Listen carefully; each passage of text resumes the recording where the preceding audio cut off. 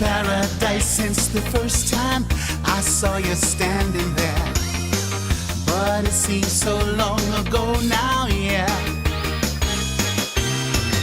It's paradise, but no map can show us how to get there. Come on up, baby, land of love. We made our way out of long, long darkness, and we made it this far, such a long road. So let's go, shining all the way. Oh, we're on our own path now.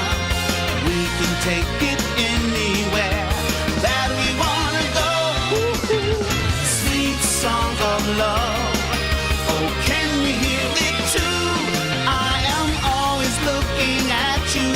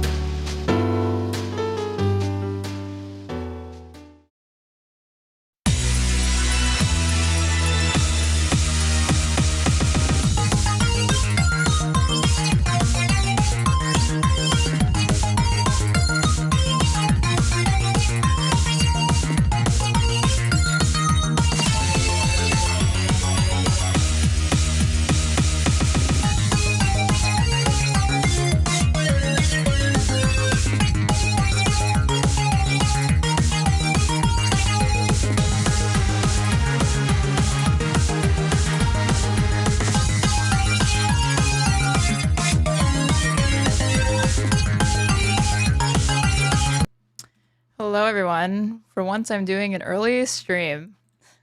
So yesterday, apologies for the fact that my stream just died. Apparently, there was unexpected maintenance in my area related to my internet. I had no idea. It died, and then when I went to go reset it, it was like, no, it's not coming back on for a few hours, so I didn't go live again. But that enabled me to actually, yes, have an early stream and, not have to stream until like 2 a.m. or whatever, like 4 a.m., which is what I'd fucking been doing. But today we're going to be talking to History Speaks about his research related to Israel, Gaza specifically. He is a filthy, filthy liberal, but his work is pretty solid. So I'm going to give him a call and hop on.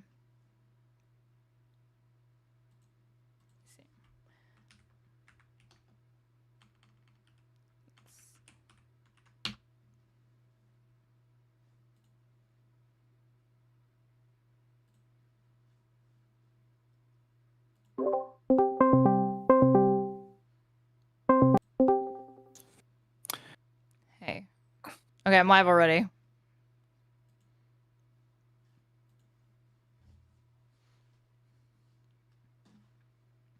If your camera's on, it's not working. Yeah. Oh, let me turn. I think I know why it's not working. Okay. Late? I was like 2 minutes late. Get off my case. Why is it not working? Here, let me call you back. I think I know why it's not working. Okay. Technical issues already, but not my fault for once. Okay, there we go. There, okay. Let's see. Let me know when we're on the stream. Well, I'm live, but hold on, let me fix it so you're actually showing up. I mean, I was called filthy a minute ago. Quite an introduction for your Steam. A filthy guest. what? A filthy what? A filthy liberal. Okay, so it's deserved. I suppose from a certain vantage point, not from mine, but... Okay, now you're on stream. There. Okay, so go ahead and introduce yourself. Excellent. Well, thank you for having me, Straighterate or Aaron, on your stream. I'm Matthew. I'm a PhD student in history.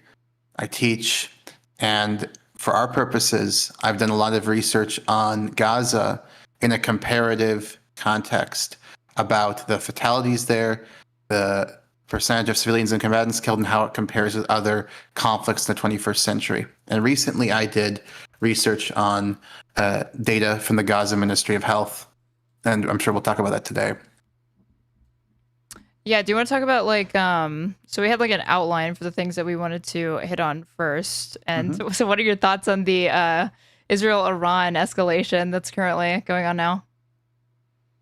Well, it's very disturbing to be committing an act of aggression on the basis that thank you for subscribing, Iran may attain nuclear weapons in the future and use it against Israel. This sounds incredibly similar to the pretext for the WMDs in Iraq. Yeah, and if you look at the International Atomic Energy Agency, if you look at the assessments of the United States intelligence, Iran is not seeking to acquire a nuclear weapon. They have enriched uranium to much higher levels than they were under the JCPOA, but it strikes me that they want to make a deal, but they're putting themselves in a position where they can get a nuclear weapon if a deal doesn't happen.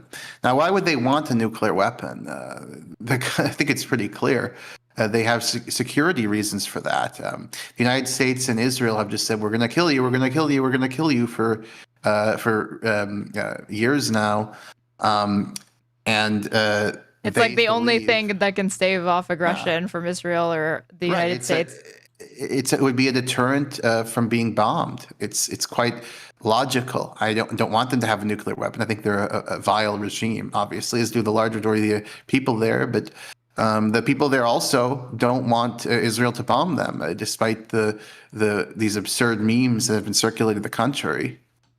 So it's to be committing an act of aggression here is not what our country should be doing at the moment.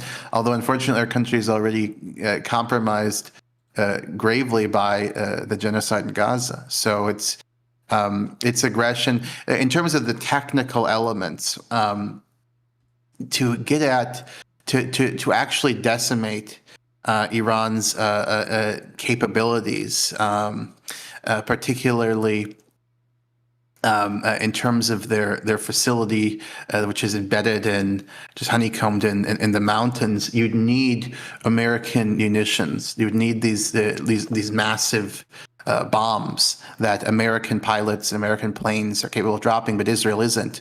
So Israel definitely wants us in the war because they really cannot take Iran's enrichment capabilities out of the picture unless they have American aid, right? Yeah. And there's already a discussion of like regime change. They've moved on to that, even though they can't. They want that too. Yeah, they can't. They want regime change, but they can't even extinguish any of these proxies. They can't get Hamas. They can't get Hezbollah. They can't get the Houthis. But somehow we're already jumping the gun already to say that not only is it necessary to preemptively strike Iran, which is just a strike for their nuclear capabilities, but also a regime change needs to happen. How they are going to go about this when they can't even defeat Hamas or provide an alternative form of government for people in Gaza, I'm sure I don't know. Right. I mean, Hamas, they have an issue there insofar as they're a very casualty-averse military, and the only way you could defeat Hamas is by conquering all the territory and either engaging in a kind of attrition strategy, so continually having, while you control the borders, continually having Hamas come out of their tunnels, killing them, depleting their stocks. Or you could try to engage the population. You could effectively try to get a lot of Hamasniks to break off, right? You could. I know it's absurd, right? But I'm laughing at the term Hamasniks. Well, yeah. I mean, we're not going to elaborate on that, but but one thing that's interesting about Gaza, and one of the many reasons we'll talk about more why I believe it's a genocide, is they're not employing a strategy that's going to destroy Hamas. What you'd need an attrition strategy, or you'd need to conquer all the territory, but offer a political solution, right? Bring in the PA, say we're going to give you a two-state solution. If you reject Hamas, get them to defect. The current, which maybe I said no to the PA, yeah. Which is stupid because it's like they've conceded, they're collaborators, they've conceded everything, they've renounced violence, they let you steal their land, and it's still not enough. Right. It's still not enough. Well, they're terrorists because of pay to slay. I mean, it's laughable. That point is so fucking stupid to me. Well, I don't even like to legitimize it with the pay to slay shit because think about it. What is it? It's a pension for people that have died in hostilities. And yes, I acknowledge that some of these people are terrorists. Right. They've committed war crimes, atrocities, violations of IHL. But domestically and in more developed countries, we have pensions for people that are the families of veterans, and it's not contingent upon their conduct within that really. So you like if your like partner or husband is accused or engaged in reckless behavior, that really doesn't meaningfully impact your family's ability to gain access to these things. So that's why I say I don't like the pay to slay framing, because they think it's this like exceptional thing. The Martyrs Fund and stuff like that.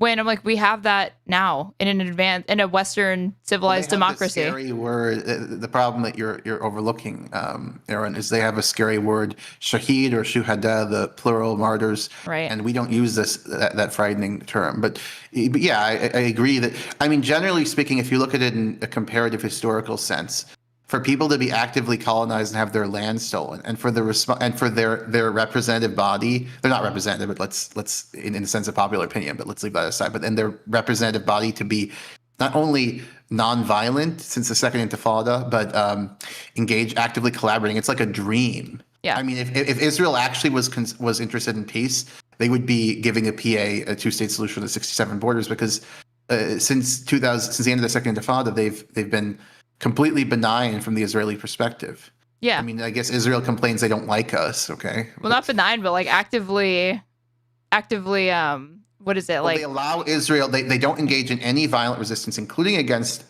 ISF personnel. So we're leaving aside civilians, talking about security personnel, even though Israel steals their land and essentially has legalized de facto assault in the West Bank. Yeah, it's legal to assault Palestinians. It's clear. Well, that's the terms of the Agreement of Oslo, which they signed. that pretty Yeah, much two, yeah. like for area, is it ABC? Out of Yeah. two out of three, they have to collaborate with them, and they actually do it. So, Well, but even in Area A, if the Israelis want, I mean, Israeli martial law effectively extends to Area A, even though it isn't supposed to under Oslo II, because if they want to apprehend somebody, the PA allows them to. They And help. of course, so they're right. So there's no part of the West Bank where Israeli martial law doesn't extend in practical terms. It's not just Area C, right? well, as far as also talking about practicality, that's another thing I think that distorts people's understanding of the way to assess the quote unquote conflict, is because I think a lot of people see occupied Palestinian territory as that still. It's the state in waiting. It's a de facto state in a lot of people's minds. So when October 7th occurs, they don't see this as Israeli citizens that are treated terribly, because there is one state, that are lashing out and committing atrocities and acts of like engaging in criminality, obviously. They see it as, no, these are people from a de facto state. They're completely separate and aside from Israeli society, and they should not be viewed as anything other than like a non-state actor that's foreign attacking Israel, even though Israel controls everything that goes on in these areas. And they weren't going to end that occupation anytime soon. They weren't going to lift that blockade anytime soon. They're de facto Israeli citizens. So this whole question of what was Israel supposed to do is stupid to me. I don't like the use of the term citizens, because I understand what you're saying, and I agree with the framing, but I think citizens implies some level of civil and political rights, or at least recognition as member of the community. But they're kind of like I mean, they're citizens. I don't mean to be subjects, like this hyperbolic, but they're citizens in the way that like slaves were citizens within the United States, but they were slaves. You know what I mean? It's like, sure, it's that kind of. Yeah, they're like national. I mean, they're part of it. Their governing body is both Hamas and Israel, and in the West Bank, it's both the PA and Israel. So Israel, it's some weird combination. But anyway, yeah, I agree with your framing though of the issue in general. Well, so and with that, the next question that always naturally arises is, what did you expect Israel to do? Which is pretty much leading to the assumption that it couldn't have been any other way than this. Like a course of events was set off on October 7th, and you can just morally discharge all of Israeli actions and the fallout as collateral damage that can be attributed and apportioned to Hamas to blame or Palestinian militants to blame, rather than hold Israel accountable, because, again, they revert back to what did you expect them to do? And I mean, like a realist sense, I did expect this. But as far as that doesn't make it doesn't follow from that it's right. And I feel like the people that are invoking that are attempting to use that question to do the work for them of being like, this is what they should do. Here's one critique I'd make for people on the left. So if you're talking about the moral, I mean, I have to get you back for the whole, I don't remember what you said, disgusting liberal, some horrible pejorative. Filthy liberal. Filthy, okay. You are. But but strategically, in terms of like, and honestly, like in terms of public persuasion, I agree with you in terms of the principle that Israel did not have a right to respond, apart from not just principle, and legally. Well, sure, okay. It's incredibly limited. It's incredibly limited. It's more than people realize. Let me make my point here. Sure. The Israelis, in my view, had no right beyond killing the people who invaded on 7 October. I grant them that right, but I don't grant on capturing. But I don't grant them any right to respond. However, I think it's very important. And this is partially because I come at it as an angle of military history and so forth, and also in terms of persuasion to show that there were alternative strategies. So what their strategy has been, and this relates to my research, is okay, any home where a Hamas guy we think is Hamas or maybe is part of the civilian government is a civilian, we're going to just bomb the home and kill everybody. Right? They've done that systematically. It's a program called Where's Daddy? I've done a lot of research on that. Airworks has done research on that. The instance of this is massive and massively understated, frankly. And we're going to have free fire zones where we just massacre everyone who comes in. So essentially, they've employed a war crime strategy, and we're going to try to ethnically cleanse the place. So they've employed a war crime strategy, a genocide strategy, and so on. But I mentioned earlier, there were other things they could have done. They could have invaded the Strip, conquered it, and broadened the PA and said, we're going to give you a two-state solution if you leave Hamas, right? We're going to give you a state.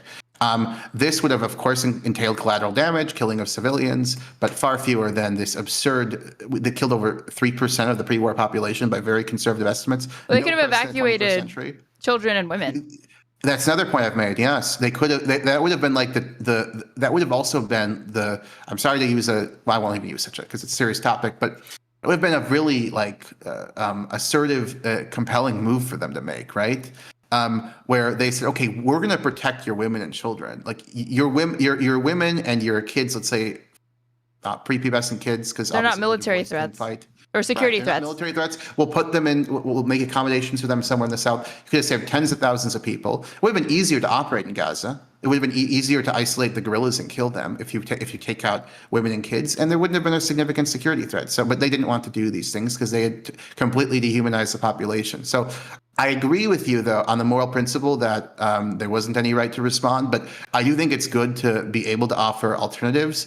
Because I think that politically speaking, 85% of people, even people who agree with us that it's a war, even a genocide, a lot of normies are going to say, oh, there had to be some military response. Well, of course, there's an ideological answer, and then there's like a realist, practical one. And the ideological one's boring but that's not going to happen. I'm not. But we agree on the ideological answer. Yeah. That's not going to happen. And it is important to show that there were absolutely alternatives militarily to this. And of course, civilians would have died, but we're talking like thousands instead of like 3% of the population, which nobody's ever done in the 21st century in 20 months. It's insane. The other thing is that, well, I guess the only point of contention there is that as far as international law is concerned with respect to regulating a country's right to self-defense in response to non-state actors, that's actually fairly limited, and more precedent, or like most of international law, is dictating and governing how states should relate to one another. So that's why I'm saying it's incredibly limited, the autonomy that states even have to wage wars against non-state actors, which is why the entire premise. And another legal scholar, his name is David Hamlin. What's his name? Fuck. He works at Hamlin University, but I'll get his name. He's talked about how they don't actually have the ability. It's technically illegal, or it's illegal under international law to declare war on a non-state actor. And so he was like, it presented like a legal question of like, are they de facto recognizing Palestine as an independent state by doing this? Because there really is not precedent for any state trying to say we're declaring war on just a non-state actor instead of the unopposing state. Yeah, I mean, these are interesting points. I'm sympathetic to them as a matter of, but ultimately, I don't think legal semantics or even moral principles that we share are going to be the most compelling answer. Well, that's another thing that he brings up. We're opposing the war as it happened, right? You're not making some profound moral concession because we're opposing what they in fact did and are doing, right? So, and you can also say, well, they've lost all right to defend themselves because of the genocide, which I think people would be sympathetic to. Oh, really? I don't think that's true. You don't think people would be sympathetic to that argument? I think. Okay. If that's what you mean, then yes, I think people would be sympathetic to it. I thought you meant something else, but yeah, I agree. Yeah, because I think persuasion is important, and I don't think most people are going to find it acceptable that after 7 October there was no military response justified beyond their borders. Although we agree on that.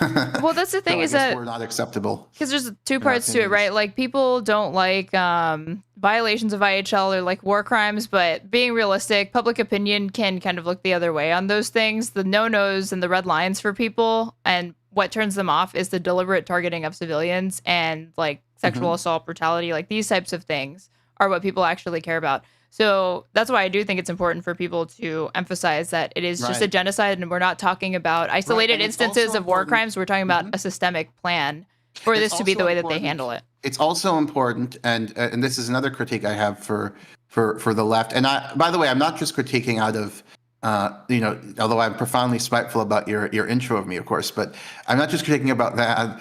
I really think the left have overall been the heroes on this. Like other than the Muslim American, Middle Eastern American communities like this, there was like no large body of people. I mentioned this to another student. I can't remember his name, but I called him to a show the other day. I mentioned that the left have been the people who early on in the genocide were opposed to it. So I have a lot of love for the left right now, even though they block me from their Reddits and Discords. I was going to say, even though they love Hamas.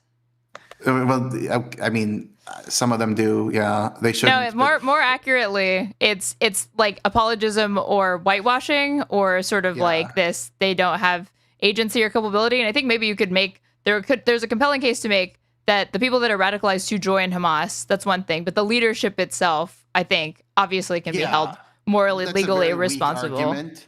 The idea that they're simply the suffering of these people in Qatar is so great that they didn't have any other choices. You don't have to believe the memes that they're billionaires, which are fake, to see that they're obviously grifting off of their roles and that they've stolen aid from the. They brought KFC into the tunnels once. You ever seen that photo? I mean, that's pretty. That's a big expose. I may have to change my views on the conflict. I know over that. But in general, a lot of the young men and older boys who are joining them, I hold them accountable too. But you have to also, if you're going to have a realistic view of this, look at other historical cases and resorting to violence and terroristic strategies when you have this insane power differential. You have no prospect of defeating the Israelis militarily, of course, and also you're under a situation of colonization, occupation. This is a commonplace in history. Again, I don't believe it's right. I think you can criticize even the rank and file harshly for these horrible atrocities. But if we want to stop them, we have to look at what's realistic. We can't just say, "Oh, it was unprovoked." That was like every Western leader had to say October 7th was unprovoked. Right. I don't know why there was a ceasefire. And then asterisk, but also a blockade, a 20-year blockade and 60-year occupation. Yeah. But that's a footnote apparently. Yeah, it's a footnote, and there's also a move by some folks, like Coleman Hughes is one of them, to try to diminish how bad conditions in Gaza were, and the kernel of truth in their discourse, which is of course completely cherry picked, is that. Oh wait, who is Coleman Hughes for people who might not know? Oh, he's a blogger and commentator of kind of the Sam Harris. IDW adjacent. IDW adjacent, yeah. He now just basically shills for Israel. He's a podcaster for Barry Weiss's outfit, the Free Press, a young guy. Anyway, that explains a lot. Yeah, he also had this weird theory that, and again, I don't have any problem with this in theory, but the problem is the facts weren't there, right? He had this claim that Derek Chauvin was wrongfully accused or something like that. Oh, this is picking up steam in MAGA. Yeah, Marjorie Taylor Greene and Ben Shapiro, these popular far right figures are picking up on it. Well, I'm gonna piss off your audience, but there have been cases. I think the Michael Brown case is a good example of these BLM cases where people were wrongfully accused, cops were, but Chauvin obviously is guilty. Their argument is that he had constitutional rights violated, not that he didn't do it. There are some that try to say, he overdosed of fentanyl. That's Ben Shapiro's argument. But then there are some that, the conspiracy is that, he actually died of the fentanyl overdose, not the knee on his neck. Yeah, it's not true. The problem is that that's not what the evidence shows in terms of cause of death. And in terms of conduct, Coleman Hughes, in kind of a charlatan manner, frankly, tried to argue that the conduct of placing the knee on the neck and keeping it there for minute after minute after minute was sanctioned by the police. It was not, right?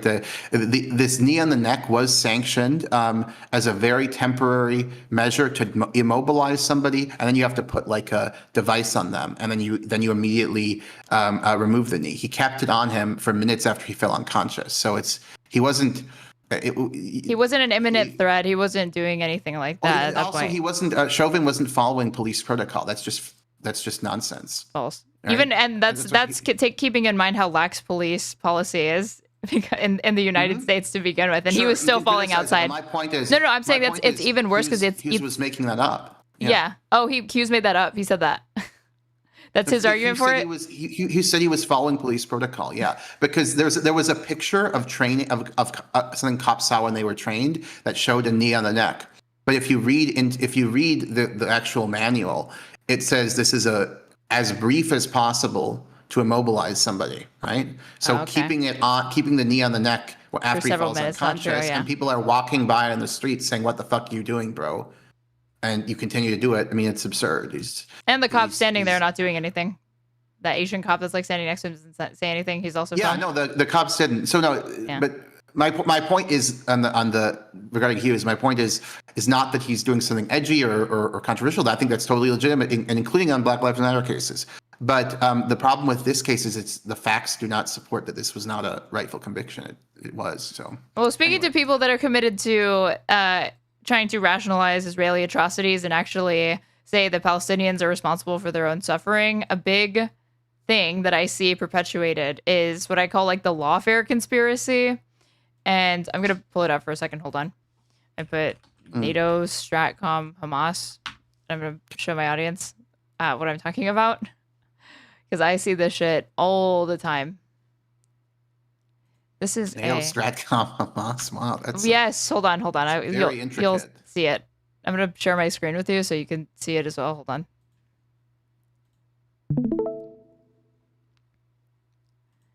Let me just show them as well. I'm going to read this. Go away.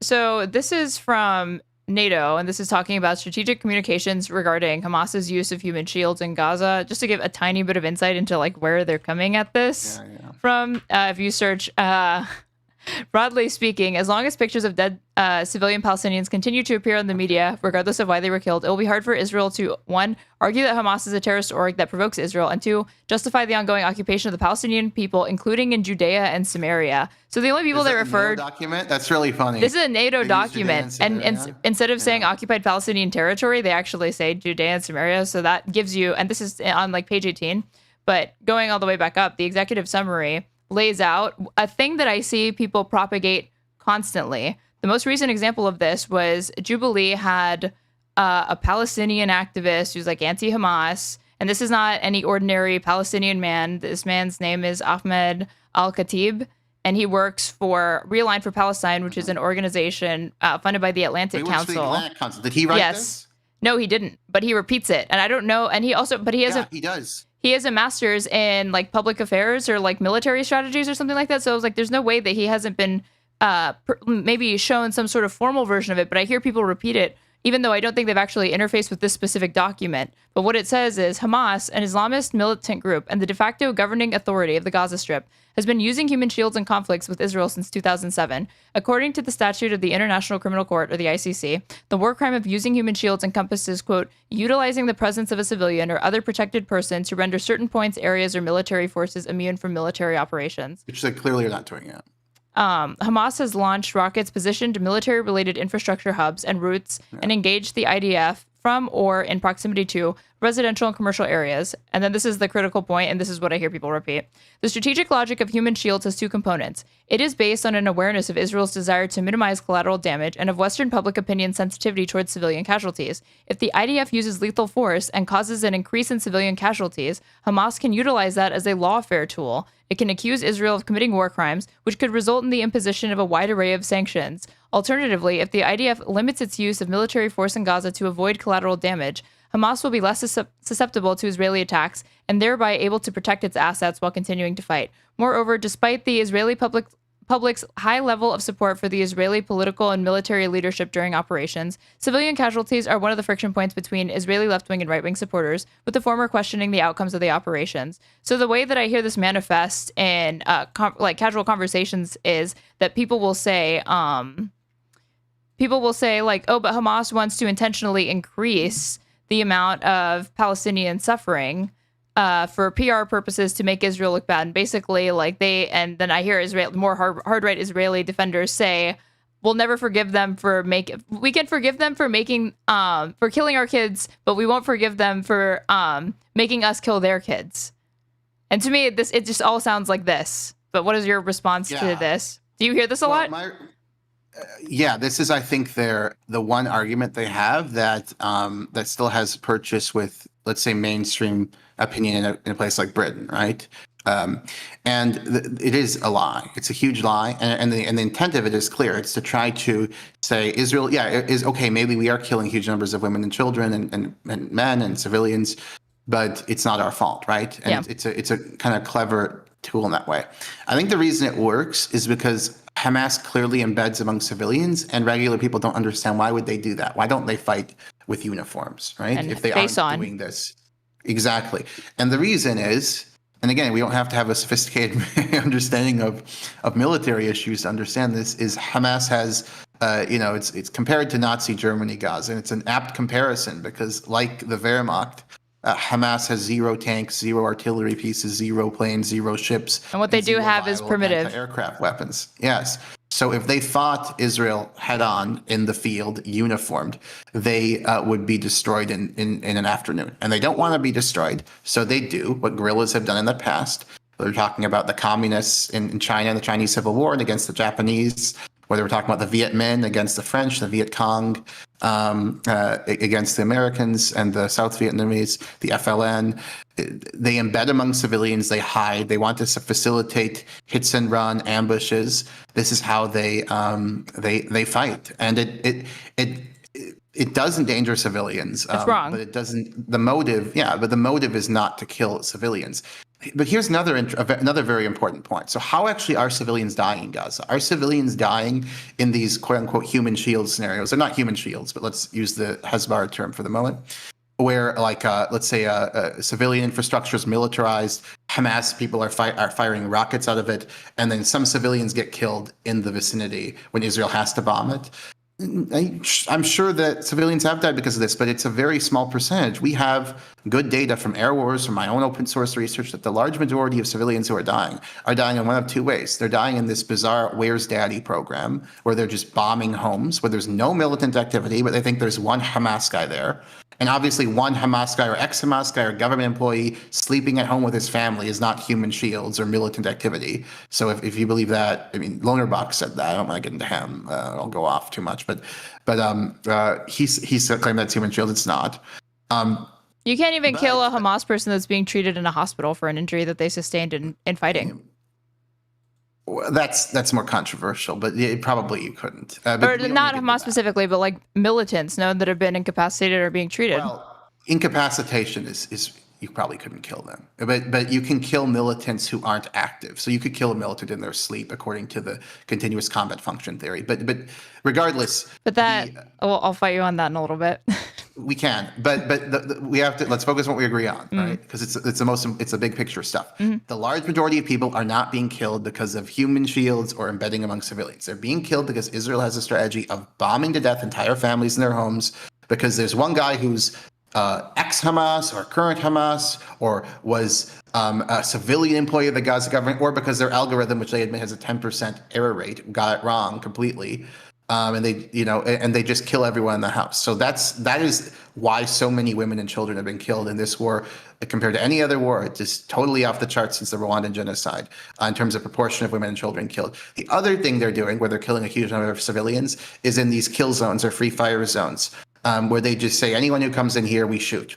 And that's one of the reasons, too, why you have so many women and children shot directly in the head. You're not talking about stray bullets, which of course any war are going to kill women and children sometimes in firefights, but you're talking about all these deliberate shootings of women and children in the head and chest. The New York Times reported on this. I myself found a case of this, and a friend of mine has told me of another one of her cousin. But it's basically the big picture point I'm making here is that even if you accept the Israeli definition of human shields and the Hamas motivation, which I don't accept either of those at all, to be clear, it's still the civilians are not dying in these scenarios where militant activity is taking place among them. They're dying in these Where's Daddy bombings or in these free fire zone massacres in the large majority. That's what the open source research I've done and what Air Wars has done shows. Air Wars did, for example, Air Wars showed in October 2023 that over 90% of women and children killed were killed in bombing of homes where there was no militant activity. So that's what's going on here. And they're just lying to mitigate their responsibility for it. Well, the only bit of pushback that I will preempt is with respect to finding Palestinian children that have been shot in the head and the chest. I'm sure skeptics, the first thing they'd say is, how do we know? Because an autopsy is not actually going to indicate who the perpetrator is. So how do we know that it wasn't Hamas either doing it unintentionally? Maybe I'll even put aside that they think they're doing it intentionally to increase the death count to make Israel look bad. I'll put that aside. That how do we know that they didn't maybe have some kind of ambush gone wrong, or that they didn't take an Israeli weapon and use it improperly and it led to not friendly fire, but a casualty on their own side effectively? Yeah. Well, so, I mean, we can assume this to be true beyond any reasonable doubt for many reasons. One of the reasons is if you look at the X-rays. Do you remember that whole thing where everyone's like, "Oh, the X-rays were fake"? The Hezbollah people of the children shot in the head. I don't remember this, but okay, I'll take your word for Okay, it. you don't. Let me look up this story because it's important. New York Times doctors Gaza. I'm just going to send it to you in Discord. Okay. I remember people saying blood libel, Okay. but that's with any negative claim that you make about Israel. It is a blood libel. The definition of blood libel is a true claim that is unflattering about Israel. So they're using that term accurately. Okay, scroll down a bit, Aaron, and you'll see. So one of the reasons we know that this is Israel is because the bullets in these X-rays, as you can see, are highly intact. By the way, that was the reason why people said it was fake, because they're like, why is the shape of the bullets? Why does the shape maintain its integrity? And the reason is these are full metal jacket bullets, NATO standard that only Israel would have access to. So they were real. wait, but I thought you were. This up? I saw this, but I thought you were going to link me somebody denying it, saying it's fake. No. Well, New York Times followed up saying they had pictures of and I had this too, by the way. I posted a picture of the bullet that killed this 10-year-old girl, Sarah. And everyone said it's fake because of the bullet's shape was so intact. But again, they just aren't familiar with full metal jacket bullets. And the New York Times had more graphic pictures of the children, right? Which are undeniable. And they didn't show it for the sake of taste. And that was the same thing that I did with Sarah, right? I didn't want to show a picture of her shot in the head. But the fact that the bullets maintain their integrity of their shape shows that they are Israeli bullets. Because bullets Hamas had would shatter, right? When they enter the human tissue. Yeah. At that point, the only alternative hypothesis or explanation for this would be that Hamas is somehow managing to get access to Israeli armaments, living to do it, and then being so messy that they're killing children that were located near them in the crossfire while trying to assault. By the way, you're you're a white supremacist if you don't believe that. Just so you know. It's been heard. It's been said. Okay, so what was another thing? Because the reason why we got connected is because I watched different conversations that he had, and there were things that I pushed back on him. Oh well, with respect to what constitutes human shielding, very quickly, is that I think people have. I don't think I said against Lake though. I'm sorry to interrupt you, Aaron, but being very polite, I guess. I don't think I said against Lake that Hamas uses human shields. I don't think I would have said that. I think I was just conceding the point that he thanked you for it, and you didn't push back. I mean, sometimes he was like, thank you for acknowledging that they use human shields. At least you didn't deny it or something like that, like others. And you were like, yeah, of course, or something like that. And so I was like, oh, really? I said that. I made the point before and after that the human shields claim is false. But go ahead. But in that, the definition that we touched on this a bit earlier, that of what the IDF understands to be human shielding is vulgar and inaccurate and is not really human shielding is already not a codified term in international law. It's more of like a term of art. Even though NATO, their definition of it is not too far off, but it doesn't follow from it that just the co-location of military assets near civilian areas would mean that Israel is released from their obligations to take all feasible precautions to protect civilians, adhere to the principle of distinction or proportionality, which I feel like people the human shield is kind of used as oh, you've activated my trap card. There's a human shield. They can do whatever they want. They can do free fire zones. They can just not have to even attempt to, make a distinction because Hamas shouldn't be doing this in the first place. And that's not true. But over and over again, this claim has attempted to be corroborated by international humanitarian orgs, including the UN, Human Rights Watch, and Amnesty International. And the most comprehensive reports that you have dating back to Cast-Led all the way up to Brothers Keeper, Protective Edge, they have not been able to. And even in this is what I was looking for. You're referring, by the way, to sequentially the most moral military operations in world history. So use a little bit more reverence in your tone, please, when you talk about them. But go ahead. So in a November 2023 report, Human Rights Watch had the most that they did was urge both Israel and Palestinian militant factions to refrain from using civilians as human shields, but they did not actually independently verify any instances of Hamas engaging in human shielding. And as far as an update to that, in November 2024, the UN issued a report where they reiterated the same, but they still say they could not verify instances of it occurring. So even if it were on this scale, of like this widespread human shielding or whatever, the idea that they've been making this claim for over 20 years and it's not been corroborated like a single time outside of like isolated incidents, and it's not the only claim, it's that it's an intentional policy. How could you not detect an intentional systemic policy of this occurring on such a scale that it impacts over 2 million people in Gaza, and yet they can't find it? You talk to people in Gaza, a dear friend of mine who's there right now, who don't like Hamas. They don't claim that Hamas is a conspiracy to try to kill them to make Israel look bad on CNN. It's nonsense. Maybe this passed me by and I didn't rebut it more emphatically on Eli Lake, but I don't agree with the claim, and I've disputed it for since the beginning of. Well, you said this is what you were referring to, and I'll hold on. I have to share my screen with you again. Yeah. This is just one hammer blow after another. Oh, this is supposed to be a friendly interview. My goodness. So you're referring to this, and you said this is what I was referring to. And you highlighted not anything to do with human shielding, but Article 44 of the International Humanitarian Law Databases regarding combatants and prisoners of war.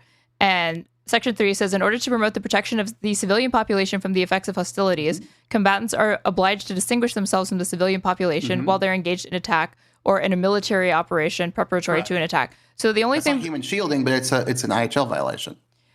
Which is...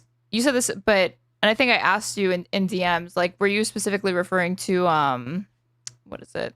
Like, Hamas not wearing... Is this perfidy? Is that what it's called? Not wearing uniforms... Sure, perfidy you could call it. You could also cite this passage, which I did. You can, and also they shoot, they militarize civilian infrastructure and shoot rockets at them when civilians are in the vicinity. I think I really will say again, and not just for like rhetorical or I'm right, you're wrong, Aaron, blah blah blah. You know, there's some merit to that, of course, right? But just pure nonsense. Defending one's views, but I really think that, honestly, like in all seriousness, I think that the best strategy on this thing is to just say most of the people dying, the large majority of the people dying, according to all the evidence we have, are not being killed because Hamas has taken over the school or the hospital and they're firing rockets. They're being killed in their homes, being bombed to death where there's no militant activity. And oftentimes the guy is not Hamas or is like a civilian employee of the government. So I think that is really effective. I mean, that's my impression. And then the free fire zones as well, because this is just not how people are dying in Gaza. It's not. Yeah. I mean, I'm not saying it isn't, but it's a small percentage. And I mean, and you're really playing. If you talk about proportionality, you're playing into their narrative, their false narrative. Like a streamer whom I won't mention would say, well, who's a Hezbollah streamer basically said the other day, well, it's a tough moral decision when Hamas is in the hospital. Do you bomb it or not? Don't go into that framing and talk about, is it proportional? Don't just say, no, that's bullshit. That is 0.6% of the deaths or whatever. We don't know exactly, but it's not representative people who are dying. We're hyperfixating on like a specific instance, but they are obviously under the assumption that it constitutes a large proportion of the civilian casualties. Yeah, again, the children I looked at in the new AOAV article, and more importantly, my amazing team in Gaza looked into, there's 1,079 children. The large majority were in fact killed, and of the violent deaths we assessed, you saw over and over again people being bombed to death in their homes. You saw that case I mentioned as well of the child shot in the head, and you saw sometimes you saw like a general bombing of an area, and maybe there was militant activity there. I don't know, but the fact you can infer from my own research that the large majority of these cases are not so-called human shields. It's just Israel going crazy and killing entire families systematically in this "where's daddy" strategy. Well, and then the counterpoint to that from people that are more sympathetic to Israel would probably be that, well, you're getting that data, and your team is getting that data, unfortunately, from the Hamas-run Gaza Health Ministry, and we know that Israel is run by Satan. It's run by Satan. So the Satan Hamas, run Gaza Health Ministry. It's a collaboration between Satan and Hamas. Yeah. The most epic crossover of all time, you guys. It's going down in Gaza right now. And the IDF is not only, at least they're like, Israel is a democracy. It's the only democracy in the Middle East, and there is transparency in their press. And so there's more reason for people to take the Israel's numbers more seriously than there is for the Gaza Health Ministry. Do you want to explain maybe why that should not be people's assumption? Yeah, I'm very happy to explain that. So, provenance has some meaning, but far more important is transparency and corroboration. Why do I believe that the Hamas and Satan-controlled Ministry of Health data are accurate? Well, there are a number of reasons. The first is that every fatality they list, virtually every fatality, is 99%, includes gender, age, and Loon algorithm compliant. These have been checked by now. 9-digit ID number. So all of these fatalities can be checked, and in fact, we have checked them. We checked, as we'll talk about these, 1,079 children. So the first is transparency and corroboration. The second is the historical accuracy. So in CASLED, Protective Edge, these other most moral military operations in the past, the total number of people killed and the proportion who are women and children, they were quite accurate. So they have a historical track record of accuracy. The third point is Israel. So if we trust Israel, like, liberal democracy, freedom, sensation, right? I think saying Israel is not enough. We have to throw in some superlatives there to talk about what a great country this is.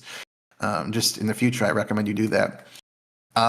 The Israelis, there's a story in Vice from January 2024 that the Israeli intelligence privately deemed it reliable, as did American intelligence. Biden cited the MOH figures in his State of the Union. So the Biden administration deemed them reliable after early skepticism. So, right, early on he did. Yeah, he doesn't trust it. Yeah, but he changed his views. So whatever brain he has, he changed his views. Right. Highly reliable.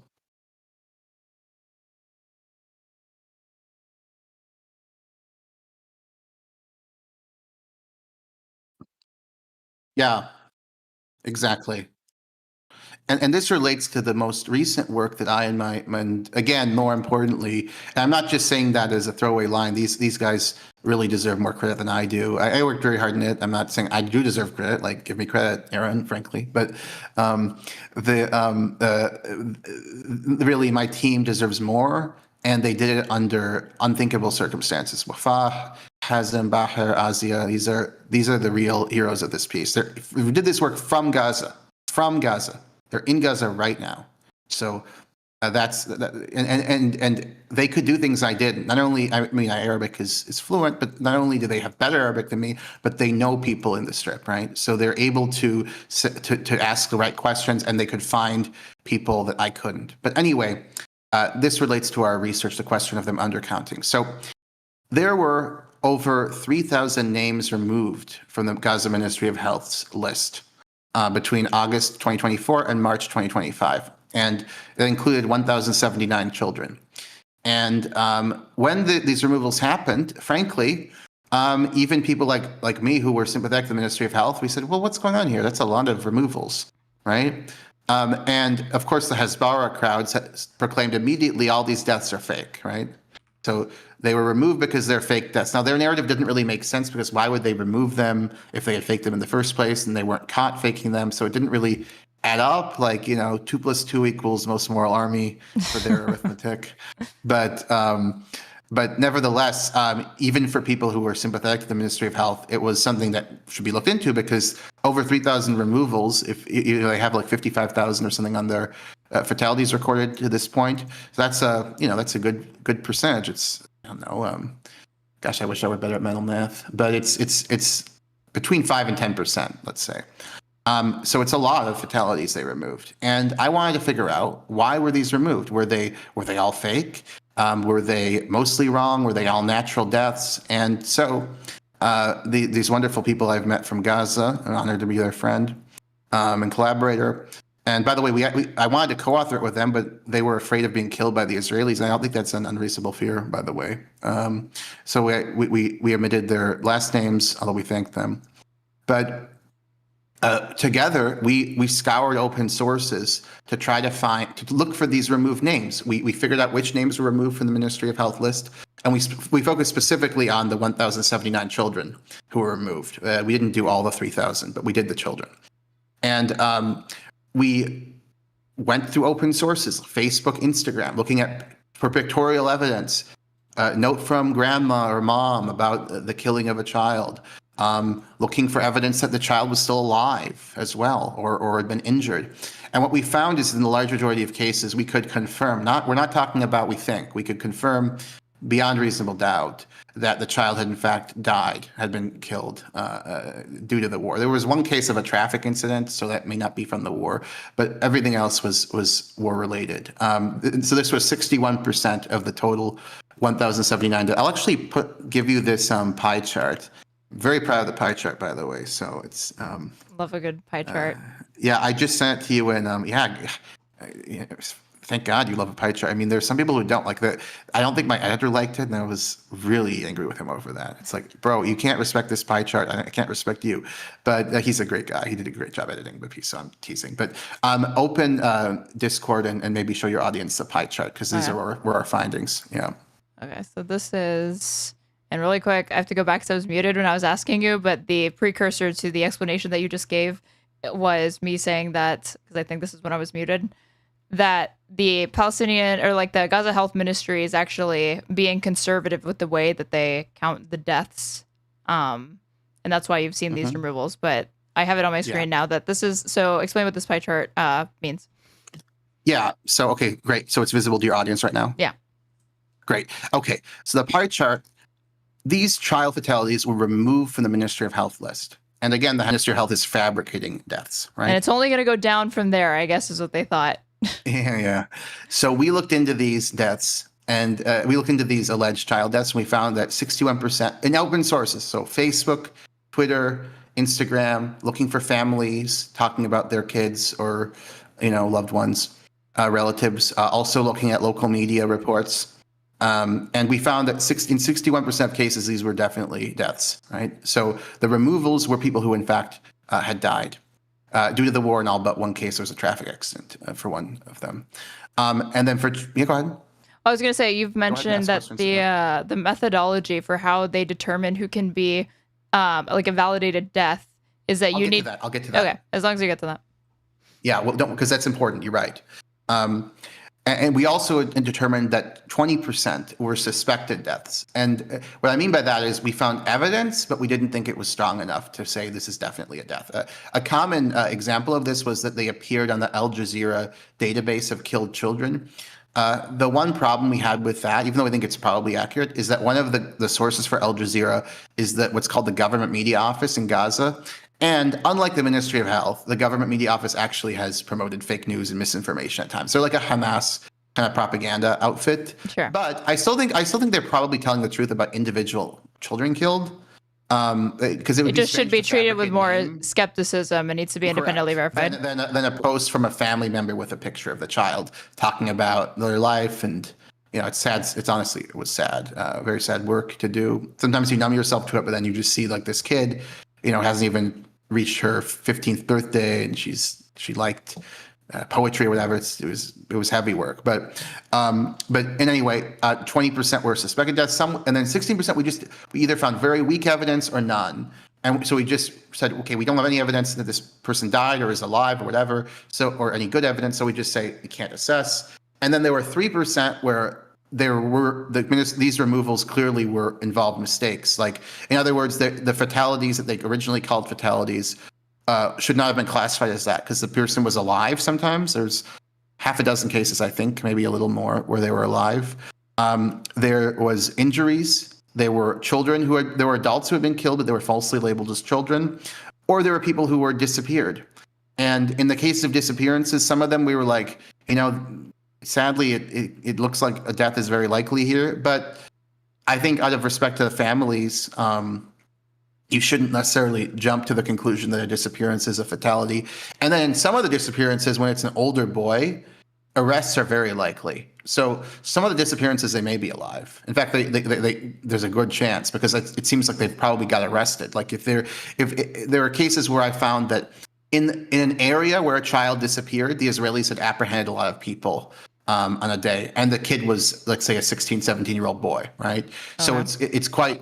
And he's listed as missing. No one has seen a body. So it seems likely that this person has been arrested, actually, right? So they did make some mistakes, but the large majority were real deaths. Now, the next question, which is what you were anticipating, is why the fuck would they remove all these real deaths? Yeah, and that was a point of clarification. Someone in the audience, what they put, wait, so the 61% was added back again? I'm confused. They haven't been added back. They were removed, and they haven't been added back yet. Yeah. My view is they will be. But why would they have removed them? It doesn't make any sense. My hypothesis is that they removed them because they're applying very conservative criteria, and that's what they say, by the way. In other words, they say there's two ways you can get on this list. The first is if the Ministry of Health has seen the body of the victim and records it. The second is if the family not only reports the death of the child or the other family member, but gets a judicial certificate confirming the death, right? So these are very conservative standards. It's entirely plausible that they're the body's buried underneath the rubble, and the family just doesn't want to go through with the judicial procedure, which is very understandable. It's under these horrible circumstances. Well, you wouldn't get the death then, right? Because they haven't seen it, and the judicial certificate hasn't been approved. And that's what I think happened here, because most of these are real deaths. I think the error rate is higher than in the general count, right? 3% were errors, so that's significant, right? But still, the large majority aren't, right? And then contrast that against Israel's methodology for determining who is, like, how they communicate to the public and media who they've killed, who they distinguish as a civilian versus a combatant, or at least somebody engaged in hostilities. It's almost completely opaque, right? There is not really transparency. There's no transparency. And there's no names provided. It's just numbers. They just say most moral ever, liberal democracy, freedom sensation. Be serious. Be serious. What do they actually say? Well, it's funny because they're also lying so they claim the 1-to-1 ratio approximately, and then they say that would be the best ever when it would be roughly average. Yeah, and so 1-to-1 means lying in the statement. Average, yeah. For every civilian that they kill, they're at least getting a combatant. Correct. Yeah. But okay. So there's no transparency. Yeah. There's no corroboration. Have their numbers fluctuated in strange ways that should already cast doubt? Well, the one problem with their numbers is, so they claim roughly before the ceasefire is broken, they claim 20,000 Palestinian militants had been killed. If you assume that historical patterns hold, there should be at least, and probably more, but at least twice as many injured militants as killed, right? Because more fighters get injured in war than die. This is a really consistent pattern. And it happened as I understand, in the previous Gaza wars too, although I haven't seen great data on that. I definitely have seen great data on the general historical pattern. But so what's the problem with that then? Well, if 40,000 Palestinian militants have been injured and if 20,000 have been killed, we can say at least 40,000 should be injured. But if you add that together, 60,000, that's far more than the number of Hamas fighters in total, or Palestinian militants in total. So the numbers don't make any sense. And they've changed. Like the Jerusalem Post wrote an article complaining about this, how the idea of estimates have changed and gone down and up, and so we also know another problem is, we know from reporting from Haaretz that Israel counts civilians it kills in free fire zones as combatants. Something America did in Vietnam, by the way. We dropped leaflets, so if you stayed around, you're either a Hamas sympathizer or you're Hamas. Correct. So correct. And they're counting even children and women they kill. I mean, it's not just men. So this is actually a more extreme than one would expect. And how do you know this? Do they say that? It's been reported extensively by Haaretz. Mm-hmm. Well, and now Haaretz, to some hardliners I've seen, is even Haaretz cannot be. It's Hamas, yeah, it cannot be trusted. It's compromised. And it's like the only serious newspaper in Israel. yeah, other than, that's their paper of fringe. record for the most part. Right. It's their New York Their Times. politics. The thing is, their politics is on the fringe in Israel. Like there's not a significant body of public opinion in Israel that is sympathetic to Haaretz. My father is taking. I'm sorry for smirking, but the dog is cute. It's a good dog. Yeah, I'm visiting my folks here, so yeah. Oh, good. We like dogs here. They're good parents. They're good parents. I mean, they're being quiet during my interview. That's really nice of them. They don't have to. Even more quiet than the dog. That is very kind of them. The dog sleeps a lot because she's old, but she's a sweet dog. I like her. But the thing that's frustrating to me, I think right now the most reliable like Israeli media source is I think Ynet or Ynet. A lot of articles there are like published in Hebrew, same as Haaretz. But if Israelis feel like that the media is like they perceive a bias against Israel or it's not fair or whatever, then Israel should actually be encouraging there to be more transparency and inviting journalists. But instead, you've seen the opposite. They've cracked down on the ability for journalists to actually go to these areas and regions and communicate with civilians, combatants, and Israelis and IDF personnel and whatnot, right? Yeah, absolutely. I mean, they're banning journalists from the Strip, other than their flunkies. Like, have you heard about? Did you read the Haaretz article? This is important. I'm not. So I'm not like saying, oh, you should have read this, but I'm just saying I think you would like to if you haven't. Have you read the article by Yaniv Kubovich about the Netzarim corridor and Yehuda Vaz? Yeah, this was the orders that he gave to his fleet, his platoon. I'm not sure what you would call it. His division. So his division. It's important. It's an important term. The reason it's an important term is a division implies at least 10,000 combat soldiers. So it's the reason that's important is it's a very large chunk of the Israel. Well, it's like a fifth maybe of the combat troops there. They have a larger number of overall troops in Gaza, but for a whole division to be operating on these principles is highly significant. I mean, you can't dismiss this as an ad hoc type atrocity. It's not like a platoon did this, right? Here, let me pull it up. The term division is very important substantively. It's not just like I get to show off that I know these military terms, right? And that's important too. But but really, the fact that it's that large is extremely important.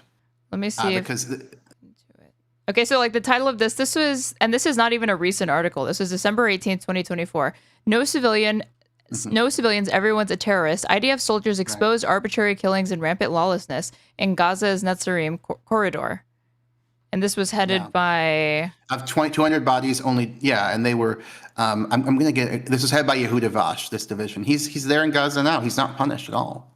He said also, I'll read... This is a very important piece of reporting, frankly. So I'll read just a passage. I hope I'm not going to be too tedious. Okay. Vaz declared there are no innocents in Gaza. This is the leader of the whole division, talking at least 10,000 combat soldiers. While such sentiment isn't uncommon among soldiers, with Vaz, this is quoting an officer now, it wasn't just opinion, it became an operational doctrine. Everyone's a terrorist. The kill zone, the border shifted constantly and arbitrarily. And then Vaz introduced principles that every woman is a scout or a man in disguise, and anyone on a bicycle can be killed because they're spying. And no punishment. There were some troops who were upset about it, right? I know people don't like to hear that, but there are some people, even in this genocidal army, who have these are human beings, right? Some of the most critical information that's come out has been reported to like 972 magazine by soldiers themselves that are, right. I don't know if I'll go so far as to say conscientious objectors, but they at least they take issue with the way that this is going about, and they feel it's necessary to speak about it. And this is not new. Like breaking our silence has been around for several years now, and these are not like leftists. These are just IDF soldiers. The level of atrocity is new, where you can shoot any woman because it's a man in disguise. Okay, I mean, there's one quote I'm looking for in this article because it relates to our discussion about the Israeli fatality figure. So just say something interesting while sure, okay. These accounts, this is from the same piece, these accounts of indiscriminate killing and the routine classification of civilian casualties as terrorists emerged repeatedly in Haaretz's conversation with recent Gaza veterans. So, in other words, they're counting everyone they kill in these zones. It's a large number they're killing as combatants, and that's one of the ways they get this 1-to-1 figure. I think there's a number of tricks they're doing, but this is a huge one. Oh, yeah, And if you remember when Netanyahu said everyone we killed in Rafah basically was a combatant, I thought that was just silly hyperbole. No. But I think under their definition, it may have been true because they're just counted everyone there as a combatant. I mean, again, this is why He said that to the Congress. Yeah. you see, I mean, there were statements immediately that I think people discounted because their thinking was, and like applying some charitability to Israel, even though at this point, like knowing what I know about previous operations, I was not willing to extend this level of charity to Israeli officials when they make these statements, because you see their statements put into practice immediately or have already done so. They're reiterating what is their policy. But so the president said, it's an entire nation out there that's responsible in Gaza, because these people could have overthrown this evil regime. And if you're telling me that just because some kid, it's a kid that's coming at me with a gun, that I'm not allowed to defend myself, like, that's not right. And there was an Israeli journalist that immediately followed up and they said, are you suggesting that civilians in Gaza are actually complicit or combatants? And he said, well, no, but I'm just saying that they could have overthrown the regime. And you would hear this sort of like double speak where they'd kind of like say the quiet part out loud, and then it would be kind of taken back. Or like Yoav Gallant saying, like, when they implemented the total siege not long after October 7th, no food, water, electricity, we're dealing with human animals and we'll act accordingly. That was downplayed, even though they went on to institute effectively a total siege. So there's no reason to downplay it. And then Yoav Gallant gets axed because he has beef with Bibi, and then Israel Katz is installed in his place, and he's made the same statements. And you see this reflected as well in their actions. There are even worse ones that you haven't mentioned. I mean, the current minister of defense. He was another minister. I can't remember what one. But he was another minister. He had another ministerial position. And shortly after October 7th, he said, of Palestinian civilians, he was explicit. He's like, I'm talking about civilians. He said, they'll never receive another drop of water or battery until they leave the earth. Maybe either a drop of water or food. I don't remember what he said, but it was to this effect. So and then the deputy speaker of the Knesset said, burn Gaza, kill every man, separate the man. So these genocidal statements. Yeah, and he said this on Twitter. Constant. Hold on.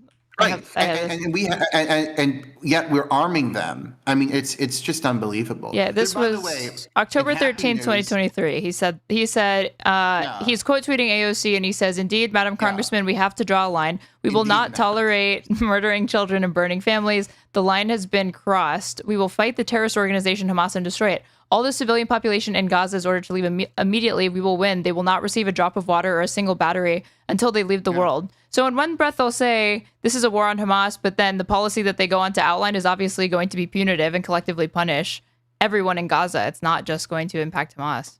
Right, and here's a very important point, and this is why they're going to lose at the ICJ. Happy news that I can be confident in. They're going to lose at the ICJ. Now, I don't know if they're going to lose on genocide as such, but they're going to lose. I'm not 100% sure, but I'm very confident that they're going to lose on incitement to genocide, which is also a crime under the Genocide Convention, because the idea is that your soldiers will commit atrocities. Even if you're not committing a genocide, your soldiers are going to commit atrocities if the leaders are allowed to incite genocide. And this is clearly allowed, right? Yeah, you have a de facto policy. It's like recreation. Yeah, it's like recreational. Yeah. Like the absence of accountability is in and of itself something that is an indictable offense, because if you are not taking precautions or meaningfully trying to prevent it, you are enabling it. I mean, the deputy speaker of the Knesset said we should do Srebrenica in Gaza. That's what he said. And no one cared. No punishment. It becomes de facto policy. At least it's sanctioned. The government is sanctioning. The guy who said they should be nuked. He was the only person that I could think that was actually removed. Right. That was the one line. Wasn't he like only temporarily removed? If he was, I didn't know that, but that's even more ghastly. Because of the radiation. Because remember, Mr. Randy Fine. the beast, I don't remember which state he represents, but he makes all these genocidal statements. And he said the other day, no, I don't actually want to nuke Gaza because of the radiation. No, of course not. We have to think of the Israelis. They are next door. Yeah, but no, look, these statements have an effect. And if you look at the polling out of Israel, a large majority of Israeli Jews believe, according to a Hebrew University poll, that there's solid majority. You can infer large majority because it's the overall majority of respondents, and that includes Arabs, right? But certainly the solid majority of Israeli Jews believe that there's no innocence in Gaza. And then there was the geocartography poll done in connection with Penn State that showed, I think 47% want to kill everyone there, 56% want to... 87% were okay with transfer. I think 82 or 87. That included secularists and people that were fundies. So it's... now, we can't... I've made this point before, and it's not a throwaway point. I really believe it. We can't dehumanize Israelis. And we're not any better than... and I'll say that too. We're not any better than Yahoo and so on. Well, we actually would be, because we wouldn't be committing the acts. We're not better than some lunatic Likudnik who's like out of government, let's say, if we dehumanize Israelis. There's estimates that up to 30% of Israeli media is now being censored. Yeah. Did you see that thousands of articles have been purged? Yes, and that it's and they still and then Israelis still have access to international media, but again they think it's biased. We know it's been reported that a whole division, and again I want to underscore, this is at least 10,000 combat soldiers. And it's led by a brigadier general, very high-ranking senior officer. A whole division is operating on the principle, no innocence, every woman is a man, disguise everyone on a bike is a spy. We can kill all of them. Yet, we're supposed to think this isn't a systematic problem. It's just they're isolated incidents. No, it's just or it's not the that. settlers are the only problem. Yeah, no, it's not. The society either approves of it or is indifferent. And that's all it takes. Even if most of the society doesn't support genocide, maybe they don't. I hope they don't. It's entirely plausible to me that 60-70% of Israeli Jews don't, although some polling suggests that it's a larger percentage who do. That's what I was going to ask you. So I have 2 points. I have 2 points of contention that might complicate your analysis, and I'm curious to see what you say. So for one, how do you reconcile these sort of like you have polls that say then they're conducted in Hebrew and it's like 2,000 people, so it's representative of the population because they did people of all ages and backgrounds. How do you reconcile that with the fact that we also have high polling coming out of Israel with support to end the war and get the hostages back? I just think, this is something... I'm not even going to bring up this person's name, but somebody on Twitter tried to bring this up to me, a streamer, and I think it's just a false dichotomy. One could favor genocide or expulsion, but favor saving IDF lives and saving hostages more than that, right? Those are logically compatible positions, and I think probably positions that people hold in Israel. There are people in the hostage movement who want to end the war who have no sympathy for the Palestinians. You can see them on Twitter all the time. And you see this reflected in their issues with recruitment. Yeah. Because they can't really get people. Like after October 7th, there was this huge spike in reservists being willing to voluntarily commit themselves to military operations within Gaza. But at this point, and since 2024, they've been struggling. And now they're talking about a broader regional conflict. And any person over the age of 18 and under the age of 40 is subject to conscription and to be a reservist. And I would not be surprised if they continue to drag this out. If you actually see, maybe not a mass exodus, but a significant exodus from Israel, because you have people with families and jobs that do not want to have to be stationed in Lebanon or in Gaza, permanently occupying this for this, because they just don't really see it as the existential threat that they say it poses to Israel. You're disrupting your whole life for this. The other thing they could think is you could be one of the 87% or 22 who want to expel the Gazans.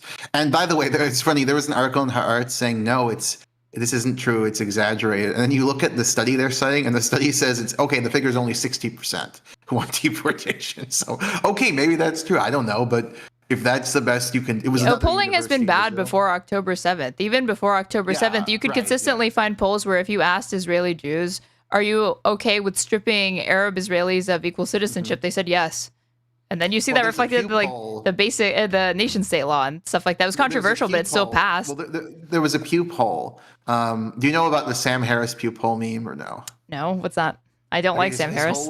His whole reason, yeah, I don't like him either. Believe me. But No. But I'm saying that if there's something that I can learn to use against him, that would make me happy. His whole argument against that Muslims are the worst people in the world or whatever is that there were these Pew polls released in I think the early 2010s. Oh, I remember this actually. You remember this? Yeah. Yeah, he and Ben Shapiro love to argue that like billions of people are radicalized. Like to Islamic like fundamentalism or whatever, because they have this very simplistic understanding of like what draws people to religion or how they become like hardliners or like religious fanatics. And they wanted to make it sound like anybody who's ever picked up a Quran or been sympathetic to it is like radical, like a radicalized jihadist cell that's about to be activated. To be totally fair to Harris, there are some disturbing, from like a perspective of liberal values, there are some disturbing findings here, but like some countries support. Well, I agree with that. That's why you don't need to inflate the numbers, because the polls that we do have are bad enough. Coming out of some countries. The other thing is I've got to say, first of all, it varies a lot by country, but the other and region and so on. So that it shows you other factors are involved. But another thing is, I think that these polls have changed a lot since. Just as someone who is half Egyptian and knows a lot of people in the region, I'd be very confident that if they do another one of these, like Sam Harris will be like, "Oh my God, I can't go to bed cuddling these Pew polls anymore," because I'm sure they'll still be way too high of level of support for killing apostates or lashing of fornicators or whatever. But these horrible things. But the mother load of bad ideas is what he called it. But I think it'll be a lot lower. And look at Iran. I mean, there's polling specifically regarding Iran, and like they want secular democracy, basically. I mean, so in Iran was one of the countries on these Pew polls that Sam Harris said, "Oh, we have to hate them, but now we have to bomb them because they're secular." Or they're liberating them. They need to go back to being devout Muslims if they get bombed by Sam. But regardless, the reason I'm making a joke about the Pew polls and Sam Harris is like the polls we can't talk about are the ones that show Israelis like support genocide in large numbers. That's not the point they're making. Well, and then that brings me to the other criticism of your analysis of like having a frank conversation about the sort of values that Israel has and whatnot. I guess I see it as there is strategic. Well, two. I'll make it 2 points. There was an article from the Times of Israel that showed that there was a silent vigil in Israel proper for victims of Gaza, but it was only 400 people. And this is a country that has been able to previously mobilize literally 200,000 people in response to protests against either Netanyahu or the judicial overhaul. So it is possible for there to be mass movements of protest within Israel. So to see only 400, I mean, I thank every one of those 400 people for doing it, because that's not popular in Israel. Like, as silly as it sounds or whatever, really, if we can understand that early on, after October 7th, it was difficult for people within the West to do anything but say Israel has the right to do everything that they're doing now. I can only imagine that the social pressure that exists within Israel to toe a party line or whatever. And that's why I can get very careful about not just demonizing the entire society. One, because that's reductive and untrue. But two, I guess, to me, the most important thing to focus on is like the people that are for the genocide or okay with the genocide. That's who to demonize and criticize. And the people that aren't, even if it's not as ardent and they're not ardent or outspoken about it, those are people that could, I think it's a stretch to say be potential allies, but people that are amenable and open to reason and can see something is wrong. Because it does become self-fulfilling, because past a certain point between the censors and the fact that you have like 87% of Israelis on board with this, that actually makes it easier for people on the right and like Likudniks and the Smotriches of the world to say all of Israeli society is in agreement. I'm doing an interview right now. It's okay.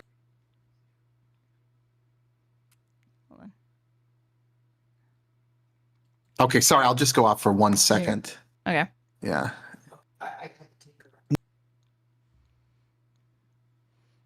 Little intro, you guys. Hold on. We just had dog update, yeah. Well, that ends up actually aiding the far right in Israel, because what that is used is then as a point to kind of quell dissent within Israeli society, because you're outnumbered so much. Because when you have these stats, like 87% of people agree with it, you're immediately going to be shouted down, and you're discouraging Israelis that actually do disagree from even speaking out. So that's why I guess I get like, I'm discouraged from kind of like again, I don't want to demonize any society or its civilians. There's complexities there that I can't understand because I'm not from that region. I don't have the direct stake in it the way that they do. But I'm also skeptical about doing it because I just don't think it's useful. It's neither true nor useful. No, there needs to be coercion against Israel, and I think economic coercion is the best, and political. There needs to be the coercion exercise. When I mentioned don't demonize Israelis, I was fully ardent and serious, and I try to insist on that in my personal conversations about this and so on, and activism. But that's not to say that we have viable partners there beyond a fringe. No, I mean, people in the West are comfortable accepting that it's not words that needs to be taken, or like conversations don't need to happen with Hamas. It needs to be action. But then when it comes to talking about these pollings and these attitudes that you see within Israeli society and the practices that are the genocide that's occurring, when you start to talk about actions, people get uncomfortable, or they say no one in the West is going to support that. And I just don't think that's true, because they'll simultaneously say that Americans don't care about foreign policy. And so you're like, okay, well, if that's true, then we can make like big changes to it and it's not going to matter. And then they say, well, you can't do that either, because then they will care all of a sudden, I guess. Yeah, I mean, I think that some of this narrative is based on a naivete about how radicalized Israeli public opinion is, what like it means to even be on the Israeli left nowadays. It's like you support expelling the Gazans, but not the Israeli Arabs. Okay, right? Yeah. That's the distinction. Yeah. So like selective ethnic cleansing. So we have to be realistic. Like the society is radicalized, and there's really no other way that a society with this level of freedom for citizens and this level of democracy for citizens, right? I'm talking about. I've always felt that's been overstated, though, and I think that's why so many people are willing to give Israel the benefit of the doubt, is because of that perception. Because it's not as liberal as people think. I agree with that, obviously, but there's enough respect for civil liberties in this society for the citizens. We're not talking about the people they rule over, and enough free speech and enough democratic institutions that if 80% of the public had much more liberal views, like thought this was, let's say, had Ehud Olmart's views, right, which aren't our views, but are better than the mainstream Israelis by a lot. I don't think the genocide would continue, right? I think the public opinion is important here. So you think if like Benny Gantz had been in charge during October 7th? No. I'm talking about like someone like Olmart.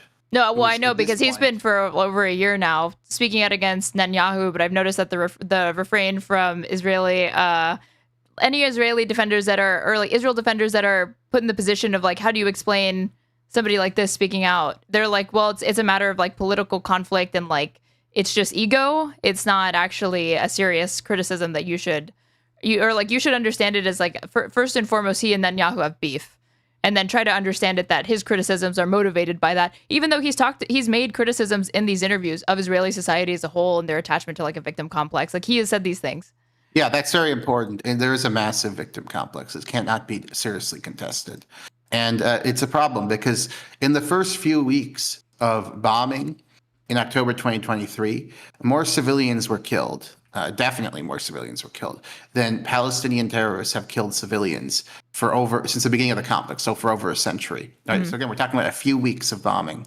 And the figure I get for Israeli civilians killed by Palestinian militants as the conflict began, it's from what's the source? Jewish Virtual Library, which cites another number of reliable secondary sources. And in terms of the number killed in October 2023, we can infer that from the demographics of the percentage who are like young children. So we're not talking any plausibility of combatants.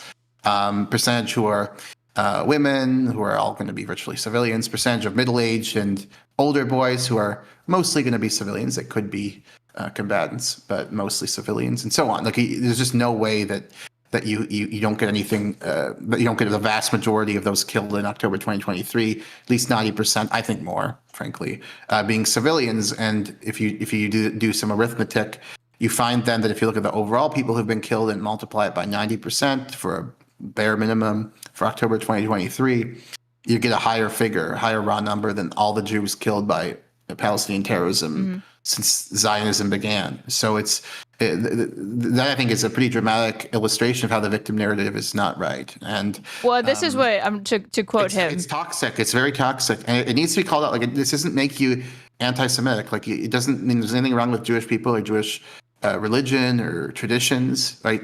To the contrary, I think that this genocidal state has perverted those traditions because the Jewish traditions Jews have played a disproportionate role in human rights, civil rights, these struggles in the Western world, right?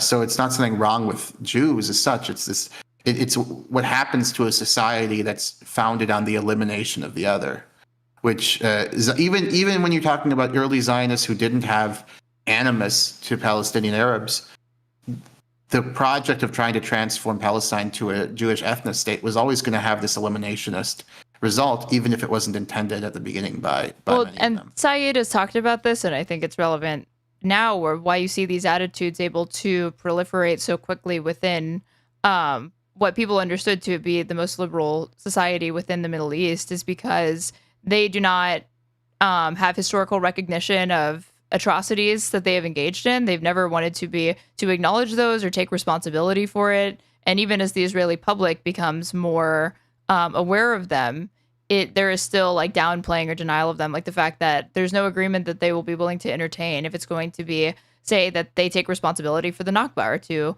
to acknowledge it. You know, like we have horrible attitudes in the United States and issues with respect to race still, and you see that with Confederate apologia, with like, you know, the states' rights and the lost cause shit. But these people don't deny. Comeback. Isn't like Robert E. Lee base now or something? Yeah, yes, it's ridiculous. But I mean, when I was growing up, there's an elementary school nearby named Robert E. Lee Elementary. So it still exists in the South or whatever. I wasn't taught that the Civil War had to do primarily with slavery. I was taught that it had to do with sectionalism and states' rights and some slavery. That didn't change in Texas until 2018.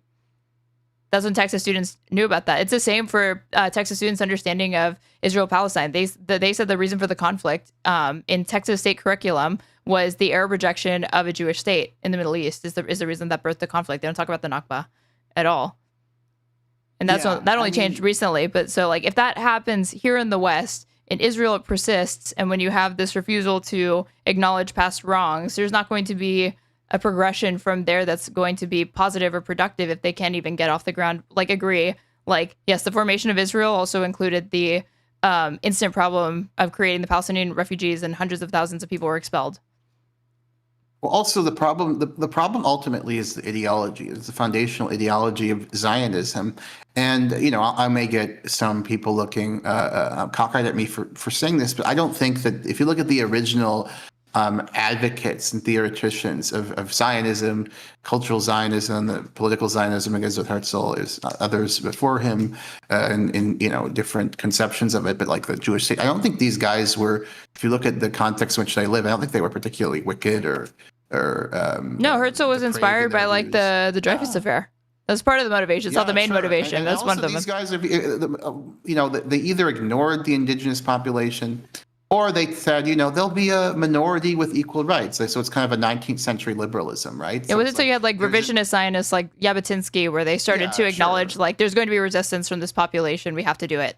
Right, and he compares them to the Navajo and the indigenous population of America, which is, by the way, much more honest than you get from Hasbars today, where they're just like, oh no, they just were all came from Egypt. They don't have any connection to the land. Yeah, they surreptitiously came in. Yeah.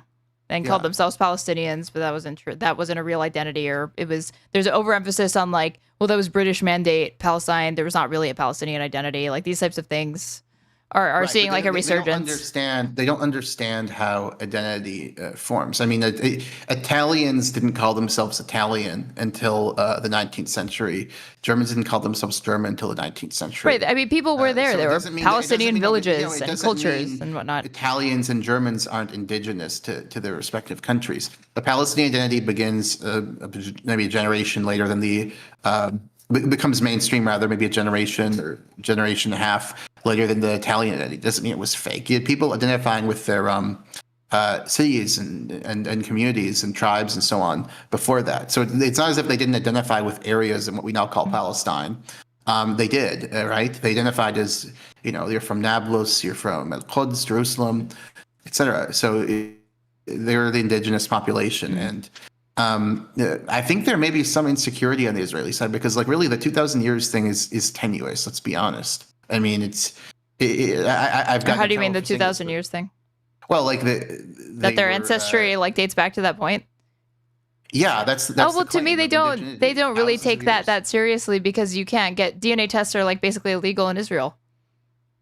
Well, I don't know about the DNA stuff. I can't speak to whether it's legal in Israel or not. But no, well, if you try to claim Israeli citizenship and you try to use that, they won't accept it. Oh, okay, sure. But that's policy. My point is, even at whatever the genetic element is, the fact is that the claims are grounded in ancient history and ancient ancestry. And as a historian, I have to say, I'm skeptical of this to a great extent because it's simply not how cultures work. Cultures develop.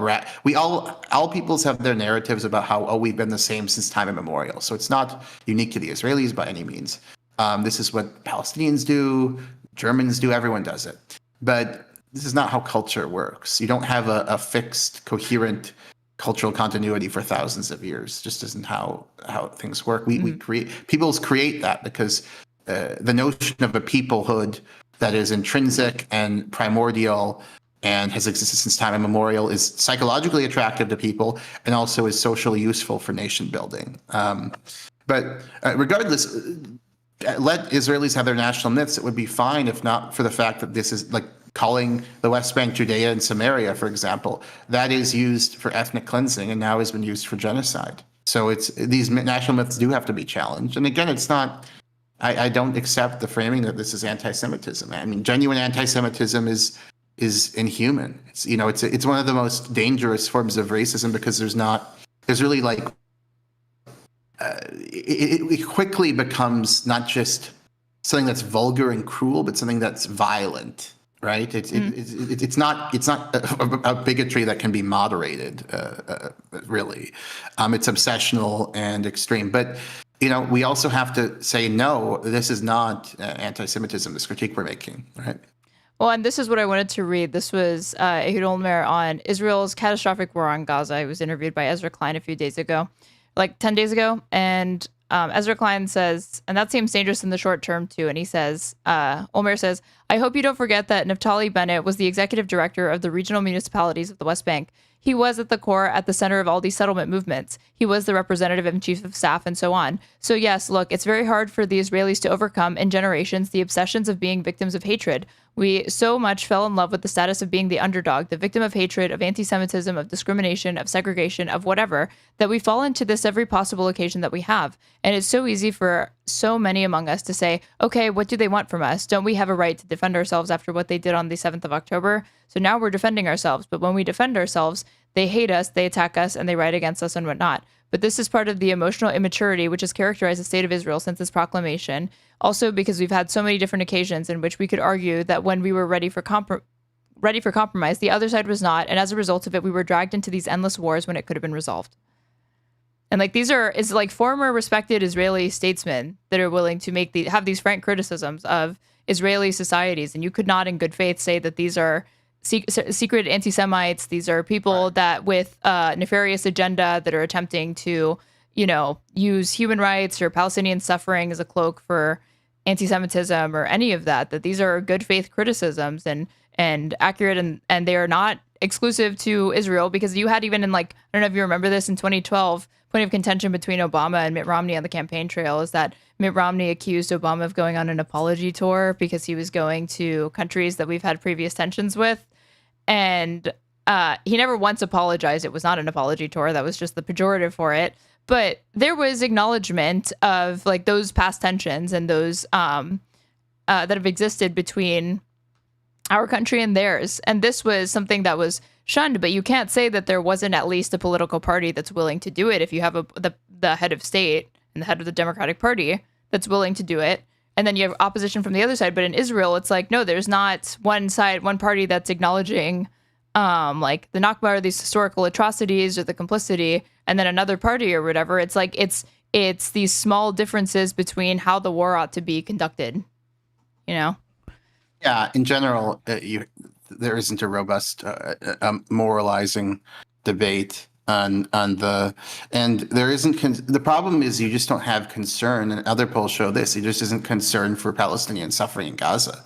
So if you don't have that, you can't really have a good faith conversation about have we gone too far, or what are our motives here exactly, because there's indifference to whether there is frankly genocide going on, right? And historically, you often get this in genocide. You have not necessarily the public mostly supporting it, but you have acquiescence and indifference, right? And that is often enough. And that's certainly what we have here at bare minimum.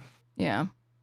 Well, as we wrap up, the last couple of things I wanted to ask you about is, I know that early on, you actually said that you would call it a war, that you would give, there was more benefit of the doubt extended to Israel, which is, I guess, a bit surprising to me that anybody that knows anything about the region, or maybe knows Finkelstein's work, which you seem to be somewhat familiar with, that I expected this, and I was calling it a genocide basically from day one after when they started Operation Swords of Iron. And they had announced a total siege already, that it was going to end this way. And there were many doubters, and I'm not happy to say, oh, I was vindicated, because it's like, oh, awesome, I was proved right that it was a genocide. No, you're not happy about that, but you should be happy you got it right. But go ahead. Well, because it was consistent with previous operations dating back from Cast Lead and Protective Edge and Pillar of Defense and Brothers Keeper and Hot Summer, Winter, whatever, all of these silly names that they have them. When you look at the civilian or the ratios of Israeli combatants and civilians killed, as opposed to the population within Gaza and the combatant to civilian ratios, they were always horrible. They were always horrible. And then that culminated in the Goldstone report, and then Goldstone retracts, and then. But even though the other authors didn't, but he was finding these sorts of systemic issues with the way Israeli military policy was conducted with respect to Gaza for over a decade now. So to me, I'm like, you're just going to see that replicated on a far larger scale now in response to October 7th, because they had the flimsiest pretexts in some instances to launch these operations, and it never stopped them before. So I knew what was about to come. So to me, I was like, I know it's going to end this way. So what was it? Were you not privy to that, or what do you feel departed from those operations to this genocide? Let's clarify though. I didn't support what the Israelis were doing. No, not that. But just that you thought that there was. I didn't think it was genocide. Yeah. Yeah, you thought it was warfare, poorly conducted warfare, but like warfare nonetheless. Like reckless killing of civilians. Yeah. Yeah. I didn't. I neither concluded for several months, many months. I opposed the war, but from the perspective that the Israelis had dehumanized the Palestinian population, well, also from the perspective we talked about earlier, the moral perspective that this is something we need a political solution for, because the cause is the occupation, the colonization, the land theft. So there was that moral perspective. There was also clearly, from the statements of Israeli leaders and the number of people who were being killed, it was clear that they were at the very least recklessly killing civilians. But why, you asked quite fairly, why didn't I think it was genocide or deliberate killing of civilians, correct? Well, it wasn't that I didn't. This sounds weaselly, so that's why I'm smirking, because I don't want to sound weaselly. Well, I just want to know what you made of their statements. I'm talking about, right.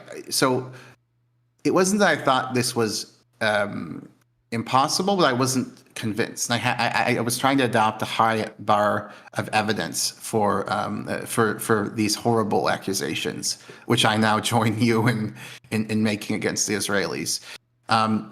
I guess one element that I understood that the statements had been made that were genocidal or murderous, and that the number of civilians being killed was, if you look at the percentage of the population, with no precedent in the 21st century. So I understood that. How could I not have concluded deliberate targeting? For me, it took evidence that this was not just the product of what they call human shields. In other words, embedding among civilians, fighting among civilians, and airstriking areas where there are a bunch of Hamas fighters, but also a bunch of civilians, right? It was really the Where's Daddy program and learning about how people were dying in the war that made me realize that this is intentional, that they're trying to kill civilians as a strategy to achieve bring about the ethnic cleansing. Yeah. Yeah. The other aspect of this that was very important is the lack of a clear vision to defeat Hamas. Because if the main explanation, which I credited them for, that they were being honest about early on, is that they want to destroy Hamas. And I thought they just don't give a shit about civilians they're killing, basically, as opposed to trying to do it, right? And the fact that there's no strategy, and even guys like David Petraeus have mentioned this, and I mentioned it earlier, the fact that there's no strategy to destroy Hamas, no serious viable strategy, shows that there's another motive at hand. And we heard that explicitly articulated with Trump Gaza, the Riviera Gaza, which the Israelis leadership has endorsed explicitly. And you also have in another example of deliberately targeting civilians is the starvation, of course, right? Like the blocking of all food imports. We're supposed to believe that that was an effort to go after Hamas, which had collateral damage, which entailed collateral damage of Palestinian civilians. Doesn't make any sense. The Palestinian militants have more food than anyone else in their tunnels. They're young men. They're the least fit young men. They're the least vulnerable people in Gaza to starvation. Who has starved to death? It's young children and old people. That's who has starved to death because of this. So that doesn't make the blocking of all food imports, also the blocking of all medical imports, which they did for 2.5 months or whatever. It doesn't make any sense other than as an attack on civilians. And in terms of why the intentional killing of civilians amounts to genocide, well, usually it wouldn't, right? That's just as a matter of law and historical fact. Killing civilians intentionally doesn't necessarily mean genocide. But here, my view is that they're trying to destroy Gaza, right? So they're trying to destroy Gaza through intentionally killing civilians to ethnically cleanse them effectively, and raising civilian infrastructure with no military justification, depleting the conditions in which a viable life can be viably enjoyed. And experienced by people there to get them to leave. So the reason it's a genocide, in my assessment, is that they're intentionally killing civilians and doing so in order to destroy Palestinian Gazans as a community in one way or another. And that leads me to probably the final point of contention that we had when I first reached out to you, is you talk about how the Myanmar genocide is currently being adjudicated at the ICJ, and you believe that if that concludes the way that you believe it will, that will then be used as the what is it, like not pretext, but precedent exactly for adjudicating the genocide in Gaza. So why do you feel what similarities do you think exist there? A risk, or why would it be a precedent? Like what circumstances have transpired in the Myanmar genocide that you feel are applicable to the Gaza genocide and haven't occurred in previous genocides where that needs to happen first for there to be a legal defense for the genocide in Gaza? Sure. So it's clear that in the case of the Rohingya genocide, it's clear that the armed forces of Myanmar have intentionally killed civilians. Same with the IDF and the Israelis. So that's a large scale. It's also clear that the government of Myanmar and the armed forces are perfectly happy to have the Rohingya Muslims leave, right? To flee. So they aren't. It isn't the final solution. They're not committed to biological extermination. Nevertheless, they are killing intentionally to try to ethnically cleanse. And that's the same thing going on in Gaza. There clearly isn't an order to kill every civilian there, or you'd see larger levels of civilian death, just as there isn't an order to the armed forces of Myanmar to do this.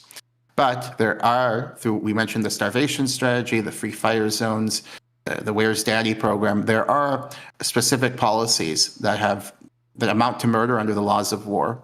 And we can talk about, if you're interested, why Where's Daddy does, even though some of the targets would be combatants, right? Maybe even most, but it still would amount to murder under the laws of war, which we can talk about why, if you wish. You have various efforts by the Israelis to try to ethnically cleanse. And you have that in the Rohingya genocide too. And so if the Rohingya genocide is recognized by the ICJ, this would be a very strong precedent for the Gaza genocide. I think it's an important case. Because the defense the Israelis will make is that they're not trying to kill every Gazan, and this is true. But that still falls within the definition of genocide because it's in whole or in part not it would have to be I mean, it's a totalizing for vague people. legal language is vague. What does it mean to destroy people in whole or in part? There is some vagueness there. So you need legal precedent. You don't just get the law says this, right?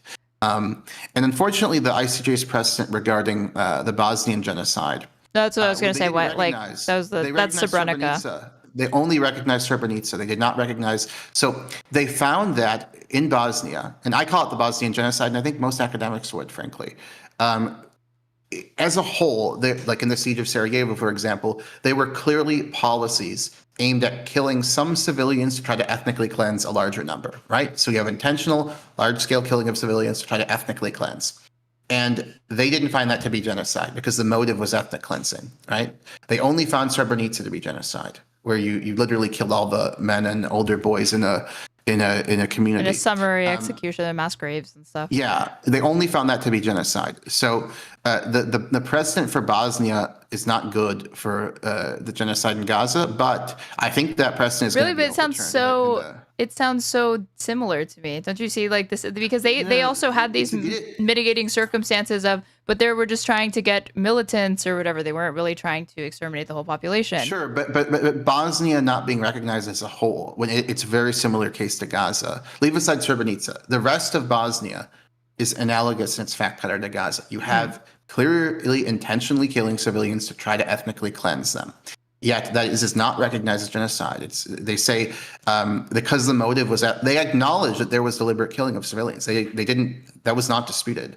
But what was disputed? But they found that there was, as a matter of policy, as there is in the IDF, like the starvation strategy, like sham classifications of women as males in disguise. Right. That's all killing intentionally as a matter of policy.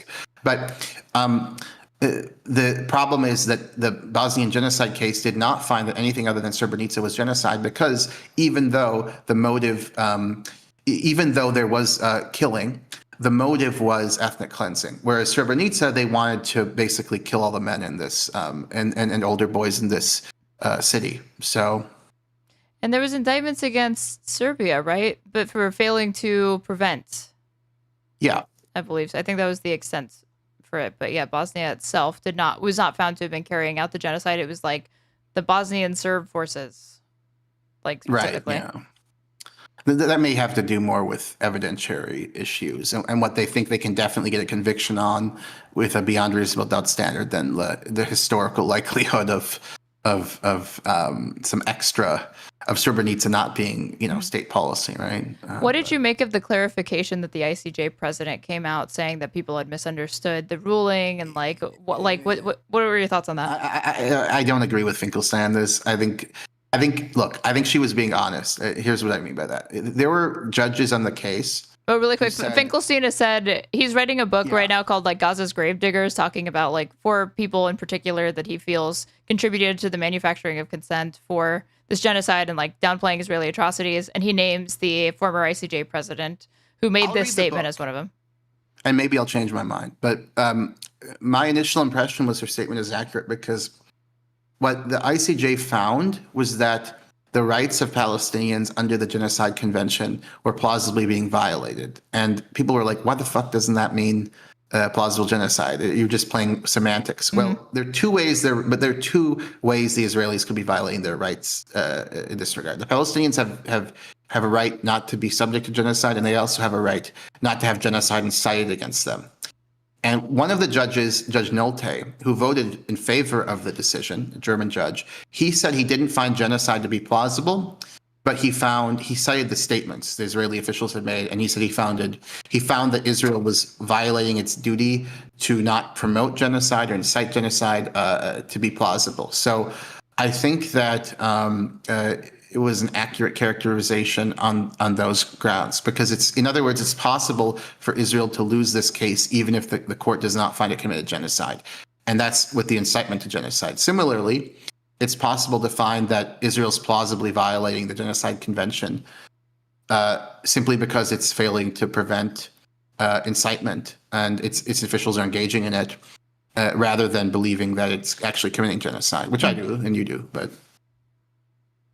By the way, I think we have a good chance at winning at the ICJ, even on the genocide claim. But I think the very good chance if very, very strong is incitement, because they're not even trying to stop it. It's ridiculous. Well, if that happens, will the U.S. withdraw from the UN, as some have predicted? As a permanent member state, do you think that's going to happen? I don't think it's going to happen. I think we have there's still too much benefit. Well, permanent seat on the Security Council. I mean, basically the Security Council effectively crafts international law. The Security Council can make a war lawful. The reason the first Gulf War was lawful was it was sanctioned by a Security Council resolution. The same with the Korean War. The second Iraq War, people claimed it was justified because of a Security Council. It's silly. The Security Council never justified the war. Yeah. But no, I don't think we give it up because it's like it's too valuable. The Security Council position, but there's some really like fanatical Israel supporters who want us to withdraw from it, even though it's like a source of. I've seen some pro-Palestine people that say that that's going to happen, that's how committed the United States is to Israel, and I think that's overstating the extent to which the United States will go out on a limb for those sorts of what is effectively a performative thing at first, but will have devastating ramifications down the line for the U.S. to be able to exert both like soft and hard power to relinquish that if they did that. So, but okay. There were a few questions that people had in chat.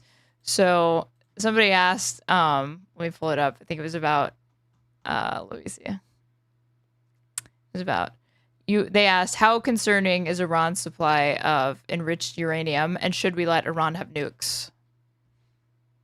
Well, it is concerning that under the JCPOA, they were scrupulously abiding by a limit of 3.67% enrichment, and now they're up to, I think, 60%. So they're clearly making it easier to develop. They're on that path. However, that doesn't mean they want to get one. This is I view this as a negotiating tactic. And this view is consistent with U.S. intelligence. It's consistent with the head of the International Atomic Energy Agency. They don't actually want to go for a nuclear weapon, but if they have to resort to that, they want to make it easier, and that's why they've enriched uranium. That's just consistent with what the experts have said, and and our own government. But now, do we want them to? Of course, that's a horrible regime. Should we go to war to prevent it? No. I mean, should we have invaded North Korea to prevent them from getting nuclear weapons? No. And then the motive is clear too. It's not to use it; it's to prevent an invasion. It's similar to, we talked about this, you and I in DM. It's similar to the motivation that Castro had for inviting nuclear weapons, agreeing to Khrushchev's gambit to send nuclear weapons to Cuba. He had been invaded in the Bay of Pigs, right? And he knew the U.S. was trying to overthrow his regime, and he wanted to prevent that. That's the reason Iran would want a nuclear weapon. We don't want them to have it, but the best way to solve this is negotiations, because the JCPOA worked. Our intelligence indicates they don't want a nuclear weapon. There's really no reason. Well, that opinion is shared not just backed by intelligence, but this is also the opinion of, this is an op-ed that was published in the New York Times on May 23rd, 2024, titled "The Death of Iran's President Could Change the World." And this was by a leading expert on Iran within the United States named John Ghazvinian, who noted, historically, Iran's leaders have repeatedly concluded that they have more to gain, quote, from playing by the rules, end quote, of the International Non-Proliferation Order than they do from racing for the bomb. And then they say to do so, they would have to first withdraw from the Non-Proliferation Treaty, which would immediately signal their intentions to the world and could invite American military intervention. At the same time, the revolutionary government has been reluctant to cave into Western demands and dismantle their program altogether, as that would demonstrate a different kind of weakness. Iran's leaders are no doubt keenly aware of the example of Libya's Muammar al-Gaddafi, who agreed in 2003 to abandon his country's nuclear program, only to find himself overthrown 8 years later following military intervention by a NATO-led coalition. So that opinion that you just outlined is not even like fringe. It is shared by the assessment of experts on Iran, who feel that, yes, there is some level of, for all of its domestic issues, obviously, that people in the West are going to have with them, they still have some internal structure and rationality to the way that they go about, enriching uranium and nuclearizing their state, as it were. And Khomeini issued a fatwa many years ago, I think the early 2000s, I'm going to actually look this up. Khomeini fatwa, condemning nuclear weapons as un-Islamic. Let's see. Yeah, okay, 2003, yeah. So, sure, I mean, could that be a subterfuge? Yeah, but it has some religious significance, for sure, in terms of his legitimacy. Yeah. So I think what's so ridiculous about this, as you mentioned this the other day. I don't remember. I was watching a stream with you and someone, but Maybe Pisco? maybe Pisco. But Khomeini is sorry, not Khomeini, but Iran complied with the JCPOA scrupulously. Like the treaty worked, and yet we abandoned it for no reason. Oh yeah, that there's like a 90 window time for every 90 days it had to be renewed, and it allowed there to be inspectors and whatnot. And so this idea that any like even minor violation of the terms of the agreement, that it necessarily followed it needed to be entirely abandoned instead of like you could increase sanctions or take other punitive measures to discourage them from not complying with it entirely is just silly. It's just silly because up until that point, there was no, it's not like they hadn't been. They just got rid of that deal for what? And now you're seeing the effects, like the fallout of that and the assassination of Soleimani, because the assassination of Soleimani was the stated motivation for why they were trying to carry out an assassination against Trump in 2024 as retaliation for that. And we're trying to revitalize a deal.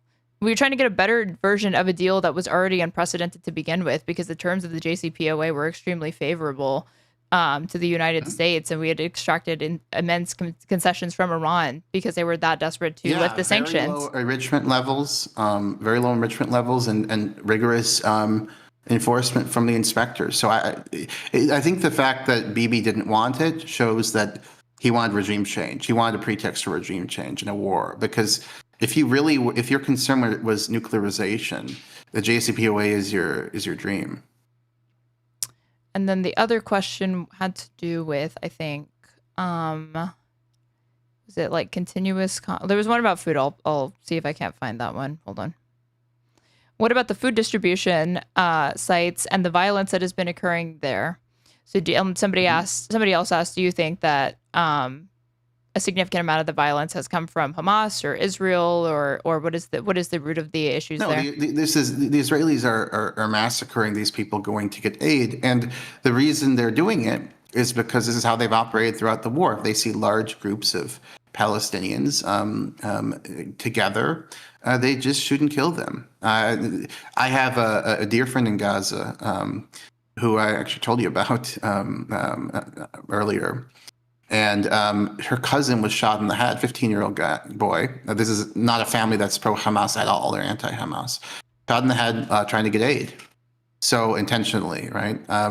He was in a coma for a day, woke up, couldn't talk, but I think the doctors say that he's going to be able to, which is awesome. But they're doing this intentionally. It's because this is how they've operated throughout the war. You have to understand. Like if they see large groups of Palestinians, they're going to perceive threats very, very quickly, and they're not punished for it. So it becomes, in effect, a de facto policy. And their superiors view it, in my assessment, as desirable. They wouldn't view it as desirable. They were killing every Palestinian in Gaza because there would be Western pressure in regard to that. But they do view it as desirable. I think that, as I said earlier, 3%, some unprecedented figure, of Gazans were killed in 20 months.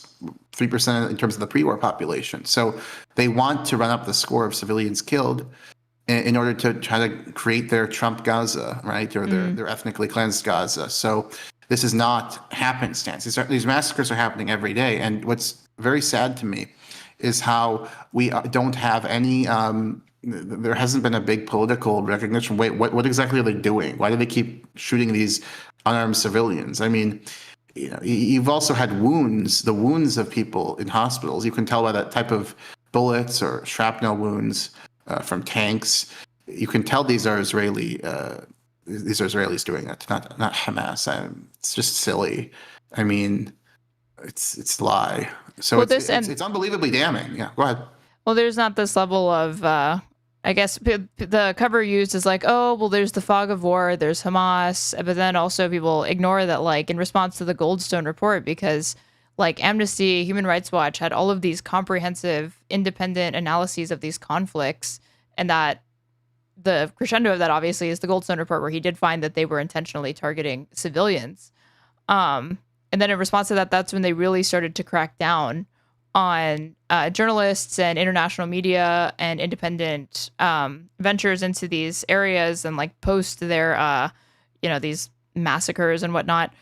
And there was even like a chilling effect at Amnesty and Human Rights Watch, because after that, the ones for Protective Edge were scant in comparison to how comprehensive the reports had been for previous conflicts, because I think they were properly scared off. And the worst thing is that in the absence of Israel cooperating, these human rights organizations in some cases gave them the benefit of the doubt or rendered agnostic judgments rather than negative ones, which only incentivizes them to not allow journalists in or independent reviews. Because if you're just going to say, well, we can't say for sure because they didn't let us in, instead of saying we are going to make the most uncharitable interpretations, if there's going to be a lack of transparency, then that set the stage for the type of censorship that is occurring now and has continued to be enabled up until this point, and probably will continue. And even after hostilities end, if it ever does at some point, you're probably still going to see that. And then they'll have some other excuse as to why journalists can't be let in, or they don't want them to cooperate because we've seen blood libel and blah, blah, blah, blah, blah, blah, blah, and that kind of shit.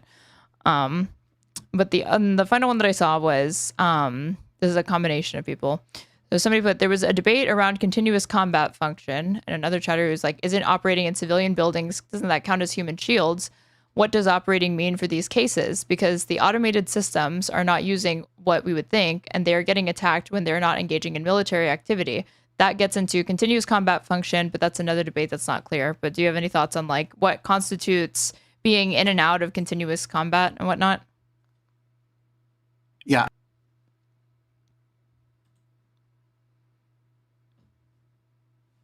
Oh, hold on, you guys. Okay, sorry about that. Just talking to my parents. Okay. You're good. Like, Mom, I'm doing an interview right now. You know, come on, you gotta respect that. In terms of the human shields question, sorry, could you repeat that? They were asking you your thoughts on why isn't operating in buildings human shielding? Well, why isn't it human shielding? And also, how does the continuous combat function and play into this? Oh, okay. Because the last line of justification is that when you have these sorts of conflicts, you see people, not people, but you see combatants and militants move in and out very quickly of a combat function back to civilian life into a combat function that it's not inconceivable to think, especially when they don't have a highly organized militia or military, that there is not the formal designation of somebody being like on a base or something like that. So it is possible for you to be engaging in civilian life during the day, and then at night you are attempting to help fire rockets and whatnot and co-locating and all of that. And that Israel uses that and exploits it to say that, well, these people are functionally always activated because they exist in this gray area that always kind of puts them in that always puts them in like a combat role effectively, because they don't really ever leave it, I think. But what are your thoughts on that argument? Well, I mean, it's just not what human shielding is. If you're a soldier, whether you're Israeli or Palestinian or whatever, and you continue to be an active member of the armed forces, or an active member of Hamas, and you just go home to visit your family, this is not human shielding, or this isn't even embedding among civilians. Like embedding among civilians, guerrilla warfare, this refers to militarization of civilian infrastructure, not simply being one guy who's a Hamasnik who's like in a place where civilians are. Like, and as long as he's not doing anything militant, there's no claim of human shielding or anything, or not even human shielding of embedding among civilians. Now, in terms of continuous combat function, that relates to whether somebody is a combatant is a lawful target even when he's not actively fighting, right? And the general consensus among IHL specialists is yes, and that's my view too. But just because the guy in the "Where's Daddy" bombing is sometimes, again, they often are civilian employees of the government that they just claim, because you probably saw Smotrich's statement that they're targeting civilian employees of the Gaza government, right? Yeah. So these bombings, they often kill the whole family because one guy was working in the. Yeah, that way you can just justify anything because there's like if Hamas is the de facto authority and you're using this logic of like 1 to 2 degrees means complicity with Hamas, then yes, everybody is effectively Hamas at that point because you've constructed it in such a way that is unavoidable for people to get access to or like to use civic infrastructure without encountering people that are potentially linked to or part of Hamas. Yeah. But the issue is here too that they're killing entire families to get at these targets that have either very little value, even if they're lawful, or no value. They're not even legitimate targets if they're, as you say, civilian employees of the government with 2 degrees separation, and then they're just killing the whole family, or maybe everyone in the building too. Sometimes, so the systematic bombing of homes has no connection to human shields, even as the Israeli propagandists use the term. Because if you're just one combatant at home sleeping or saying hi to mom, you're in the military, you're saying hi to mom. It doesn't make the home, doesn't mean you've militarized the home, right? You're not, if they're not shooting rockets out of the home or whatever, there's no militarization of it. And so it's, yeah. Well, that was like, and this is something that I've gone back and forth on with other people, I guess, on my side broadly, that my hypothesis, and it's a counterfactual, so there's no way to verify it, but I'm curious what your thoughts are. There was a conversation that I was watching with Hutch that he had with somebody, and he said, and Wick has said this as well, if Hamas had, on October 7th, had exclusively targeted military personnel, we wouldn't be here, we wouldn't be having this conversation. And I've always disagreed with that because the IDF is a civilian army.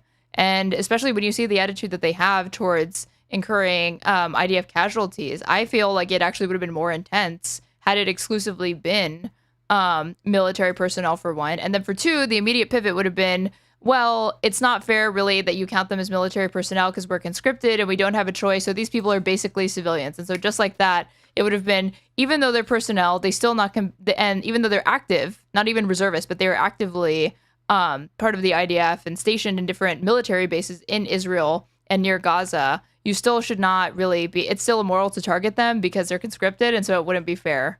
But what do you think? I mean, it's a counterfactual, but I feel like that's what would have happened. I think it would have been a different situation because of the international context. Like internationally, 95% of people would have been more sympathetic to Palestinian militants had they not targeted, then to the IDF, had they not targeted civilians, which they did, of course. So I think it would have mattered tremendously in terms of international politics. I do think that the Israeli response would have been extremely brutal, though. Maybe not genocide, but for the reasons you state, it would not have been seen. It would have been seen as very threatening because, as you say, it's a citizens' army with men and women. So it's like a part of their they're a very nationalist society. So a very nationalist society, and military service is universal among at least the Jewish population. So, or near universal, with the exception of like Arab Israelis and like some Orthodox, Jews or whatever. But for the most part, that is something that is accepted within Israeli life. That they make accommodations surrounding that. One thing I want to disagree with you on really quickly, we don't have to elaborate, but I don't agree that caste-led and protective edge. Obviously, these weren't like lawful, like they raised civilian infrastructure for collective punishment purposes. They clearly did that, and caste-led Olmert, whom I said nice things about, is responsible for that, right? Yes. But I'm not convinced of the Goldstone claim that they intentionally, as a matter of policy, targeted civilians in the caste-led Did you hear operation. some of the statements that they made after the fact, like CP Livni going on like Israeli television and being like, "We're hooligans in Gaza. We went wild." Well, like, basically, and then they tried to arrest her ass. Well, they tried to arrest Olmert. There were using like ICC, like universal jurisdiction, or something like that. You can have a criminal war where you're using like intentionally outrageous amounts of firepower without trying to. Yeah, without it being genocide. That's true. That's true. No, even not genocide. Like I'm skeptical of intentional target, but I'm not convinced that one way or another. Well, I guess my issue with it, besides the Goldstone report, and there's no reason to suspect that until afterwards that Goldstone had been compromised, because Goldstone is like, his daughter made Aliyah to Israel. He's Jewish. He's a Zionist. He's respected. He's a liberal. He's all of those things. So discrediting him was no easy feat, and that it seemed to come out of nowhere. I know Finkelstein talks about how apparently it was like they tried to prevent him from going to his grandson or nephew's bar mitzvah in Israel, but he doesn't think it's that. He thinks he was like blackmailed by the Mossad. Well, his retraction, that may be true because his retraction wasn't based on any new information. So it doesn't make any sense on the merits. Yeah. He said new information that came out. Talked about it again. The whole thing is weird. But even if he this was his view, and that they intentionally targeted civilians, and it changed because of some kind of operation by the Israelis, which might be true. This wouldn't be proof of deliberate targeting in and of itself. It would be circumstantial evidence and more grounds for suspicion. Have you read the Goldstone report? Yeah, of course I have. It was very comprehensive, so I'm surprised just because the initial airstrikes or whatever were at times where they expected there to be the most amount of civilian movement. Are you talking about the airstrike on the police station? No, this was, I can't remember where it was. It was at a time where like school would have been coming out, people would have been like leaving, and there would have been this maximum amount of civilians in the street exiting these buildings, and then they targeted these open areas at those times. And the Goldstone report felt that there was no rational or other explanation, if not to inflict damage and punitive measures upon the civilian population. It could be true. I mean, I'd have to reread the report. I do remember that when did you read it last? The police station. Definitely last year I read it. I don't think I read it this year, but definitely the bombing of the police station and killing all the police. The Israelis showed that a number of these people, at least, were combatants. Like even if the police was not incorporated into El Qassam, right? Which I don't think it was, by the way. And then targeting all of them was wrong. I think a number of them were combatants. So it wasn't just a massacre, which it was initially my impression, because you can't just kill police officers and call them combatants, right? No. But well, this was a scenario that I got into with the continuous combat. But you finish this, and then I could explain that really quick. Yeah, but they clearly in Castlead were using disproportionate force deliberately for kind of a shock and awe effect. They also raised, like they destroyed I remember they destroyed a chicken farm where there was no militant activity, and like tanks were like running over chicken eggs. Benny Moore said they were Hamas chickens. Right. Yeah. He did. I'm not kidding. He said something like that. There's no disputing that they were just, a serious person cannot dispute that they destroyed civilian infrastructure for collective punishment purposes.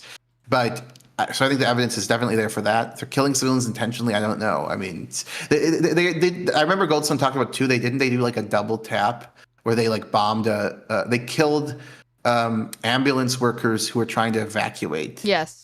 Civilian victims of an airstrike or something. Yeah, these double tap strikes. Yeah, I mean, he also the questions are whether it was systematic or episodic. There are a number of questions. I think that regardless of what we think of these past campaigns, this is new. What's going on? Well, they were open. They were more open to discontinuing these because when pressure from the United States was exerted, they would stop. As opposed to post October 7th, it was just like you have Blinken and Bibi going for 8 hours, 7 hours straight just to get them to feed people. You know, like that was the biggest concession that they felt they could extract. You know, but I'm no fan of. Have you seen that? Have you seen the right? Have you seen the reporting about Netanyahu basically saying bomb homes? Have you seen that or no? He made this statement not long after October 7th, and this was published by Yanet in Hebrew, right? I believe so. Yeah. Yeah. Hold on. Here we go. Here we go. So he was angry. I have something to say about this because it relates to my research. So I'll read the quote first. So Netanyahu was presented by the chief of staff 48 hours into the war about 1,500 targets in Gaza had been bombed. Mm-hmm. And Netanyahu got angry and banged the table and said, why not 5,000? And Halevi said, we don't have approved targets. And Netanyahu said, I don't care about the targets. Destroy the homes, bomb with everything you have. So he doesn't care about like lawfully approved targets. And I mentioned this not because it's just a throwaway quote, but because it corroborates a very strange thing I found in my research, which is to say, after the first several days, if you do open source research on the first month of bombing in Gaza, the first several days you find some combatants being killed. You can, I mean, it's again, we're talking a small percentage, but you find them. You can find them. And you really find basically none for the rest of October 2023, like the last 2 weeks of bombing. Another thing, the first couple of weeks, about 2 out of 3 people the Israelis are killing in their bombing are males, are men. And after the first couple weeks, the first couple days, the 2/3 or so are men that they're killing, and for the rest of the month, it's like 70% women and children. So they're almost killing like a proportional number of women, children, and men, which is just insane. Like nobody does this. No one does this. So something changed, and something changed within the first few days. I think that I don't know if this statement was what did it, but they changed, and it sort of went to this indiscriminate massacre of civilians, where the last couple of weeks of bombing in October 2023, I think you're killing over 95% conservatively civilians, and maybe higher, maybe 98, maybe 99. I mean, you cannot find combatants. Air Wars was ridiculed for publishing that over 99% of those killed in the bombing of October 2023 were civilians. But here's my thing. You can find, both for the first couple days of bombing and even the first week to some extent, and even later in the war, right? You can find combatants being killed. It's a small percentage, but you can find them. These last few weeks in October, there's like no combatants killed. It's just a huge massacre of thousands of civilians. And so I think some policy change was made. And I think we've also seen this throughout the war, although perhaps in a somewhat more careful and limited way, because Biden and Blinken would make their mean phone calls, but something extraordinary working tirelessly day and night for a ceasefire. Yeah, but something extraordinary happened in October 2023, and I think we're going to be able to prove it. Air Wars was ridiculed, but I think we're going to be able to prove this. Well, because people are tempted to say that, you guys, in the wake of the largest attack on Jews since the Holocaust, you would expect these sorts of emotional outbursts from Israeli leaders, society, or the president, the prime minister, the people in the Knesset, but they'll cool down afterwards, and you don't see that reflected in their policy. But that genocidal rhetoric continued from start to finish. Like even now, it continues, and it's only been exacerbated and worse in a lot of different ways. There's more emphasis, I think, right now on the ethnic cleansing. But certainly their understanding of who constitutes an innocent person in Gaza, which is to say almost no one, or at least someone who's not complicit, that never cooled down. And I don't see this standard applied consistently. And I understand too, like, laymen or whatever that encounter these, but like a quote that's commonly quoted is, and it is a quote that exists, it's true, was some Hamas leader that went on like Jordanian or Lebanese television, and he was like, we're going to do October 7th over and over and over and over and over until there's like no more left or whatever. And people infer genocidal intent retroactively from October 7th for that. I'm serious, people make this argument. But to me, I'm like, how is it in one breath that you will say that, can't you understand Israel's upset? But I'm so sorry. I'm so sorry to interrupt you. You're good. This again, you guys.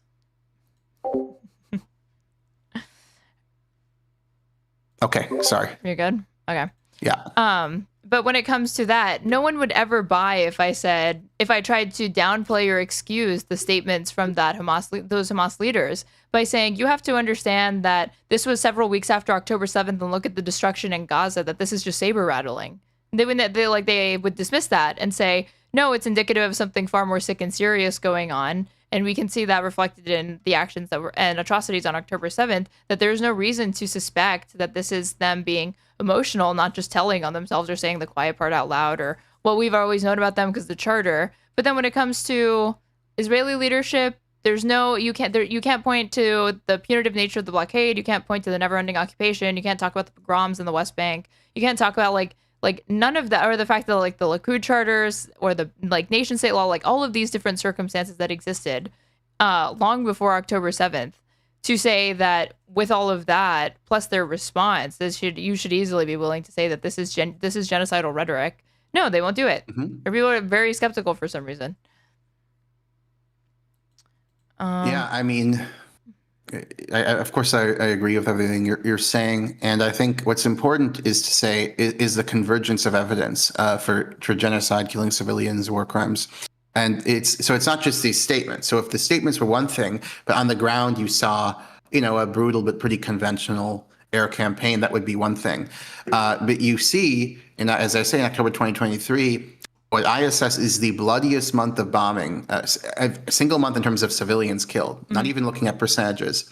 We're talking, at least something like 5, 6, 7,000 in 1 month of bombing, not even one full month, the bloodiest since the Korean War. So, of course, the Vietnam War, you have 50 to 150,000 people die in the bombing of Cambodia. You have, the Rolling Thunder killed some tens of thousands of people. But for 1 month, I cannot find any month of bombing since Korea where so many civilians were killed as Israel killed in October 2023. And basically all of them were civilians.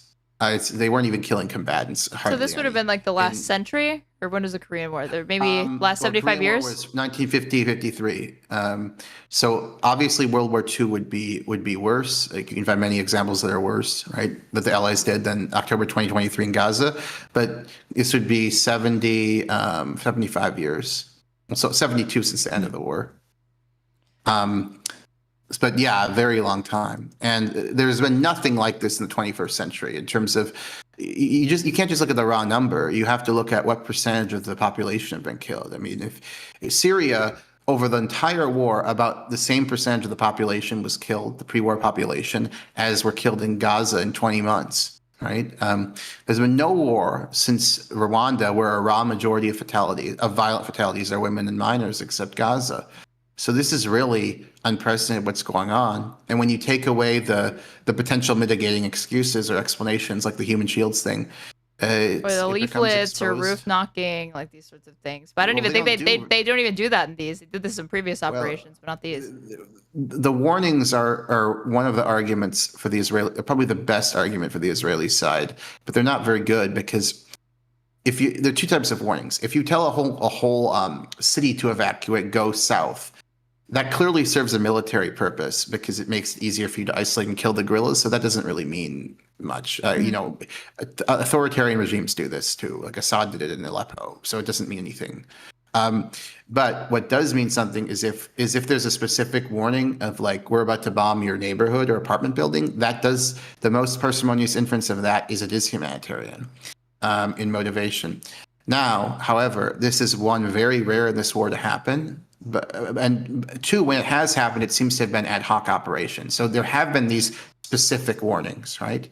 They have happened, but they seem to have been ad hoc operations. There also, one of the times Israel bombed a hospital, which is like all the time they do this, they evacuated it. They gave a warning, but I think that was probably for PR purposes, because if you just bomb a hospital full of people and kill everyone there, that would be bad politics. But the point is, these warnings have been rare and I think ad hoc rather than a matter of policy. Whereas it was left up to the individual people that led these to do it or not. It was not something that was actually enforced or mandated. And if you look at the statements that have been made from the leadership, they've said like, this is not roof knocking, we're done with. Like there was a statement made to this effect. I'll look up who said it, but there was an Israeli official who said that. And they're not roof knocking anymore. I mean, how effective that was, we can debate. That wasn't effective in the first place. But it was at least a cover. It was at least a cover that people would point to. Yeah. Regardless, they're not doing it anymore. And the specific warnings are very rare now. They have happened. I've read articles about this, and that's probably the best argument the other side has, the specific warnings. But they're rare. But it's not a great argument because they're so rare that they don't seem to be policy. They seem to be that this commander had this humanitarian impulse. Okay, that happens in other genocides too, right?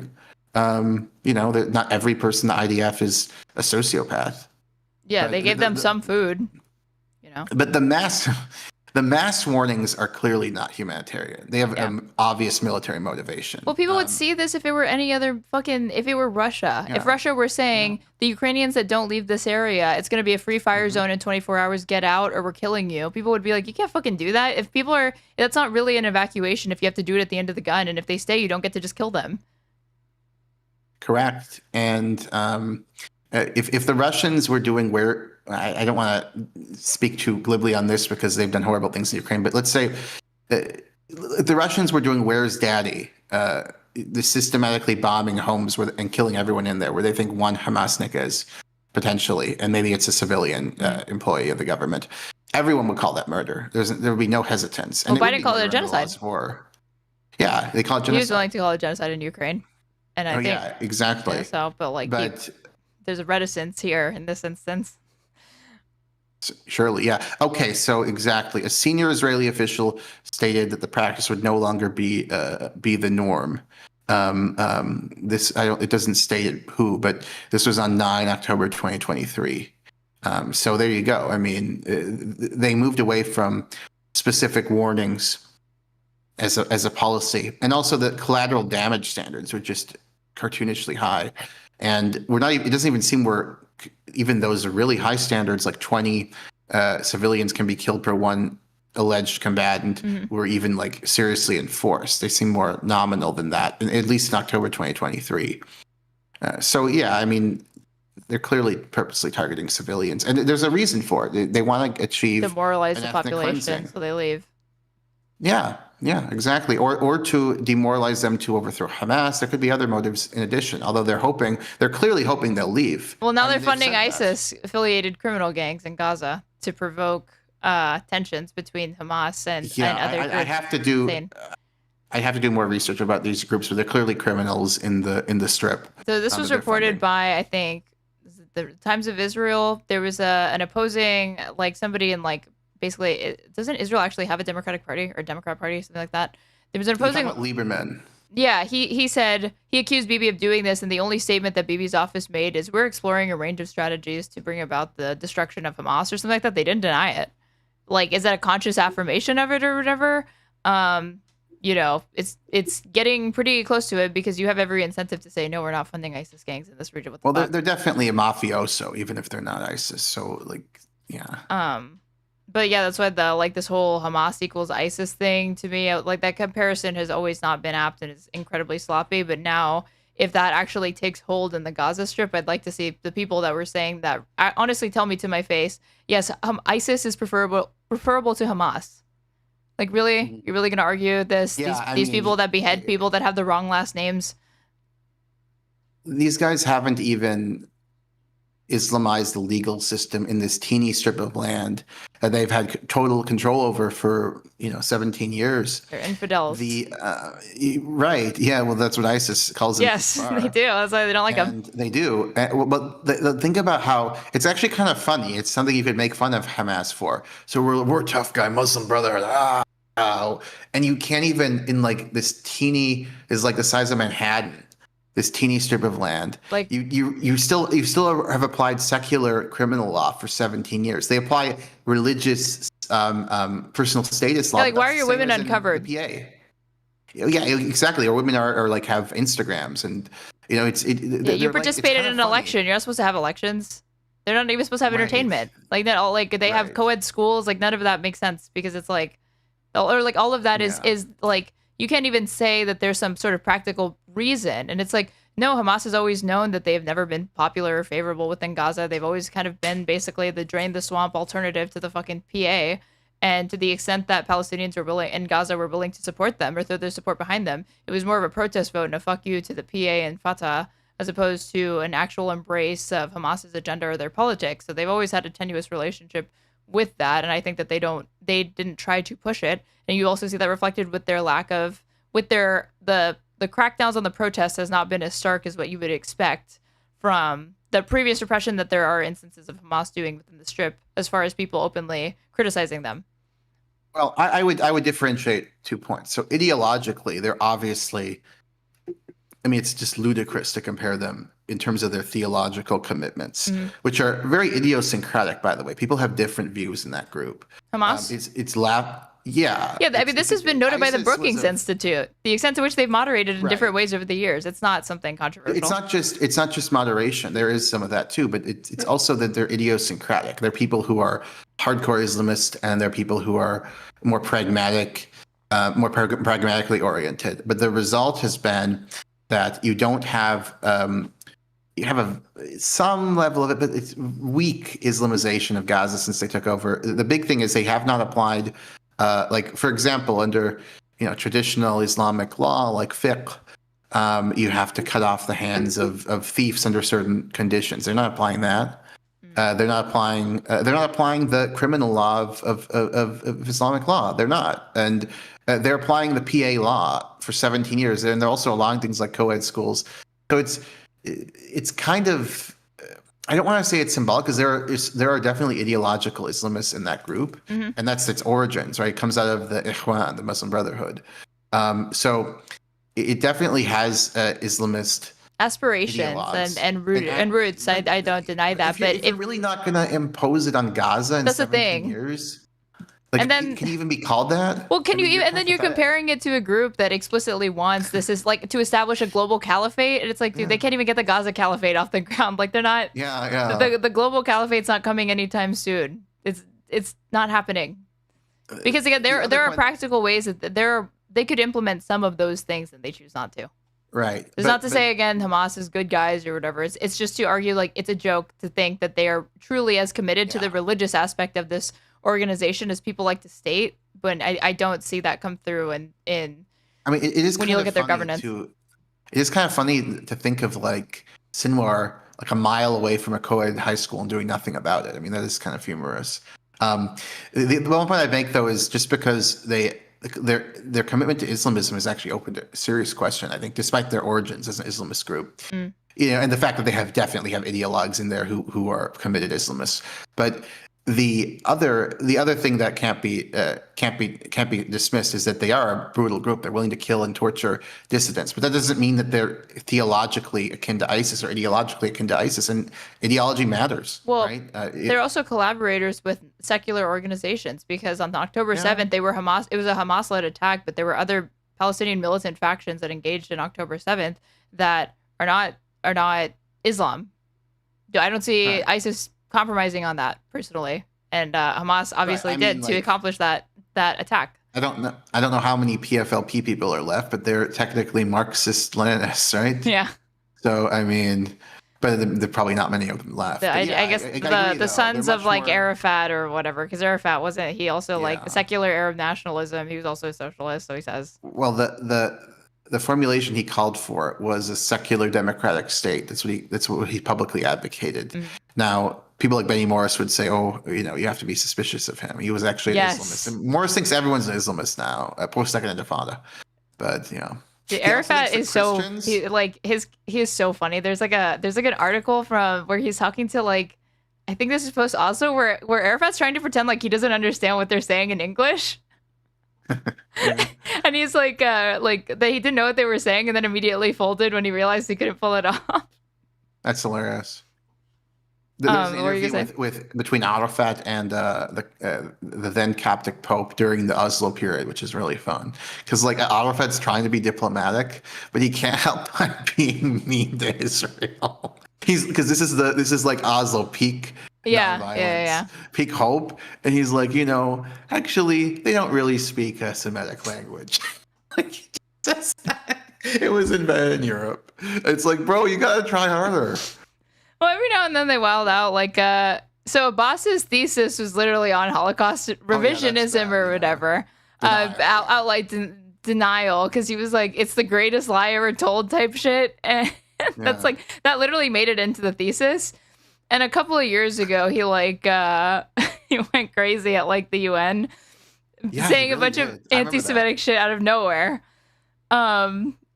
Which is like, what? He was so fired up too. Yes. He was like it's like, bro, why don't you get this fired up when they're stealing your land? You're fired up for like dumb conspiracy theories. So I'm laughing at that.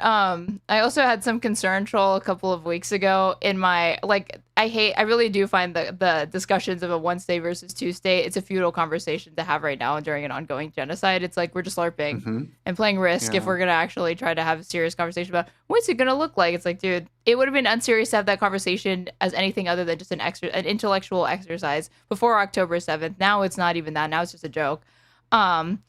But somebody was asking me, like, how will Jews and minorities be treated in the future Palestinian state? And I quoted that Abbas at one point, and he was asked that question. He said, "We will treat our minorities the same way Israel treats theirs." I thought that was so fun. Well, that's so funny, very but discouraging. I mean, frankly, but um, that's just, it is why? funny, But Israel is a democracy. They with citizens of equal rights. Wink, wink, Yeah, wink. exactly. But yeah. I mean, all these things need to be discussed seriously with concern for the human rights of the Israelis and the Palestinians. But right now, I feel like bringing these things up. I agree with you, or like critiquing Palestinian culture right now. Like they're in a genocide. This is not the time for any of these conversations. Like let's stop it, get it recognized, punish the perpetrators, and then we can think about, along with the people of the region, of course, leading the way. We can have discussions about, a future Making political sure the arrangement. Palestinians are on their best behavior. Well, I mean, you don't want retribution or anything like that, but No. but the priority, it is though, the fact that that is the concern right now is another example of dehumanization, though, because I'm not saying that isn't a serious issue, but right now it shouldn't be the issue. The issue right now should be stop the genocide, punish the perpetrators, and then we figure out a political solution to the conflict, right? Well, it's worse when those people actually front themselves as like I'm pro-Palestinian or whatever. Like that Ahmed guy does that, and we need to focus on like our own Yeah. internal discipline and governance. And it's like, but you're not having a conversation with other Palestinians. a You're doing this in a video. Western audience and trying to emphasize that like the issues that exist in this region have to do with like Hamas's internal governance rather than like the occupation, the blockade, and like the fact that again this conflict existed before Hamas. It will be around even after Hamas goes away. If they do, which I don't think they can. What gets me mad about him is he constantly invokes like what? Look at what the white people are saying. It's like, bro, the white people you're talking about are in agreement with far more Palestinians than you are. You're just like misleading. Your job is to mislead a Western audience as to what Palestinians think. Like there are anti-Hamas Palestinians, there are anti-October 7th Palestinians. Of course, it's a diverse group. And there are people who want a two-state solution, and people who want one state, whatever. The people who have extreme views want to kick out all the Jews. But It's like I want one nobody state, but I have no power. And I'm in Yeah, the but West, also- so let alone a Palestinian that wants a one state. It's like, yeah, but they're not getting that. They have no power. No, but nobody agrees with Ahmed. Like no. Oh, yeah. So it's just. Did you know he was born in Saudi Arabia? Didn't know that. I thought he was from Gaza. So he was born in Saudi Arabia, and then he lived there for 10 years. And then at 10 years old, he went to Gaza because he has family there, and his father is Palestinian. Yeah. And so he lived there for 5 years, and that time an Israeli airstrike literally killed some of his friends walking home from school. And then at 15, he applies for like a political asylum or something, or some sort of cultural exchange program with the United States, and it's granted. And then he never goes back. So he literally lived in Gaza for about 5 years. And then 31 members of his family were killed post October 7th. Mm-hmm. And yet still he does this shit. I think it's more than that now. I'm sure. That was from December of like last year or whatever. And he pens a thing. Why? Again, why are we having so many members of families being killed? It's because of the Where's Daddy program. Well, he would say nuances and complexities, because when somebody asked who put your family in a refugee camp, he said there's nuances and complexities led to these things. Yeah, okay. And he's very, very hesitant. There's clearly like guardrails on what he's allowed to say without like getting all of his funding removed. Because do I think that they have said do not say these words? No, because he like makes tacit admissions of the existence of them, but he doesn't ever talk about like the Israeli occupation. It's like I'm anti-occupation, I'm anti-apartheid, I'm anti-war crime, I'm anti-Hamas, I'm pro-Palestine. But if you actually try to press him on like what are the root causes of these things, he just like weasels out of all of it and refuses to actually bring any parity. As far as like he's willing to criticize Hamas and Palestinians all day, but there's no parity as far as like the criticism still extend to Israel or Israelis.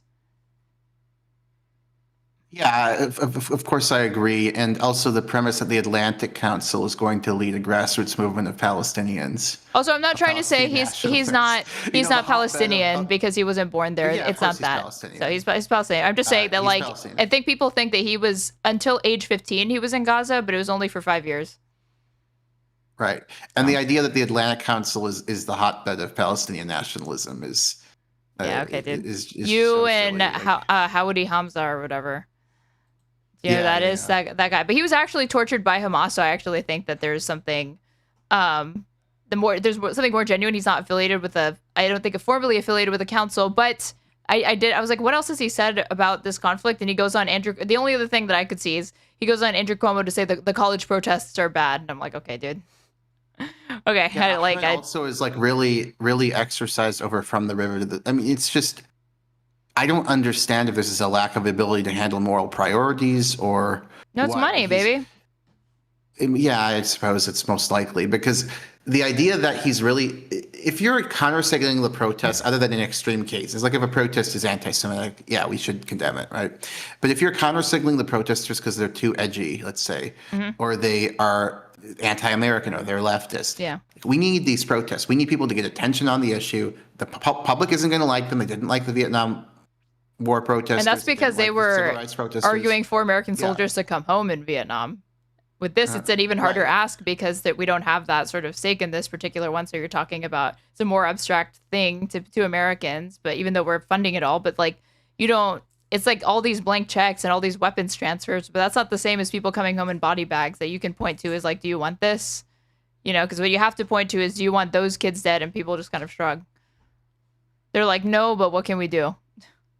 Yeah, but again, we've talked about this on DM. And I think we agreed on it. The most important thing of protest is not persuasional. That's a misconception. And how would anyone be persuaded by a protest? It doesn't make any sense.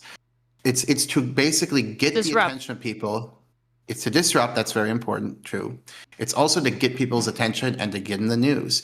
So there are plenty of people in America who think what Israel's doing in Gaza is wrong. They may even agree it's genocide, but it's not on their radar right now. And if they walk by and they see a protest, they may think, oh, why is the protester saying this radical thing?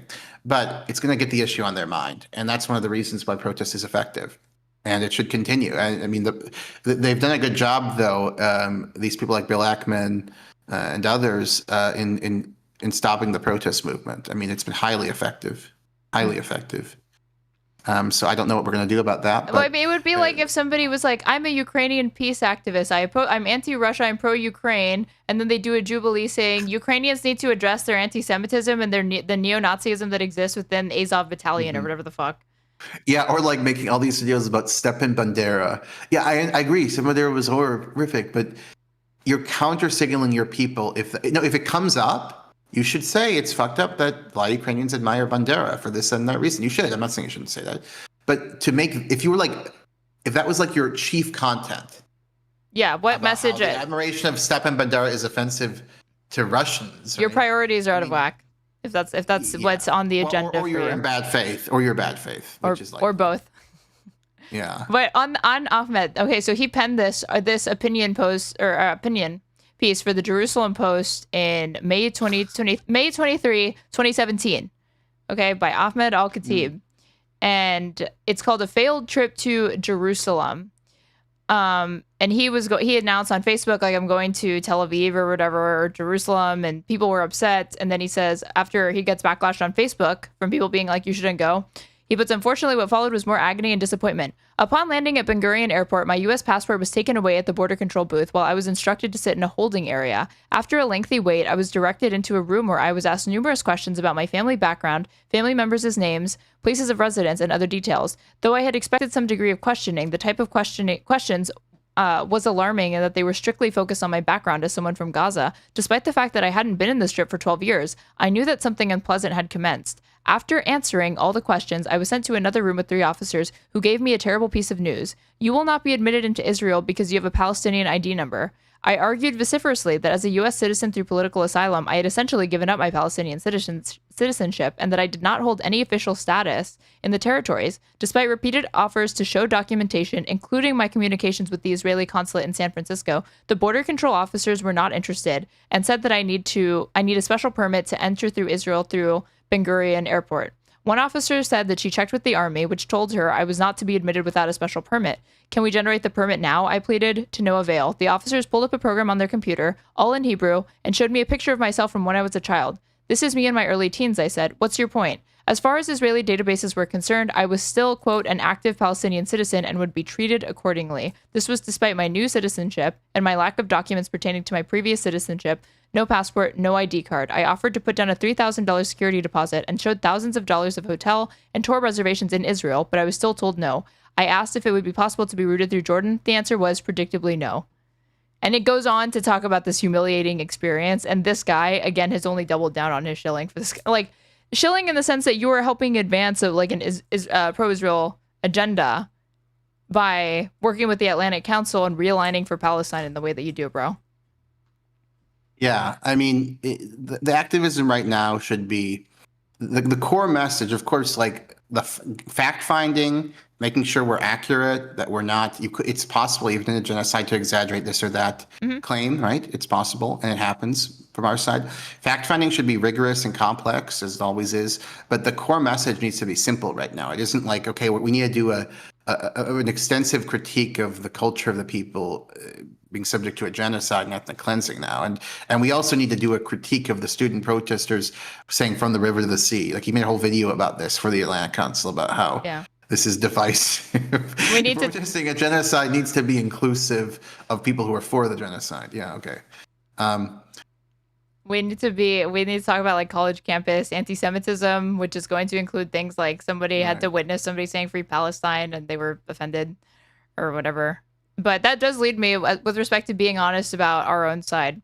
So I see this by gray zone types like Aaron Mate, Max Blumenthal. These people are like, Aaron Mate has his issues, but Max Blumenthal's are more egregious because he's literally gone to Venezuela and like done straight up like Venezuelan propaganda for whatever reason, being like, look how cheap this banana is, and like, wow, the food here is so affordable, while ignoring that, like, yeah, dude, a 90-cent banana to these people, it may as well be $50. It's like an insane price. It's not reasonable. So he does that kind of shit.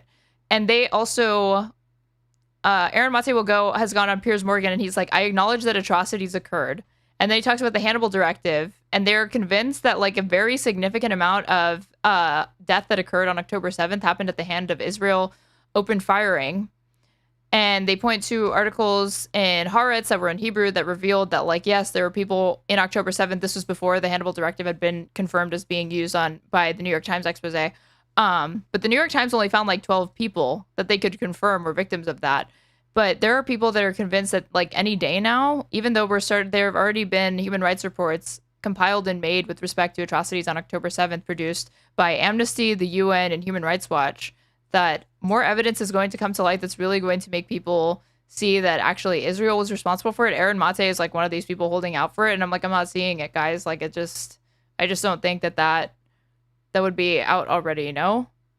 Yeah, I don't understand this whole discourse. We know that, in fact, I have an order that I have my own Substack I translated from Arabic. We know from testimonial evidence from the practice of the militants, from video evidence, we know that there was a systematic killing of civilians on October 7th. Like, it's clear what the parlance you'd use in the law is crime against humanity.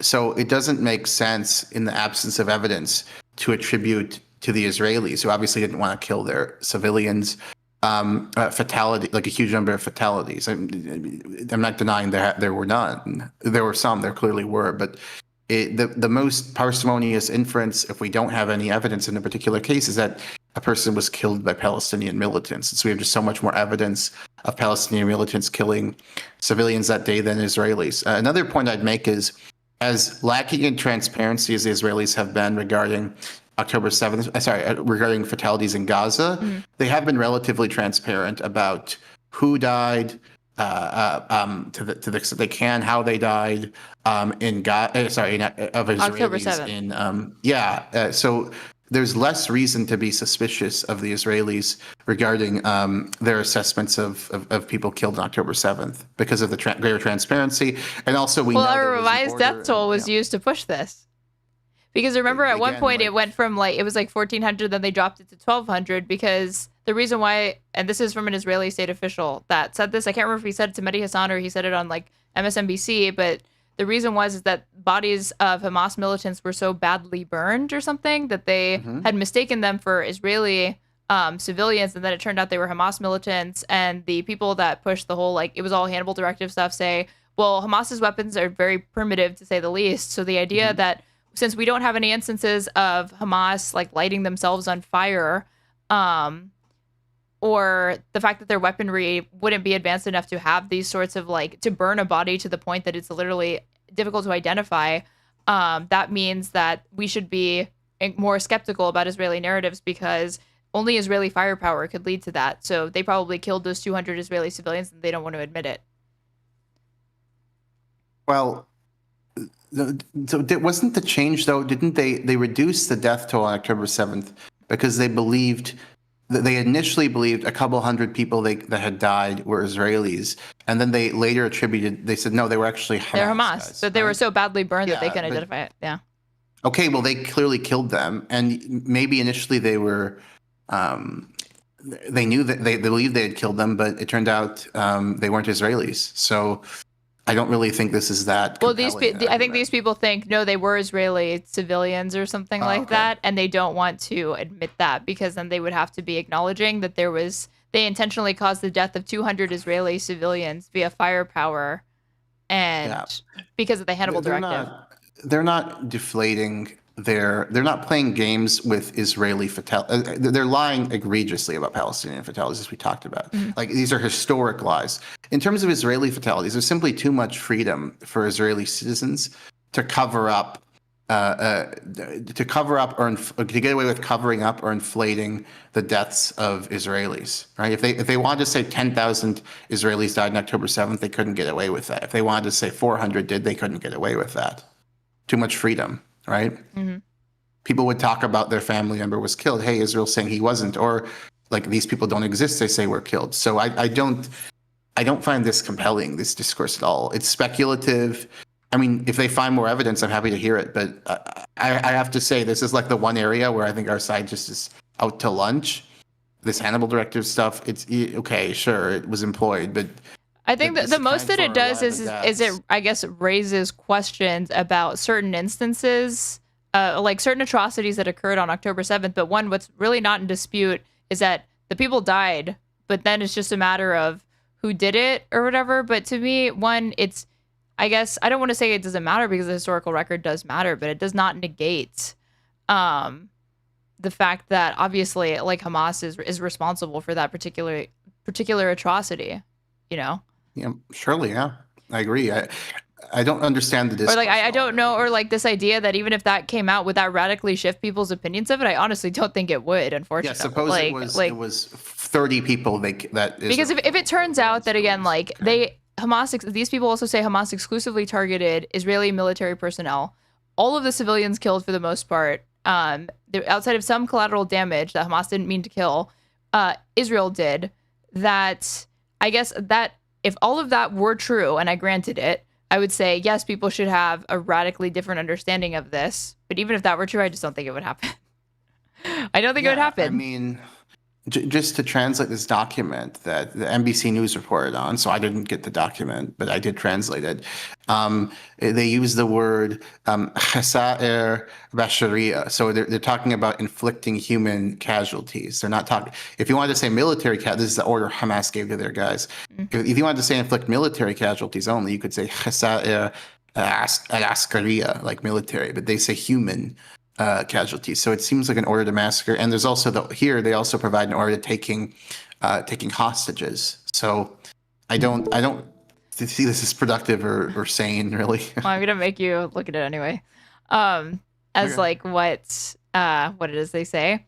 So this is Electronic Intifada reported this, and I guess to their credit, they source a lot of. It's not that the sources are bad. It's because a lot of the sources actually rely upon Haaretz, Ynet, like Israeli, Hebrew sources, or reliable Western sources that are in English. It's the editorialization and framing, obviously, that ends up being problematic. But the question is, the article is called "How Israel Killed Hundreds of Its Own People on October 7th." How many were killed by Israel? Despite initially claiming that 1,400 people were, quote-unquote, murdered by Hamas on October 7th last year, Israel soon began revising the figure downwards. In November, the Israeli government announced that 200 of this figure were in fact Hamas fighters, and this hyperlinks to their own thing. Is this We had the number at 1,400 casualties, and now we've revised that down to 1,200. I think you're a because we little understood further down. that we had overestimated. Do you know how links work straight away, or no? What do you mean? No, it's this. It's this video. Can you not hear it? Yeah, there. Oh, no, I can hear it. Oh, sorry, I'm not hearing the video. No, I'm not. Oh, you can't hear it? Oh, okay, Yeah. well, We had the number I'll at one- silence it and I'll read out the subtitles. So you have an Israeli politician saying, We had the number at 1,400 casualties, and now we've revised that down to 1,200 because we understood that we had overestimated. We made a mistake. They're actually bodies that were so badly burnt they thought were ours. In the end, apparently, they were Hamas terrorists. And this was on, when we make a mistake, we admit it. This was on MSNBC, November 17th, 2023. So that's what it hyperlinked to when it says in November, the Israeli government announced that 200 out of this figure were in fact Hamas fighters. They had been so badly burned by Israeli bombings that they were completely unidentifiable. This demonstrates how indiscriminate much of Israel's fire was that day. The Israeli death count now stands at 1,154, according to Al Jazeera. Of these, at least 314 are said to be in the UN report, are said in the UN report to have been, quote unquote, Israeli military personnel. In March, a comprehensive survey of 3 Israeli death tolls in Hebrew by the Al Jazeera investigative unit put the number of armed combatants higher, totaling 372. As well as soldiers, the Al Jazeera figures includes police, security guards, i.e. armed settlement militias, and quote unquote security personnel. The 7 days investigation concluded that officers from the Shin Bet, the undercover Israeli quote unquote internal security agency, were also sent to join the battle in the south, and then, quote, in the course of the fighting, 10 of the organization's people were killed. The English edition of the Haaretz database of the dead revealed the names of these people: Yassi Chahar, Smadar Mor Edan, and Omer Gavera. None of the 3 are listed in the database as combatants. It is therefore likely that the other 7 dead Shin Bet combatants are also secretly listed as quote-unquote civilians on the database.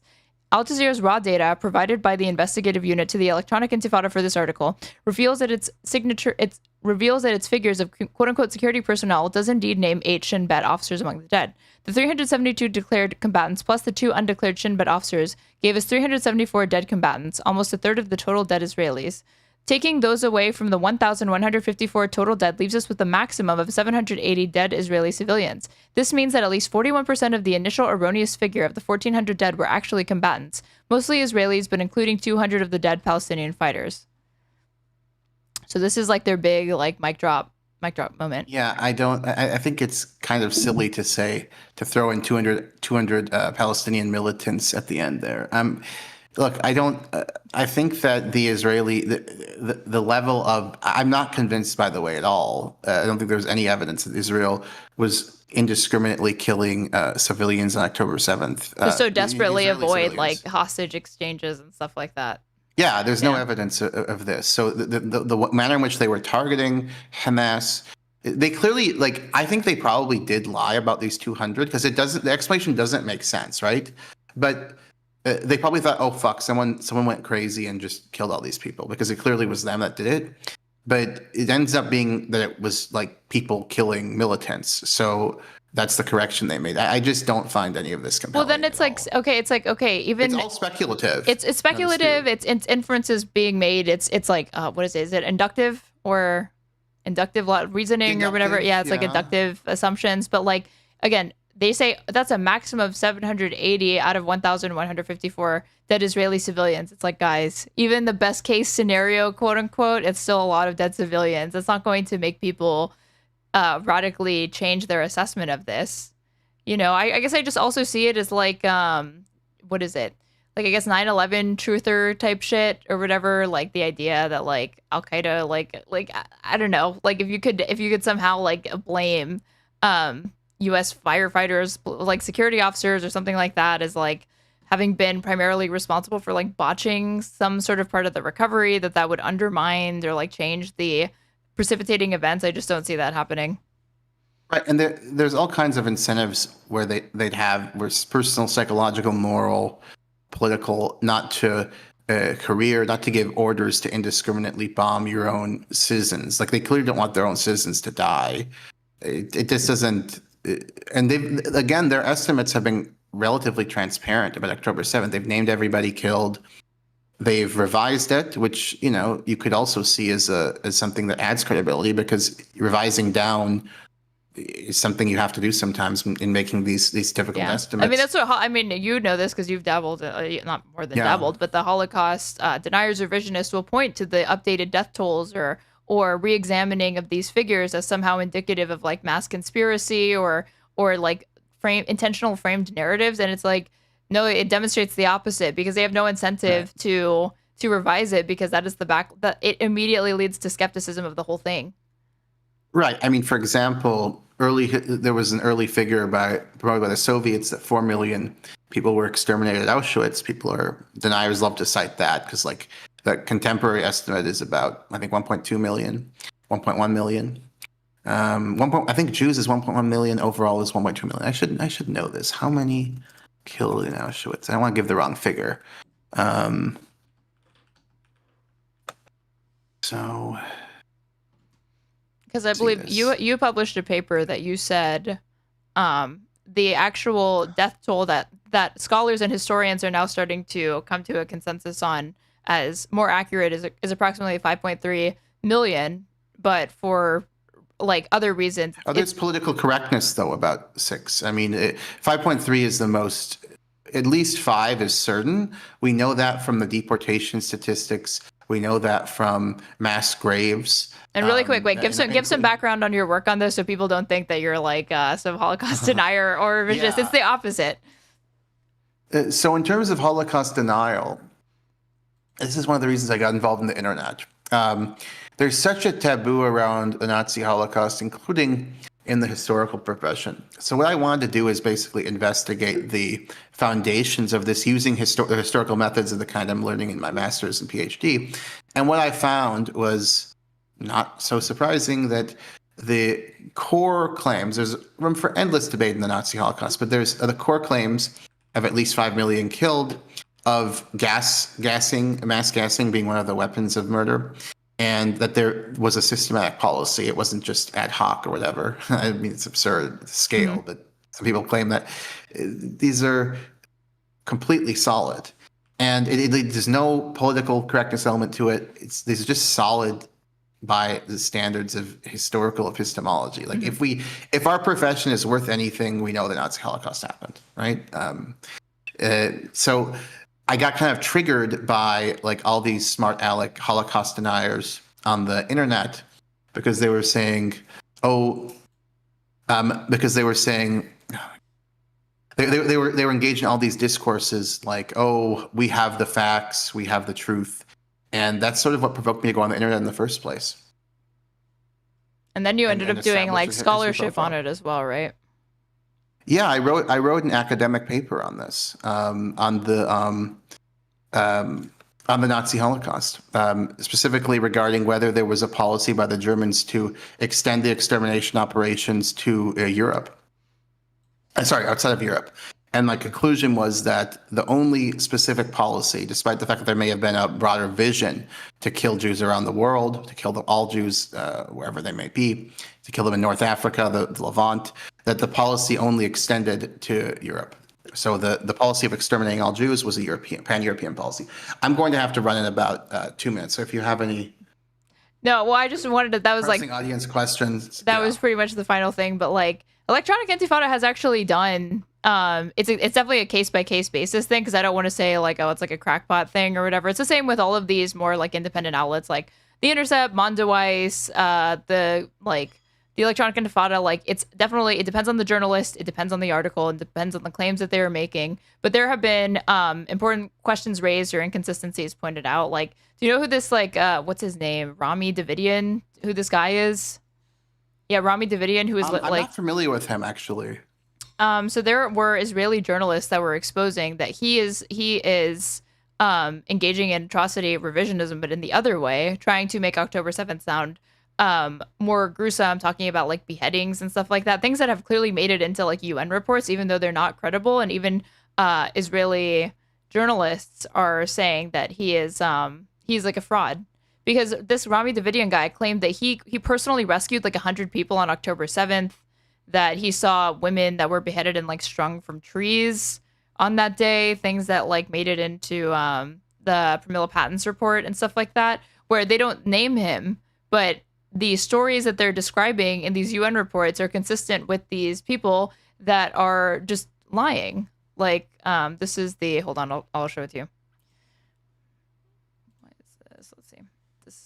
But after I get off the call, you should talk about Tucker Carlson. I'll watch that later. I'm excited for this interview. So this was by Raviv Drucker, who is like a journalist himself. He puts, earlier this afternoon, Channel 13 CEO I can't say his name, Emil something, Kalamzuk, called and said that he had decided not to broadcast the article about Rami Davidian, which was scheduled to air on Sunday on Makor. This is the first time we've talked about it. I told him that it would be a serious mistake because this was going to be an expose on Israeli television showing that this guy is going around lying about atrocities on October 7th for personal enrichment and gain. This is the first. I explained to him what the article was about, what it shows, what its public value has, and I asked him to watch it before making a decision. He said he had just arrived for the wedding, but that he should try to shorten his stay there and go watch the article. He asked us to agree to talk in the afternoon. After he had watched it, we agreed. An hour later, he wrote to me that the episode would not be broadcast and that his decision was final. 2 minutes later, a press release was issued. We prepared the article about Rami Davidian, in my opinion, with a lot of sensitivity to all the aspects. We had a lot of deliberations on this matter, and then they're talking about like the pushback. Why did we write the article anyway? And this is the most important part.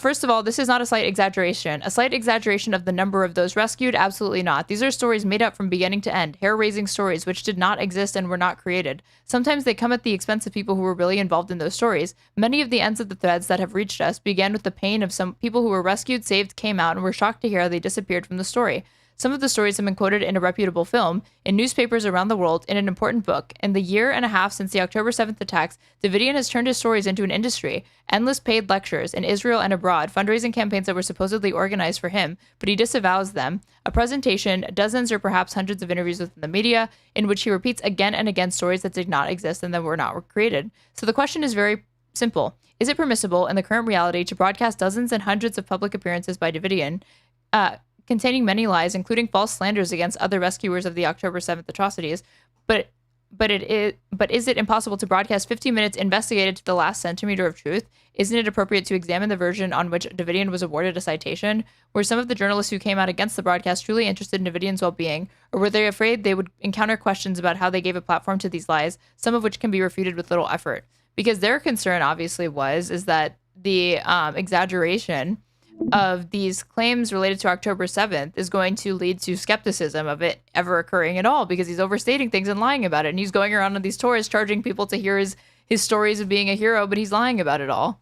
But Israeli, like Channel 13, did not want to air these exposés, I guess. So it's because like his fabrications are getting included in like reputable reports and stuff like that, and they shouldn't be. Right. And this is typical, though, I'd say, of atrocities. And 7 October wasn't a genocide, but it was a massacre, and you get this genocide too. You get this with the Nazi Holocaust, like the claims of that Jews were systematically made into soap and lampshades is not true, right? Doesn't mean the genocide it didn't happen, of course. So this is a typical aspect of atrocities. You get people adding color, adding fabrication to an event that's already horrific, but nevertheless, there's a strong susceptibility to invention. Mm-hmm. And I actually tweeted this out very early in fact, I think I retweeted it a few days ago just to show, hey, I'm knowledgeable about this stuff. People listen to me in the future. Like on 10 October, and I was one of the people who was emphatically condemning the attack, and I'm glad I did. Mm-hmm. But I was saying, there's going to be a lot of atrocity propaganda, and don't fall for it, or you're going to be doing essentially PR for Hamas, because they're going to point to, oh, you made this up so the whole thing could be invented, right? Yeah, exactly. So yeah, 40 beheaded babies and stuff like that. It's like it was on that level of lies and distortions. And Electronic Intifada was partially, I believe, if not entirely, like the outlet that had exposed and like noticed that this guy who was going around lying and being discredited even by Israeli journalists who were speaking out against him were making it into it. So that's why I said, like, I'm not trying to it needs to be treated with extreme caution and skepticism, but it's not all crap coming out of that outlet. I just would never cite it. You can use their primary sources that they cite. Those can be useful to examine on their own, but you don't have to buy their narrative or their editorializing surrounding it, obviously. Yeah, unfortunately, I've got to run. I've got to help. No, you're good. I have to figure out what to do if I'm gonna stream or like. It was just fun though. I want to come on again.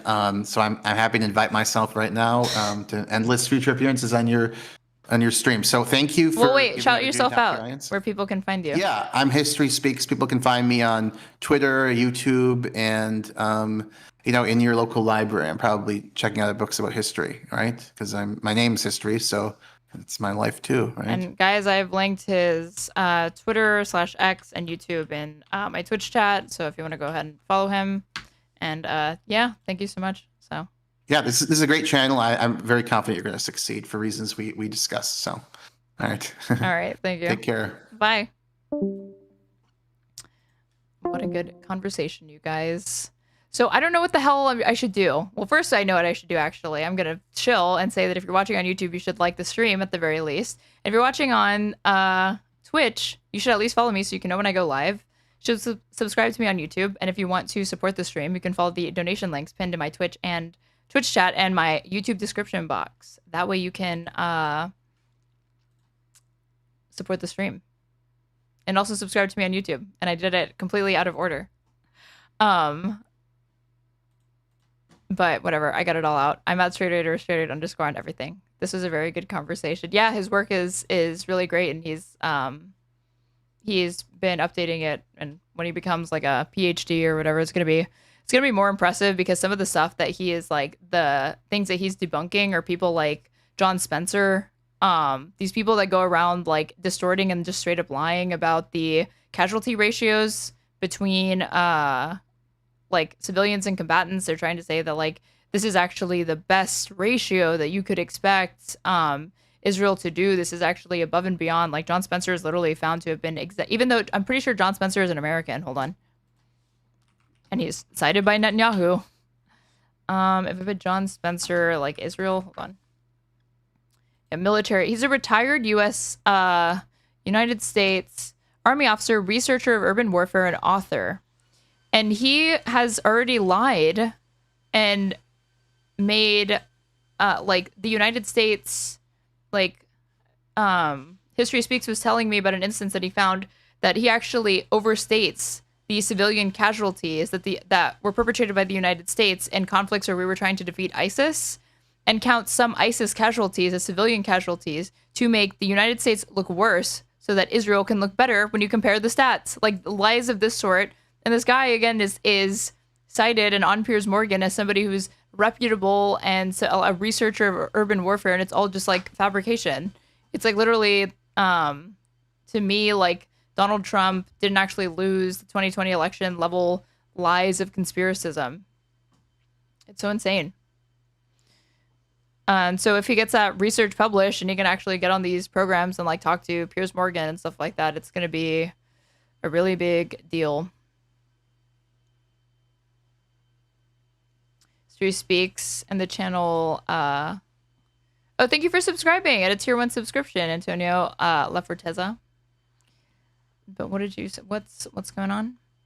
History Speaks and the channel Adar Weinreb have taken down Spencer's claims numerous times. Yeah, he was telling me right before we went on that he's like had debates and conversations with Richard Spencer, which is funny. I didn't even realize that. But he's also debated like, is it Stryker? I think maybe it's like other notorious like Holocaust denialists and revisionists or whatever, and that was like that's how he garnered the YouTube audience that he has now, because he has like 35,000 YouTube subscribers, maybe 36,000. And it was debunking Holocaust deniers and Holocaust revisionists. And then he started being outspoken about the Gaza genocide, and all of that flipped. He says he feels like he like alienated his native audience because he noticed a lot of people unsubscribing after he started making those videos. Which they should have, because if the scholarship was good in one instance or whatever, they should be willing to hear him out that the scholarship that he's doing with respect to Gaza is worthy of consideration, obviously. But yeah, I think it's going to be a breakthrough. There's also like a Wikipedia article, if I put like disinformation in the Gaza war or something like that, misinformation in the Gaza war. His work is also cited on this Wikipedia page that talks about misinfo and disinfo that's been propagated ever since October 7th. But yeah. So give me 1 second, you guys. I'm gonna play some music. I'm gonna be right back. I'm gonna figure out if we're doing Ted Cruz and Tucker Carlson next, or what the hell else is to come. So.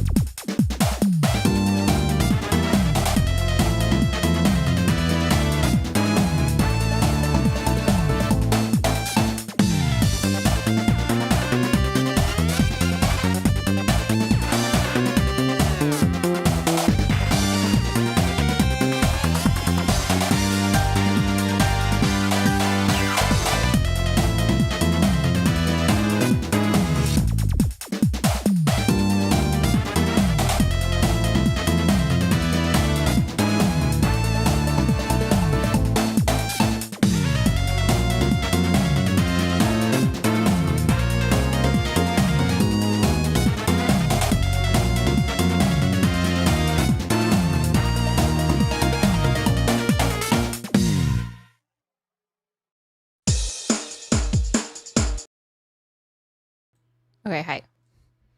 We'll hit the corner again. I noticed yesterday because I went offline because my internet had like an outage. They're doing maintenance in my area unexpectedly.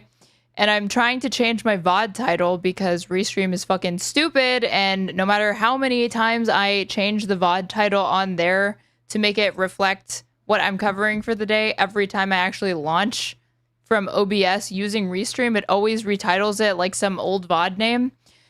And my desktop doesn't have any Wi-Fi, and so I'm trying to change the titles on mobile, and I noticed that the only clips that exist for my stream are people that have found instances of the DVD hitting the corner. The DVD logo in my waiting screen hitting the corner. It must be documented for those that deny this phenomenon, though, so I support it. Okay, but what the hell is going on with Tucker Carlson, you guys? What the hell is going on here?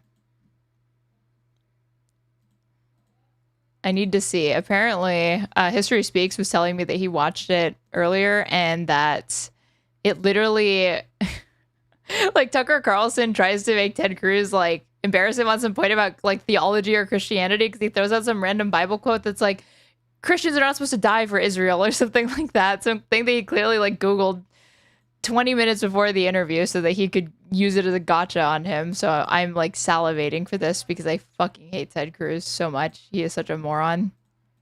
And, you know, but I can scream that from the rooftops all day long. It doesn't really matter.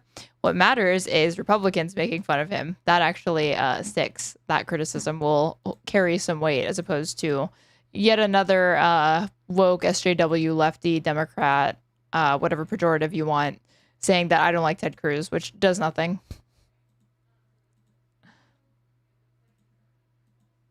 Let's see if I put like what Ted Cruz, Tucker Carlson full. Where does he stream? Damn. So where did he do this? So this was Tucker Carlson berates Ted Cruz over a bellicose stance on Iran.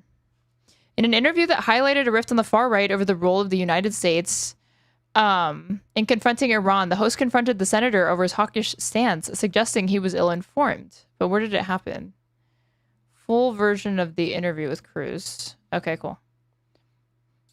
I could just be me. Maybe other people can tell me if this is true, but I swear to God that the New York Times used to not hyperlink directly to these sorts of sources in their reporting. But maybe it's been that way for several years and I just didn't notice it. But I swear for a while, it's like they would say stuff like that, but they wouldn't. You would have to go find it yourself.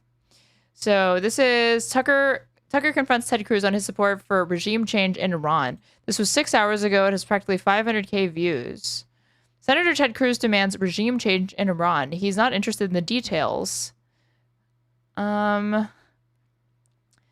do this. Ted didn't calculate the cost benefit of doing this interview. Tucker being forced out of Fox is one of the greatest events of this decade. Okay. Chill. He was forced out because of the fucking lawsuit. You guys, like, chill. That's not the W you think it is. Our politicians are complete dirtbags. I don't disagree with that. This video will be a classic in 10 years. Okay, so looks like this is not well received by the Tucker Carlson audience. The paleocons. So let's see. Let's see if Tucker Carlson BTFOs Ted Cruz substantively, or if he does BTFO him, but it's on like cheap rhetorical gotchas that Ted Cruz couldn't counter because he just didn't have it in the moment. But yeah, Tucker, and really quick, I want to see Tucker Carlson. So what's this fancy lad's education? Let's see. He has to have a degree from something or somewhere. Briefly enrolled at a boarding school in the canton of Geneva in French-speaking Switzerland, but he was kicked out, quote unquote. Ominous. He attained a secondary education, but where did he go? He spent 4 years attending Trinity College in Hartford, Connecticut, and graduated in '91 with a bachelor's in history. Carlson's Trinity yearbook describes him as a member of the Dan White Society. What the hell's this? An American politician who assassinated George Moscone, the 37th mayor of San Francisco, and Harvey Milk, a fellow member of the San Francisco Board of Supervisors. Okay, weird. an apparent reference to the American political assassin who murdered San Francisco Mayor George Moscone and the supervisor Harvey Milk. After college, Carlson tried to join the CIA, but his application was denied. Oh, so he tried to be like an actual fucking spook. I didn't know that. How did I not know that Tucker Carlson tried to do that? After which he decided to pursue a career in journalism with the encouragement of his father, who advised him that they'll take anybody, which is, his father was not wrong, versus Ted Cruz. Ted Cruz is an ice-chewing psychopath, but I'm pretty sure he also has a degree from like Harvard. Yeah. So he studied public policy at Princeton University. While at Princeton, he competed for the American Whig Philosophic Society's debate panel and won the top speaker award at both the 1992 U.S. National Debating Championship and the 1992 North American Debating Championship. It is insane to think that there were people in college that enjoyed listening to Ted Cruz speak and also gave him awards for that. In 92, he was named the U.S. National Speaker of the Year with his debate partner, David Panton, Team of the Year by the American Parliamentary Debate Association. Cruz and Panton later represented Harvard Law School at the 1995 World Debating Championship, losing in the semifinals to a team from Australia. Will history be repeated here? Will Ted Cruz lose in the semifinals to Australia, aka Tucker Carlson? Because he was, again, he went to Harvard Law School, and he was a John M. Olin Fellow in Law and Economics, primary editor of the Harvard Law Review, executive editor of the Harvard Journal of Law and Public Policy, founding editor of the Harvard Latino Law Review. Referring to Cruz's time as a student at Harvard Law, Alan Dershowitz said that Cruz was off the charts brilliant. Wow. When Alan Dershowitz endorses somebody, you just know that they're creme de la creme. Cruz graduated from Harvard Law in 95 with a Juris Doctor degree, magna cum laude. So let's see if this fancy lad can beat Trinity College. Thank you very much for spending the time to have this conversation. It's good to be with you. So you've come out for regime change in Iran, as distinct just from taking out the nuclear sites. What does regime change look like in Iran? Somebody else in charge. How do you get there? Look, that ultimately has to be a popular uprising from the people. And it's not a complicated question. Is America better off with... How do you do that? Well, they need to do an uprising. Okay, I don't agree. I agree. Can you explain how Israeli airstrikes are going to bring about that outcome?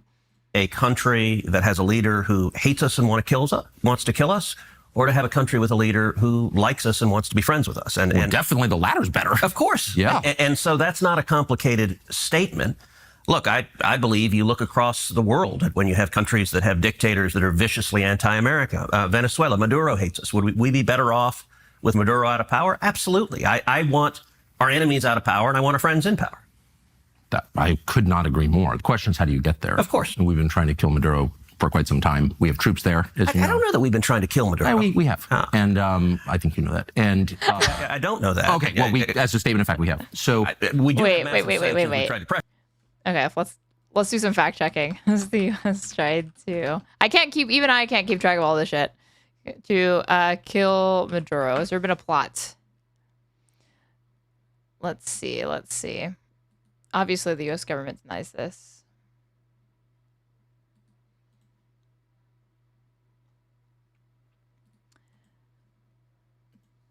Okay. So 8 months ago, U.S. rejects claim of CIA involvement in alleged plot to kill Maduro after Venezuela arrests 6. State Department says allegations of American collusion are categorically false, as U.S. Navy member identified among foreign citizens detained. This is September 14, 2024. U.S. State Department rejected allegations of CIA involvement in an alleged assassination plot against Nicolas Maduro after Venezuelan officials announced the arrest of 3 Americans, 2 Spaniards, and a Czech on Saturday. The claims of a plot against Maduro, the Venezuelan president, whose recent re-election is contested, were made on state television by Cabello, the interior minister.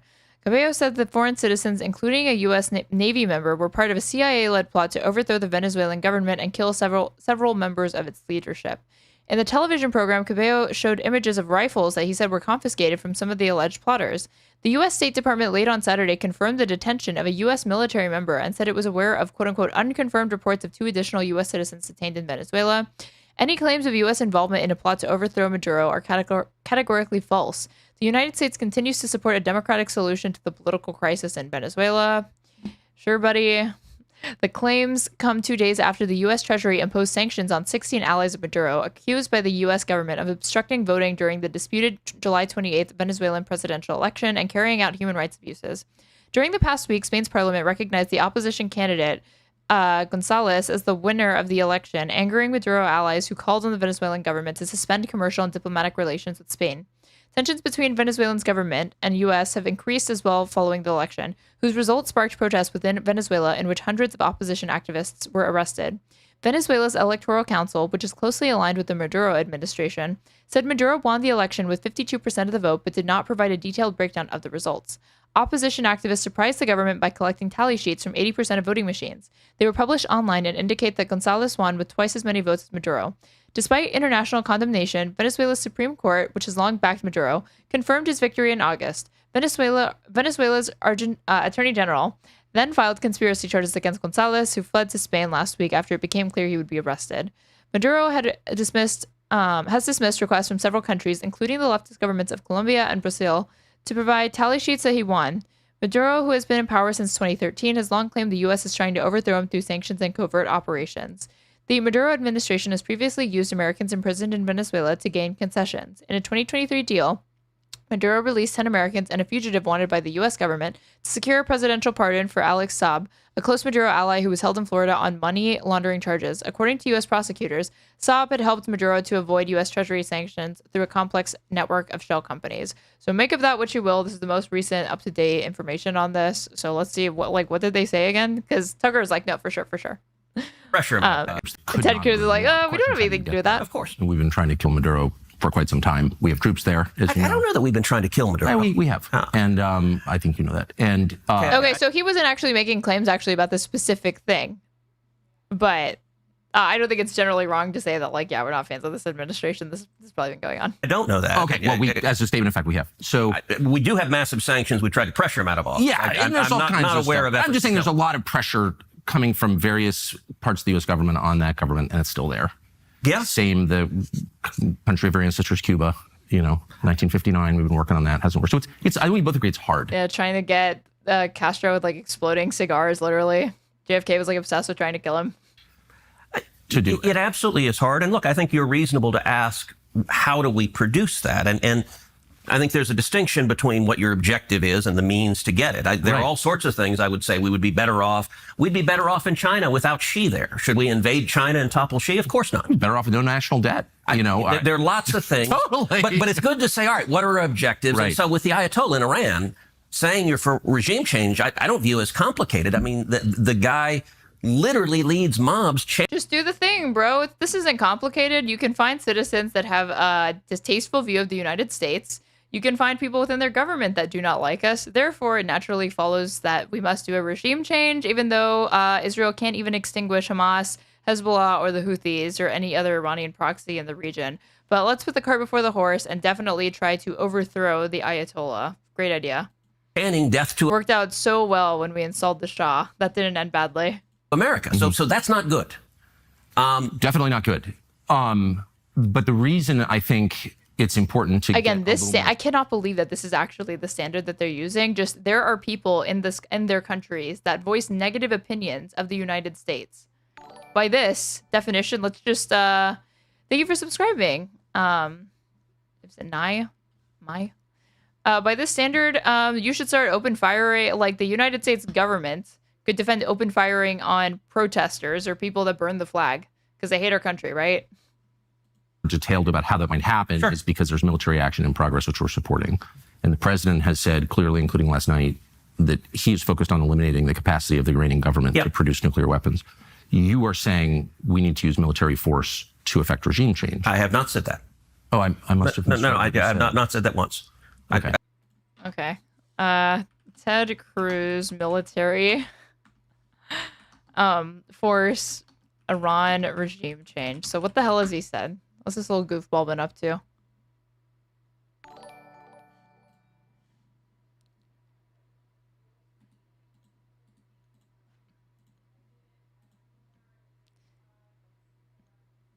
This is June 18th.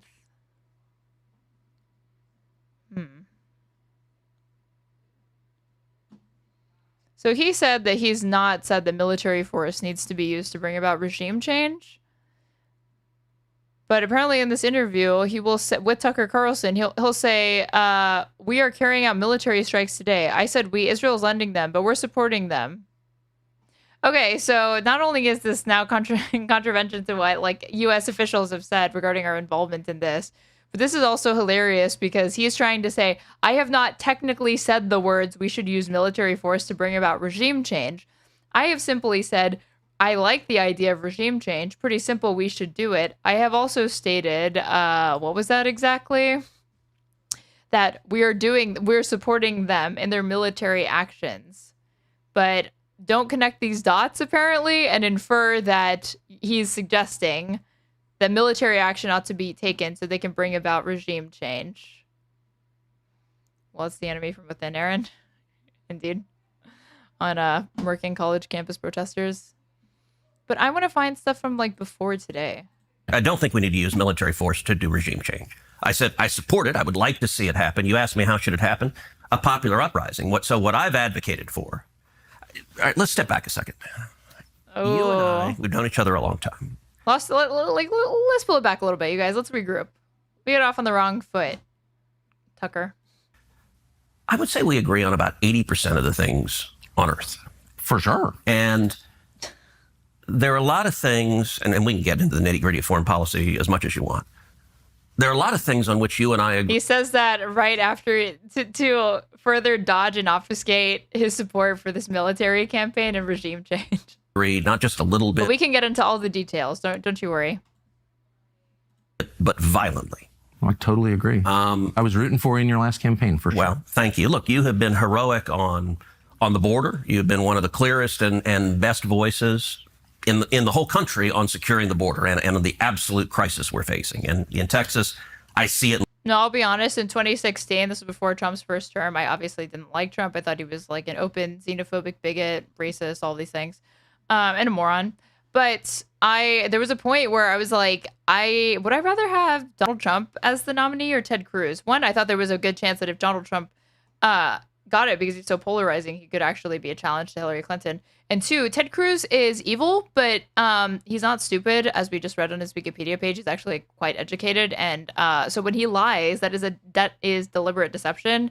And I'm like, would I rather have like a crazy, volatile person who believes stupid and evil things, or would I rather have somebody who is actually intelligent and knows how to enact a dangerous MAGA, or like not MAGA, but Republican agenda, like Ted Cruz? I was like, like I fucking hate this guy. Live it every day. In COVID, in fact, you may recall in the middle of the COVID lockdown, I was out walking my dog when the whole world was shut down and we were living in lunatic times. And I called you and said, Tucker, your nightly monologues are the single best thing on television. Like I watch them like an injection of. Let's throw it back, Tucker. Remember when I glazed you during the pandemic? Why are you doing this to me? Why are you pressing me on these things? Why are you not doing like the puff piece interview? I praise you because you do those. Do it to me right now, please. Crack. Okay, I'm mixing my metaphor because you don't inject crack, but you get what I'm saying. Try.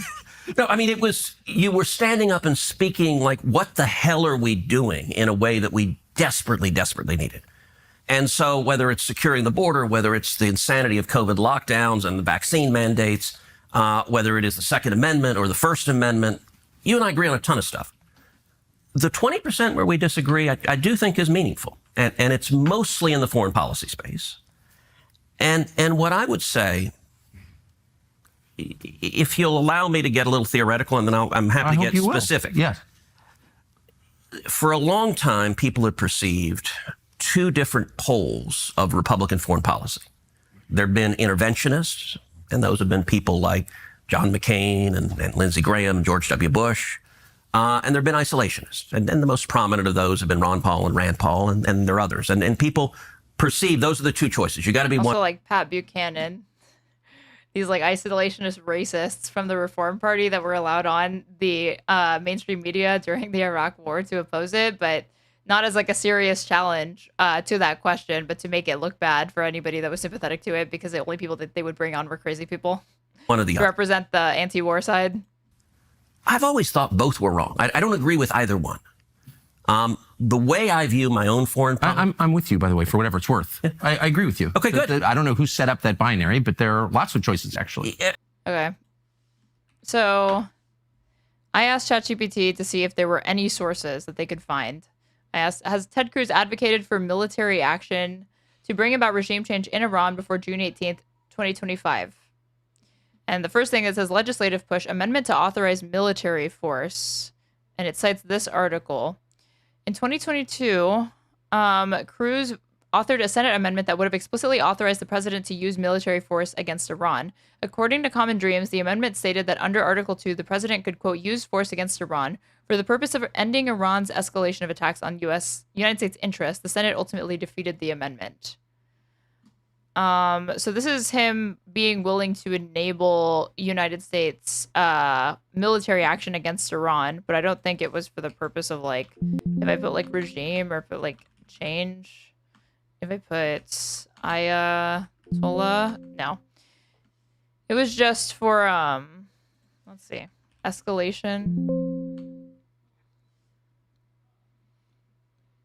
It's just vague. Use force against Iran, a state responsible for conducting and directing attacks against the United States force in the Middle East, and to take actions for the purposes of ending Iran's escalation on attacks and threats to United States interests. But this is, like, very vague. And then in 2014, or I'm sorry, no, December 2024, Cruz publicly called for regime change in Iran, advocating heightened U.S. leadership, including hardline sanctions, and referring to the Iranian regime as genocidal. So during a bipartisan event at the U.S. Senate, he delivers a passionate speech advocating for renewed sanctions on Iran and a tougher U.S. policy towards the Iranian regime. Criticizing the Biden administration's approach, Cruz highlighted how the easing of sanctions allowed Iran to boost its oil exports from 300,000 to 2 million barrels per day, generating funds that have supported groups such as Hamas and Hezbollah. He vowed that stringent oil sanctions would be reinstated on January 20th to cripple Iran's financial resources. Cruz did not hold back in his condemnation of Iran's supreme leader, Ali Khamenei, calling him, quote, theocratic, homicidal, genocidal lunatic. Yeah, what about you, dude? This is, like, pure projection. I mean, it's, like, probably true or whatever, but, like, that, all of that applies to him. He stated that Khamenei's calls for death to Israel and death to America should be taken seriously and argued that strength, not weakness, is the only language tyrants respect. Cruz expressed optimism that a change in U.S. leadership would mark the end of Iran's unchecked influence. So I feel like it's not crazy to say that if you pair him trying to get an amendment in 2022 passed to authorize the president to use military force against Iran and then say they're a genocidal regime that needs to go, and in the context of you advocating for economic sanctions to bring about that, that even if it's like you wouldn't like link those two, you couldn't link it directly together or whatever, you could still obviously rationally and reasonably conclude that yes, he has a very hawkish posture towards Iran specifically. And then more about the statements that he said in like April of 2025. So what did he say here? In April 2025, Cruz stated, everything we can do to prevent Iran from acquiring a nuclear weapon and ultimately to support regime change in Iran would be an improvement in U.S. national security. I think we have many points of leverage short of military action, economic and diplomatic pressure can have a profoundly powerful effect, he added. The Ayatollah's intentions are unquestionably hostile. He is a theocratic, genocidal lunatic. So once the amendment fails, then he tries to like increase sanctions and like ups the rhetoric saying they're genocidal and like need to go. This is how we can bring it about. But I guess in combination with backing Israel, plus with the past statements that he's made, is it that much of a stretch to say he obviously supports military action to bring about regime change when you look at his record of advocacy? I mean, one. The way I view my own foreign policy. I'm with you, by the way, for whatever it's worth. I agree with you. Okay, good. I don't know who set up that binary, but there are lots of choices, actually. I mean, people sort of naturally fall into, I think they want to classify people, and they're like, okay, you're one or the other, and you got to be all or nothing. And the interventionists, it seems, have never seen a country they didn't want to invade, and that doesn't make any sense to me. And the isolationists, I think, don't take the threats to America seriously, and I think that's naive, and it doesn't work. And so my view, I consider myself a third point on the triangle. And what I describe that as is that I am a non-interventionist hawk, which sounds a little weird, but what do I mean by that? It's like a complete oxymoron, but whatever. I mean the central touch point. I mean that I'm fine making their economy scream so I can get favorable outcomes for the United States. For U.S. foreign policy. Even though that's devastating in significant ways that are different than the way the military action is. Policy, and for any question of military intervention, should be the vital national security interest of the United States. How does this make America safer? How does this protect Americans? If it does, we should be strong. And actually, another way of conceiving what I'm saying, I'm speaking theoretically, but Reagan referred to it as peace through strength.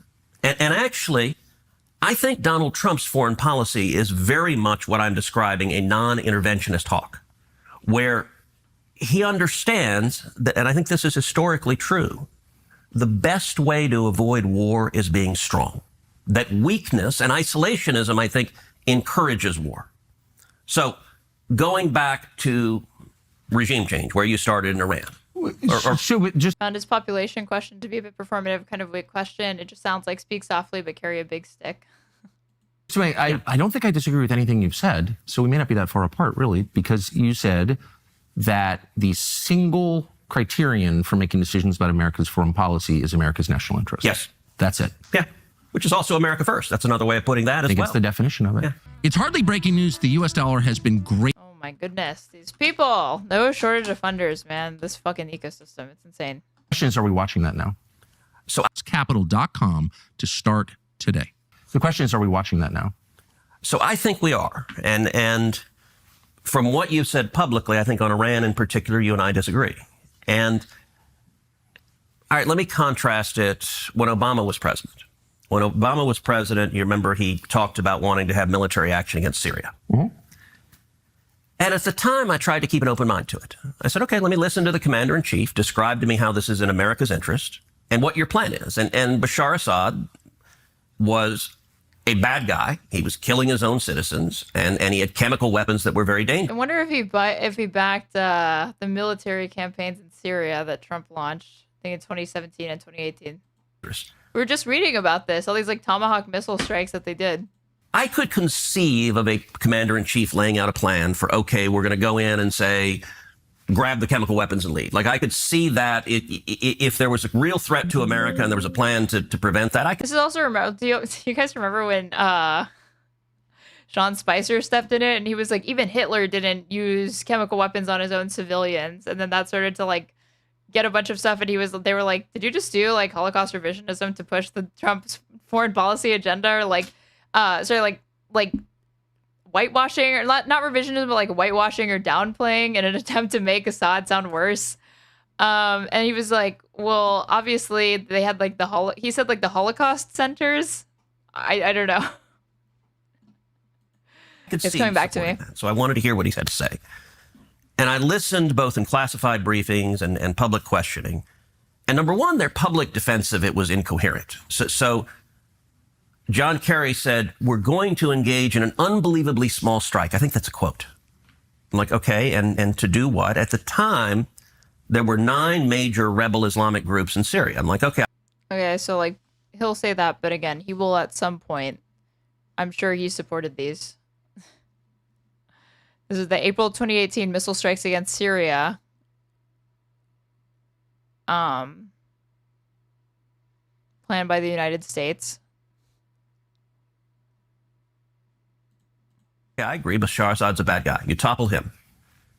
And one of the 9 other groups takes over. 7 of them were affiliated with radical Islamic. And then this was 2017. On the morning of April 7, 2017, the United States launched 59 Tomahawk cruise missiles from the Mediterranean Sea into Syria, aimed at an airbase controlled by the Syrian government. The strike was executed on the authorization of U.S. President Donald Trump as a direct response to the Khan Shayun chemical attack that occurred on April 4th. The strike was the first unilateral military action by the U.S. government targeting the Syrian government during the Syrian civil war. So it's funny that he's like, Obama doesn't have the evidence for it, but apparently Trump did. Terrorism, just a few years later. I mean, things can always change, but Al-Qaeda and Al-Nusra. I'm like, wait, how is it better to have lunatics who hate us in charge? Assad's a bad guy, but I don't want worse guys in charge. Obama administration couldn't give an answer to that. And ultimately, when you press them, John Kerry in particular, I pressed, and he would say, well, we need to defend international norms. Like, what the hell is an international norm? I don't know what it is, but I'm not interested in putting U.S. servicemen and women in harm's way to defend one. Amen. So I opposed the Syria tech and opposed it vocally. And it was interesting. Rand and I agreed. Rand's a friend of mine. But we agreed with that position for different reasons. What I was asking is I think the question we should ask, how does this make America safer? The Obama administration couldn't give me an answer, so I opposed it. I think Iran is very different. Let me ask what you think of how Syria wound up, because Bashar al-Assad now lives in Moscow. Yeah. He was taken out by our allies, and he's been replaced by a radical Islamist who was... Okay, I found it. The John Spicer thing. He compared Assad to Hitler. The job of the White House press secretary is to articulate the positions of the president and to clean up the occasional presidential mess. They are not supposed to create any messes for the president. But it happened again today when Sean Spicer made one colossal error. He was comparing Syria's dictator to Hitler and suggested that Hitler did not use poison gas on his own people. The Holocaust apparently was not on Spicer's mind today, and to make matters worse, this is the Jewish holiday Passover. Here's Nancy Cordes. Oh, the double whammy. We didn't use chemical weapons in World War II. It isn't often that Hitler is compared favorably to anyone, but it happened today. Show the clip. These White people, House press the secretary fucking has talking over condemned it. Syria's Bashar Assad for gassing his own people. You had someone as despicable as Hitler who didn't even sink to using chemical weapons. It was a startling comment from someone who surely learned in high school that Hitler sent millions to the gas chambers. Spicer's clarification only led to more confusion. I think when you come to sarin gas, he was not using the gas on his own people the same way that Assad is doing. I mean, there was clearly, I understand your point. Thank you. Thank you. I appreciate that. There was not he brought him into the Holocaust Center. By Holocaust centers, he apparently meant concentration camps. The executive director. Yeah, he was press secretary for like a month. Is affiliated with ISIS, so is that a win or no? Yes, and he was the White House Easter Bunny. That is also true. Unclear. Look, Syria's a mess, so I've consistently opposed. But we had a secular leader in a religious... Is Tucker going to call out the fact that I'm sure he supported Trump on those strikes? An ethnically diverse country. Now we have a religious extremist, Islamic religious extremist, who's overseeing the purge of Christians and Alawites. Is that better? That doesn't seem well, like look, a win. One of the things you said is he was taken out by our allies. I don't think that's right. Israel didn't take Assad out. What happened, and I'll tell you... What about Turkey? Turkey didn't take him out. So it was interesting. I had a long... How did Assad get kicked out? Yeah. When... This is 2015 in Vox. Hold on. I'm just going to skip it. I'm sure I'd have to pay for it if I didn't have it. This was... Oh my God, this is very ugly. Let me do it this way. Hold on. No, how is this not archived? Hold on. Here's Ted Cruz's totally incoherent answer on how he'd beat ISIS. This was December 16th, 2015. Ted Cruz is fond of saying America should carpet bomb ISIS. The New York Times, in a recent editorial, called him Ted Carpet Bomb Cruz because it's his favorite line. So on Tuesday night, Wolf Blitzer asked him what the hell he meant. Cruz's answer did not make very much sense.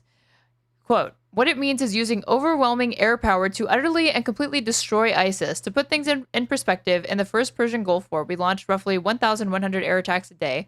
We carpet bombed them for 37 days, saturation bombing, after which our troops went in and mopped up what was left of the Iraqi army. Right now, Obama is launching between 15 and 30 air attacks a day. We need to use overwhelming air power, and we need to be arming the Kurds, and we need to be fighting and killing ISIS where they are. To be clear, this is totally incoherent. The term carpet bombing means mass unguided bombings in populated areas. That is not what happened in the Gulf War. Moreover, in the Gulf War, the United States was fighting an actual military as opposed to a terrorist group pretending to be a government.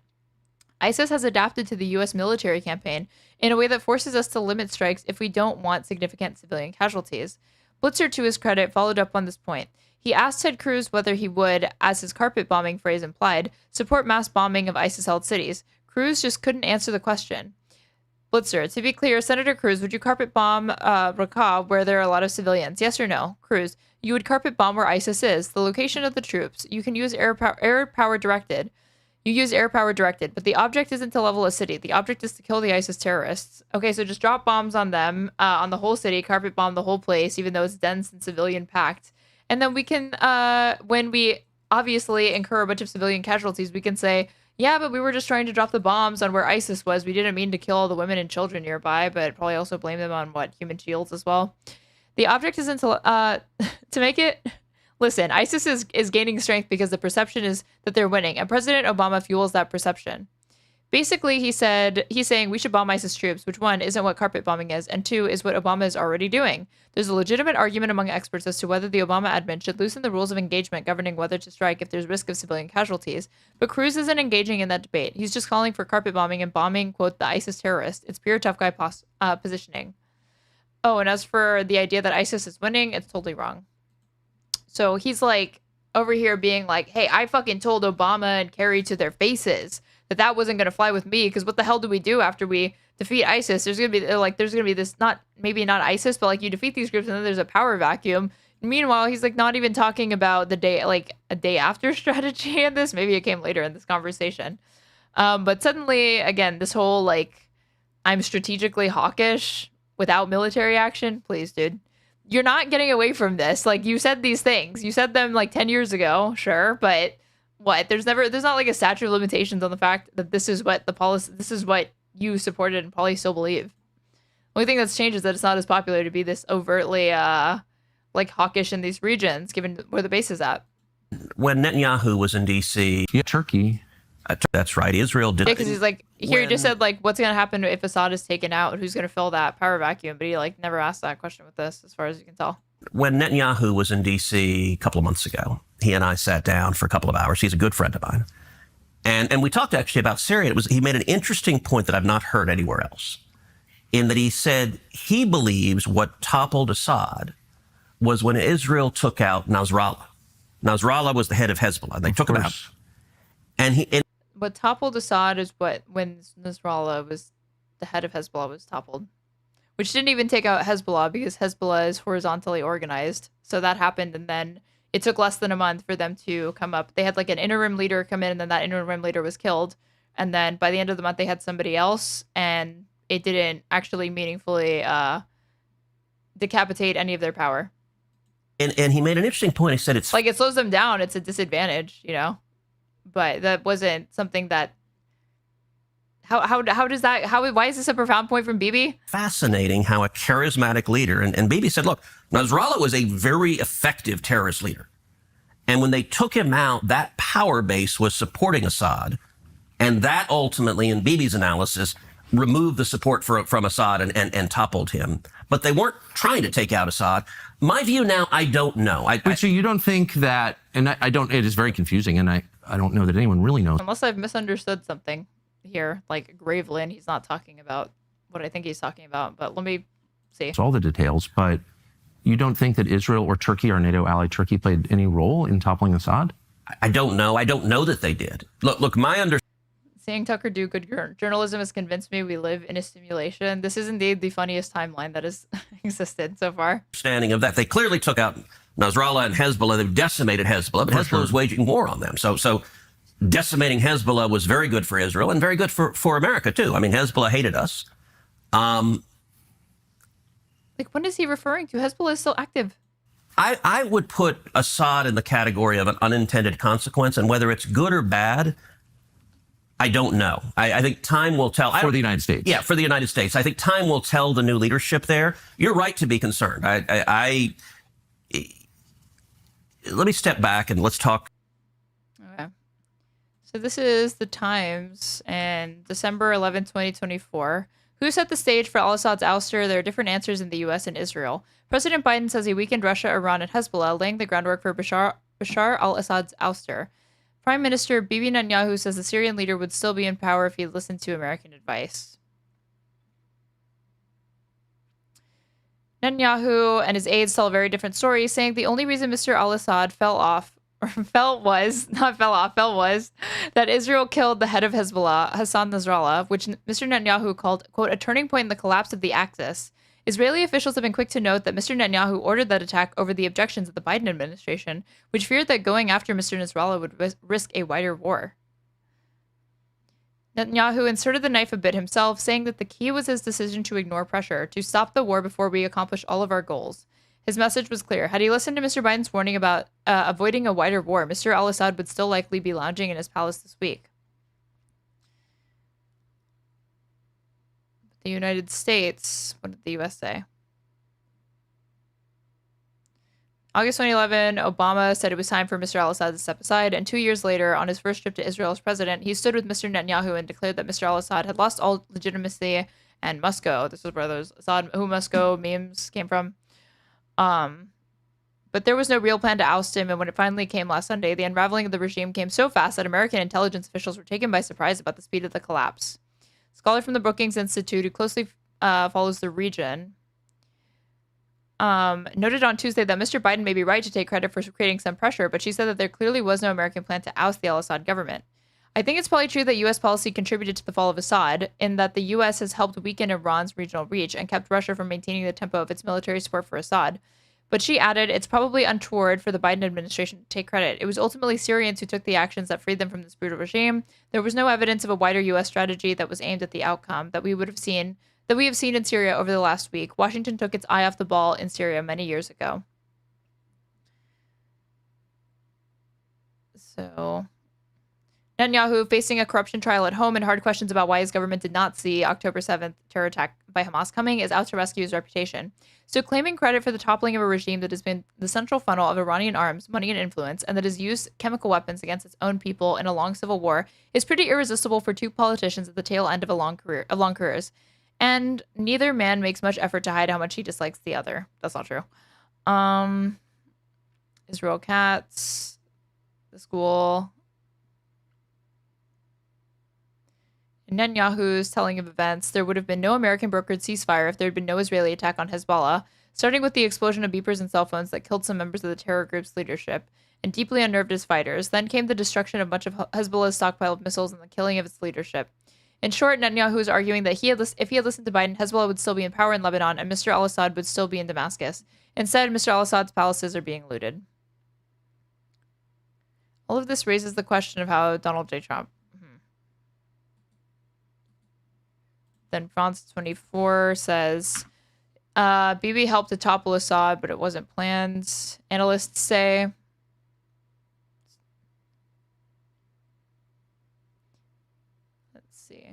Speaking while undergoing domestic pressure over the fate of Israeli hostages in Gaza in a corruption trial, Bibi said Assad's demise was, quote, a direct result of the blows we've inflicted on Iran and Hezbollah, Assad's main supporters. But research fellows at the Institute for National Security Studies in Tel Aviv said that while it was true Israel helped precipitate events in Syria, Assad's fall was an unintended consequence. It's obvious that what Israel did has definitely led to that, but I doubt they had a strategy to do so. Nobody calculated how the fact that Iran and Hezbollah were so weakened would damage Assad's ability to protect himself and his regime. It's like dominoes. Another analyst said the claims had some legitimacy. It's like dominoes. You topple the first and then the second topples and so on. Okay, like domino theory. Got it. That's the level of analysis that's being put there. And that page does not exist. NBC News explaining it. Will tell For the United States. Yeah, for the United States. I think time will tell the new leadership there. You're right to be concerned. Let me step back and let's talk regime change generally. Not good journalism just because Tucker is saying things you're like, okay, being serious or whatever, not memeing, that is true. But I welcome any interview that makes Ted Cruz squirm. I mentioned Syria. I also opposed the Iraq War. I think the Iraq War was a serious mistake. And we have a pattern, and going back to this binary of the interventionist and the isolationist. The interventionists advocate over and over again, there's a bad guy, there's a dictator who's doing bad things to his people, and they say, let's go topple him. And you have dictators in the Middle East who are killing radical Islamic terrorists. We come in and topple them. The radical Islamic terrorists take over, and they start killing Americans. In my view, how the heck does that help us? Like, Saddam Hussein was a horrible human being. He murdered and tortured people. Unequivocally bad guy. But it got much worse after we toppled him. And you ended up having ISIS rise up. I mean, that was the cause of ISIS, was toppling Saddam Hussein. Same thing in Libya. You had Gaddafi, another horrible guy, that under Obama, we toppled him. And you ended up having radical Islamic warlords. So is the argument going to be that we should follow Israel into all of these military actions? Because if you weaken it, it's going to be like what that analyst said that was praising Bibi. That, oh, it's like dominoes. If you weaken all of this, they all start falling or whatever. And that's why I'm going to support Israeli actions, military actions, because it brings about regime change. Taking over. And so it's the question without like directly like occupying or occupying the country and like forcing it or something like that. Like it causes so much instability that people overthrow it. Yes, in Syria. Okay, well, what's the plan? And how is this good or bad for the United States? And so I don't think with Iran, I view Iran as very different from Iraq. But up to that point, you say we disagree. I don't hear really anything. I'm not quite sure what happened in Syria, but I don't know. So, right. But other than that, I don't hear anything I disagree with at all. Yeah. Sounds like we're in a complete agreement. I wonder, though, is there a successful regime change that the United States supported that you're aware of in the last 100 years? Sure. Defeating the Soviet Union. And the Soviet Union. Wait, what is it? 100 years. For regime change that the United States supported that you're aware of in the last 100 years? Oh, cool. We got rid of the Soviet Union, then came the Kremlin after like the free market free-for-all. Sure. Defeating the Soviet Union. And the Soviet Union collapsing, winning the Cold War. That was the most consequential step for U.S. national security interests of our lifetimes. Okay. Sounds like let Israel do all the dirty work. Yeah, but there is no way for Israel to do all the dirty work because they need U.S. support to be able to even carry this out. But he's trying to make some argument that here is how it's not hawkish and it's strategic and it's going to bring about all of these like regime change or whatever without there being direct military occupation or interference or excessive intervention that's going to require U.S. personnel, that we can just use Israel as our own proxy to defeat the Iranian regime or something like that, which I'm sure he like would be like a wet dream for him, but I am highly skeptical that that would actually bring about that outcome. Okay. And so you would classify that as a regime change that we affected? Absolutely. Okay. Look, you and I are in my office. We're sitting next to a painting of Reagan in front of the Brandenburg Gate. And up top are the words, "Tear down this wall," in German, in the style of the graffiti.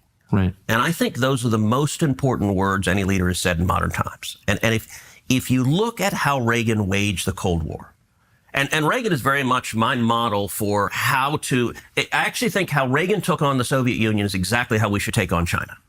Now, starting from the point, look, Reagan was not an interventionist. In 8 years. Now we're on China talking about Reagan. What? It's the biggest country Reagan This is the question is, was the Iraq War a mistake? ever invaded was Grenada.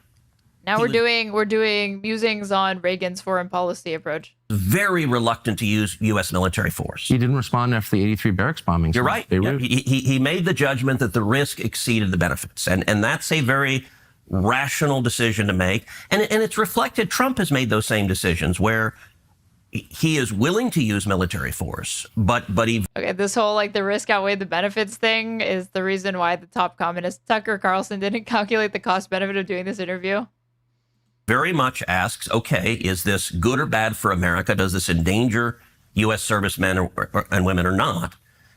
And one of the points about the Cold War, look, nobody in their right mind wanted a shooting war between America and the Soviet Union. The two biggest nuclear powers on Earth firing bullets at each other is really unhealthy. I'm sure if he would have wanted that. For human beings. Around and how to Same say. thing is true with China. Nobody with any sense says, hey, let's go to war with China. That's really dumb, and a whole lot of people could die.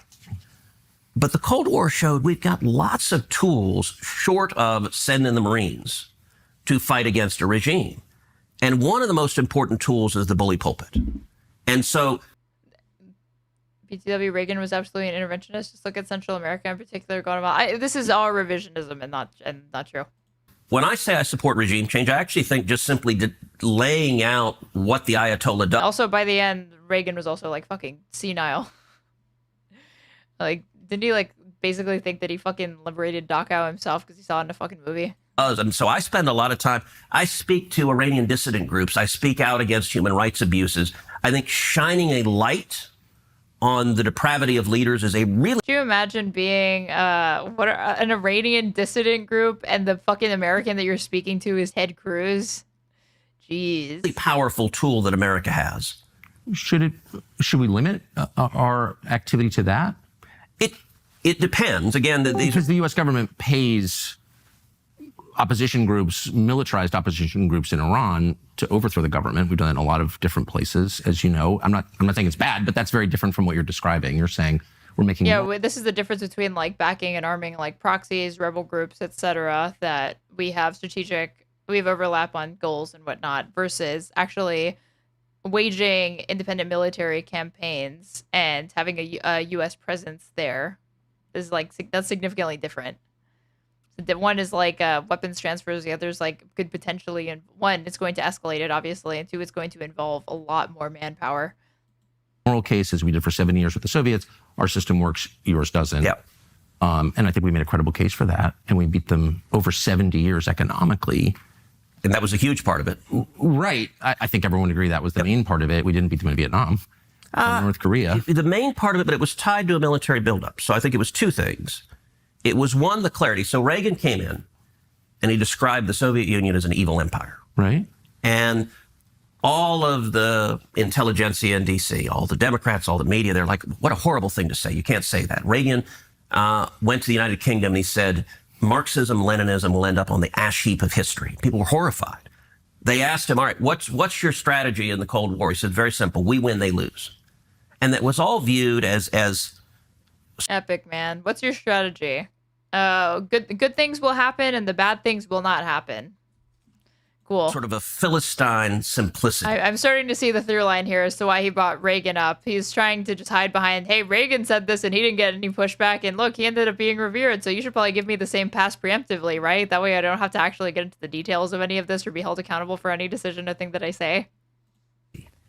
And I think it was exactly right. And laying that out, speaking...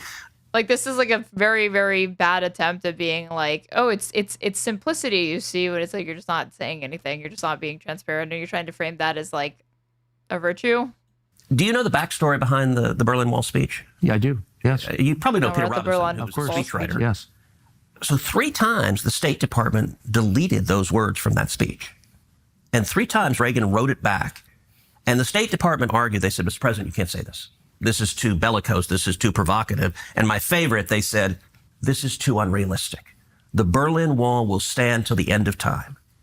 And Reagan said, look, this is the whole point of the speech. And less than 3 years after Reagan gave that speech, the Berlin Wall was torn to the ground. And it wasn't knocked down by American Army tanks. We didn't shoot missiles at it. It was shining truth and light that tore it down. It was also rebuilding the American military. It was what was then pejoratively called Star Wars, where the Soviet Union, their economy couldn't match our military buildup, and it bankrupted them. That's an example of peace through strength. I wonder, I mean, is there anybody who was alive in 1989 who wouldn't trade that America for the one we live in now? There's not one person, I don't think. Oh, sure. But, I mean, just the basic metrics, debt. Is this what they teach at PragerU? Yeah, this is his audition tape. Suicide rate, life expectancy. It was, I wonder why after that victory, America didn't thrive in the way that we thought that it would, that I thought that it would. My family was involved in that. I mean, we were very focused on it in my house. Like, we won. And I wonder too. The Soviets collapsed for different reasons. I know, but like I don't know enough off the top of my head to like refute this and to go into deep dives of it or whatever. We'll be here all night if I try to refute all of his the PragerU Ted Cruz version of like how the series of events unfolded. 2 things. Why didn't the United States kind of declare victory and make some sort of arrangement with Russia that allowed like mutual prosperity rather than continuing a Cold War? And second, I wonder why the United States didn't get a lot better. Like, why don't we have better infrastructure? Why don't we have fewer homeless? Why do we have all these drugs? Like, if we won, why does our country look like this? I walked across from Union Station this morning, as you do, I'm sure, every day. And all these people lying in the street and sleeping outside. It's like, what is that? We're sorry to say it, but this is not. Oh my God. Podcasts are 95% empty platitudes, civility porn, and intellectual masturbation. I mean, it sounds like my stream.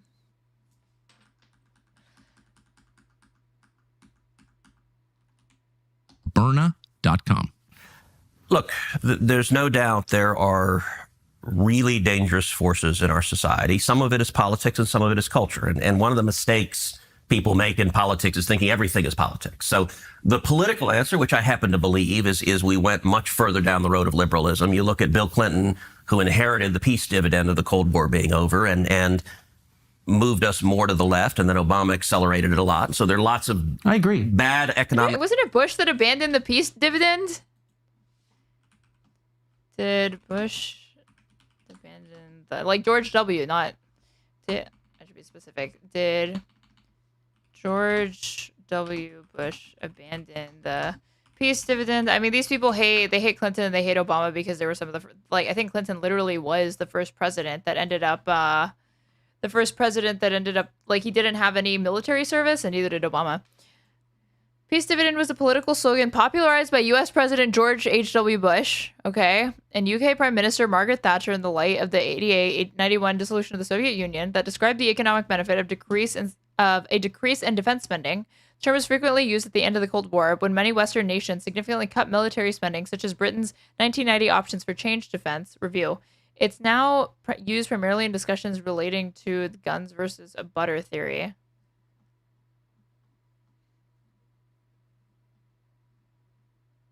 I could be wrong on this. Maybe it wasn't. Maybe what is it? What's his name? Didn't drop this. Hold on.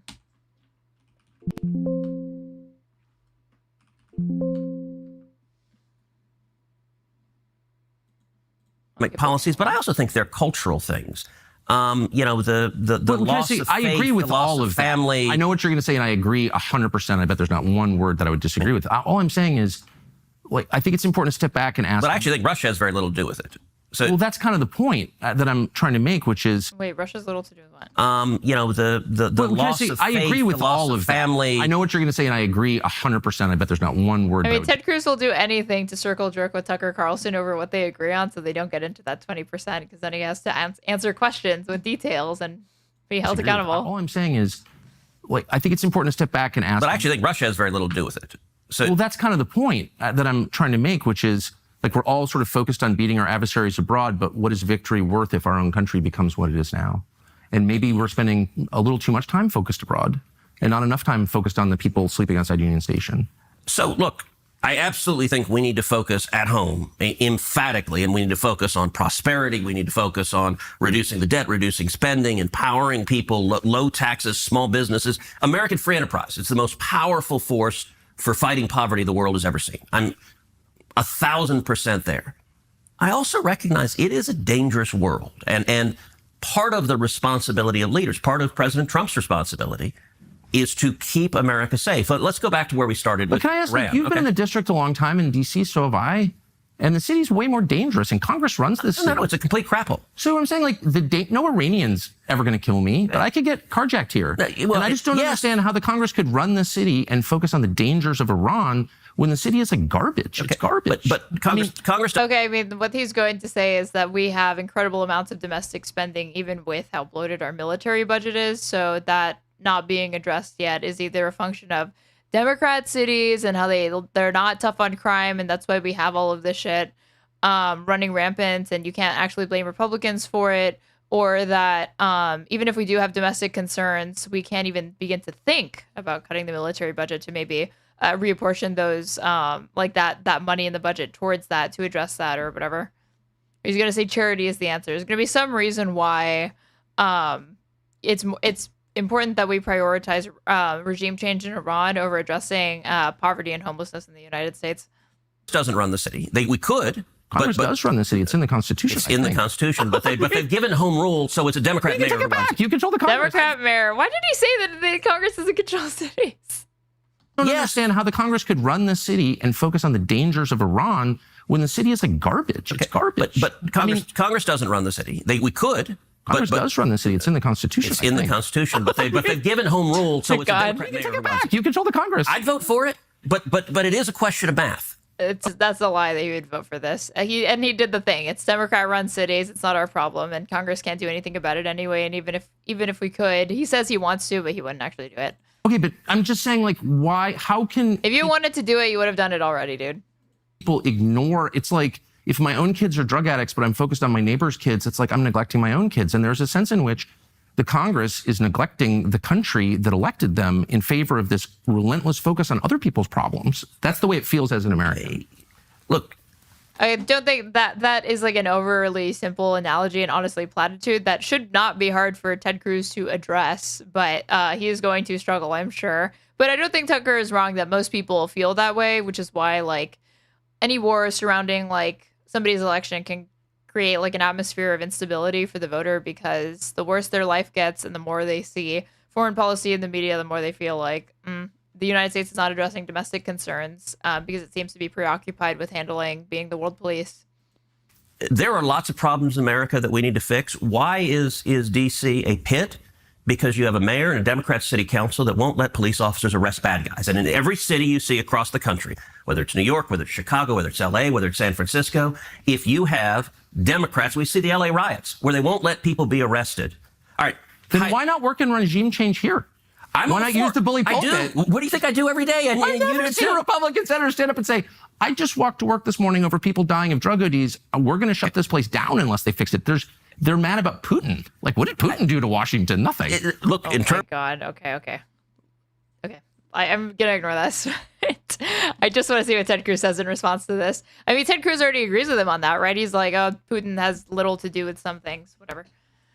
In terms of regime change, let's talk this week. The riots in L.A. Is the propaganda slop fest? I mean, yeah, this is the same. Remember, Tucker Carlson literally did like this uncritical interview with like Vladimir Putin.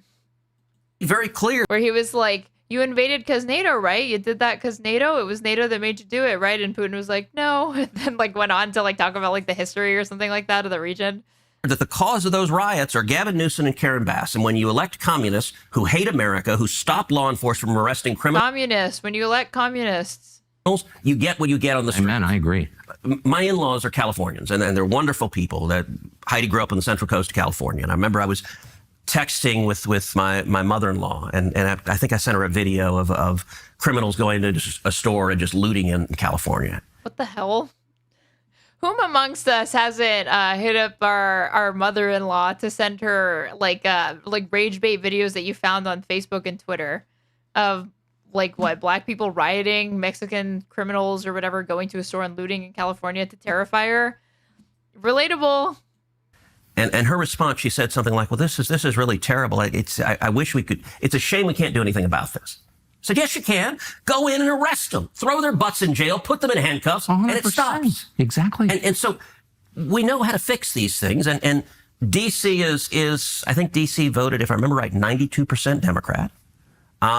Democrat policies don't work, and they destroy every community that they are in charge of. Then why don't Republicans assert their constitutional authority over the city? Don't they control the Congress? Yes, I'd be all for it. Who's against it? Susan Collins is really vocally against it. So on questions of home rule, so for example, let's take an issue you and I care a lot about, the COVID lockdown. Again, we came here to talk about like regime change in Iran, and we're somehow talking about and Ted Cruz's support for that, but we're somehow talking about how Democrats are fucking things up. I had a couple of years ago in the middle of them. D.C. was proposing, the D.C. school district was proposing throwing out of school any child that was not vaccinated. And at the time, if I remember correctly, it was something like 40% of the African-American students in D.C. were not vaccinated. So they were talking about literally throwing out 40% of the kids at public school. And so I had a vote on the Senate floor to say, look, they can't throw kids out of school for this. And we ended up having a big argument, and part of the argument was home rule, where and Susan was the most vocal Republican. That's like, no, we have to let D.C. run. And I'm like, why? Constitution gives us the power to do it. And it ended up, by the way, every single Democrat, all of them, voted in favor of the D.C. public schools being able to throw out 40% of the black kids from school. And I said, look, you throw a kid out. Okay, what the hell is this? 40%, like, what did you just say? A school, you have to let D.C. home rule a school for this. And so I were not vaccinated. A 14, 15-year-old boy, you throw him out of school. Okay. You know what's going to happen next. He's going to join a gang. He's going to engage in crimes. He's going to engage in drugs. He could be dead within 5 years. You know, it's funny they'll say this, but they usually have this approach when it comes to like truancy and like have a very punitive approach to it, which can sometimes have the same impact. 40% of Democrats supported, or like, what year would this have been? Ted Cruz claims Democrats supported throwing 40% of African American students out of school.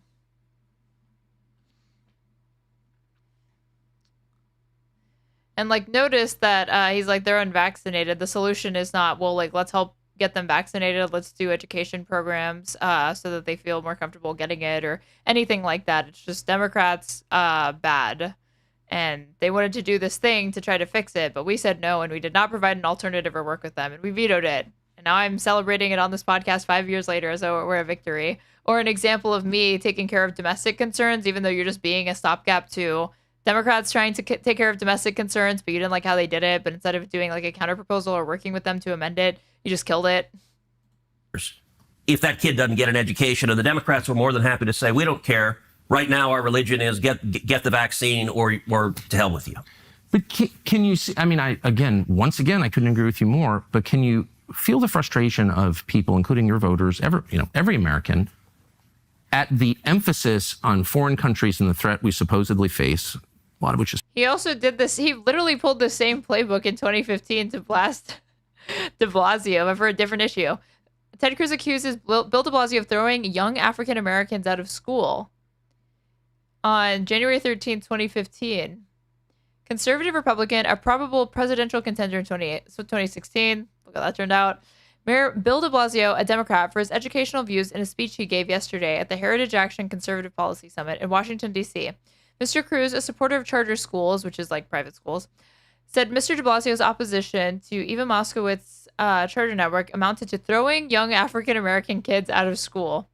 In my view, school choice is the civil rights issue of the 21st century, and I gotta say the differences on this issue are stark, Mr. Cruz said, alluding to Mr. de Blasio's attempt to block the expansion of private schools. Okay, so he's like a one-trick pony. So anytime Democrats try to do a thing that he doesn't like that involves any amount of young African-American youths, Ted Cruz will hold those up as human shields against somebody that is attempting to poke holes in his argument. Is fake, obviously. We supposedly face, a lot of which is fake, obviously. Tucker Carlson straight up saying, like, yeah, a lot of the threats that American politicians say we face from this is like nonsense. Over the kind of slowly unfolding tragedy of what's happening to our country.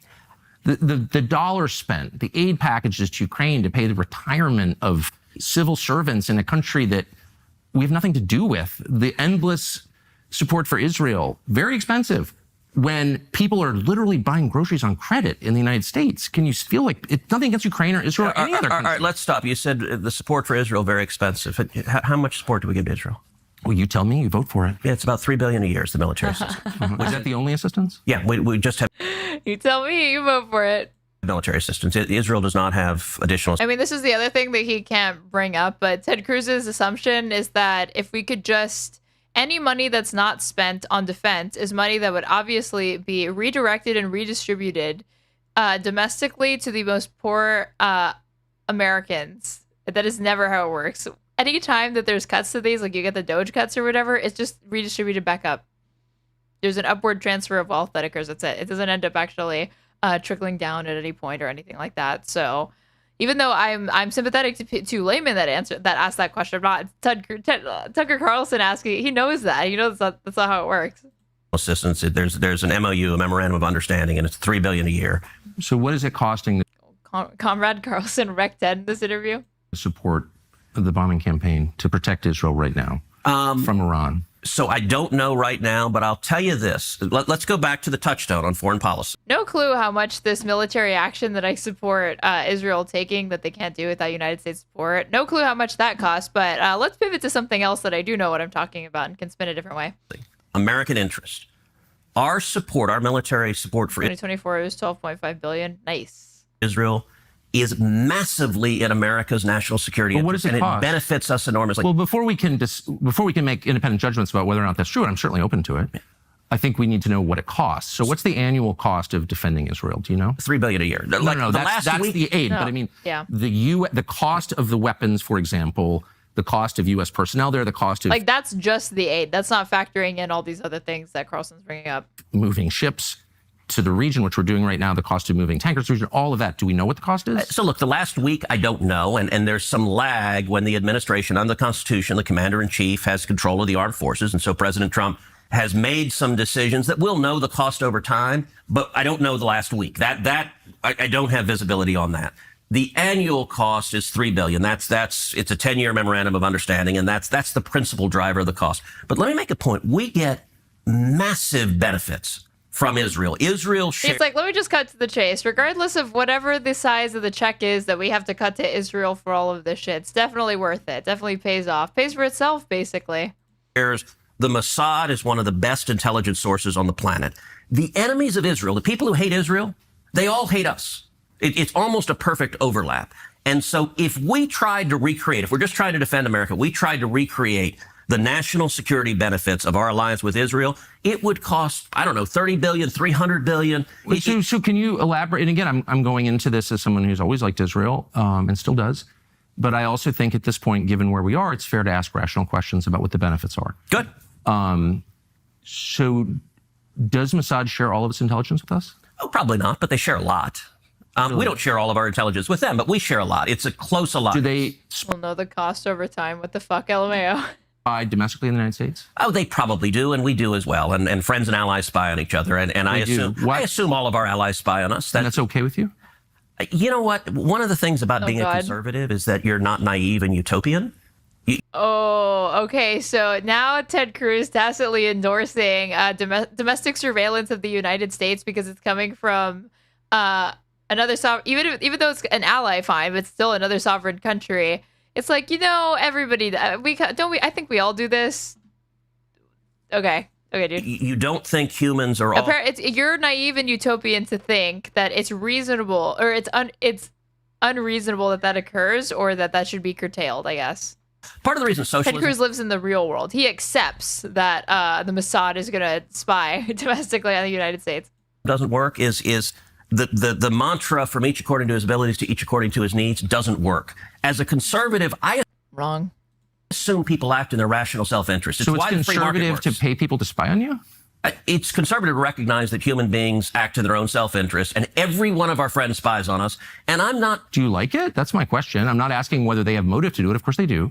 I understand that, and by the way, I'm not mad at them. But you're an American lawmaker, so I just want to know. Hold on, I want to know your attitude. Yeah. You said that your guiding principle, in fact, the only principle, the only criterion. I said guiding, the overwhelming. I wouldn't say only. Is it in America's interest? Is it in America's interest for Israel to spy on us, including on the president? It is in America's interest to be closely allied with Israel because we get... Oh, God. If you're the way that you have to reframe it that much before you're willing to answer the question, it's not looking good. It's not looking good, babes. Huge benefits for it. And you want to see the clearest... But I just want to stop on the spying for a second. That it takes place, as you know, and including on the president of the United States and several precedents. And he didn't even refute that they're spying on the president or anything like that. He just said, there are reasons for these things. I just want to know if that's okay and why is it okay? Wouldn't an American lawmaker say to a client state... Again, these are the same people that literally want to have transgender bathroom bills to mandate where people go pee to tackle the 12 instances in a year where a person is assaulted in a bathroom at the hands of a trans person. But when it comes to the Mossad's domestic surveillance of the United States going all the way up to the president potentially, we do it too, so who are we to judge, he said. You're not allowed to spy on us. I'm sorry. I know why you want to. I'm not mad at you, but you're not allowed to. AIPAC has him on lockdown so hard. I mean, wouldn't you? Look at Ted Cruz, a little bitch. He is absolutely just cucking himself out here to Israel. They're getting their money's worth. Sure. And I don't care for it. I don't want to be spied on by you. It's kind of weird not to say that, but you don't seem able to say that. Sure, I would say don't spy on us. They're going to anyway. And by the way, the Brits are, the Canadians are. I don't think... Well, I'm not for that at all. Okay. I think it's disgusting. But we don't actually pay their... we're not their most meaningful sponsor. We're not sort of paying for the operations of the British government. I got to say, and this is... It's weird. We're talking about isolationists, the obsession with Israel. Why is Israel... Oh, my God. We're not even... This is 2 hours. We're 30 minutes in, and Ted Cruz is already trying to do the... Why are we doing that? Why are we focusing on Israel so much? Obsessed with Israel. Okay, but I think a lot of people are, and the question, Israel spies on us. Well, so... he immediately dropped it. Tucker's like, I'm not obsessed with Israel. Well, a lot of people are. Okay, but you're talking to him. Was every other country. Why are you mad at Israel? I guess. No. I'm hardly the one who's. I've never taken money from the Israel lobby. Have you? Taken money from the Israel... From AIPAC. So AIPAC raises a lot of money for me, but it's actually a misnomer because the people who raise money are individuals. So it's not the PAC itself, but they're individual members who believe in the American-Israeli friendship and relationship. Is AIPAC a foreign lobby? No, it's an American lobby. AIPAC stands for the America-Israeli Political Action Committee. What does it lobby for? So, to be honest, not a whole lot effectively. Listen. Then why are you taking so much money? Then why are you defending it? Then why are you defending it, like domestic surveillance from the Mossad in the United States?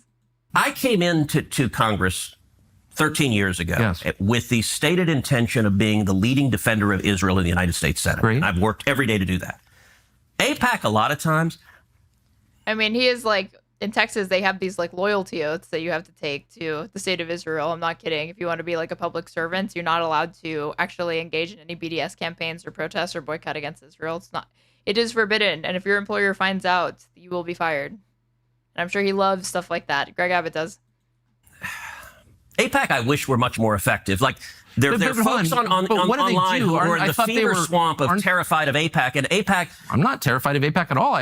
You're the one who seems a little uncomfortable when I'm asking. No, not uncomfortable. This is as painful as Hillary Clinton being like, oh my God, I get paid $300,000 to give speeches all the time. I gave the speech to the Camping Association. It's like, yeah, nobody really cares about the one that you gave to the Camping Association. They're more interested in the one that you gave to like JP Morgan or BlackRock for the tune of like $150,000.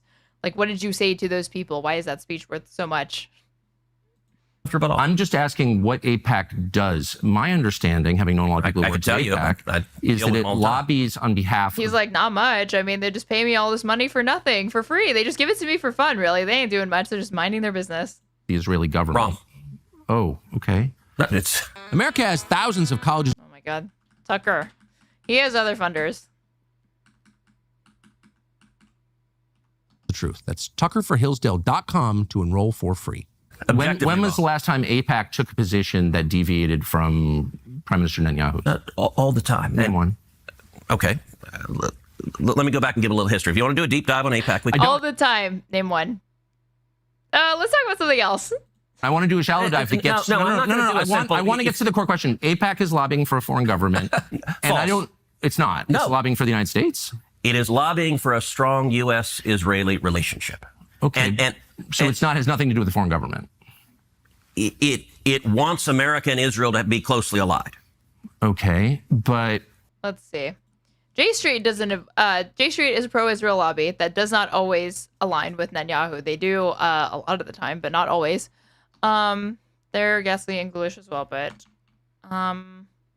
are there any instances of AIPAC not being aligned with Netanyahu?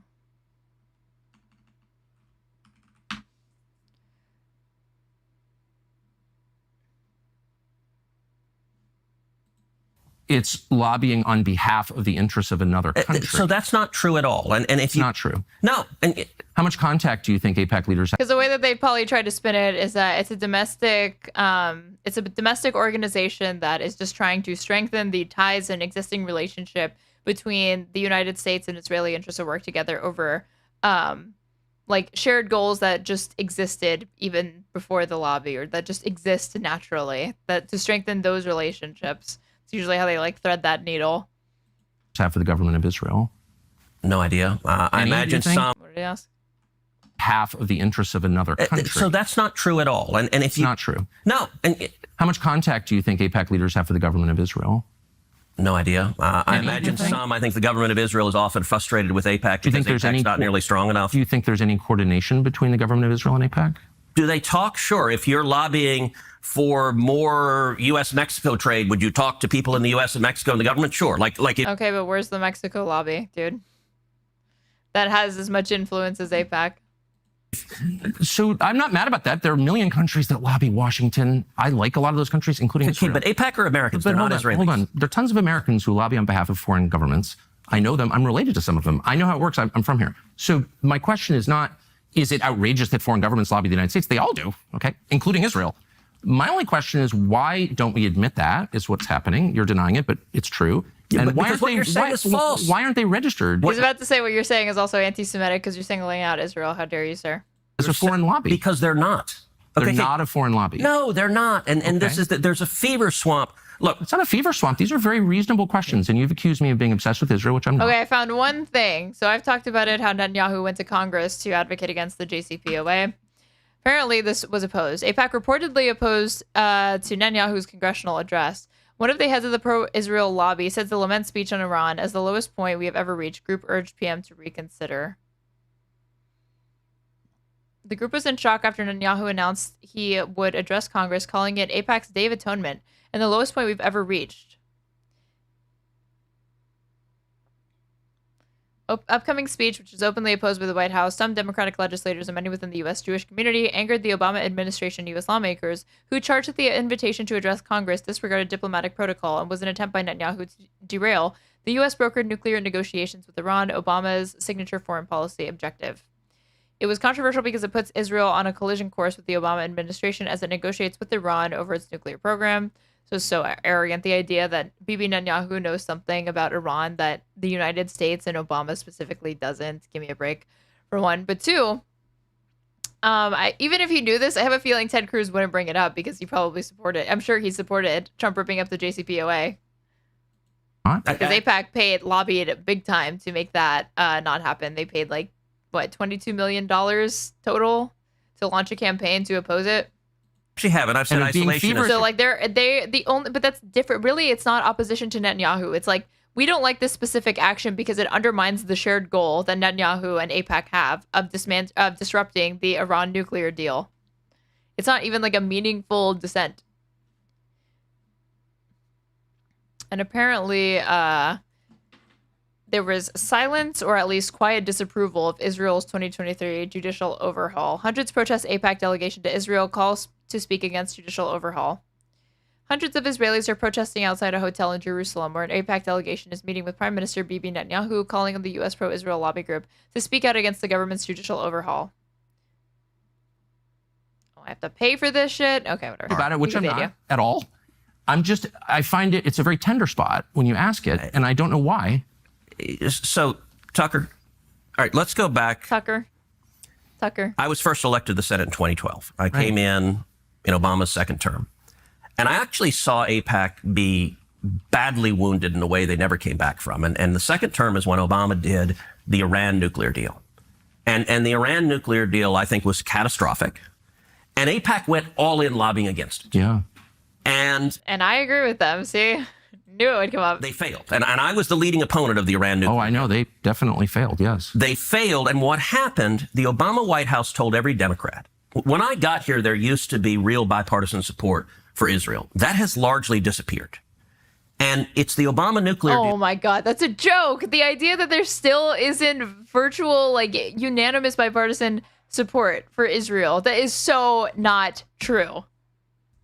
And he knows it, and he's fucking lying.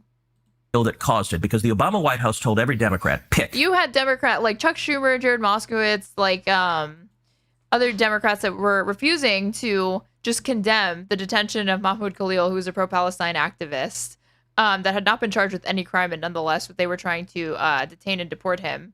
And they were like, the most of that Chuck Schumer was willing to say. Hold on. Let's see. If I put Mahmoud Khalil. You either stand with Israel or you're a Democrat and you stand with the Obama White House. And almost every single Democrat member of Congress said, I'm a Democrat. Yeah, Democrats show largely muted response to arrest of Palestinian activist Mahmoud Khalil. What did Schumer say? Schumer urged due process, but his statement on X included a definitive preamble. I abhor many of the opinions and policies that Khalil holds and supports and have made my criticism of the anti-Semitic actions at Columbia loudly known. He may well be in violation of various campus rules regarding how the protests were conducted last year, he added. I've encouraged Columbia to be much more robust in how they combat anti-Semitism. Schumer's longtime supporter of Israel is also the highest-ranking Jewish lawmaker in the United States. Like, he and Pelosi were openly criticizing Netanyahu, but that's different than being like they abandoned Israel or whatever. Like, you still have a large contingent of Democrats that are obvious, like, not only take money from AIPAC, but J Street and other pro-Israel interest groups. But no, they have not departed from this. How many U.S. Sitting U.S. Democrats have said what's going on in Gaza is a genocide? Like, what? Democrat first, to hell with Israel. And then I watched as AIPAC, every one of those Democrats got reelected and AIPAC did nothing about it. And it dramatically reduced AIPAC's influence. I agree. I watched it happen. And by the way, I told AIPAC, I said, look, the analogy, if the NRA was supporting a bunch of politicians and cared about the Second Amendment, and you had politicians that vote to confiscate people's guns, and the NRA turned around and raised money for the people who voted to confiscate guns, you know what? No one would ever care what they said again. So you're making the case that Oh AIPAC... my God, but like that's not. That would be a special interest group that is run by Americans and that pertains exclusively to domestic issues. You're talking about, yes, a domestic American interest group, but it involves a foreign country. AIPAC is not as powerful as people say it is, and I completely agree with you. I've watched that, and I'm not making the case that AIPAC is all powerful and they're running everything and putting fluoride in the water. I'm not making that case at all, because that's not true. I'm only trying to get to the question of what AIPAC is, and I don't think you're being straightforward about it. AIPAC is lobbying on behalf of the interests of a foreign country, and they're not registered. And you're saying, no, that's not true. You're saying that they don't coordinate with the Israeli government. Of course, I coordinate. Do they talk with them? I don't know what they do. I can tell you. But why don't you care? Isn't it meaningful if a foreign government... Hey, I talk with Israel all the time. I talk with foreign countries all the time. But the law is, and a lot of people have been prosecuted under this law, that if you are lobbying on behalf... Ted Cruz making me cheer for Tucker Carlson is the greatest sin of his entire career. I said what I said. A foreign government, you must register. That's it. It's really simple. And I don't know why, if I'm working from Malaysia or Qatar or Belgium, and I'm working on behalf of its government's interests through a group of Americans who are representing the friendship between those two nations, I have to register under the Foreign Agent. So there were, let's see.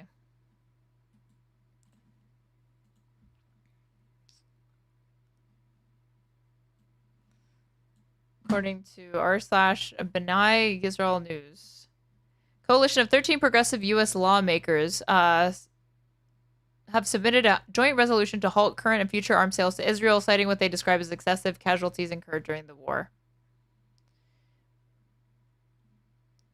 Several of the other lawmakers, all Democrats who signed on to the bill, Ilhan Omar, Rashida Tlaib, Cesar, Hank Johnson, Summer Lee, AOC, Mark Pecan, Ayanna Pressley, Delia Ramirez,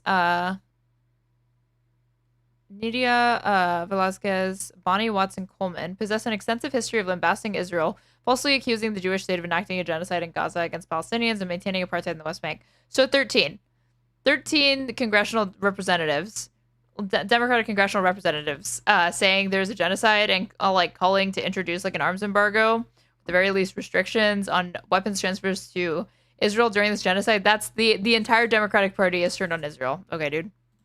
Group of Americans who are representing the friendship between those two nations. I have to register under the Foreign Agent Registration Act, and if I don't, I can go to jail. And people have gone to jail, including people I know. Okay. So I don't understand why we don't just be honest and say they're lobbying on behalf of a foreign government, they're coordinating with the government. You know that that's true. That is not only not true, that is... Definitely reads less as Tucker owning and more Ted Cruz not having any coherent political justification for cheerleading intervention in Iran. Well, I feel like he does, but...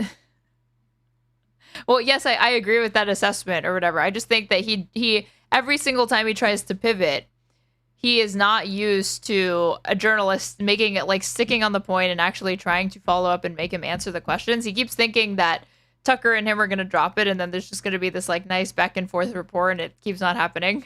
False. They're not coordinating with the Israeli government. But yeah, I mean, he just keeps stepping on brakes left and right. Do you know how AIPAC raises money? What? For elected officials, what they do, what the actual mechanics is? I mean, they go to people who are sympathetic to Israel and raise money and then send it to candidates who agree with them. So what they'll do is, in my last election, AIPAC endorsed me. And they'll host a fundraiser. And they'll host a fundraiser in Dallas or Houston or Atlanta or New York or LA. And they'll do a fundraiser and they'll get someone who will host it. And it's usually a business owner, lawyer, doctor, someone who hosts it. And you get typically at an AIPAC fundraiser 30, 40, 50, maybe 100 people who live in that city, right?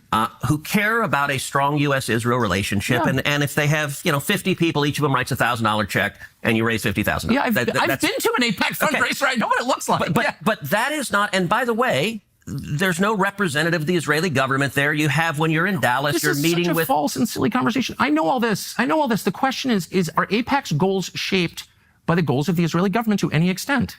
Okay, that's a really simple from question. Lobbying on behalf of. It's a simple question. Are AIPAC's goals shaped by Then explain, Mr. Cruz, why it's different.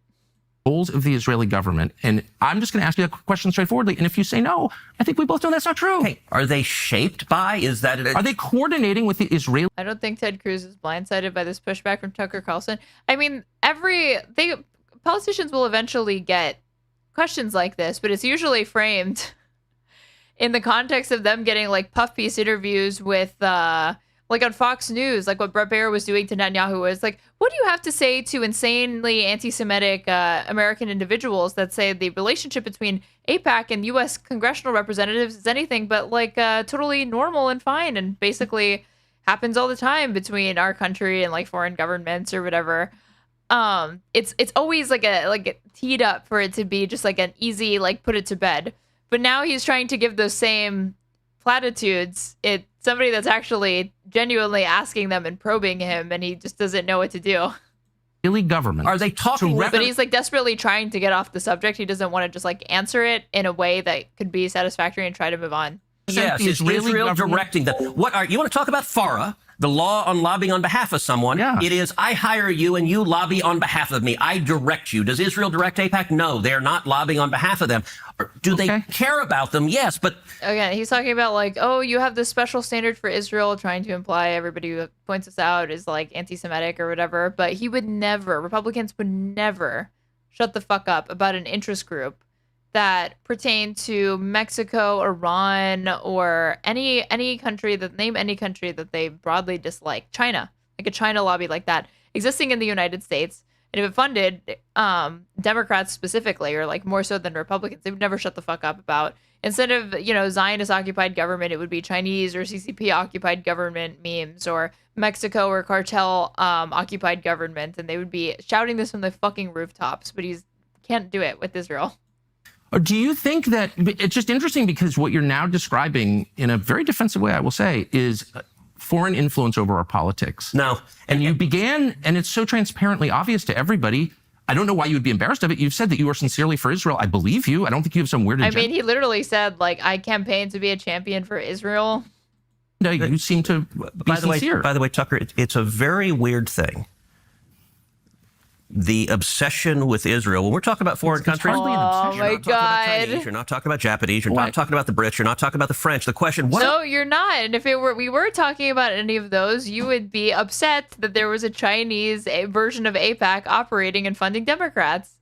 What about the Jews? Senator, what about the Jews? Oh my God! Yeah, Senator, you're asking the question, Tucker. You're asking why are the Jews controlling our foreign policy? Senator, that's what you just asked. Hardly saying that, and I have. That is exactly what you just said. Well, actually, I can speak for myself and tell you what I am saying. Good. Trying to put words in his mouth. Do you honestly think you're going to be able to pull this with Tucker Carlson and like get him on like anti-Semite or whatever? I'm sure he has said anti-Semitic shit. The dude has said white nationalist shit and racist shit. But come on, in the like spurious allegations of anti-Semitism in conjunction with a conversation related to AIPAC, you're just going to come off as like deranged to anyone who's not entirely bought into Ted Cruz's argument.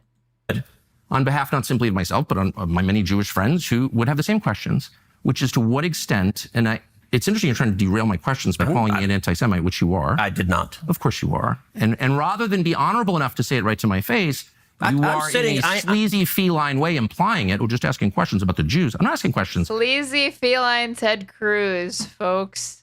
You hate to see it. About the Jews. There's nothing to do with Jews or Judaism. It has to do with the foreign government. Isn't Israel controlling our foreign policy? That's not about the Jews. You said, I'm asking. And by the way, you're the one that just called me, I think, a sleazy feline. So let's be clear. It's sleazy to imply that I'm an anti-Semite, which you just did. No, I just said, why is that the only question you're asking? You answer it. Give me another reason. If you're not an anti-Semite, give me another reason why the obsession is Israel. I am in no sense obsessed with Israel. We are on the brink of war with Iran.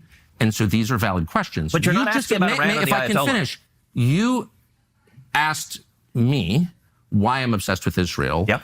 3 minutes after telling me that when you first ran for Congress, you elucidated one of your main goals, which is to defend Israel. Yes. And I'm the one who's obsessed with Israel. I don't see a lawmaker's job. To be fair, Tucker is trying to do that. Tucker is a bit more seasoned than Ted Cruz in this arena, not as strongly in this conversation with Candace Owens, but still. Like, you mean the Zog memes? I mean, like, yeah, he is angling at that.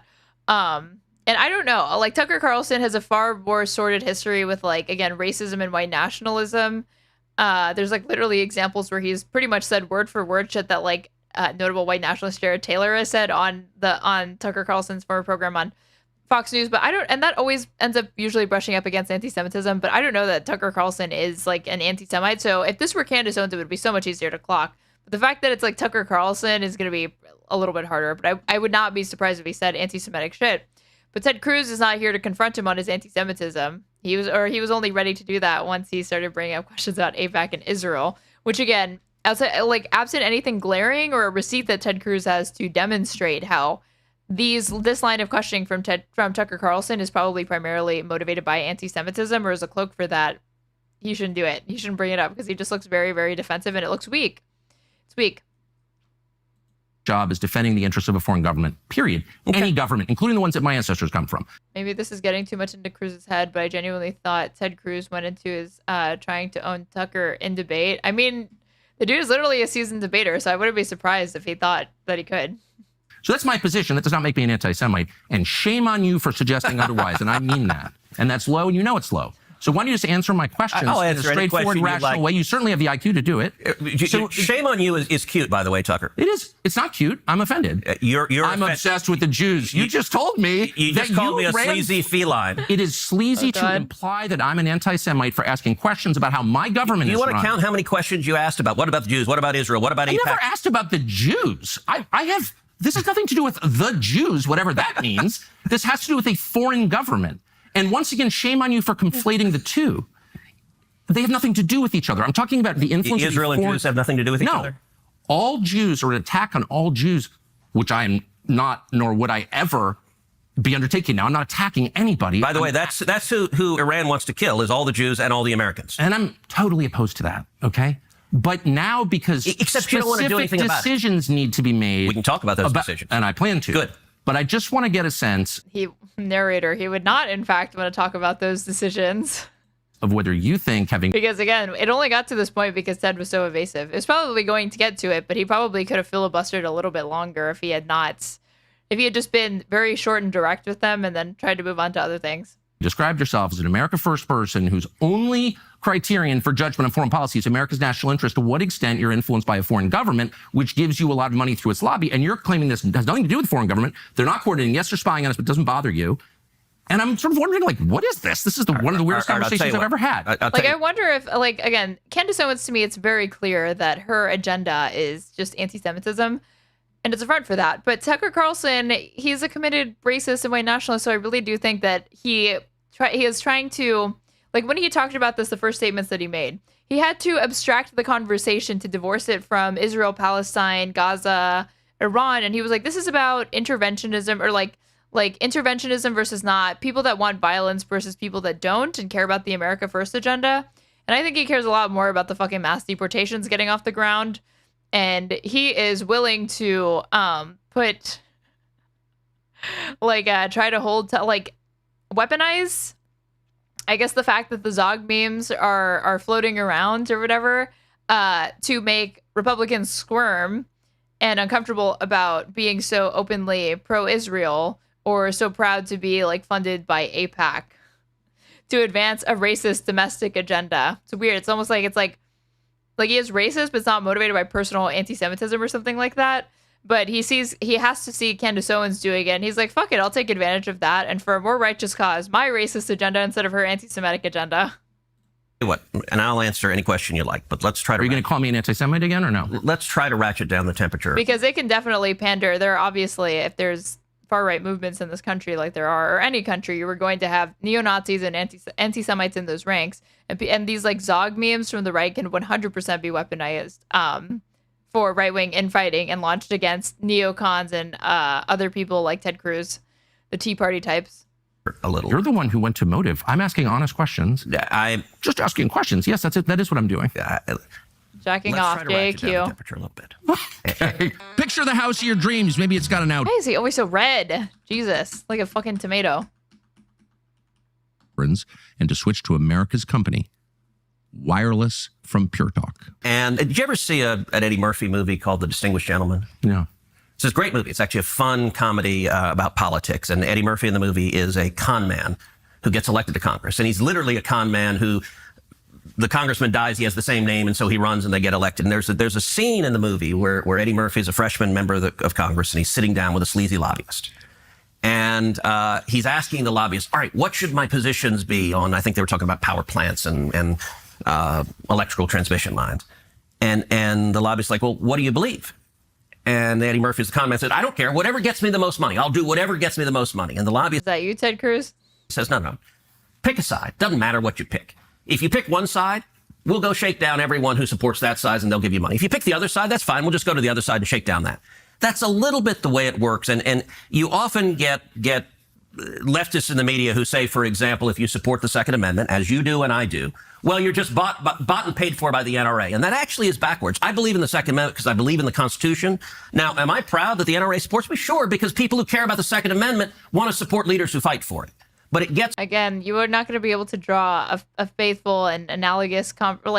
nobody is going to accept a comparison between a domestic American interest group that exclusively advocates for domestic reform on policies against Israel. Not to derail, I was wondering how you became so knowledgeable about politics. How do you remember so much about past geopolitical events when I can't remember what I ate for lunch? LOL. I don't know. I guess I read past headlines, and then I also I read books. And if you read books on things related to politics or whatever, you're much more likely to retain it than if you're just like getting it through, like ambiently consuming it through social media. But I also I have good, I think better recall than the average person for these kinds of things or whatever, because they just stick out to me. Look, AIPAC, when I ran for the Senate, AIPAC didn't support me. I supported Israel before they supported me. I'm happy to have their support. Hey, Ryan Beard, what amendment in the Constitution is the Israel Amendment? You know, post-Reconstruction, there was actually... No, I'm kidding. Share my objective. No, but you're missing it. I'm not suggesting that you're bought and paid for. But to these people, they actually do have an argument for that. And it's called Citizens United, baby, where money equal and political expenditures, that equals free speech. So him taking all of this money from AIPAC or whatever, that's actually speech in action. That's him exercising his First Amendment rights. I'm not saying that. I want to go back and take sincere. I want to go back and take the transcript, because you just said a minute ago, I'm slightly paraphrasing, but are you lobbying for a foreign government because they pay you a lot of money? That's basically what you said. So you are suggesting that. Let me just be clear about what I think. Your views seem totally sincere. Yes. You take money from people who agree with you. Yeah. I believe that. I even take money from people who disagree with me. I'm only trying to get to the question of, to what extent is the U.S. government influenced by other governments? And it's a lot. Of course. It's hardly just Israel. It's hardly just Israel. I don't think Israel's the main one. There are lots of governments. China is a massive influence on the city. And it's a huge problem. As you know, I couldn't agree more. And there are lots of other. The UK, which is a truly sinister place, in my opinion, as a ethnic Brit, I can say. I think that's my view. Maybe you disagree. I think they're on the wrong path. I love the Brits, but their government has gone off the rails. Without even getting into that. I'm just saying I don't think Israel's the only one. But it's the only one where you're instantly called an anti-Semite for asking questions. And it's also the only government that no one will ever criticize. And I find criticize Israel every minute of every day. Like the only government that people will not criticize, Rashida Tlaib just tweeted out calling Benjamin Netanyahu a war criminal. Rashida Tlaib? Oh my God, dude. It's not going to work here. But no, you said no one will criticize. No, I'm talking about Republicans that I would vote for, including you. Or you could say, like, we're the ones that are funded by AIPAC that are willing to say stuff like that. Do you think it's any coincidence that the person who's willing to say that is not funded by AIPAC or J Street or any pro-Israel lobby? You think that that's just a coincidence? And I guess Ted Cruz would be like, well, yeah, because they're not going to fund anti-Semites, but that's not true. We know that's not true because they back Republicans that have promoted the Great Replacement theory, like Elise Stefanik. Whatever. I don't even like talking about Israel. What I care about, I never do, because it's not worth being called anti-Semites from AIPAC recipients. But now we are on the verge of joining a war, and I just want to be clear about why we're doing this. All right, so, and let's get into Iran momentarily, but you suggested it was a strange thing that I said a minute ago, that when I came into the Senate, I resolved that I was going to be the leading defender of Israel. And what you didn't ask is why. So let me tell you why. No, you said I was obsessed with Israel, and you had just told me that, like, your driving motive to get to the Senate was to defend Israel. I'm like, I don't think I'm the one who's obsessed with Israel. Okay, I don't even think about Israel. Tucker, words matter. Tucker cracking himself up throughout all of this, the absurdity of, like, what Ted Cruz is saying is just like the cherry on top. And you know that. I said I resolved to be the leading defender of Israel, and you said you're driving... This is like passive-aggressive jujitsu here. motive, the reason you're in the Senate. You want to be the leading defender of Israel. I would think if I ran for Senate, I'd be like, there are people dying of drug abuse on the street. My driving motive is to fight for Texas and America, and to fight for jobs, and to fight for the Constitution. And you played a very, very careful word game of eliding. You're the one who said it, not me. So you still haven't asked why, but I'm going to tell you why. Okay. And the reason is twofold. Number one, as a Christian, growing up in Sunday school, I was taught from the Bible, those who bless Israel will be blessed, and those who curse Israel will be cursed. Okay. And from my perspective, I want to be on the blessing side of things. So the church actually sanctions the, how much is it? The like thousands and thousands of dollars that Ted Cruz has taken from AIPAC, you guys. Don't worry, Jesus is A-okay with this. So really, he's just following what the Bible commands thy Republican man to do. He is upholding his religious duty. Those who bless the government of Israel? Those who bless Israel. Don't you just love that chapter, that holy verse in Psalm where it says, thou shalt take thousands of dollars from AIPAC to stand up for Israel? Israel is what it says. It doesn't say the government of it, says the nation of Israel. So that's in the Bible. As a Christian, I believe that. Where is that? I can find it to you. I don't have the scripture off the tip of my... You pull out the phone and use the... It's in Genesis, but... So you're quoting a Bible phrase. You don't have context for it. And you don't know in the Bible it is, but that's like your theology. Ooh, I'm confused. Outmaneuvered. Out fucking maneuvered. What does that even mean? Tucker. He failed the pop quiz. I'm a Christian. I want to know what you're talking about. Okay. Where does my support for Israel come from? Number one, because biblically we're commanded to support Israel. But number two... Well, hold on. Hold on. You're a senator, and now you're throwing out theology, and I am a Christian, and I am allowed to weigh in on this. We are commanded as Christians to support the government of Israel? Yeah. We are commanded to support Israel. And that's what you argued, though. Why else would you bring up this religious justification for it if you weren't trying to imply it's literally a holy crusade that you're on, and it's somehow virtuous to accept all of this money from the special interest group that has deep ties to the state of Israel? What does that mean, Israel? We're told those who bless Israel will be blessed. But what? Hold on. Define Israel. This is important. Are you kidding? This is a majority Christian country. That's the thing, is that when the Bible was written, this preceded the existence of the formal formation and establishment of what we understand as like the Jewish state under international law. It was talking about the lands, sure, but it's different than the state of Israel. In Israel, the same way that like Bethlehem is significant to Christians. Do you not know what Israel is? So and Bethlehem is mentioned, but it's not, and Jerusalem is mentioned in the Bible as well, but the state of Israel is not mentioned anywhere within the Bible. The state of Israel as it exists today, obviously. So it's a ludicrous argument. The country you've asked 49 questions about. So that's what Genesis, that's what God. Dude, why does he keep doing this over and over? This you're hyperfixating. You're trying Adam Sosnick tried to do it with Anna, absolutely failed. Ted Cruz trying to do it. Tucker Carlson, he's just flailing. The nation of Israel, yes. So is that the current borders, the current leadership? He's talking about the political entity called Israel? He's talking about is this a 10D chess removed from Tucker Carlson? I can't get over it. The fact that, again, he's trying to harness the fact that he knows there is anti-Semitic sentiment right now in the Zog meme circulating around the America First right-wing, MAGA right-wing space, trying to harness that to make Ted Cruz look like an absolute bitch and cuck to Israel. Even if it's not in service of anti-Semitism, he's willing to weaponize it in order to make Ted Cruz squirm, know that he was going to throw out anti-Semitism allegations, know that pisses off the America First MAGA base that is anti-Israel, and just to get him to drop this support, or at the very least not be so outspoken about it because he's being met with backlash from the base. Nation of Israel. Yeah, nations exist, and he's discussing a nation. A nation was the people of Israel. Is the nation They're the descendants of Abraham. He wanted to call him an anti-Semite because he hasn't actually said anything in this conversation that's anti-Semitic or really even referenced it. Again, Candace Owens does shit like that, but I haven't really heard Tucker Carlson do it. In Genesis, is that the same as the country run by Benjamin Netanyahu right now? Yes. It is. Okay. Oh my God. He's actually arguing that the Bible is literally talking about Bibi Netanyahu's Likud-led Israel, state of Israel.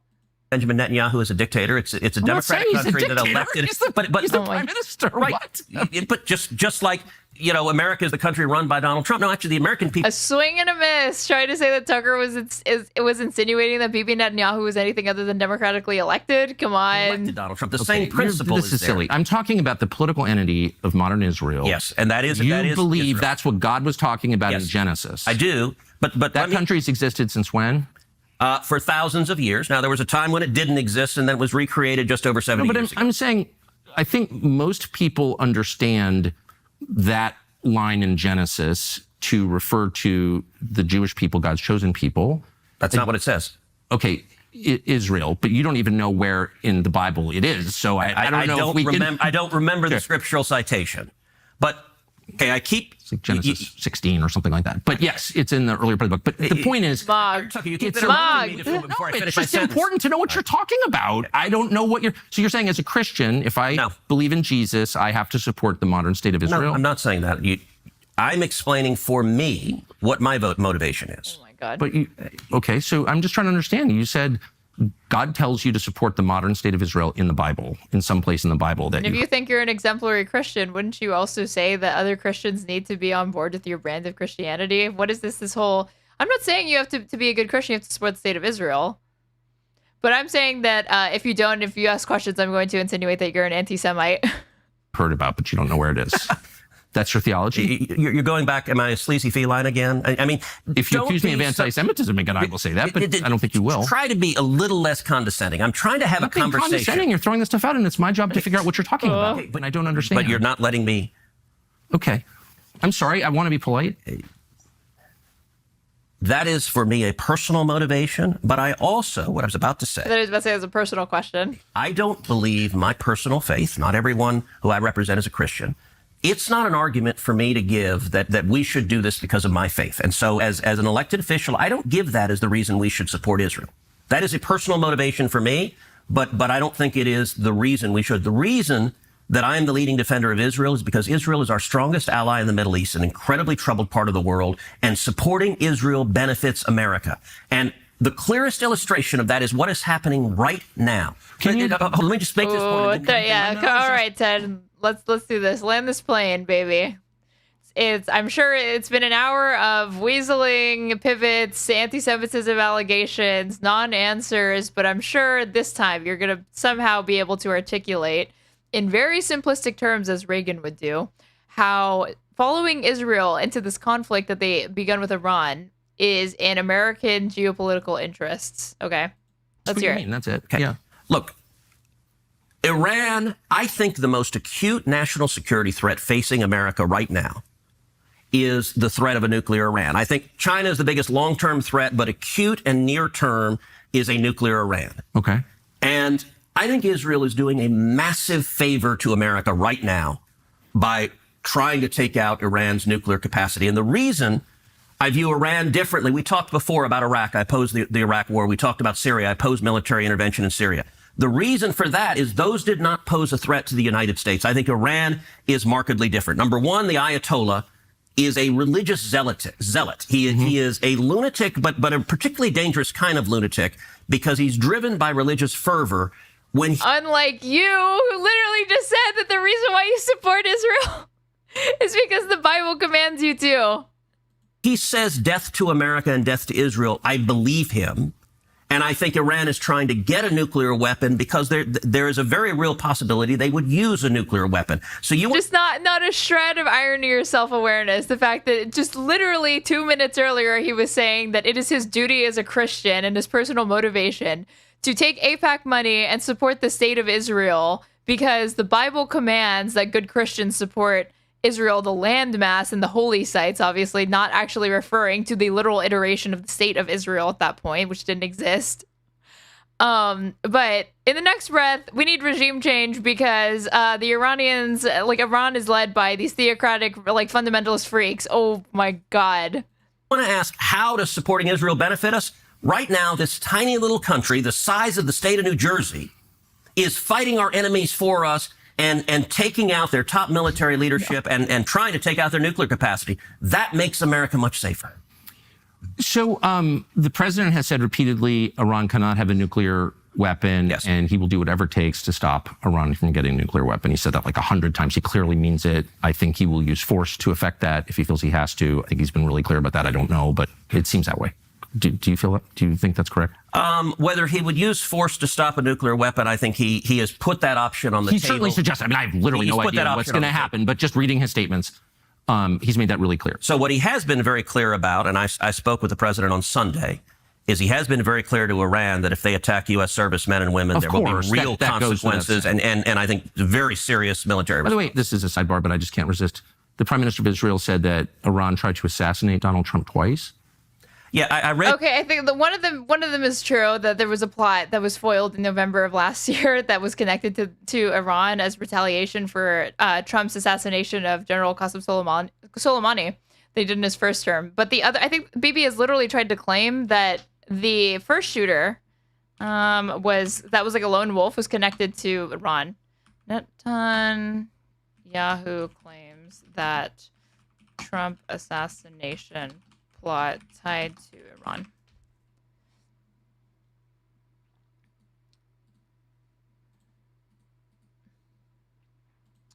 This is Newsweek. And then Times of India. I don't really like these types of things, but let's see if it sources something. No. It's because I have ad block. It's going to be like the ugliest version of this.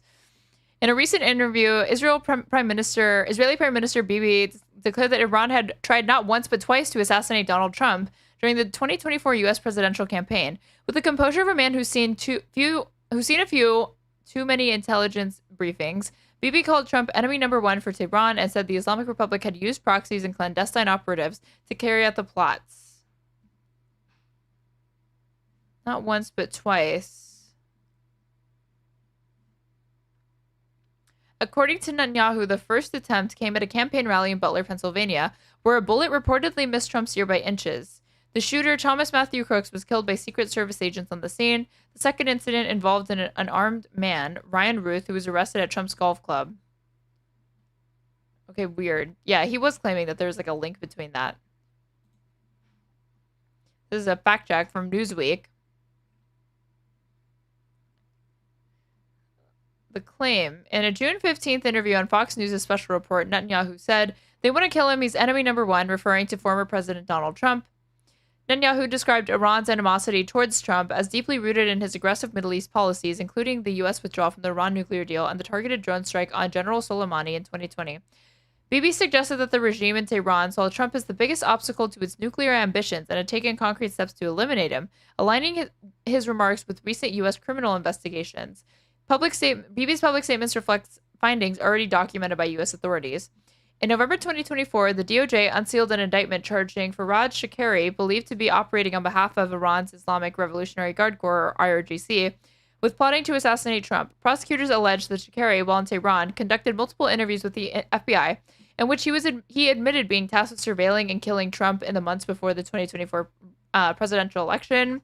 I've gone over this on stream before. It cannot be understated. This guy is a total fucking boob. He and his friend could not even pull off surveilling a UN Iranian activist, and then they also tried to up the ante. The IRGC allegedly tried to up the ante to give him $100,000 to also take out Trump. Couldn't do that. FBI catches his ass, and he's like facing like dozens and dozens of years in jail, and he starts being like, "It wasn't me. They wanted me to take out Trump," or whatever. The criminal complaint states that Shakeri was instructed by a senior IRGC official in September 2024 to prioritize the Trump plot over other assignments. And again, those other assignments were completely failed. They couldn't even get those off the ground. When Shakeri raised concerns about the cost, he was reportedly told, "We've already spent a lot of money," indicating that the regime was willing to finance a continued effort to assassinate him. Christopher Wray, the then director of the FBI, said in a statement in the same month, "Iran has been conspiring with criminals and hitmen to target and gun down Americans on U.S. soil, and that simply won't be tolerated." Well, if you ask Ted Cruz, see, that can't be tolerated, but a little bit of Mossad spying as a treat, apparently that's okay, because we do it to them too. The DOJ confirmed that Shakeri had enlisted 2 U.S.-based men in parallel plot to kill Iranian activist Masih Ali-Najad. Both men were arrested in New York, while Shakeri remains at large in Iran. Separately, intelligence officials briefed Trump in September 2024 about what were described as, quote, real and specific threats from Iran. Trump campaign spokesman Steve Chung said the threats had grown more frequent and coordinated as the election approached. The Iranian government has denied the allegations. Foreign Ministry spokesman Ismail Baghai called the charges baseless, though U.S. officials maintained that multiple assassination attempts have been disrupted since 2021, including plots targeting John Bolton and Mike Pompeo. While 2 other attempts on Trump's life in 2024, a shooting at a Pennsylvania rally and an armed man arrested at his Florida golf club, have not been linked to Iran, officials say Tehran's longstanding threats remain active and credible.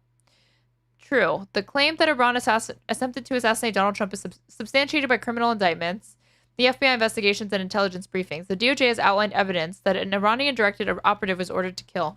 Okay, but he, didn't Bibi was giving the impression that, the other kid was also involved, backed by Iran or something, no?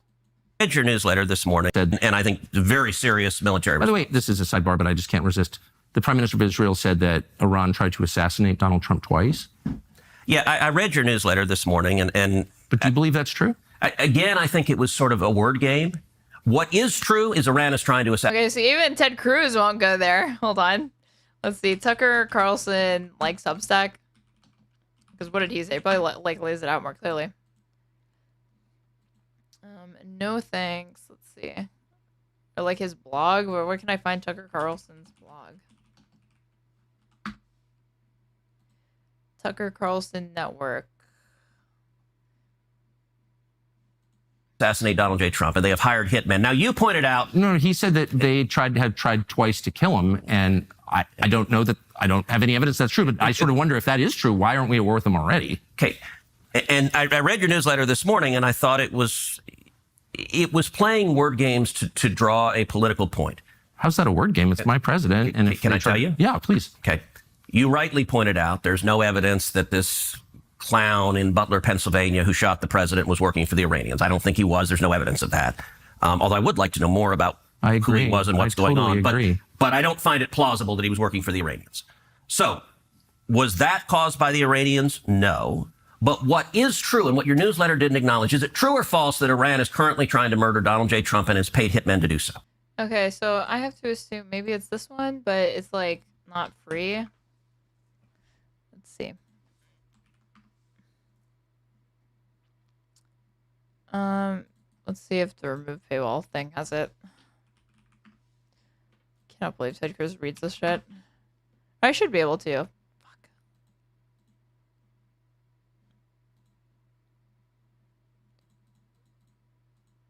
Love this. Oh my god. Please let me in. Maybe this is archived? No, no one's archived it. Fuck. Says Trump leaves G7 early. But it doesn't say. I'll have to see if maybe somebody on Twitter has it.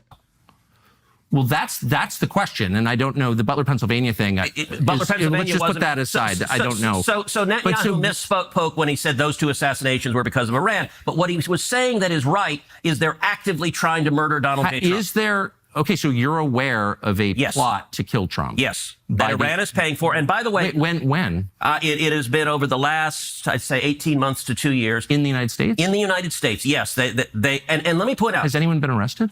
Okay, there's no way that Tucker doesn't know about these. For the Trump attempted assassination, no. But they are also actively paying Iranian hitmen to murder Mike Pompeo when he was President Trump's first Secretary of State, the first term, rather.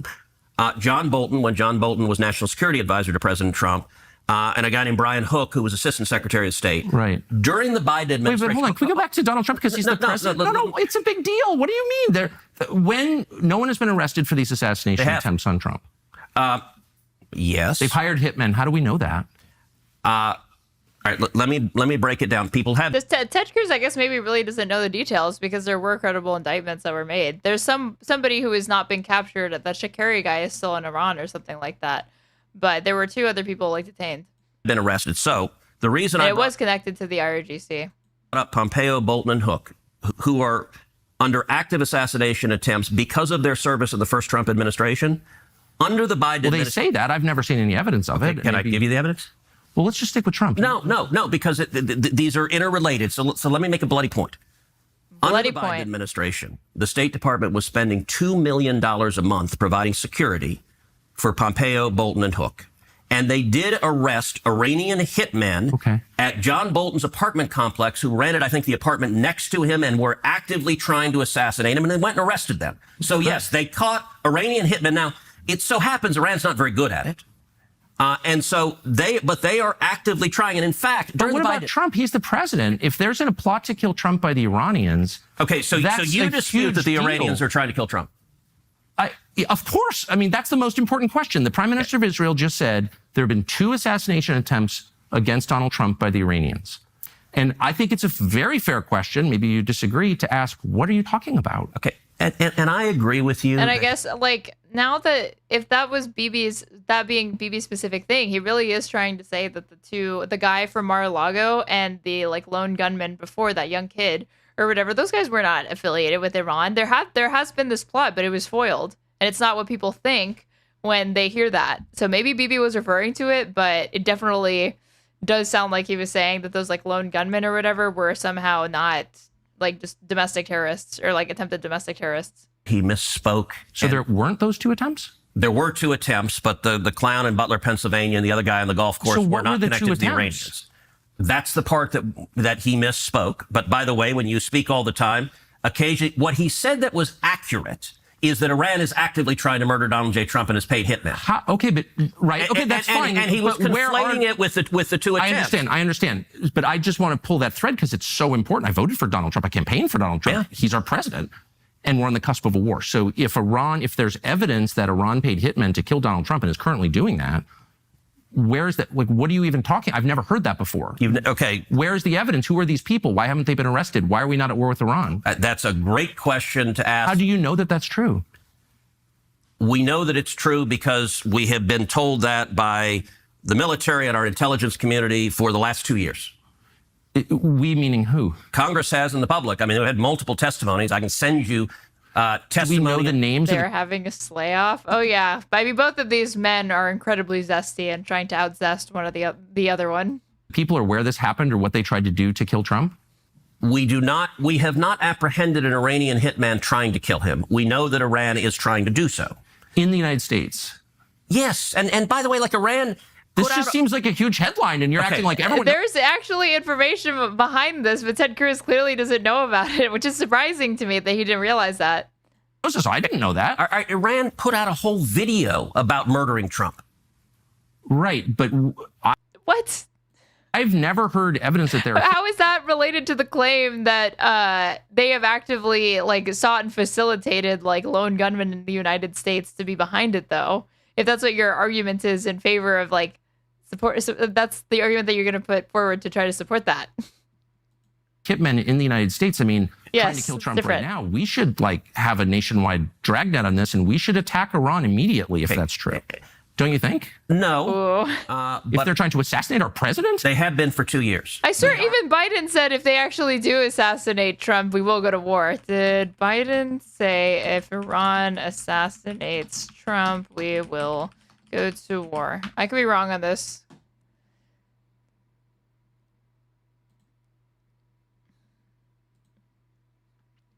This was 8 months ago. White House warns Iran, any attack on Donald Trump will be seen as an act of war. The U.S. has issued a warning to Iran. Let's see. Urging the government to halt any plotting against former U.S. President Donald Trump. A U.S. official stated that Washington would consider any attempt on Trump's life as an act of war. Joe Biden has regularly updated on these threats and has instructed his team to take action against Iranian plots targeting Americans. How is it that now, as far as, like, hawkishness and military action, Biden is to the right of Ted Cruz as far as being willing to intervene if something like that, a plot like that, were to be successfully carried out by Iran? High-ranking U.S. officials. Mr. President.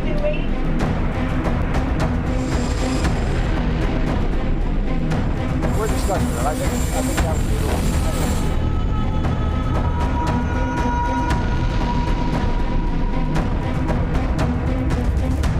Oh my God, it's like a video with words. I thought it was going to have, like, a clip from the press conference where he said this, but I wonder where he said this. Or if I just, like, search this. New York Post.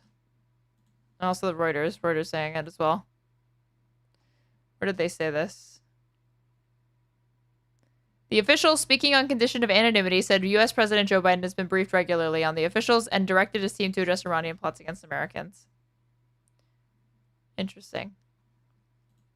Okay, so it was like there was reporting on it, but it was like a anonymous source. Are we at war with them? Well, we are trying to. Why don't we just nuke Tehran if they're trying to murder our president? There's nothing that you could do that would be worse for the United States than murdering Trump.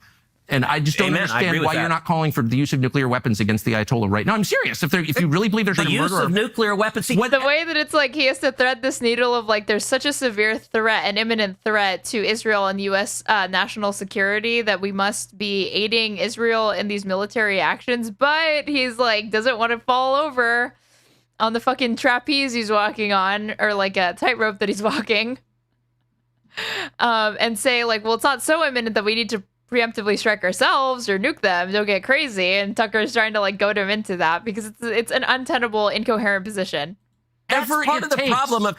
So What do you mean? It's, You don't seem to take the allegations seriously. I do. If you believe they're trying to murder Trump, we need to stop what we're doing. And now he wants to force him into the position where it's like, well, I can believe that he's trying to murder Trump, but it doesn't follow from that we should support direct military action. There can be other ways to intervene and deal with this. And punish them. Can I ask something? And I mean this sincerely. But that would, if he were to say that or articulate it, it would undermine his entire argument or reason for fucking supporting Israel.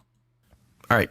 20 years ago, you were, I think it's fair to say, in the interventionist world. You were a vocal, Big time. You Big were time. a vocal defender of the Iraq War. I was a promoter of the Iraq War. And you now, and look, I think you were mistaken. I think you were mistaken. That's okay. Look, people change and learn, and that's part of the journey of being human. Your views have moved, though. In my view, they've gone way too far the other end. And so I'm just totally wanna ask confused. why. I'm saying, hold on. Wait, this is one of the weirdest conversations I've ever had. I'm saying if it's true that Iran is trying to murder Trump, we need to move militarily against Iran immediately. That's not isolationism. That's the most. That's a call to violence, which I am calling for. If we believe that Iran is trying to murder our president, we need to strike Iran. Okay, but isolationists say things like, well, then just nuke them, which is what you just said. Which is kind of a weird... Because I'm upset, because I'm taking you seriously. You don't take your own statements seriously. I take my statements very seriously. So I've asked you, where's the evidence this is true? And you've said, well, they're trying to assassinate Brian Hook or something, which I'm against, by the way. I'm against hurting any American, period, no matter... So do you dispute that they're trying to murder I'm not disputing Hook, it at Pompeo, all. and Bolton? I'm not disputing They it at all. literally arrested the hitman with Bolton. I don't know why that's even relevant. Okay, but that's a different. Yeah, that's completely irrelevant to the question of whether or not they had ties to assassination attempts against Trump specifically, not just people in his administration. And I'm asking about the president of the United States. Wait, it's not relevant that Iran hired hitmen to murder cabinet members in Trump's administration? That doesn't go to I've already how credible said is it that they're willing to spend money to do that? Opposed to that. It's awful. I am against killing anybody, actually, and especially foreign government. Okay. I'm asking about your allegation and the Prime Minister of Israel's allegation that Iran is trying to murder the president. Killing terrorists is a good thing. Killing people who are trying to murder Americans is a good thing. Good things are good and bad things are bad, guys. I support the good things and I also oppose the bad things. Because if you're America first, you want to protect America, and so killing Osama bin Laden was a fantastic. But you don't day really for the believe world. that they're trying to murder Trump, or you? Yes, I do. So, but like, you're gonna praise Obama for that, or what? Or just what the Navy SEAL Team 6 involved? Yes, then, I do. Then why aren't you calling for military action against Tehran right now? Because they're not very effective. In terms of hitmen, their hitmen are not very effective. I do think... So they're hitmen, but not the bad kind, the efficient kind? No, what are you saying? They're a weak country who is on its knees, and I think we need to... Then why are we so afraid of them? Why are they the biggest threat if they're a weak country that's on its knees? Because they're trying... I'm trying to keep track. They're trying to develop... Be a little less snarky. I know, you're right. Okay. That is a problem that I have. I'm sorry. They're trying to develop nuclear weapons. They are close to developing nuclear weapons. And even a weak country with a nuclear weapon. Look, I believe quit acting like what did he say? Like a sly feline? There's a very real possibility if the Ayatollah develops a nuclear weapon that he would detonate it either in Tel Aviv or New York or Los Angeles. And that would be utterly catastrophic. And I don't know what the chances are of that. Let me compare and contrast Iran to North Korea. Wait, can I just ask one last question about trying to kill the president? You sincerely believe, you promise, that right now the Iranian government is trying to murder our president? Yes. You sincerely believe right now? Absolutely. And yet you are not calling for military action against the government that's trying to murder our president. Can you explain that? I don't think they're very effective. Got his ass. I think we should, by the way, America is... You're willing to take that risk? I think we should protect the president and we should take out our enemies. Oh my God! Israel is doing that right now. But aren't they? Why would we outsource it to Israel if they're trying to? Your first question was why are you for regime change? That's a pretty good example of why I'm for regime change. Okay, so you're saying we should just go in and take out the government of Iran? Why would we outsource it to Israel if they're trying to murder our president? Okay, you sound like the isolationist. what I'm saying on any military judgment is there needs to be a cost-benefit analysis of what are the risks versus what are the benefits. In this Cost-benefit analysis was not applied to the participation in this fucking interview. instance, I think it is enormously in America's interest to do what Israel is doing right now, take out Iran's senior military leadership and take out their nuclear capacity. That is benefiting America, and it is a good risk reward. I would oppose. I really wish Tucker Carlson would actually bring up the Marco Rubio statement that it was like, we had nothing to do with that. They acted unilaterally. There was no mention about our closest ally in the Middle East, Israel. We love them, precious small bean.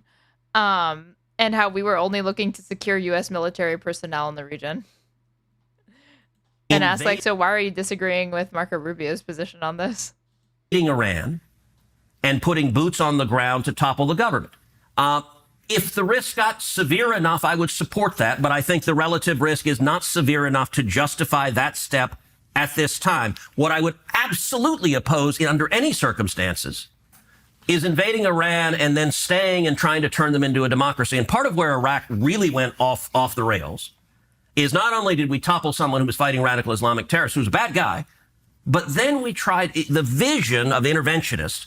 It actually overlaps with the vision of a lot of Democrats. Let's go promote democracy in the world. I agree. And oh my God, give me a fucking break. Democracy promotion was a huge thing with Bush, not Democrats. It was the hallmark of the Bush administration. It's our military's job to kill the bad guys, to defend America. It's not their job to defend international norms. It's not their job. So I have zero desire for the U.S. military to turn Iran into Switzerland. Look, would it be nice if they suddenly became Switzerland? Sure. If I could wave a magic wand, great. But I'm not going to send your kids or my kids to be in front of guns to go make that happen. Well, bless you for that. I think that is the lesson that I learned from Iraq. I promoted that war. Apparently, unlike you, I was dumber. And I think that you just articulated the main lesson of it, which is it's hard to... I was looking this up, and he said in 2015 Iraq was like a mistake, but that was after it was already being acknowledged by like Trump and other people that, yeah, it was a mistake. A strategic error. To do that, and we're not good at it. But I will... And so we are agreeing on that. I will say as a corollary... Vehemently agreeing. As a corollary, that doesn't mean that horrible, evil dictators are okay. And going back to Reagan and the Cold War, we have lots of weapons. I am happy to highlight the brutality, the oppression, the human rights abuses of regimes, even though I don't want to invade them, because I think the bully pulpit of American leadership is really powerful. And I think dictatorships are terrified. So I've spent 13 years in the Senate. One of the things I do frequently is highlight dissidents in Iran. Don't remind me. 13 years of this motherfucker in the Senate. And in North Korea and China, in Venezuela, people are being tortured. Miriam Ibrahim in Sudan, who was sentenced to 100 lashes and then to be killed for the crime of being a Christian. And I repeatedly went to the Senate floor and shined a light on the government of Sudan. It was corrupt. It was evil. I practically begged Barack Obama, say her name. Ultimately... I felt that way with the J6 prisoners. Yeah. Look, yes. Look, there is power to speaking out. And ultimately...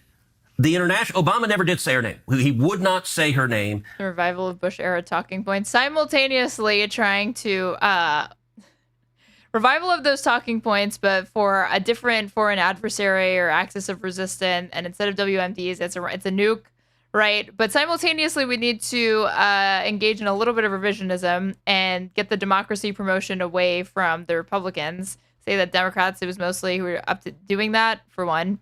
And then we also have to say that Iraq and Afghanistan was a mistake. I acknowledge the past mistake. So you should let me go on to repeat it here in this conflict. Ultimately, there was enough international condemnation. The government of Sudan let her go. And so she was not executed. And I met her. So she had a 2-year-old son, Martin, and she gave birth to a little girl named Maya.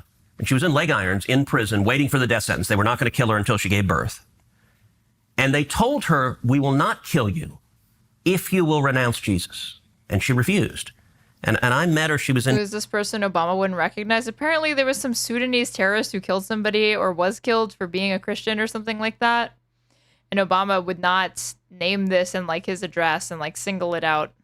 D.C. speaking at a conference. I mean, this sounds to me like the equivalent of Republicans being mad that Democrats won't mention the names of somebody that happened to be killed by like an illegal immigrant or whatever.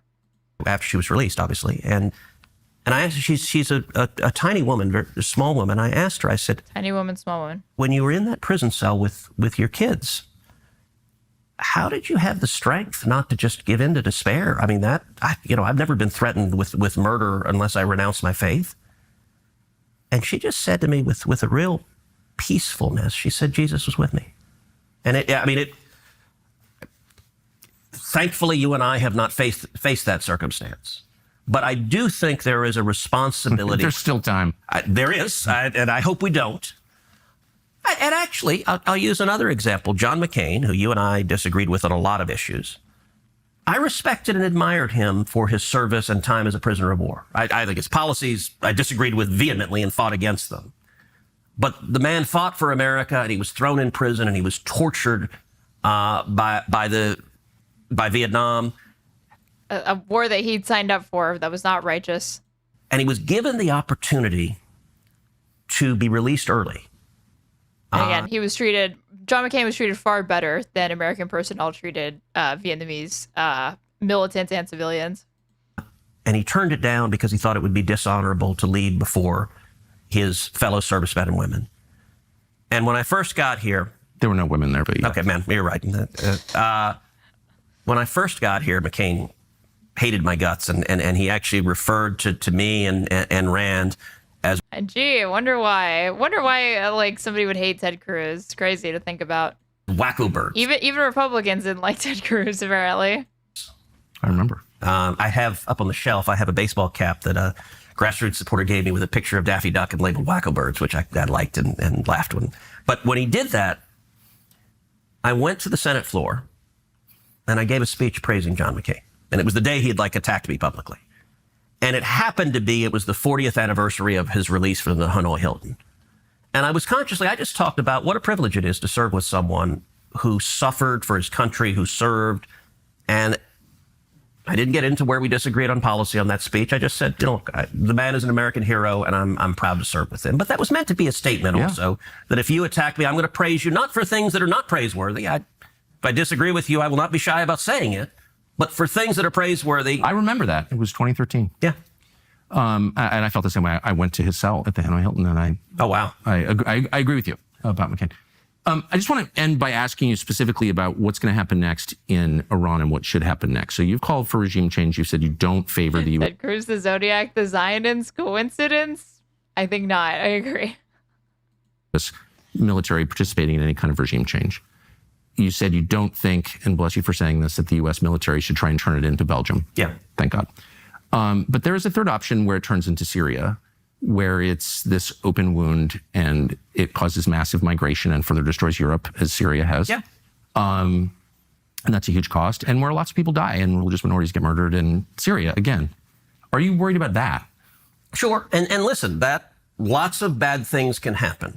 But going back to what we talked about, the principle of defending America, I agree with President Trump that Iran with a nuclear weapon is an unacceptable risk to America, and we need to stop it. I agree with President Trump, and I'll make a point. But he's not for regime change. He's not. So he and I disagree. Yeah, look, I think he thinks it would be better. Oh my God, 2 seconds earlier. I agree with Donald Trump, but Donald Trump doesn't agree with you. Well, so he and I disagree. He has not said he's for it. And you know what? Look, it is consequential when the President of the United States says, I'm for regime change. So I understand why he hasn't. What he has said is he's drawn a red line and said Iran will not have a nuclear weapon, and the only acceptable outcome is complete dismantlement. So they have centrifuges. They're enriching uranium right now. They're trying to develop a nuclear weapon. He said they must have complete dismantlement. I led 52 senators, Republican senators, in a letter where we said we agree with President Trump. That's the red line, complete dismantlement.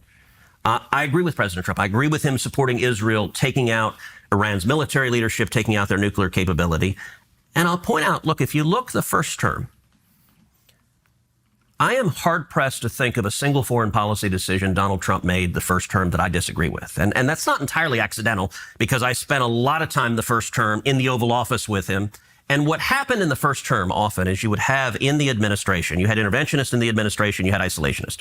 And they disagreed. They would fight within the administration. And often what it would give is an opportunity for me to come in and say, hey, there's a middle path here that President Trump agreed with frequently. And it's worth noting, in the first term, he most assuredly was not an isolationist. Look, he took out General Soleimani, which I emphatically agree with. And in fact, I introduced a resolution that we voted on the Senate floor commending him for taking out General Soleimani, who was the leader of the IRGC and who was responsible for killing over 600 American servicemen and women. When Trump came in, ISIS had a caliphate that had grown up under Obama that was about the size of the state of Indiana. And Trump came in. The caliphate grew up under Obama. It's like such a weird way to say that. Okay. Them. He killed the terrorists, took away their caliphate, and defeated them. And he also took out Baghdadi, the head of ISIS. I mean, those are not the actions of an isolationist. But at the same time, I don't even know what isolationist is. It's just a slur designed to control. I mean, I've never been an isolationist. I don't even know what that means. Okay, Rand Paul is my colleague. Rand is an isolationist. Okay, and Tucker, you've become one, and I don't mean it as a slur. Oh, my God. You consistently... I just mean it as a pejorative. ...say, you have said... Actually, I want to read from your newsletter, because if you ask what an isolationist is, your newsletter a couple of days ago, you wrote... finally some receipts. Printed out paper like a nuclear bomb, and we're hoping to get back to the negotiating table. We will see. There are several people in leadership in Iran that will not be coming back, Trump said, following the strikes. Right. It's worth taking a step back and wondering how any of this helps the United States. We can't think of a single way. Okay, that to me is the essence of isolationism. And let me just ask you, when the Ayatollah chants death to America, I believe him. Do you not believe him? Oh my God. We're really just doing this. This is literally arguments that I heard from like Jillian Michael on, is it Michaels on her take? Well, I think he hates America. Like, and Adam Sosnick, the valuetainment to your arguments. Did you know that there are people in those countries that hate us? It's the new, they hate our freedoms. They hate us because of our freedoms. Sure. And I'm opposed to instead of death, but it's death for America. Death to America. And do you think he's willing to act on it? It's not just hate America. He also is leading a country and trying to develop a nuclear weapon. Oh my God, it's also policy. Somebody said that he would say this later in this debate, and the moment is here. This is for sure. So the question is, do you act in a way that makes that more or less likely? And that's a tough call. It's something that you can debate.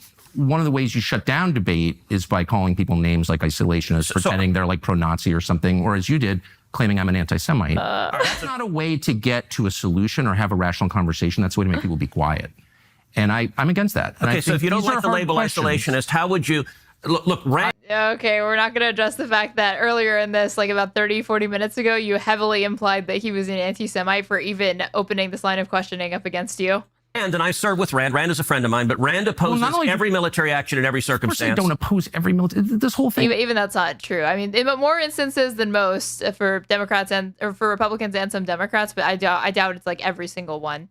Is infantile, and you know that it is. It's a way to call people names. So which of Trump's military actions do you support? And you disagree with them all. And make them be quiet. Give me another name. If you don't like that, I'm not trying to have you be quiet. We've been talking an hour and a half. I'm asking, if you don't like the name isolationist, how would you describe it? I would describe myself in the same way you falsely described yourself in this conversation. Falsely? Yes, so falsely. What did I say false? You said that the only thing that matters in a foreign policy decision is whether it helps the United States. I didn't say the only, I said the predominant. That's what I understood. Okay. So let me revise what you said and apply it to myself and say the only thing that matters is whether or not it serves the United States. And I feel very stung by what happened in Iraq, if I'm being honest. Possibly because, unlike you, I guess, I supported it.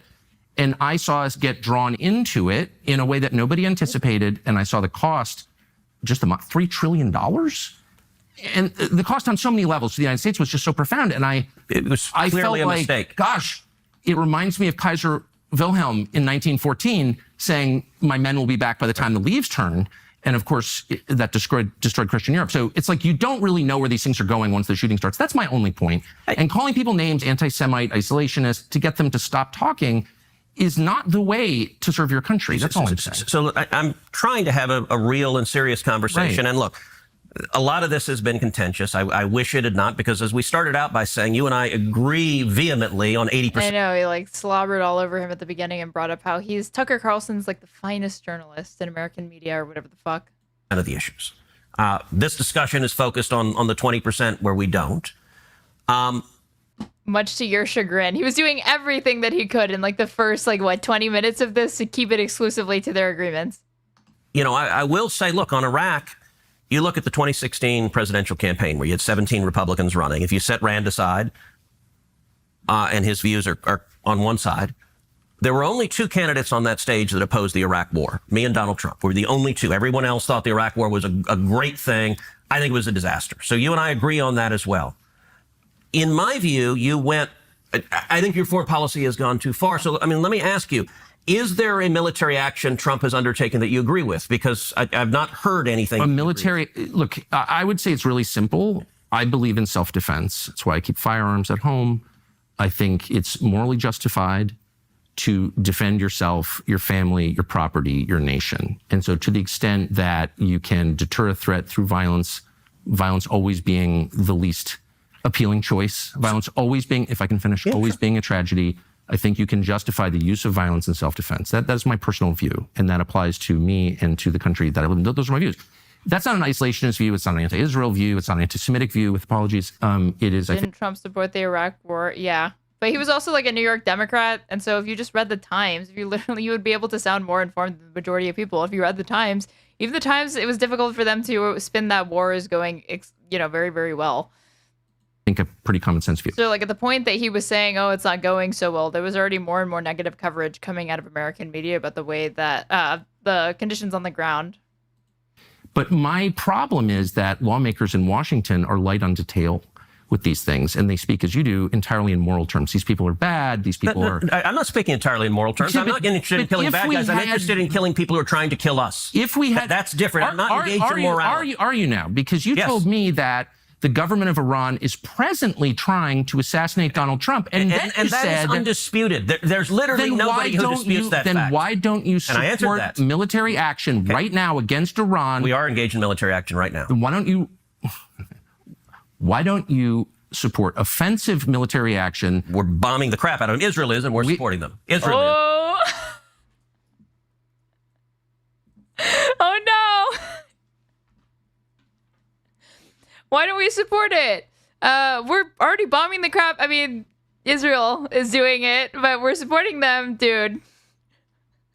Okay, so why shouldn't the U.S. military... This is a rare form from Ted Cruz, man. Defend its own president. I don't understand that.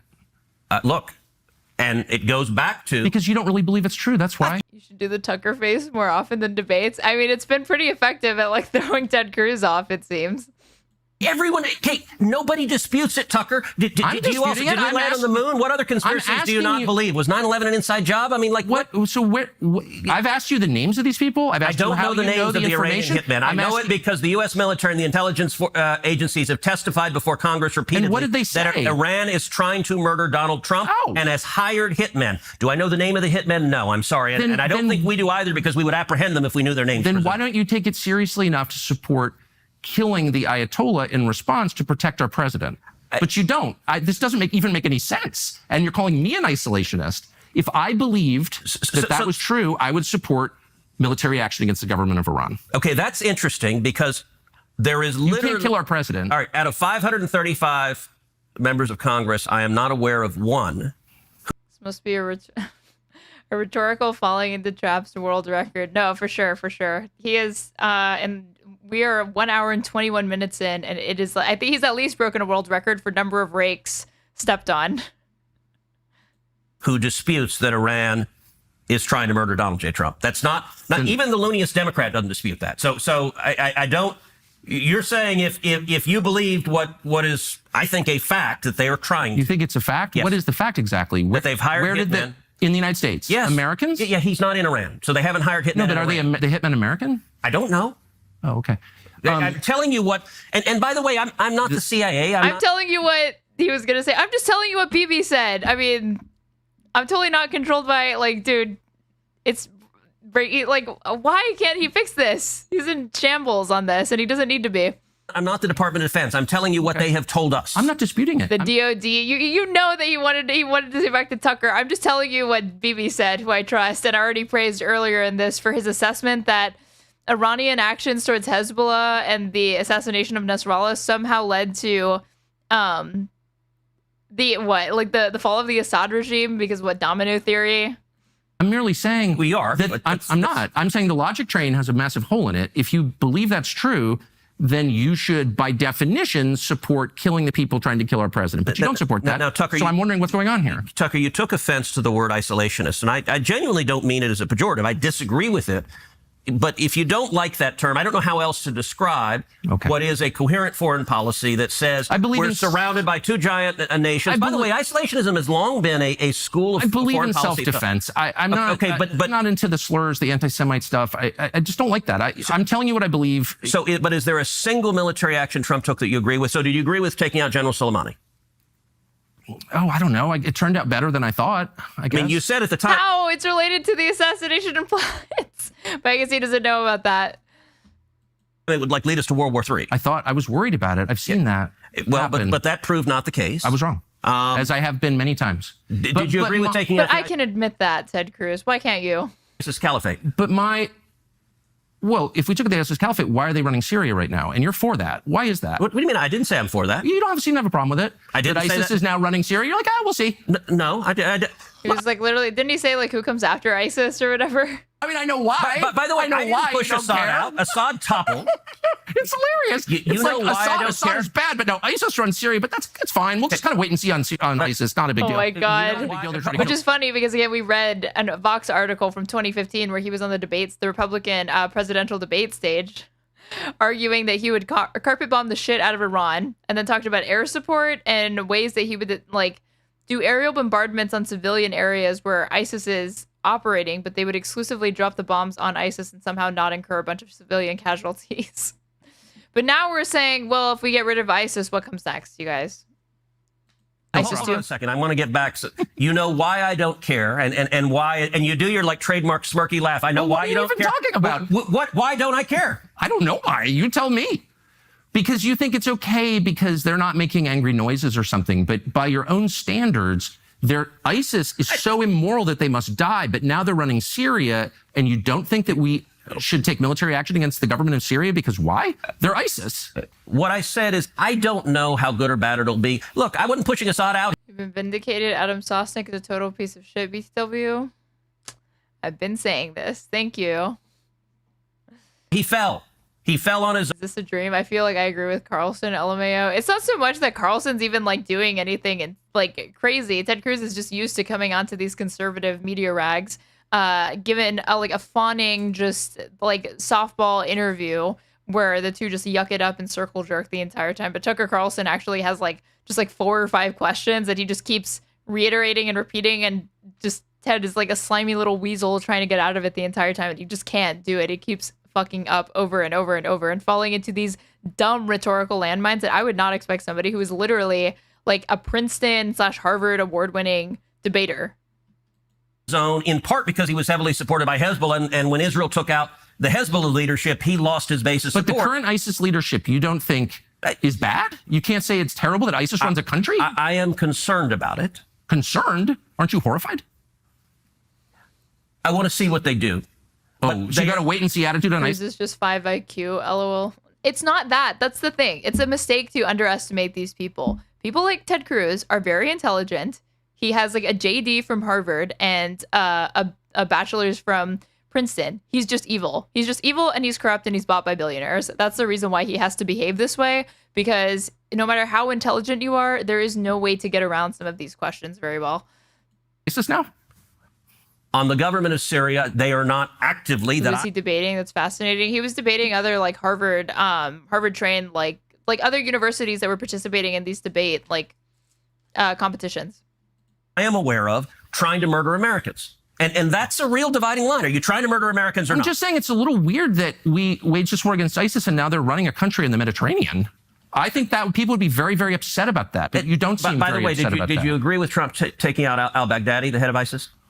I'm totally opposed to ISIS. And what I care about is results, actually. And if taking out the head of ISIS... Now he's weaseling out of a question. ISIS, I guess I'm for it. But now ISIS runs Syria. Okay, so I'm wondering how does this work? I mean, my point is... At the time, I mean, I've taken so many different positions over the years, some of which have been wrong. I really do my best to be honest and correct if they are and admit that I was wrong. I'm not one of these people who's I've always been consistent. No, my views change all the time because the facts change all the time. You're not going to get consistency Ooh, what a great way to to flip flop on issues. My views change all the time because the facts change all the time, you guys. from me. You're only going to get sincerity. Well, I will say this, and look, Steal I that believe one. you're sincere. Yeah. But I'm not God. I'm just some guy watching, trying to figure out the right thing for America. And You I think that Tucker would do this with Trump? What do you think? He wouldn't even do it with Putin. He definitely wouldn't do this against Trump. The entire time, the only thing that they've agreed on practically is like, yes, we just like love God Emperor Trump so much. think because And he's being led astray. you believe you were mistaken, and I agree previously, I think you've overcorrected. Overcorrected. I'm worried about turning this mess in Iran into a much larger mess. That's the concern. And by that's the way, that's a reasonable worry. Look, I know it's reasonable. And I know you've been like, you're like ready to call me all these names for asking, you're just asking questions. Yes, I am. So here's my question to you. If the Ayatollah is killed in Iran, and he very well could. His father, Raphael, fled Cuba after being tortured and imprisoned and came to Texas with just $100 sewn into his underwear. LMFAO. Yeah, that is the story of his father. The other funny thing is that Ted Cruz he was born in Canada, and he always like, well, I was born on a base or something like that, so I'm a I'm a natural born U.S. citizen. Because if you're like born abroad but on American bases or whatever, that's American soil. But people have looked into it, and it's possible that he's actually not a U.S. citizen, and that he may be a Canadian citizen that was somehow able to be. Let me see. I'm not crazy. I don't want to sound like a birther. Hold on. But for Ted Cruz, maybe I should just own it. I'm a Ted Cruz birther. Hold on. Ted Cruz may be a Canadian citizen.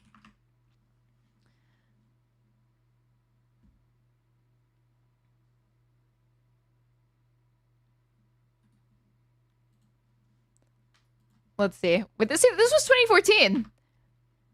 Ted Cruz renounces newly discovered Canadian citizenship. Texas Senator and possible 2016 presidential hopeful Ted Cruz has formally given up his Canadian citizenship about 9 months after learning he had it. While at home in Houston on Tuesday, Cruz was notified by mail that the renunciation became official on May 14th, the Dallas Morning News reports. He's pleased to receive the notification and glad to have this process finalized, spokeswoman Catherine Fraser said. Cruz intended to give up his Canadian citizenship, which was not a secret after the Dallas Morning News first brought it to his attention, to the surprise of him and his family last August. Nothing against Canada, but I'm an American by birth, and as a U.S. Senator, I believe I should only be only an American, said Cruz, who was born in the Canadian province of Alberta at the time. Page not found. I need this. I need to know what happens because I remembered this. Like U.S. law, Canadian law dictates that anyone born in Canada becomes a Canadian citizen automatically. Babies born in non-U.S. countries to at least one American parent are entitled to American citizenship as well. The U.S. Constitution requires presidents to be natural-born citizens, which is commonly believed to include Americans born with the right to citizenship, even if they were not born on American soil specifically, which is hilarious because I'm pretty sure, doesn't Ted Cruz also support getting rid of, like, birthright citizenship? Hold on. Ted Cruz supports eliminating birthright or, like, natural-born citizenship?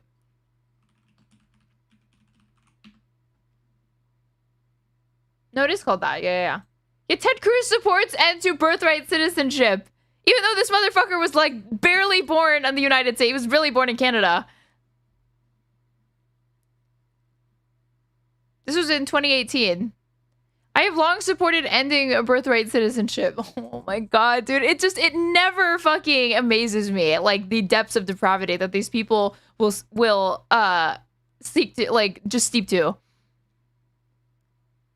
There are some legal scholars who argue that it takes a constitutional amendment. Others have argued it can be done through statutory means. I suspect whatever method is used will be challenged in court, so ultimately, the courts will sort out the proper mechanism. But I think as a policy matter, ending birthright citizenship makes a lot of common sense. Dude, Tucker's instantly losing credibility in my eyes right now for not performing a citizen's arrest on Ted Cruz right here and deporting him to, like, what, the closest thing that Canada has to CCOT?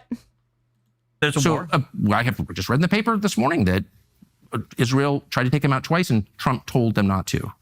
I have read that. I don't have independent confirmation one way or the other. Do you think that they should? I'm 100% here for the Ted Cruz birtherism movement, but I was also born abroad and dual citizenship is commonly granted in those situations. Anchor Ted? Dude, I thought nothing could top Lion Ted Cruz. I thought nothing could top the fact that Trump literally said that his father was implicated in the assassination plot against JFK. But honestly, Anchor Ted, like, I would, if that could be, like, mainstreamed instantly, I might give up the other two. Should take him out. So I actually talked about it. As you know, I do a podcast every week, Verdict with Ted Cruz, and I actually talked about it in the latest podcast. And I said, look, I've seen the reporting that says that Trump asked them not to take out the Ayatollah. And what I said in the podcast is I think it's reasonable for them to decide not to try to take him out. What they've done is targeted just about the entire top level of the military. I support regime change, but also it's reasonable if they don't, but also I support it. And also I think it's reasonable if they don't, though, but also I support it. The people that actually conduct the war. I can see an argument that taking out both the head of state and a religious leader could make him a martyr and could cause more problems than it's worth. And by the way, if you take out the Ayatollah, I don't know if the next guy isn't just as bad. And so I am... What happens to the country? I don't... Now we're worried about... At the beginning of this, he was like, I support regime change. They're evil. They chant death to America. And now we've worked ourselves into the position somehow that actually, I don't know about regime change, because what if the next person that comes is worse, that fills that power vacuum? No, but you mentioned before, and I want to go back to this. You said something like, you, like most other politicians, are engaged in moral terms. And let me be clear, I am talking about national interest. I am talking about protecting America. So there are bad guys on planet Earth that I don't think we should take out, even though they're bad guys. Good. I'll call them bad guys, but I'm not willing to use U.S. military force to take them out. In this instance, what Israel is doing is taking out their capacity to build nuclear weapons. Why? Because they judge the risk is too high if they got nuclear weapons. I understand that. I understand that. I think it's in progress. I think it'll probably be achieved, probably with U.S. military support. Who knows? But the president said he's for that. And by the way, where the military support is most needed is Fordow, which is it's a bunker that's built under a mountain. Right. And Israel's taken out most of the rest, like Natanz, which is their big enrichment site. They bombed the hell out of it. Fordow was deliberately built deep into a mountain so that Israel couldn't take it out. And there's an active discussion because the U.S. has bunker buster bombs that are big enough to take out Fordow. 30,000 pounds. Yeah. Yes. And Israel doesn't. So the one military piece nor the aircraft to fly them. Correct. Right. But here's, I guess, what bothers me is that I said 2 weeks ago the real goal here is regime change in Iran. It's not. I don't think that's Trump's goal. It's your goal. It's Israel's goal. I'm not attacking anyone. I'm just saying it's important to be honest and not lie and not attack people for telling the truth. So I believe I've been assiduously honest in this. But words matter. You said the real goal here is regime change, and it's your goal. And I want to be clear. Well, you said it was your goal. I want to be clear because words matter. Wait, is he really? Hold on. I'm just saying it's important to be honest and not lie and not attack people for telling the truth. So I believe I've been assiduously honest in this. But words matter. Ted Cruz, paragon of honesty. You said the real goal here is regime change, and it's your goal. And I want to be clear. Well, you said it. You said the real goal here is regime change, and it's your goal. That was literally Ted Cruz's goal at the beginning of this. Was your goal. Gaslighting in real time. Gaslighting, Cruz. I want to be clear because words matter. Words Do I matter. support regime change and would I like a government that doesn't hate America and isn't trying to kill us in Iran? Yes, that's a good outcome. Is that the objective of these military strikes? I don't think necessarily. I don't know if it's Israel's. It's not my objective. My objective is taking out... U.S. If Israel decides we're going to decapitate the government and try to foment an uprising against it, should the United States participate in that operation in any way? Look, I have not called for killing the Ayatollah. And there is nation... Such restraint from Ted Cruz for not calling for the open assassination of the supreme leader of an adversarial country. In war generally refrain from attacking and killing heads of state. Now, the Ayatollah doesn't. He's trying to kill Trump. We talked about that. But we shouldn't punish him for it. Look, there has been a long-standing... Nations in war have refrained from killing heads of state.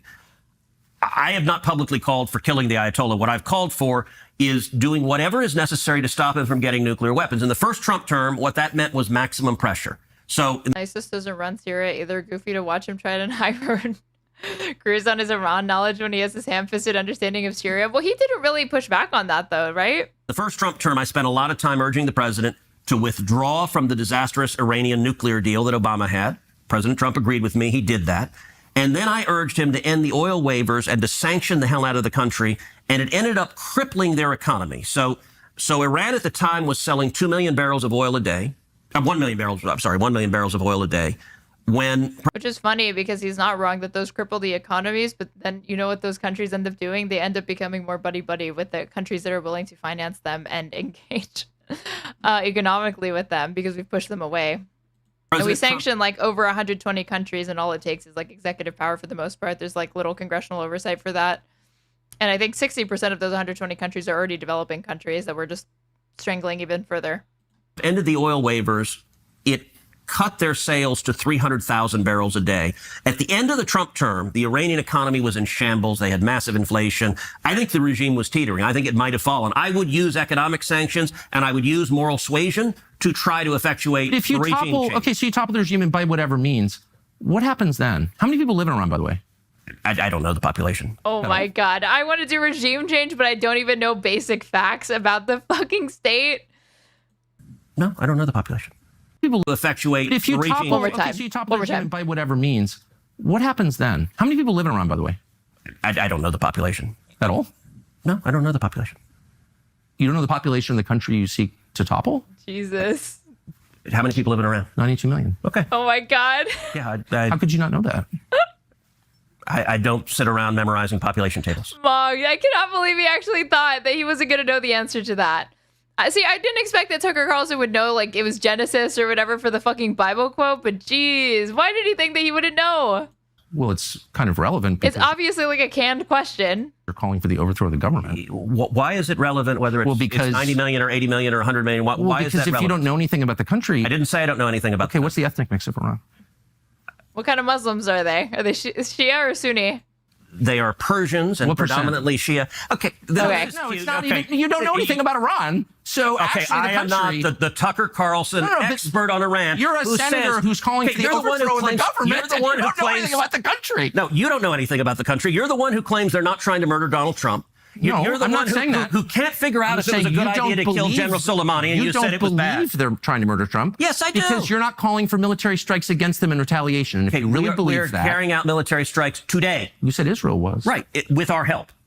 I said we. Israel is leading them, but we're supporting them. Well, you're breaking news here because the U.S. government last night denied, the National Security Council spokesman Alex Pfeiffer denied on behalf of Trump that we were acting on Israel's behalf in any offensive capacity. No, we're not bombing them. Israel's bombing them. You just said we were.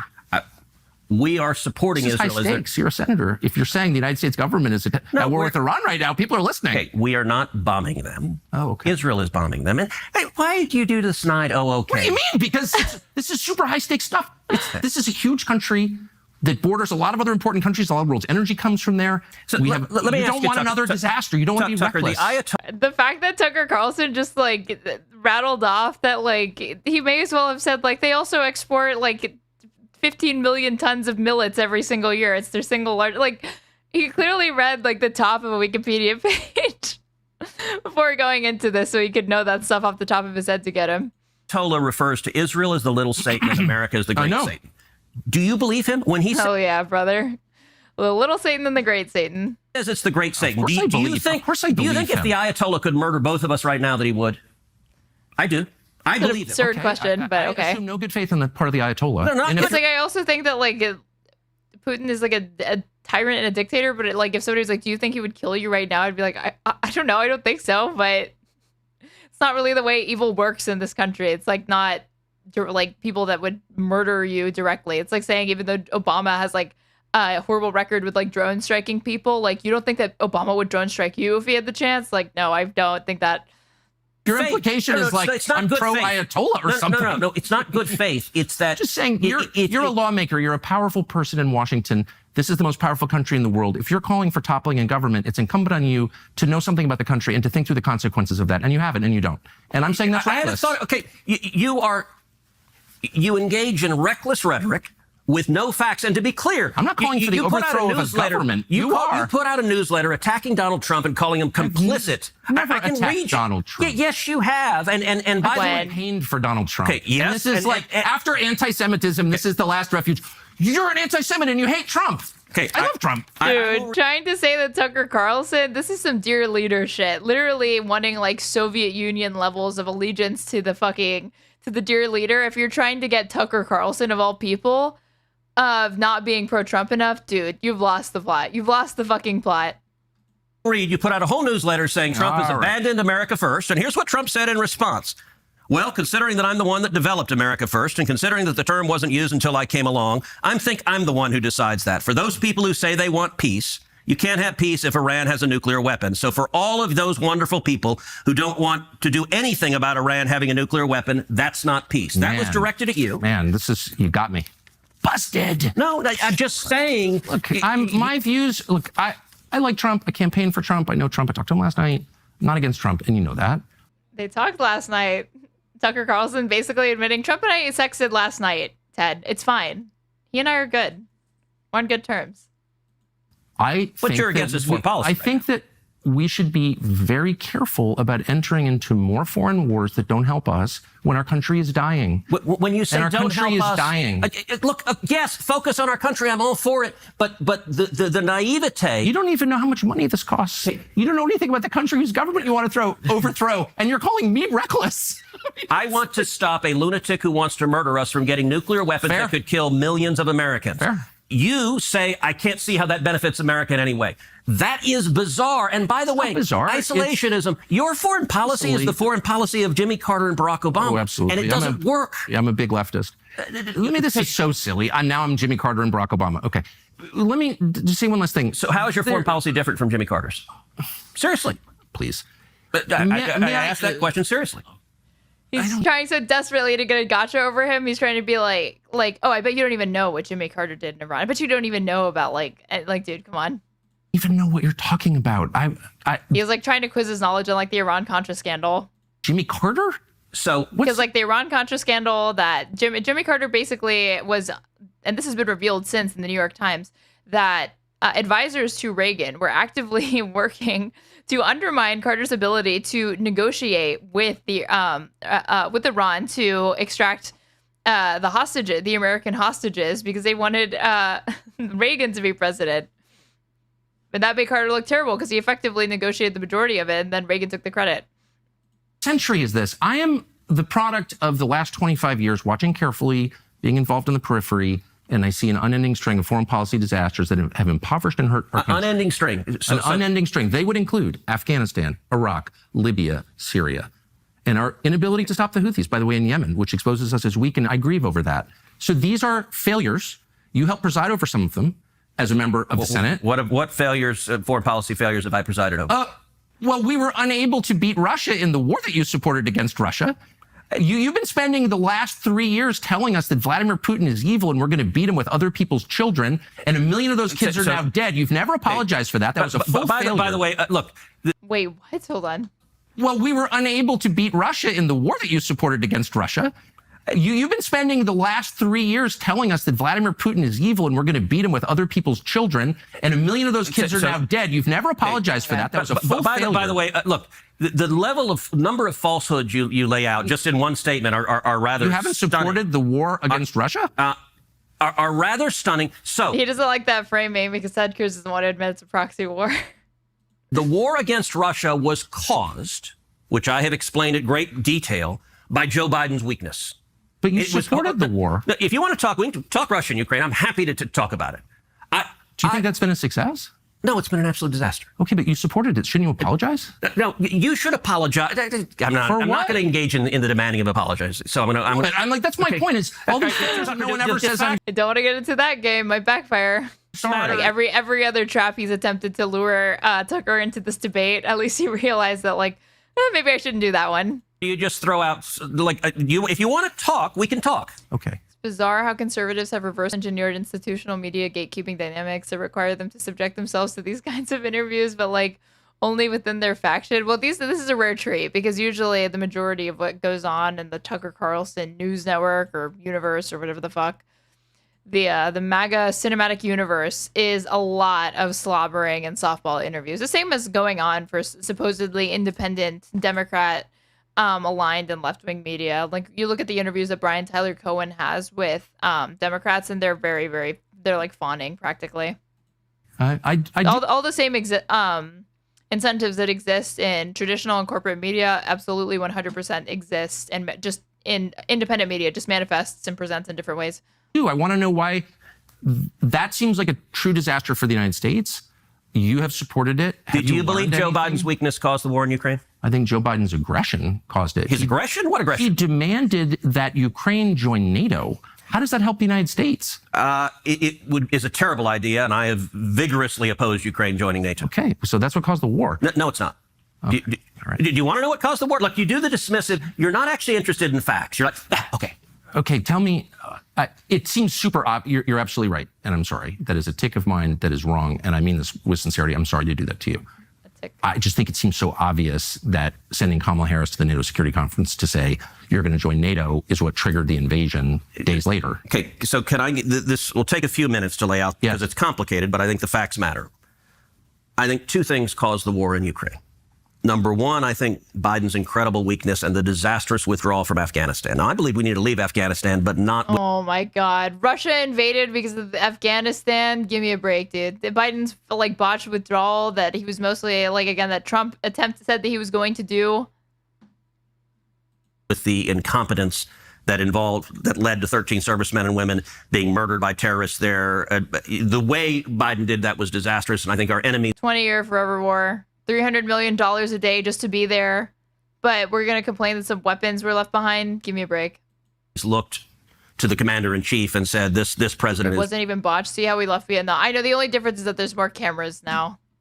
Weak. And when that withdrawal was so disastrous, I said publicly at the time, the chances of Putin invading Ukraine have just risen tenfold. Right. But secondly, and this is critically important. I agree. That was awful. The withdrawal. And it was a major cause of our enemies all said, hey, this president is weak. And so it invited. And by the way, look, I despise war. And I think weakness and isolationism produces war. Wasn't Trump supposed to end the war the day one? Yep. Within the first 24 hours, he said it would be easy. Because it invites aggression from our bad guys. It's why I agree with Ronald Reagan's peace through strength. The best way you avoid war is being strong enough that your enemies don't want to mess with you. Peace through strength. I mean, it's like literally some like Orwell shit. But let's say that like seriously. To Ukraine and Russia. Look, Putin didn't wake up 2 years ago and decided he wanted to invade Ukraine. He's wanted to invade Ukraine for decades. Didn't Putin literally state the reasons they invaded and it wasn't because of Ukraine possibly joining NATO? Yeah, I mean, but that's also not the best way to ascertain the motivations of any single like state or like the motivations of any state or dictator or political actor is explicitly just going off what they say. It's like it has to be a combination of analyzing their statements and then juxtapose against the actions that they've taken since and before and seeing if it's consistent. Because there have been multiple reasons stated. Like Putin said, it was like denazification, and then he said the other stuff to Tucker Carlson about it being like the history of the region and stuff. So Putin has referred to the collapse of the Soviet Union as, quote, the greatest geopolitical disaster of the 20th century. And Putin has long been explicit. I mean, the collapse of the Soviet Union was like not for the reasons that anyone should acknowledge that. It was like a free-for-all once they tried to institute free market reforms. That his desire is to reassemble. I mean, you could say that like Putin's coming at it from the wrong way or whatever, but the answer is like is wrong, but the math is right, if that makes sense. The old Soviet Union and in fact reassemble the Russian Empire that was even bigger than that. If you want to reassemble the Soviet Union, the natural place to start is Ukraine. Do you really believe that Putin has territorial designs on Eastern Europe? Yes. What countries? He has said that you can go and read his. Hold on. I don't want to lose the narrative of what happened, so we can go back and do that. But I don't want to lose telling the story first. So let me explain this, and then if you want to go back, we can take all sorts of digressions. But just give me a couple of minutes to lay out the facts of what happened. The U.S. has been insane in their relationship with Russia since post-World War II. Yeah, I mean, I won't get into like the NATO stuff here or whatever, but like in a lot of ways, like yeah, NATO exists to fix the problems that it creates by existing. But Putin helped to like strengthen people's like rejuvenate people's like liberals' regard for loving NATO because it proved right like all of these champions of it, they felt vindicated after that. Like yes, this is why you have to have this Soviet era military alliance still alive. He has wanted to invade Ukraine a long time. And he's done it before. In 2014, he invaded Ukraine, invaded Crimea. When Barack Obama was president, he invaded the southern portion. He did not invade the rest of the country. Why? And the reason is the principal source of revenue for Russia is oil and gas, and the natural gas pipelines run right through the country of Ukraine. And he didn't want to jeopardize his ability to get gas to Europe. Right. So in 2015, Putin started a project called Nord Stream 2. Did anything happen in 2014? In terms of what? Wasn't there a coup in Ukraine run by the Obama administration? Let me finish telling. I told you we'll take lots of digressions in a second. Let me finish telling We'll take lots of digressions. We'll get to that in just a second, Tucker. The narrative. 2015, Putin began building Nord Stream 2. Nord Stream 2 is an undersea pipeline that runs from Russia to Germany. The entire purpose of Nord Stream 2 is when it was completed and turned on, it would let Russia circumvent Ukraine and get its gas straight to Europe. In 2019, Nord Stream 2 was almost complete. And the conventional wisdom in Washington was, this is terrible, but there's nothing we can do about it. I didn't believe that. So I drafted sanctions legislation that was targeted to stop the pipeline. Trump was going to leave NATO. IDK, what happened with that? He said that in his first term, and then people like Mitch McConnell worked overtime to scramble and say he didn't really mean it, or they at least disagreed with him. But yeah, that was never serious. Legislation passed the Senate with overwhelming bipartisan support. It passed the House, and Donald Trump signed it into law. Can I just ask, why wouldn't you want Germany to have cheap energy? Because it empowers Russia. And I believe in making our enemies weaker and our friends stronger. Has blowing up Nord Stream made Germany stronger? Not being dependent on Russia has made Germany stronger. Do you think Germany is stronger now than it was 4 years ago?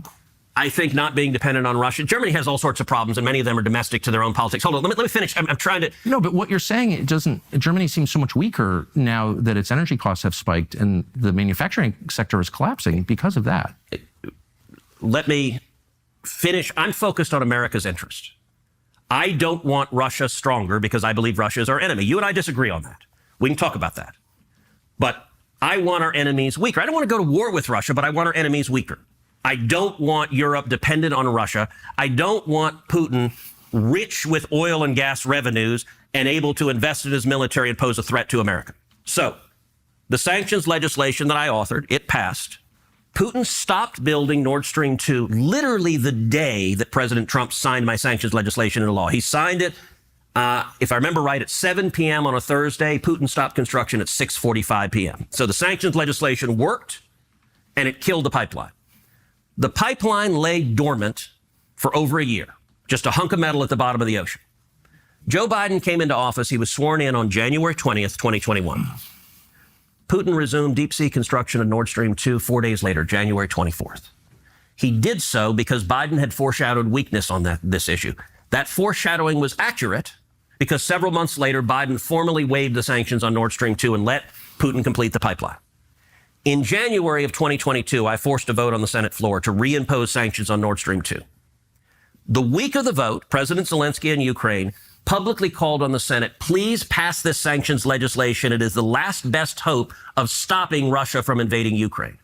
At the same time, the government... Wow, Ted Cruz was this close to preventing it, you guys. Poland put out a formal statement from the foreign ministry to the Senate, calling on the Senate to pass my sanctions legislation, and said, if you do not, Putin will invade Ukraine. The day of the vote, Joe Biden came to Capitol Hill. It's the first time in his presidency he had done that. He went to the Democrat senators' lunch, and he personally lobbied them on this issue, not any other issue. This was his number one issue that he came to lobby them on.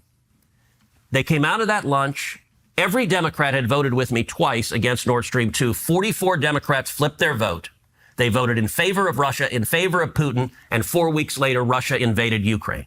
That was the direct cause of the war. And if Trump had been president, there would be no war in Ukraine. So may I ask, I, of course, disagree with your analysis completely, but I want to be respectful. Okay. And so tell me what you disagree with.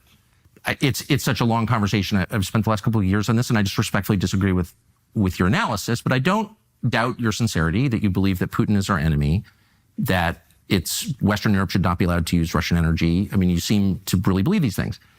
My question is about results, because I think it's relevant to what we're seeing now in Iran. You look back after having you personally voted to send billions and billions and billions of U.S. tax dollars to Zelensky to support his civil service and the war against Russia and all this stuff. Can you say that what you did worked? So I can say what I did personally, sanctioning Nord Stream 2 worked and prevented a war. And if Trump had still been there, if the sanction had been in effect, there would be no war. I'm in favor of avoiding wars. But once the war broke out, you voted to fund it to the tune of billions and billions and billions. And to be clear, and did that work? Okay, to be clear, what I voted for the initial tranche of funding, and then I voted against the subsequent one. So it hasn't worked. So I've been in between. I haven't been on the full Ukraine, full-throated hawk side or the anti from day one. Wow, he's a centrist on it, you guys. He's so moderate. For the initial tranche of funding because I wanted Russia to lose. I think the Biden administration administered it in a horrible way. I think they wasted a ton of money. And I think what they did was actually incoherent because they were funding both sides of the war. I was very vocal. And among other funding both sides of the war? Other things, flooding $100 million to Iran, which was used, among other things, to help the nuclear program, but also to make drones that Russia used to fight. So here's my concern. I'm not going to defend the Biden administration. Really did a lot to wreck the United States. Yeah, did the most damaging administration at the end, in history. where we sit now, Russia is stronger. It's closely allied long-term with China. I don't know that Russia's stronger. I don't think that's right. Okay. I think it's pretty obvious that it is. But I can't really, there's not too much for me to engage with on this stuff because I'm totally out of my depth when it comes to anything like Ukraine, Russia, or whatever. I'm just generally Russia bad and Ukraine good for the most part in this specific instance. Yeah. Certainly not destroyed. And it's allied long-term with China. Maybe. There's no doubt Biden's foreign policy drove Russia into the arms of China, and that's concerning. They also have a long history of animosity. Western Europe is weaker and more in debt. The United States is weaker and much more in debt. Look, hold on. So you and I are agreeing on a lot. We're agreeing. Here's my question. Have you questioned any of your previous assumptions? Did you play any role in this at all? Are you responsible at all? Of course, and like you said... What have you learned? Like you said you've changed your mind. Yeah, I voted for the first funding of the Ukraine war, and I voted against every subsequent funding stream because it wasn't working. And I looked at what was happening and said, this is not working. And had the money been spent in an intelligent way and not wasted, and had it been successful, I might have been willing to fund more. But it wasn't successful, so I voted no. And the war is going to end. Look, President Trump campaigned on ending the war. I think he's frustrated because Putin has been less than eager to reach a deal to end the war, but it's going to end. You're not going to see another dollar coming from Congress. Do you think Zelensky wants to end the war? I think Zelensky has behaved horribly. I think his Oval Office meeting will go down in history as the worst Oval Office meeting of any leader that has ever come to the Oval Office. I think he behaved like a pompous ass. And Zelensky. Dude, no way. I think Zelensky has behaved horribly. I think his Oval Office meeting will go down. Oh my God, he's actually one of these people that supports J.D. Vance being like, how come you haven't said thank you? In history as the worst Oval Office meeting of any leader that has ever. Yeah, Zelensky was the one that was really disgraceful in that exchange between Trump and Vance. Got it. Oval Office. I think he behaved like a pompous ass, and I think he is unrealistic. I think Zelensky spends his time with Nancy Pelosi and Chuck Schumer in the New York Times, and he believed he was going to the Oval Office as a resist figure, and I think he's doing real damage to his country right now. You described him many times as a hero. I don't recall ever using the word hero. I do say. Did Ted Cruz ever call Zelensky a hero?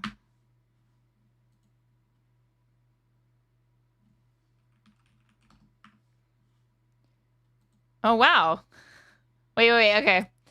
Can't trust the AI overview. Hold on.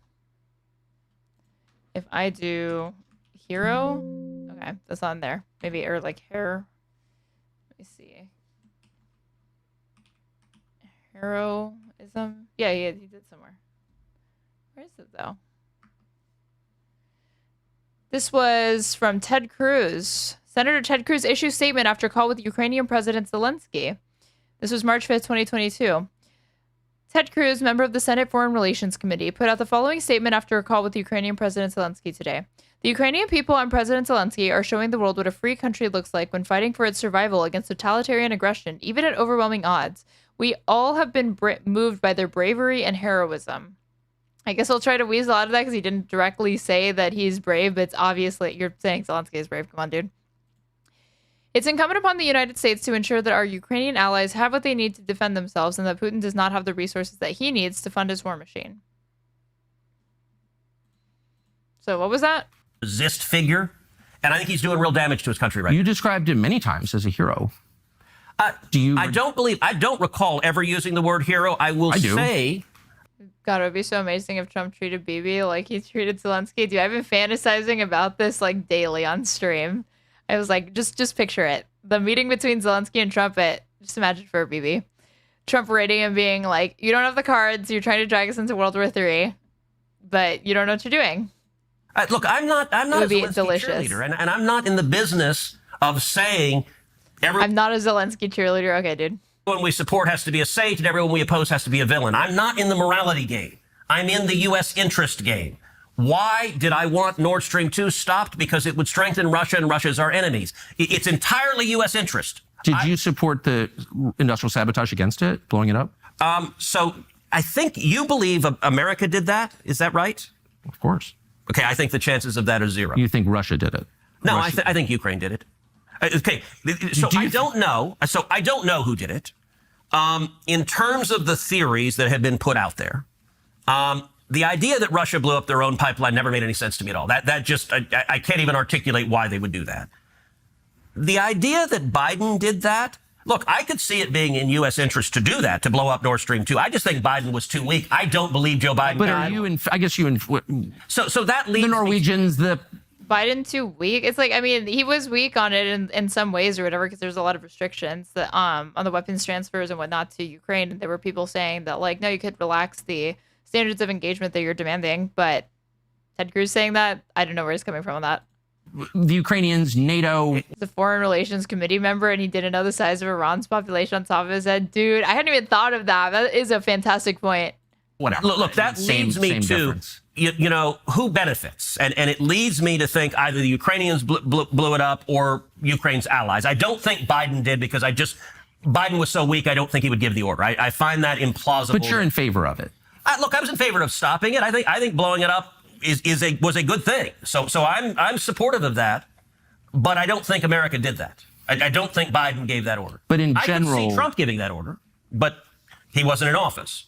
Yeah. And you think that the largest act of industrial sabotage in history helped our allies in Western Europe or other fellow NATO members? Look, I got to say, I don't understand. For some reason, you are really invested in defending Russia, and I don't get that. I'm not attacking you with that. I'm genuinely, like, I don't get why you're so passionate about defending Russia. Oh, my God. Actually, I was defending Western Europe. He's a little bitch for Putin. Come on, we all know. The home of my ancestors. Is actually Ted Cruz might come out on a W by the end, even though the entire thing up until this point has been a fucking embarrassment. And because now Tucker's laugh looks like a sign of idiocy and arrogance to be like, I'm not in bed with Russia after his disgraceful interview with Putin. That tripling their energy costs and destroying their industrial base. Not like. You just accused me of being an anti-Semite, an isolationist, and a Russia lackey. I've not called you a neocon once, which you are. Yeah, those neocons that oppose the Iraq War. Right. Like that. Oh my God. It doesn't matter if you're doing performative disavowals of things that you were not around to be involved in. You're choosing to do this now. You were choosing to support these military actions when you don't have to.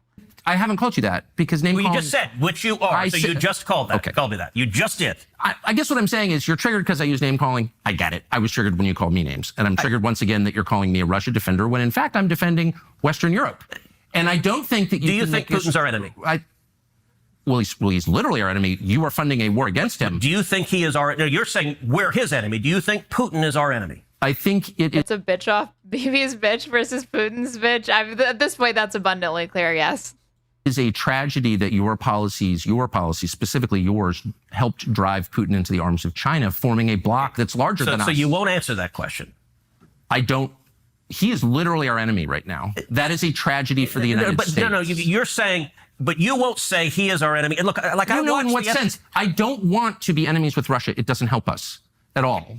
It may help some people in the United States, but in general, I don't want to be. I don't want to be at war with Russia. I don't think it is in our interest to be at war with Russia. With China. That is a disaster. But listen, no doubt, and I want Russia and China attention, so I agree with you there.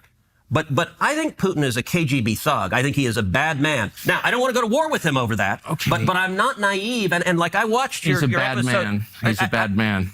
Okay. Look, I watched your episode where you went to the Russian grocery store, and I'm was that disloyal? Do you think it was just weird? It was like a promo video for Russia, and I don't understand. I forgot he did this when he went to the fucking Russian grocery store. It is true. Attacking you when I ask why, because I'm genuinely like, I don't get like that really was just like straight up propaganda. I mean, it's something you weren't attacking me, you were just noticing. No, but may I ask you a question? So here, well, let me just answer yours by saying the United States, the Biden administration, with your help, full support, began this war on Russia in response to their invasion of Ukraine. And one of the things was they kicked Russia out of SWIFT, out of the international financial system. Yeah. And my first response was, this is going to really hurt the US dollar, which it has. And I hope someday we can have a conversation about that. It's really, really hurt the one thing that we needed, which was to retain dollar supremacy. So I was interested in the economic condition. By the way, that's a reasonable point and a serious conversation. I'm aware. And but I can agree with you. No, but I was accused of being. I think it's weird that you went to a Russian grocery store and said it was prosperous. No, my point is it looked like a commercial. It looked like a commercial. Isn't this wonderful? No, it was an argument against the efficacy of sanctions. Sanctions against Russia, which you casually and enthusiastically imposed, scoring a little. I mean, even Biden, I don't think Biden, after the initial invasion of Ukraine, supported sanctions. Did Biden support sanctions against, increasing them against Russia after the Ukraine invasion? I don't think he did. Really? There was a minute where he didn't, I swear.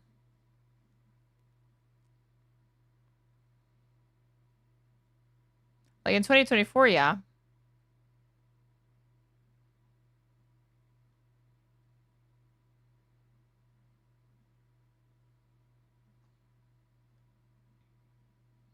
Maybe it says, okay. If I put,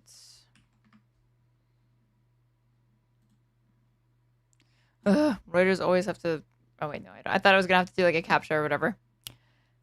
So this was February 24, 2022. President Joe Biden hit Russia with a wave of sanctions on Thursday after Moscow invaded Ukraine, measures that impede Russia's ability to do business in major currencies, along with sanctions against banks and state-owned enterprises. During White House remarks and answers to reporters' questions, Biden described Russian President Vladimir Putin as an aggressor with, quote, a sinister vision of the world and a misguided dream of recreating the Soviet Union. But he held back for now from imposing sanctions on Putin himself and from disconnecting Russia from the SWIFT international banking system. That's what it was. Okay, this is what I was thinking of. So it was a half-truth. It was not entirely correct. Thank you for subscribing, tomfoolery. What is it? Yeah, he held back amid differences between the United States and its allies over how far to go at this juncture and criticism at home that he should have done more. Biden said there is now a complete rupture in U.S.-Russian relations if Moscow continues on the path it is on, and that more sanctions are being planned.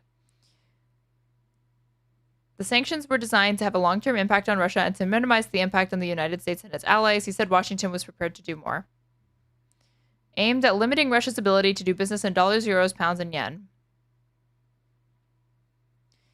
Biden said NATO would meet on Friday to map out further measures and reiterated that the United States would not engage in war with Russia. However, Biden said the U.S. would meet its Article 5 commitments in which NATO members agree an armed attack against one of them in Europe or North America will be considered an attack against all of them. Since Ukraine is not a NATO member, those protections do not apply.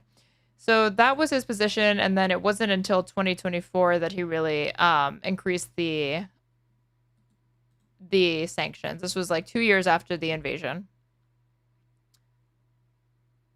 Biden administration on Friday announced more than 500 sanctions on Russia, its enablers, and its war machine as the world marks 2 years since Russia attacked Ukraine. This is the largest single tranche since the start of Russian President Vladimir Putin's invasion, administration officials said. Then today I'm announcing more than 500 new sanctions against Russia for its ongoing war of conquest on Ukraine and for the death of Navalny, who was a courageous anti-corruption activist and Putin's fiercest opposition leader. This was February 23rd, 2024. So this was practically, was it 2 years to the day? Yeah, it was practically 2 years to the day. So at first, yeah, it was some sanctions, but it was not as broad as it could have been. Moral victory. They're banned from SWIFT now, I believe. Yeah, I think so. Every time. Had no material effect that helped the United States. Russia is backstopped by China, and I recommend that you go there and see it. It is way nicer than Washington, D.C. Way nicer. To me, that's a tragedy. I was Russia's way nicer than Washington, D.C. horrified and angry at my leaders. I don't know. I've never been to Russia or anything like including that, you. It's I want to live in a country that's nice, with low food costs and no homeless people. All right, I don't understand why that's too much to ask. So do Instead, I get wars with Iran. No, I just want lower food costs. How's that? So, look, it's a weird argument that you do often, which is, listen, things are crappy in America. Liberals have done bad things to America, so we shouldn't worry about any of He's not just saying liberals. Yes, he's saying neocons and Republicans as well, that there is bipartisan failure here. Republican senators, Republicans they don't care about us. They're focused on other countries. Because he started off by doing the whole, like, I don't know, man, we're sending a bunch of money overseas to these other countries and to fight battles that aren't really ours, but we have homelessness and poverty here. Why aren't we addressing that? Which I do think is, like, disingenuous from Tucker Carlson, but it is interesting to see Ted Cruz be forced to reckon with that question. And our country is dying, and you don't care because you're focused on Iran. Moscow slums. DC is pretty nice, depending on which part of the city you're in. Yeah, and I've been to DC. Like, I don't remember being like a shithole or anything like that. You don't. Putin. So you believe, like any city, there's going to be areas that are not as nice as others. That I don't care about America. I guess you believe Donald Trump doesn't either. Like nobody cares. I believe that your focus is way too on other countries. It's way too focused outward. The money that you send abroad could be used here and should be. What money that I send abroad, by the way, I emphatically agree with Ukraine. You don't even know. I emphatically agree with Donald Trump's, for example. And you're just like doubling over in this like goofy laughter would be as smug and annoying in any other context, but this one is actually entertaining for once. Dramatically slashing USAID. I think the only reason we should be deploying that is to benefit U.S. interest, national security interest, and keep Americans safe. And so, how much did you vote to send to Ukraine? Look, you're in about $80 billion. $80 billion. Yeah. 80 so you're in. You love just giving these broad characterizations that are not accurate. I'm genuinely puzzled. Look, I don't want to go to war with Russia, but I don't think they're our friend. I think Putin... I agree. I think Putin is a murderer. I think he's a liar. And I think he does not wish well on America. Okay. And there's a difference between saying that, just like Reagan referred to the Soviet Union as an evil empire, and Putin was in the KGB. Look, my father was imprisoned and tortured in Cuba. I hate communists. It was actually Batista that tortured my dad. My aunt was imprisoned and tortured by Castro. I hate communists. I think communism is evil. And so I think there is a value to, there is nobody who stands up to communist China more in the Senate than I do, because I think they're evil. Do I want to go to war with China? Of course not. That would be ridiculous. But I think we have all sorts of tools to stand up to our enemies. And I think China is engaged in a 1,000-year war against the United States. Okay. They're trying to defeat us. We're so all over the map. We're your family in prison. Yeah, Tuck is definitely off his Zyn right now. Yeah, nicotine withdrawals happen. We're witnessing it. In Cuba and China and all this stuff. I agree with you. I'm totally opposed to communism, always have been. I don't think that Putin loves us. I'm distressed by the moral condition of most leaders around the world. Most of them, they all kill people. I'm against that. I'm just saying, I wish the focus... I'm against that, but you were saying that it was a mistake that you didn't support the assassination of Qasem Soleimani? Here can I say something? I actually don't agree with that statement. They all kill people. There's a moral relativism. So I don't think Donald Trump is a murderer. He doesn't kill people. We don't have concentration camps. Donald Trump a murderer. Oh my god. Moral relativism. Moral leaders all kill people. And there's a moral relativism. I'm hardly a moral relativist. But you are. You just, that statement was the essence of... I'm an anti-Semite, an isolationist, a moral relativist. Okay. No, I'm not. Did you just say world leaders all kill people? I'm saying I'm against killing people in general. So it's ludicrous. I mean, like, he didn't say murderer. He said they kill people. Is he actually going to deny that there are, like, every American president has instances of aggression? What? And you're denying that the sky is blue if you try to actually say that. Hyperventilating about how Putin was in the KGB or whatever. I just want to serve American interests, and pushing into China is not in our interest at all. And you helped do it, and you haven't apologized. And that's good. And by the way, you're the cheerleader. I helped drive him into China. It's a complete lie. You funded the war against him. No, I authored the legislation that shut down Nord Stream 2 that prevented the war. And if Trump had still been in the White House, we would have had the war. And look, the comment you made, the reason things like moral relativism are so dangerous, everyone kills people. No, there is a difference. The United States, we don't have concentration camps. We don't torture and murder people. You look at China, where they've got 1 million prisoners in concentration camps. You look at Putin, where he's got prisoners in Siberia. He tortures and murders his political opponents. Donald Trump doesn't do that. America doesn't do that. And by the way, what are you most even talking other countries about? don't do that. I see the game. It's like, I'm distressed. You're the one playing a game. I'm distressed. No, I'm responding with facts. You don't like the facts. I don't even know what facts you're talking about. I'm not saying that Trump puts people in concentration camps. I campaign for Trump. I love Trump. So did I. Okay. So this has nothing to do with Trump. I'm merely saying... When you said I'm so glad we can have that brief moment of solidarity that, remember, we both love dear leader, Daddy Trump. kills people. It puts just them want more on the emphasis on what's happening inside the country. That's it. Is there a moral difference between America and our enemies? Is there a moral difference between America? Of course. And what is it? Articulate it. He never said that there wasn't, but I guess sure. He was trying to say that there is an equivalency to be drawn between like U.S. leaders and other foreign leaders doing the same shit that we do, which is a no-no to Tucker Carlson, but to other people, they're going to be open to hearing that out. Valuable to say why. Why are we a better country founded on better values than China? What's the difference? I'll tell you why. And I know because the whole purpose of America is to protect the God-given rights that each person possesses by virtue of being created by God. Amen. By being human. That's the point of our founding documents. And no other country articulates that in the way that we do. And that's what I love about America. My family's been here a long time. I'm never leaving. So I really love the country. Despite going to a Russian grocery store, despite asking you questions about AIPAC, I love America is the truth. And I love Trump. But I just want more emphasis on America. That's it. I emphatically agree with America first. I think Donald Trump does as well. Oh my God. And I think his foreign policy has been vigorously protecting that. And I agree with the president. Good. Well, I appreciate your taking all this time. Sure. And I know you didn't mean it. But you called me those names. Thank you, Senator. Oh my God. So it turns out that YouTube is suppressing. Okay, yeah, sure, buddy. Okay. YouTube's suppressing you, dude. You with your 4 million subscribers. Yeah, okay. YouTube is suppressing me, which is why people watching on YouTube need to like my stream or subscribe to me. If they're watching on Twitch, they should also consider following me or subscribing to me, and you can get access to an ad-free experience as well as some lovely emotes that I added. If you're interested in supporting the stream, you can follow the donation link that is no longer pinned in my chat, but I will drop it there right now, but is in my YouTube description. And the reason why it's not pinned is because somebody said a death to a certain person that was on the screen, and I accidentally pinned it and then had to delete it because I didn't mean to pin it. Oh my God. Really? Really? Apparently, if you try to copy a link directly from a YouTube description, it will give you a behemoth URL because it's a YouTube direct, like a redirection link. Okay. That was crazy. Oh God, the Tucker giggle. That was pretty wild.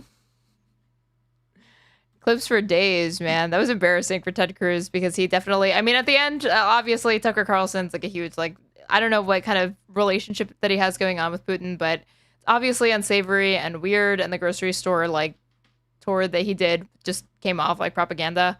So I wouldn't say it ended on like a high note for Ted Cruz or anything like that, but he didn't go out like it wasn't a total KO. It was just, bad most of the time. I would say like around, when is it? This was around like the last half hour. Old school Soviet model city propaganda tour. Yeah, exactly. Okay, what else did I say I was gonna do?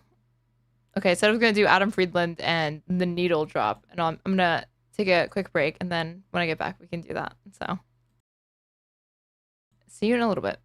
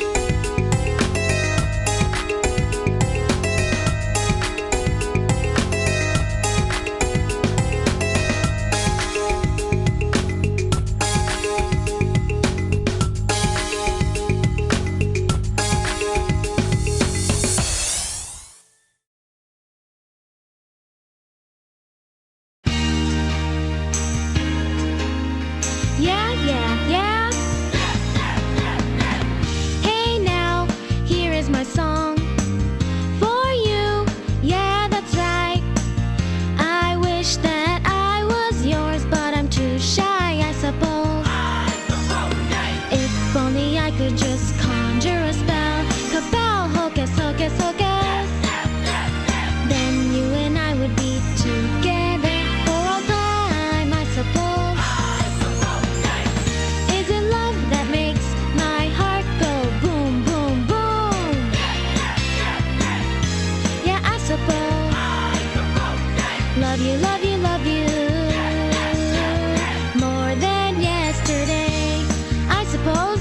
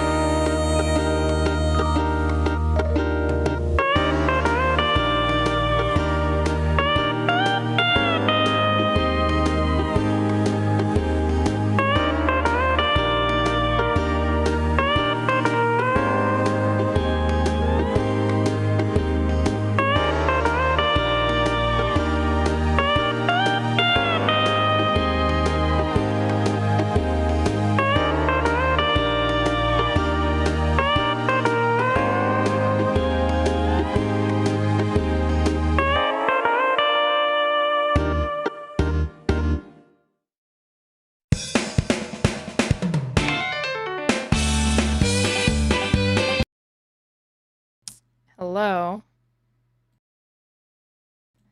Oh, my voice sounds terrible after talking for like, I don't know how many hours. Thank you for the Ko-fi subscription, Lisa. Did anybody else? Let's see. There were perfect corner hits. That's going to be the only thing that's clipped on my channel, unless things start changing, you guys. Okay. So, unfortunately, I thought I'd be able to watch Anthony Fantano and Adam Friedland talk about whatever, but it's members only. And I don't want to pay for it because I'm a cheap bastard. And it'll be free soon. So I'm going to cover what I wanted to cover last night, which is Tim Pool giving his analysis that Trump actually knew everything about the Israel plan to strike Iran. This is the cope. This is the cope, you guys. But before that, I did want to see this, like this was something that I came across. Vance saying, Hi, Mr. Wonderful here. Okay. 9 months ago, on the Sean Ryan podcast, JD Vance discussed the Israel and Iran conflict and the likelihood of a World War III scenario. So let's watch this and keep this in mind as everything unfolds in the next few months. I mean, this still sounds like a regional conflict, though, because the idea that if this escalates, which it's obviously going to, is going to lead to there being a significant amount of NATO countries getting involved. Like, I just don't see that so far, even with how bleak I think things are looking right now. Yeah, what about you, dude? America first this, America first that. Cameras are off. Bro, what? This is like cobbled together headlines as your understanding and like the last tweets that you read on your timeline with respect to this issue. He is not in the store. Where you're watching Sean Ryan show. I do not understand why this guy's so big. He is so fucking boring. Whatever, man. Okay, I want to watch this article or watch this article. Hold on.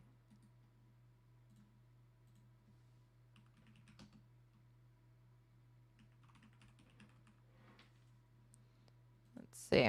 So there was a New York Times expose that came out talking about how Trump shifted on Iran under pressure from Israel. This came out yesterday, I believe. Yeah, it did on 17th. By the end of last month, American spy agencies monitoring Israel's military activities and discussions among the country's political leadership had come to a striking conclusion. Prime Minister Bibi Netanyahu was planning for an imminent attack on Iran's nuclear program, with or without the participation of the United States. Mr. Netanyahu had spent more than a decade warning that an overwhelming military assault was necessary before Iran reached the point that it could quickly build a nuclear weapon. Yet he had always backed down after multiple American presidents, fearful of the consequences of another conflagration in the Middle East, told him the United States would not assist in an attack. But this time, the American intelligence assessment was that Mr. Netanyahu was preparing not just a limited strike on the nuclear facilities, but a far more expansive attack that could imperil the Iranian regime itself, and that he was prepared to go it alone. I read this morning, well, like, the thing that caught my eye on this is the fact that fucking Fox News had to do with Trump's shift on this, which is insane, but not unsurprising. Like, this was documented even back in his first administration. Is this Vox video? We're not going to watch it, but Vox, if I put Vox, Trump, Vox, the Trump, Vox, and Friends feedback loop explained from 7 years ago, and Vox talks about how there's like this symbiotic relationship that exists between what Trump does and then how Fox responds to it, and then how he in turn ends up feeding into that. The intelligence left President Trump facing difficult choices. He had become invested in a diplomatic push to persuade Iran to give up its nuclear ambitions, and had already swatted down one attempt by Mr. Netanyahu in April to convince him that the time was right for a military assault on Iran. During a strange phone call in late May, Mr. Trump again warned the Israeli leader against a unilateral attack that would short-circuit the diplomacy. But over the last several weeks, it became increasingly apparent to Trump administration officials that they might not be able to stop Mr. Netanyahu this time. What? Bibi gone rogue under Trump? No way. According to interviews with key players in the administration's deliberations over how to respond and others familiar with their thinking, at the same time, Mr. Trump was getting impatient with Iran over the slow pace of negotiations and was beginning to conclude that the talks might go nowhere. Contrary to Israeli claims, senior admin officials were unaware of any new intelligence showing that the Iranians were rushing to build a nuclear bomb, a move that would justify a preemptive strike. but seeing that they would most likely not be able to deter Mr. Netanyahu and were no longer driving events, Mr. Trump's advisors weighed alternatives. At one end of the spectrum was sitting back and doing nothing, and then deciding on next steps once it became clear how much Iran had been weakened by the attack. The other end was joining Israel in the military assault, possibly to the point of forcing regime change in Iran, which they're talking about.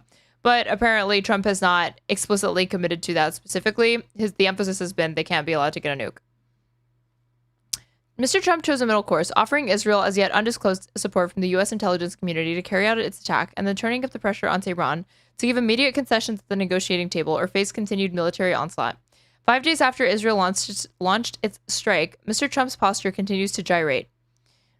Some weird way to put that, but okay.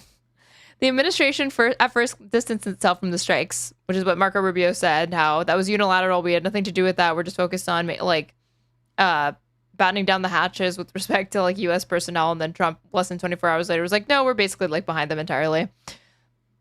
And I knew the whole time because my 60-day deal expired, even though that's not the timeline that was set for that 60-day timeline, which existed. But it was set on March 7th and it would have expired in May. And it was already saying this in June, so it doesn't make sense. The administration then grew more publicly supportive as Israel's initial military success became evident. Now Mr. Trump is seriously considering sending American aircrafts in to help refuel Israeli combat jets and to try to take out Iran's deep underground nuclear site at Fordow with 30,000-pound bombs. I think these are like the bunker buster bombs. A step that would mark a stunning turnabout from his opposition just 2 months ago to any military action while there was still a chance of a diplomatic solution. The story of what led up to the Israeli strike is one of two leaders in Mr. Trump and Mr. Netanyahu who share a common goal, preventing Iran from getting a nuclear bomb, but who are wary of each other's motives. They speak often in public about their strong political and personal bonds, and yet the relationship has long been beset by mistrust. Interviews with 24 officials in the United States, Israel, and the Persian Gulf region show how Mr. Trump vacillated for months over how and whether to contain Mr. Netanyahu's impulses as he confronted the first foreign policy crisis of his second term. It was a situation he faced with a relatively inexperienced circle of advisors handpicked for loyalty. Just true, you've got people like Kristi Noem, RFK Jr., Tulsi Gabbard, Marco Rubio. These are not like the fucking cream of the crop. They're morons. It's literally like his administration is like a fucking teacup meme or something like that from a few years ago. It's losers and has-beens and grifters and people who were all like Democrats less than 10 years ago. In some cases, less than like a year ago in like RFK Jr.'s case. This year, he told a political ally that Mr. Netanyahu was trying to drag him into another Middle East war, the type of war he promised during his presidential campaign last year he would keep America out of. No. Trump saying that he's the anti-war candidate, even though he had a first term filled with nothing but hawkish behavior? No way. Not living up to that promise. But he also came to believe the Iranians were playing him in the diplomatic negotiations, but even then, there's like limitations to this because he was going to meet with them until the Israeli strikes derailed that. It was the 6 rounds of talks, but we were still going to go. Much as President Vladimir V. Putin of Russia did as Mr. Trump sought a ceasefire and peace deal in Ukraine. And when Israel chose war, Mr. Trump cycled from skepticism about attaching himself too closely to Mr. Netanyahu to inching toward joining him in dramatically escalating the conflict, even bucking the view that there is no immediate nuclear threat from Iran. As he rushed back to Washington from a Group of Seven summit, or G7, in Canada early on Tuesday morning, Mr. Trump took issue with an element of public testimony of Tulsi Gabbard, his director of national intelligence, that the intelligence community did not believe Iran was actively building nuclear weapons, even as it enriches uranium, that could ultimately be used for a nuclear arsenal. I don't care what she said, Mr. Trump told reporters. I think they were very close to having them. So this is literally just feels over reals. Obviously, he doesn't give a fuck. This is like completely just, it defies rationality or real politic. It's just whatever. And cursed Tulsi Gabbard for saying that 7 or 8 weeks ago, which is not like she reiterated that or anything like that. It was an old statement. It was a recent statement, but it was not something that was only exposed after the Israeli strikes or something like that. For Mr. Netanyahu, the last several months brought to an end years of trying to cajole the United States into backing or at least tolerating his long-held desire to deal Iran's nuclear program a crippling blow. He appears to have judged correctly that Mr. Trump would ultimately come around, if only begrudgingly. Beyond the lives lost and destruction wrought, the crisis had also laid bare schisms within Mr. Trump's party between those inclined to reflexively defend Israel, America's closest ally in the region, and those determined to keep the United States from getting further mired in the Middle East cycle of violence. In the middle was Mr. Trump, determined to block Iran's path to its bomb, and caught between cultivating his own image of strength and the potential strategic and political consequences of acting aggressively against Iran. Asked for comment, a White House spokesman pointed to public comments made by Mr. Trump about not allowing Iran to obtain a nuclear weapon. I think we might have to help him, is what the subheader says. When Mr. Trump met with his top advisors at the wooded presidential retreat of Camp David late on Sunday, June 8th, to review the fast-evolving situation, the CIA director, John Ratcliffe, provided a blunt assessment. It was highly likely, he said, that Israel would soon strike Iran, with or without the United States, according to two people familiar with the briefing, who spoke on the condition of anonymity to describe a confidential discussion. And this is something confirmed that, like, yeah, the CIA knew, but I mean, it's not that. This is not really a shocking revelation because if Axios was reporting this, that there were plans to do this from Israeli sources, back in on May 21st of this year, then obviously the American intelligence community knew about that. The president sat at the head of the table in a rustic conference room inside Laurel Lodge. There were no slides, only maps prepared by the chairman of the Joint Chiefs of Staff, General Dan Kane. For 2.5 hours, he and Mr. Ratcliffe described their expectations of an imminent Israeli attack. Ms. Gabbard was on National Guard duty that weekend and was not included in the meeting. This is John Ratcliffe. Mr. Trump's advisors had been preparing for this moment. In late May, they had seen intelligence that made them concerned that Israel was going to move ahead with a major assault on Iran, regardless of what the president was trying to achieve diplomatically with Tehran. Based on that intelligence, Vice President J.D. Vance and Marco Rubio, in his joint role as Secretary of State and National Security Advisor, encouraged an effort to give the president a range of options so he could make decisions, if necessary, about the scope of American involvement. This range of options, again, probably given the same amount of scrutiny that he would give like a McDonald's menu before ordering. Mr. Ratcliffe's intelligence gathering efforts went into overdrive, and in the 2 weeks leading up to the Camp David meeting, Mr. Trump's top advisors met multiple times to get on the same page about what the menu of potential options might be. The day after the Camp David meeting, Monday, June 9th, Mr. Trump got on the phone with Mr. Netanyahu. The Israeli leader was unequivocal. The mission was a go. So he did.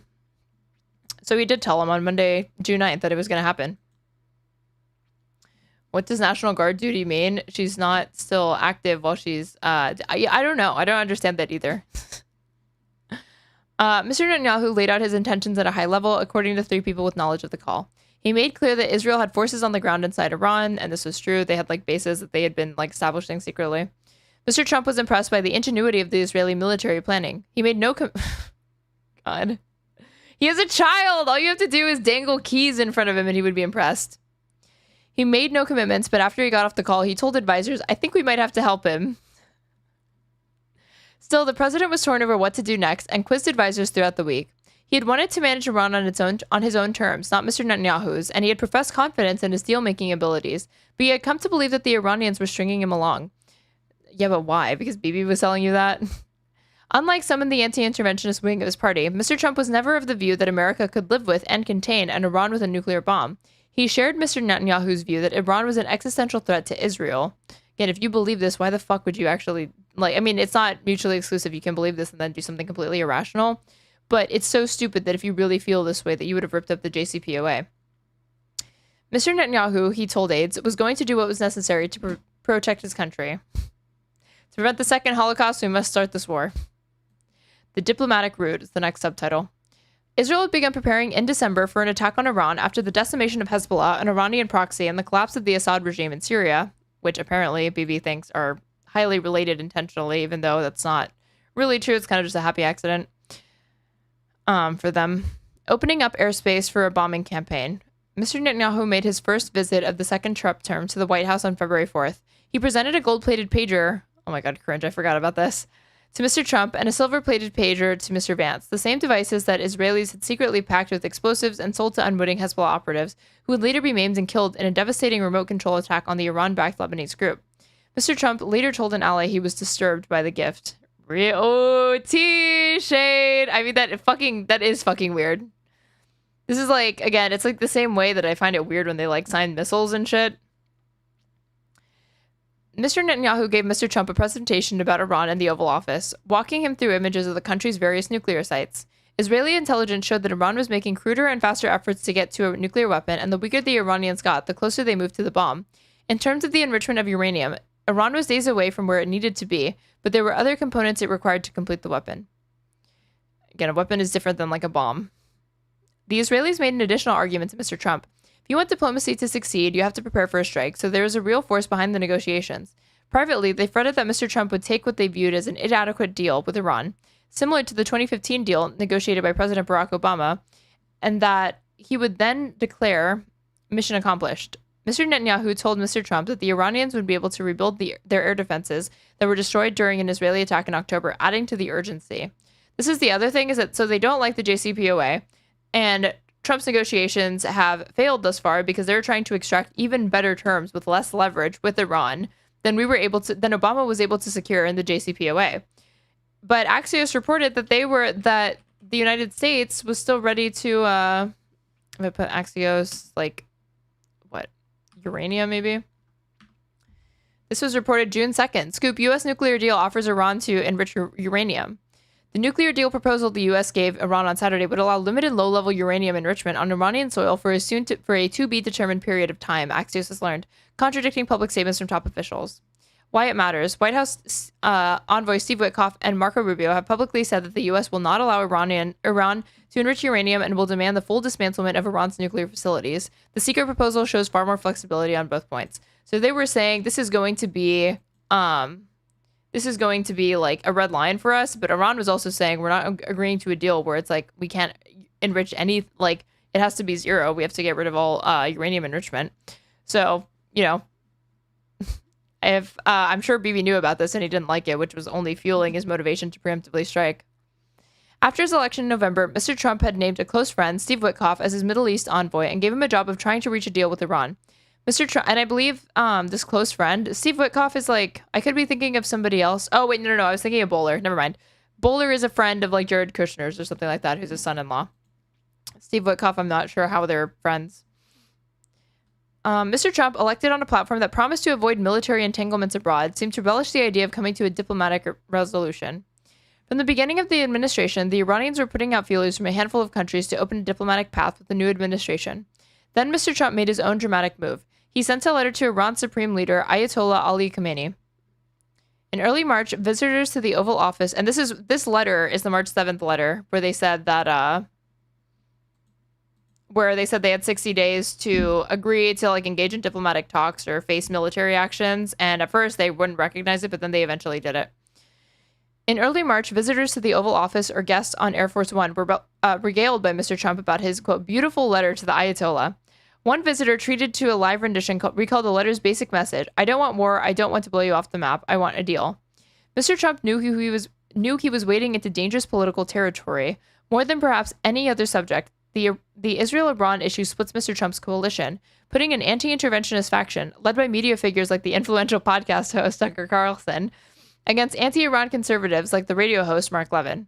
But inside the administration, despite much hype about the disagreements between Iran hawks and doves, ideological divisions were far less important than they were in Mr. Trump's first term, when officials like Defense Secretary Jim Mattis and Secretary of State Rex Tillerson viewed the president as reckless and in need of being restrained from his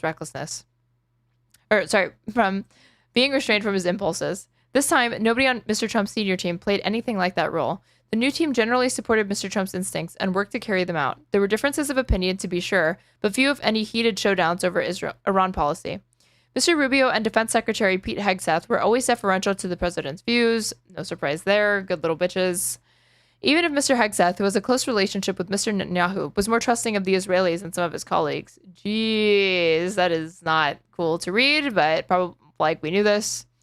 Mr. Vance warned repeatedly about the prospect of the United States getting entangled in a regime change war, but even those on the team who had historically opposed a more muscular stance against Iran backed Mr. Witkoff's diplomacy. Mr. Trump's tough-on-Iran national security advisor at the time, Mike Walls, nonetheless had a close working relationship with the more dovish Mr. Witkoff. None of these people are dovish. They are completely fine with the genocide in Gaza. I don't know, if this is supposed to be tongue-in-cheek or what, but I don't know that it lands that way. On the intelligence side, Mr. Ratcliffe delivered information without weighing in on one side or the other. And while everyone knew that Ms. Gabbard was as anti-interventionist as they come, she rarely pushed that view on the president. No surprise there either, because again, these people were not picked because of their feelings on anything. They were picked because of their fealty to Donald Trump. In April, the Trump team began a series of negotiations in Oman, with the U.S. side of the talks led by Mr. Witkoff, along with Michael Anton, the Director of Policy Planning at the State Department. By the end of May, the Trump team had delivered a written proposal to the Iranians. It called for Iran to ultimately stop all enrichment of uranium and proposed the creation of a regional consortium to produce nuclear power that would potentially involve Iran, the United States, and other Gulf states like Saudi Arabia and the UAE. This subheader says, keeping military options. Even as Mr. Trump pursued a diplomatic solution, he seemed persuaded by one thing the Israelis had said to him. Having credible military options would give him a stronger hand in negotiations with Iran. Options for taking out Iran's nuclear sites already existed inside the Pentagon, but after taking office in January, the president authorized U.S. Central Command to coordinate with the Israelis on further redefining and developing them. On further refining and developing them. By the middle of February, in coordination with the Israelis, General Michael Eric Kurula, the head of Central Command, had developed three main options. The first and most minimal was U.S. refueling and intelligence support for an Israeli mission. The second was Israeli and American joint strikes. The third was a U.S.-led mission with Israel in a supporting role. It would have involved American B-1 and B-2 bombers, carrier aircraft, and cruise missiles launched from submarines. There was also a fourth option, quickly discarded, that included, in addition to large-scale U.S. strikes, an Israeli commando raid with air support from American Osprey helicopters or other aircraft options. This is people marching after the Israel-Iran attacks in Tehran, Iran on Saturday. Not wanting to spend money on wars equals dove in American knees. Very true. But as Mr. Witkoff pursued negotiations with Tehran, mediated by Oman, the Israelis grew impatient. It's not just impatience. They never wanted this to be happening in the first place. They don't want there to be a deal. Mr. Netanyahu made a quick visit to Mr. Trump at the White House in April. Among other requests, he asked for the American bunker buster bomb to destroy the underground nuclear site at Fordo. God. Again, this is like, Netanyahu's Jewish, so it's not on his Christmas list, but I guess his Hanukkah list. Mr. Trump, intent at the time on giving diplomacy a chance, was unpersuaded, and in the days after the meeting, his team made a full court press to stop the Israelis from launching preemptive strikes, aka just strikes, against Iran. The message from Mr. Trump's team was blunt. You cannot just go and do this on your own. There are too many implications for us. These were tense conversations, but Mr. Trump's advisors thought the Israelis had absorbed their message. The president was concerned that Israel would strike out on its own or scuttle his diplomacy if Mr. Netanyahu did not like where his deal was heading. The Trump team also worried about what would happen if Israel launched strikes against Iran, but failed to destroy all of its nuclear facilities. But planning in Israel went ahead, driven in part by concern that Iran was rapidly building up its store of ballistic missiles that could be used for retaliatory attacks. Soon, U.S. intelligence agencies had amassed enough info to present it to Mr. Trump. The briefings got the president's attention and became the backdrop on the tense phone call in late May, during which Mr. Trump vented his unhappiness at Mr. Netanyahu. I wonder if these phone calls were recorded, same way that we basically have all of Nixon's presidency on tape. Patience with diplomacy wears thin. By that point, Mr. Vance was telling associates that he was worried about a potential regime change war, which he considered a dangerous escalation that could spiral out of control. Mr. Vance had come to view a conflict between Israel and Iran as inevitable. Which is funny because he was like, that would be World War III 9 months ago. As soon as he gets into the fucking Oval Office, it's like, well, shrug. The vice president was open to the possibility of supporting a targeted Israeli strike, but his concerns that it would grow into a more drawn-out war increased as the likely date of a strike approached, according to two people with knowledge of his thinking. He turned his attention toward trying to keep America out of the conflict as much as possible beyond intelligence sharing. He worked closely with Mr. Trump's inner circle, including Mr. Rubio, Mr. Hegseth, and Susie Wiles, the White House chief of staff, to figure out contingency plans to protect American personnel in the region, which they ended up evacuating. As May turned to June, Mr. Witkoff told colleagues that the United States and Iran were on the brink of a deal, but on Wednesday, June 4th, Mr. Khamenei rejected the U.S. proposal. Mr. Trump was beginning to feel as if the Iranians were not serious about a deal, as advisors said. That same day, Mr. Levin, again, it's the Iranians not serious about a deal when he's the one that ripped up the JCPOA. That same day, Mr. Levin, the conservative radio host, met with Mr. Trump and several of his advisors in the dining room adjoining the Oval Office. He had been an influential force in presenting an anti-Iran view to the president. The conversation with Mr. Levin appeared to have made an impression on the president, advisors said. This is why Levin hates Tucker, and why Tucker hates Levin, because Levin actually has, I don't know. Tucker Carlson's I just talked to Trump last night before I went to bed. So I guess they're both in his ears. But at this point, Levin was winning. After that meeting, Mr. Trump told aides he wanted to give the deal talks a bit more of a chance, but his patience was wearing thin. That Friday, his team scheduled a Sunday meeting in the privacy of Camp David. The subheader, a rapid change in posture. Publicly, Mr. Trump was still stressing the importance of giving diplomacy a chance. Yeah, Trump the dove. Give peace a chance is what he was really saying publicly. And while doing so, it was not intended to deceive the Iranians about the immediacy of a potential attack from Israel. The possibility that it might keep Iran from going on heightened alert was a welcome side effect, a U.S. official involved in the discussion said. But last Wednesday, there was no indication of any negotiated breakthrough, and by that point, Mr. Trump's inner circle knew the attack would start the next day. In some private conversations, Mr. Trump questioned the wisdom of the Israeli decision to attack. I don't know about Bibi, he told one associate, adding that he had warned him against strikes. With how loose lips Trump is, it's kind of amazing that some of these secrets are kept this long. Mr. Trump joined his national security team in the White House Situation Room on Thursday evening as the first wave of strikes was unfolding and was still keeping his options open. Earlier that day, he was telling advisors and allies he still wanted to get a deal with Iran. The first official statement from the administration after the strikes came, not from Mr. Trump, but from Mr. Rubio, who distanced the United States from the Israeli campaign and made no mention of standing by an ally, even though the U.S. Intelligence Committee was already providing support. But as the night wore on and the Israelis landed a spectacular series of precision strikes against Iranian military leaders and strategic sites, Mr. Trump began to change his mind about his public posture. This is the disturbing part that I saw. When he woke up on Friday morning, his favorite TV channel, Fox News, was broadcasting wall-to-wall imagery of what it was portraying as Israel's military genius, and Mr. Trump could not resist claiming some of the credit for himself. In phone calls with reporters, Mr. Trump began hinting that he had played a bigger behind-the-scenes role in the war than people realized. Privately, he told some confidants that he was now leaning toward a more serious escalation, going along with Israel's earlier request that the United States deliver powerful bunker-busting bombs. It's like a fucking mouthful, to destroy Iran's nuclear facility at Fordo. As recently as Monday, Mr. Trump held out the possibility that Mr. Witkoff or even Mr. Vance could meet with Iranian officials to seek a negotiated deal. Because we were still saying, oh, we'll still go, but Iran was like, yeah, no, fuck you. But as Mr. Trump abruptly left the Group of Seven summit in Canada to rush back to Washington, there was little indication that the conflict could be brought to a quick end through diplomacy. So all of that needed to be read, so we could see how well Tim Pool's analysis of this mapped onto this, because this was from a few days ago. Mr. Wonderful here. This was 4 days ago. So before this came out, Trump admits the U.S. knew everything about Israel's plan to strike Iran. And by admits, it was that Trump was claiming this, but it wasn't entirely clear whether or not they had given the go-ahead, what extent they knew, especially given the fact that we had negotiation agreements that were going to happen that weekend, the fact that Marco Rubio's initial statement was undermining that idea. But let's see.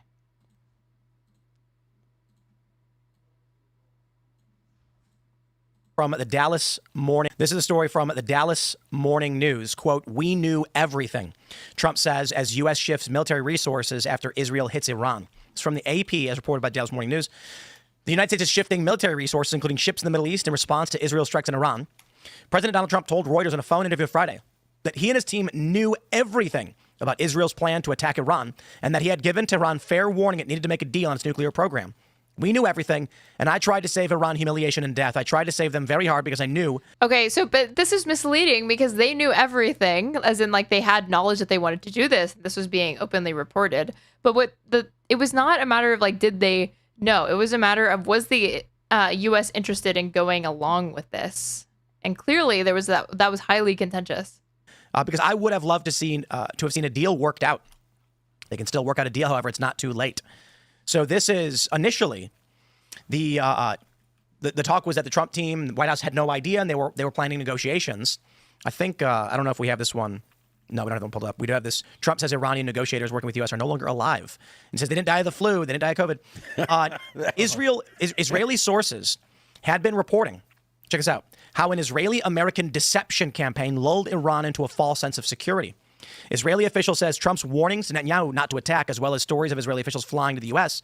and PM taking a short vacation, were put out to fool the regime. Now, I don't know how much of that is true, but with Trump saying we know everything, it sounds like that may have been the case. That the U.S. was basically saying, no, we want to negotiate with you, considering Trump's the one who killed the nuclear deal. So him saying, I want to negotiate you, it's plausible. And the reason why they're keeping this from the American people is that Trump knows his base is largely anti-intervention and doesn't want to be involved in this. But it's entirely possible. Trump was trying to maintain the posture of we don't want to be involved in this conflict, getting those stories out so Iran thought the attack would not happen. Which is funny because this is directly undermined by the fact that, and again, this didn't come out. No, it said maybe mislead. Fuck. where was it? There was a point where it was like that it wasn't meant to mislead. It was like a side effect. Hold on. Did I put side effect? Yeah. Publicly, Mr. Trump was still stressing the importance of giving diplomacy a chance, and while doing so was not intended to deceive the Iranians about the immediacy of a potential attack from Israel, the possibility that it might keep Iran from going on heightened alert was a welcome side effect, a U.S. official involved in the discussion said. Yeah. Largely anti-intervention and doesn't want to be involved in this. But it's entirely American people is that Trump knows his base is largely anti-intervention and doesn't want to be involved in this. His base does whatever the fuck he says and wants. But it's entirely possible. Trump was trying to maintain the posture of we don't want to be involved in this conflict, getting those stories out so Iran thought the attack would not happen. The Netanyahu also said he wants an Iranian revolution. He wants the people to overthrow the dictatorship that is their government. He doesn't have a problem with the Iranians. It's the government. It's the dangerous This dude is like so insane. Ian Crossland, I've met this guy. He's very nice, but he's insane. This is his argument. I think Trump might feel the same way. And I'll tell you what, if I was in their position, if I was the Ayatollah Khomeini right now, and I was betrayed like this by the Americans in the middle of the peace deal, I would never forgive them, literally never forgive them. So unless they're removed from power or destroyed, whatever, unless they're removed from power, I don't see this. This is classic. I'm just going to read the headline, nothing else, and talk for 12 minutes so I can get AdSense. Conflict ending. True. Now, if there is a regime change in Iran and there's a democratically, maybe there's a republic that's instantiated, maybe that can quell the violence, but I don't see it. Other than that, I don't see it. That kind of wasn't the result in Iraq. I don't know that would be the result in Iran either. Iran was a successful democracy. They do have a much longer history as this is going to sound bad, but as a civilized state. Like, they have been around independently for thousands upon thousands of years. On the other hand, Islam is a tribal. It's a religion that likes violence, and the concern that I would have is that, but not okay. Hold on. Sound bad, but as a civilized state, going back on this one, they have been around independently for thousands upon thousands of years. On the other hand, Islam is a tribal. It's a religion that likes violence, and Islam is a religion that likes violence, he says, as the like Judeo-fascist state of Israel that claims to speak for all Jewish people is doing preemptive strikes to escalate a conflict in the name of establishing peace. And the concern, but we're talking about how it must be remarked upon how insane Islam is, even though, again, you've got this is being done in the name of Judaism, and then it's backed by the West that does it in the name of Christianity. What I would have is that what Trump may not be understanding here is that in Islam, in their eschatology, it says that in the end of days, the stones will cry out. This is not, oh my God, these like literalist interpretations and readings of like holy books as if it fucking matters, or like as if this is how it influences policy. It's so stupid. There is a Jew behind me, come and kill him. Yeah. So when you look at the people who are in charge of Iran, as much as the regular average Iranian probably isn't a hateful person. Like if you are actually trying to do the zero IQ analysis of, oh, if I want to know what a Christian thinks, I'll just read the Bible. If I want to know what a Jew thinks, I'll read the Torah. If I want to know what a Muslim thinks, I'll read like the Quran and the Hadiths. You are going to have a profoundly difficult time understanding anything that is going on around you or in the Middle East, because it is so stupid to think that is the way that, these decisions are being influenced. It manifests that way. It's not that way. It's way more complicated. The people in control are, and their opinion is that it is better to die than it is to submit to the world outside of Islam. And that would be the concern I would have. I think it's foolish to go into a conflict with them expecting that they will tolerate their own people rising up. They will happily kill them before giving up power. I heard that the Israelis basically launched a surgical strike, destroying members of the Iranian government and military, like top nuclear scientists. They were literally killing people in the room. They were selecting the room that they were in, shooting ordnance into the room that really basically just killed the people in the room, and it didn't destroy the building or whatever. So sorry, go ahead, finish. No, that's it. I just wanted to clarify your point. Their book influences them. I mean, it does, but not in the way that these people think. It's not when the end days come, it's that they won't come. The quote is, the day of judgment will not come until Muslims fight Jews and kill them. Do not come. Them. Will not then come. The Jews will hide behind rocks and trees, and the rocks and trees will cry out, "O Muslim, there's a Jew hiding behind me, come and kill him." Yeah. So basically, that was actually in the Hamas charter too. Yeah, it's their epic Hamas charter when, reference. When we come to that point, that the war will happen, and then even these stones and trees will cry out against the Jews. That is, I think it is a prerequisite for them to meet the day of judgment yes. to do this. And that might, when you look at the Shia position and the intense religiosity of the Iranian regime, I would be very concerned about what they might perceive this to be. It's interesting. The caliphate is an interesting concept, that a religion itself formed a state. The Muslim caliphate in, like, I don't know what it was, 700 AD, 800 AD. I mean, Israel is technically a religious state, but that there was like a country, but there was also this caliphate that was a country. Like, was Muhammad like a governor? Was he a president? I meant the Christians. Oh, yeah, for sure, for sure. I mean, you see that a lot more with evangelicals who like take it upon themselves to interpret the word of the Bible, which in Catholicism, it's no longer actively discouraged because the Vatican felt that it was going to encourage heresy, because if you leave people to interpret the Bible, they're going to come away with a bunch of different interpretations that deviate from Catholic doctrine. So that's why you have the catechism. But yeah, Catholics don't like really cite like Bible verses and shit and read them off the same way that like Christians and the evangelical right does. Was he what was he? He was a prophet, and What the hell did he just ask? Who was Muhammad? Self-formed a state. The Muslim caliphate in, like, I don't know what it was, 700 AD, 800 AD. I mean, Israel is technically a religious state, but that there was like a country, but there's I mean, the formation of it was like by secularists, though. So this caliphate that was a country. Like, was Muhammad like? If you read Huckabee's text messages, that was crazy. Oh, I saw this. It was like a stream of consciousness or whatever. I don't even know who he sent that. I can't remember who he sent it to or who received it, but yeah, it was weird. A governor? Was he a president? Was he what was he? He was a prophet and a war leader. Was Muhammad a governor or a president? Dude, I mean, I don't expect people to really, especially in the West, to understand or like know about Islam. I certainly don't know much about it. But how do you not know that Muhammad is a prophet, dude? He was a warlord, yeah. And in Islam, the caliphs are basically his direct descendants. Sometimes, and depending on which Shia or Sunni, might be a more spiritual succession, and in some cases, it's a more direct lineage from, I believe, his cousin. I don't know if it's a cousin. It's the cousin or like the son-in-law or something like that, or close. And then all of these people are like close friends, but he is mostly right on this. That it's intricately like tied. that is the divide between Shia and Sunni Muslims. It's like arguing over which prophets to worship. The governance of the system is like they fully believe that the successor of Muhammad is the one who should lead both the religion and the state. Yeah, and that's a big part of the problem because of a lot of the things that the religion specifically said, specifically about Israel. And it's very different from the way Christianity views this church and state relationship. And I understand I got cooked this morning. I know, but they don't see it as a. Where'd this guy get cooked? Who is this person? Partnership. It is one.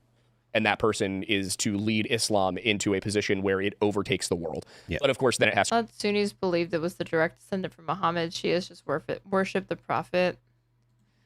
I have to be a Wikipedia Andy. Hold on. Sunni Muslims. Hold on.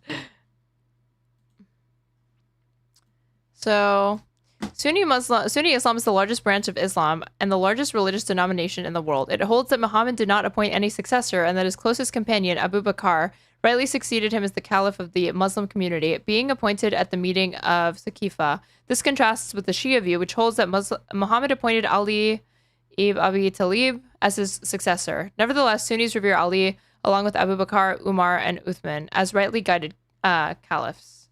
To shrink back, and it has to be cornered, and then it's kind of like revelation. It's both. Ali was the cousin and the son-in-law. Yes, I got something right without looking it up first. Proud of myself. Muhammad just kind of Harry Potter.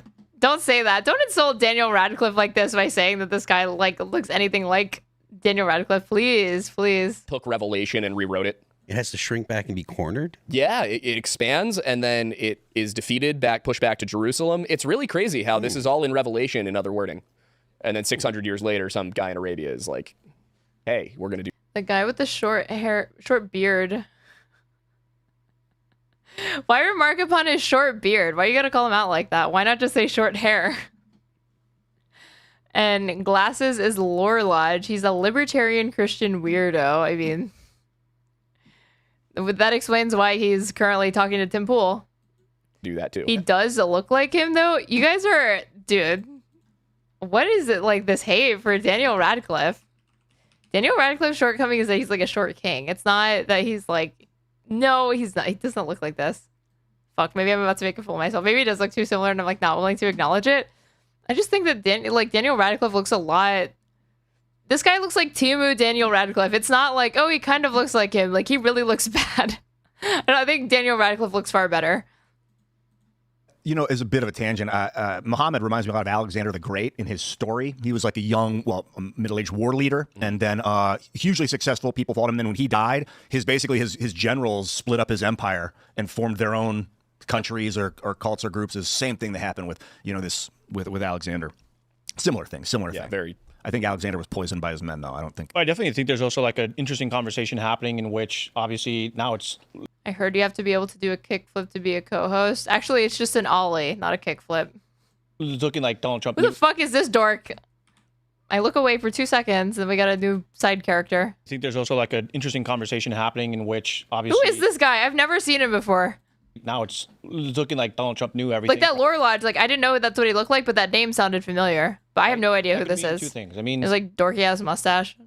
We were playing Iran to kind of surprise it, or it could mean Israel had always informed us what they were. Stupid content mill where he does dishonest videos on things like Waco and the Killdozer. This kind of sounds like the American version of like Count Dankula, because he would kind of do those same things too. The like Mad Lad series. We're planning on doing, and I was actually trying to strike a deal with Iran through these last weeks. And I mean, look, like how much time they gave Iran, right?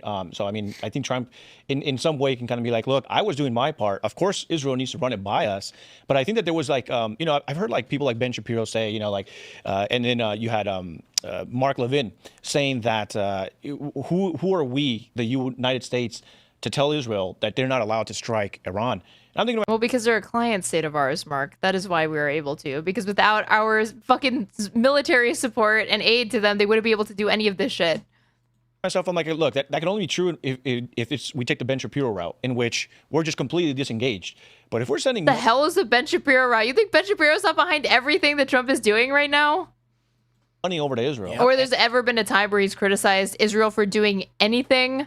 To the extent that he has, is probably like, these are strategic errors. It's not like any sort of serious opposition to it. It's just like, I don't like how you're going about that thing that I also want.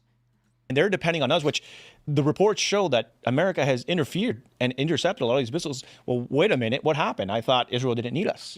They brought Mark Levin on Fox and Friends this morning, and that dude is Israel first as they come. Yeah, he's lost the plot, man. He was like fervently saying, it is America first to defend Israel and fight Iran and all that stuff. And he's like, and they call me a neocon, and I'm like, that's not America. Like, that's literally not. It's the antithesis. I'm not America. The Adam Sosnick quote from Valuetainment is, I'm America first, but I'm not America only, and this serves American interests somehow. Of America first. Yeah. You know, I will say this is something that I actually have a conversation with my audience about. You know, being Hispanic myself, my mom from Mexico. We don't have. I don't understand this like America-Israel stuff, to be honest. Like I see like all these like Americans, kind of like evangelicals, talking about like this undying loyalty to Israel. But like in Los Angeles, we don't like. My mom we never grew up really having. We never talked about Israel. You've never been. What's that? You've never been to Israel? Shout out No. to Douglas Murray. Oh yeah, I haven't gotten invited. Well, You haven't been there. You haven't actually been there. Are you Catholic? I did the accent wrong, but he always says "been" like "bean." I'm not Catholic, no. But you are Hispanic. I'm Christian, yeah. So I'm going to take another L as a Protestant today. I'm Christian, not a Catholic. This is rough for me. But this is, again, Protestantism, which is largely where the idea that we're supposed to defend Israel comes from, because it's not that Americans... Mad Lads was at least funny, and I learned a few memes. Yeah, this guy is not... If his content is anything like his commentary, it's going... There is no way that the majority... Like, a slop tuber like this hasn't outsourced everything to, like, what? ChatGPT? Are supposed to defend. It's Christians are supposed to defend the Jews. Christians are supposed to defend Israel. And this is an outspringing of a certain kind of Protestant theology that is native to the United States of America that came about in the early 1900s, which kind of pushed this idea of we're supposed to be supportive of Jews, we're supposed to be supportive of them as a state, and it bases this upon a very skewed interpretation of the Bible. But I've heard that before, not to interrupt you, but what I would ask is, so then how did Christians bless Israel or Jewish people before 1948? So like between, the fall of Israel back then. Wait, what? Heard that before, not to interrupt you, but what I would ask is, so then how did Christians bless Israel or Jewish people before 1948? So like between, the fall of Israel back then and Zionism. 1948, how did Christians bless Jewish people? We persecuted them quite a bit in the Middle Ages. Yeah, the Jews in the Bible are the ones that killed Jesus. So that was like they were the enemy in the. That's not true. It was the Pharisees, not the Jews. Bible. So the Christians basically, they set that up pretty early on to let you know the Jews are the enemy. Anti-Semitism was kind of the default position of the church for a very long time.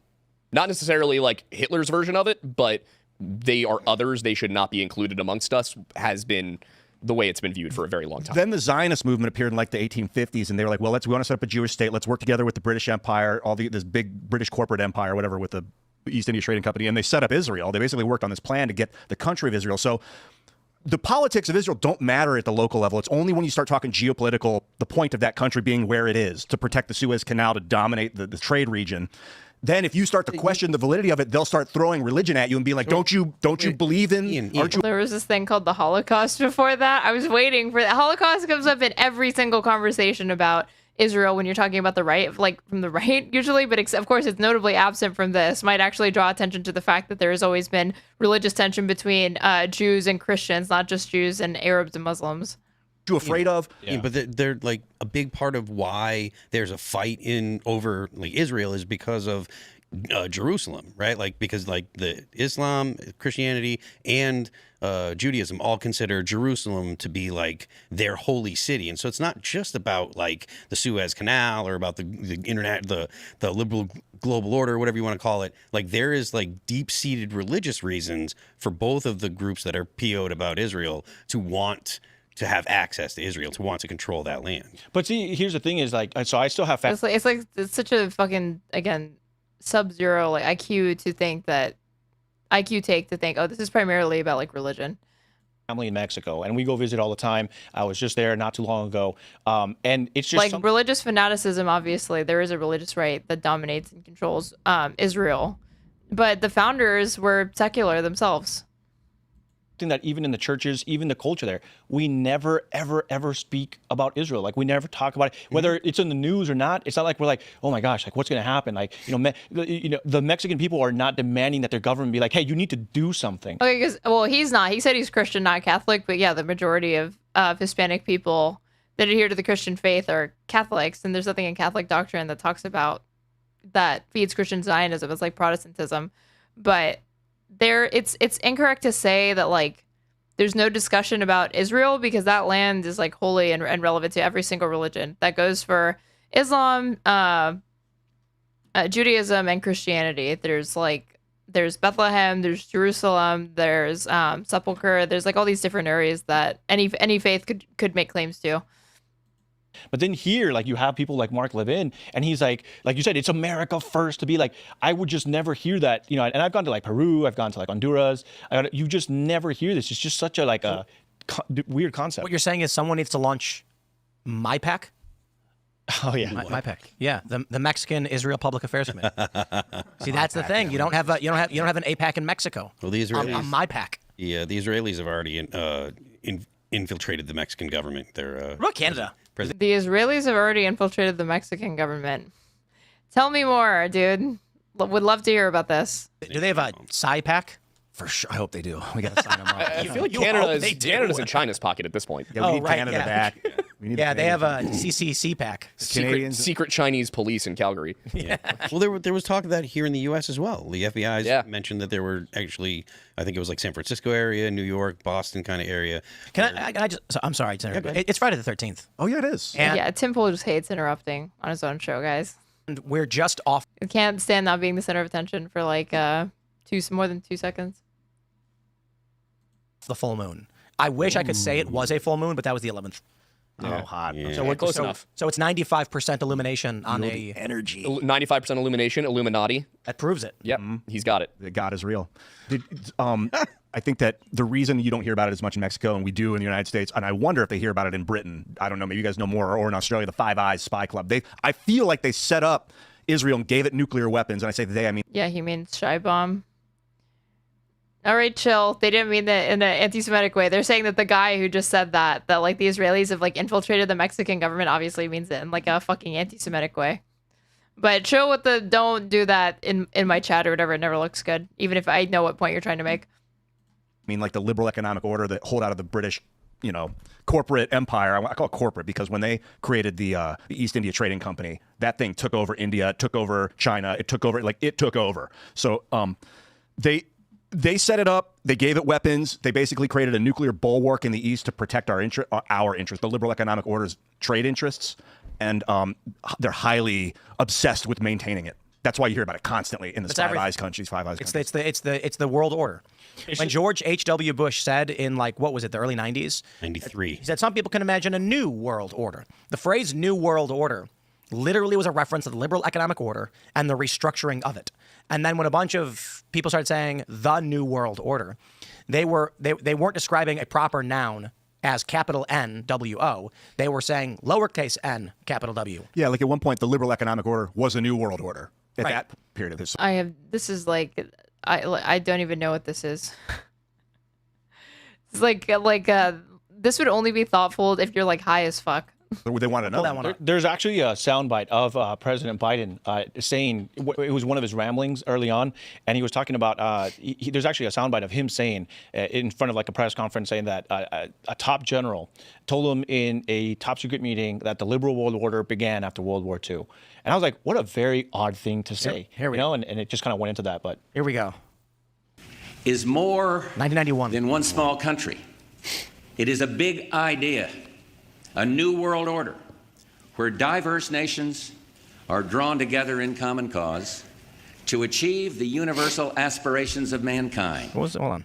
What is at stake is more than one small country. Okay. The universal aspirations He was so real for this.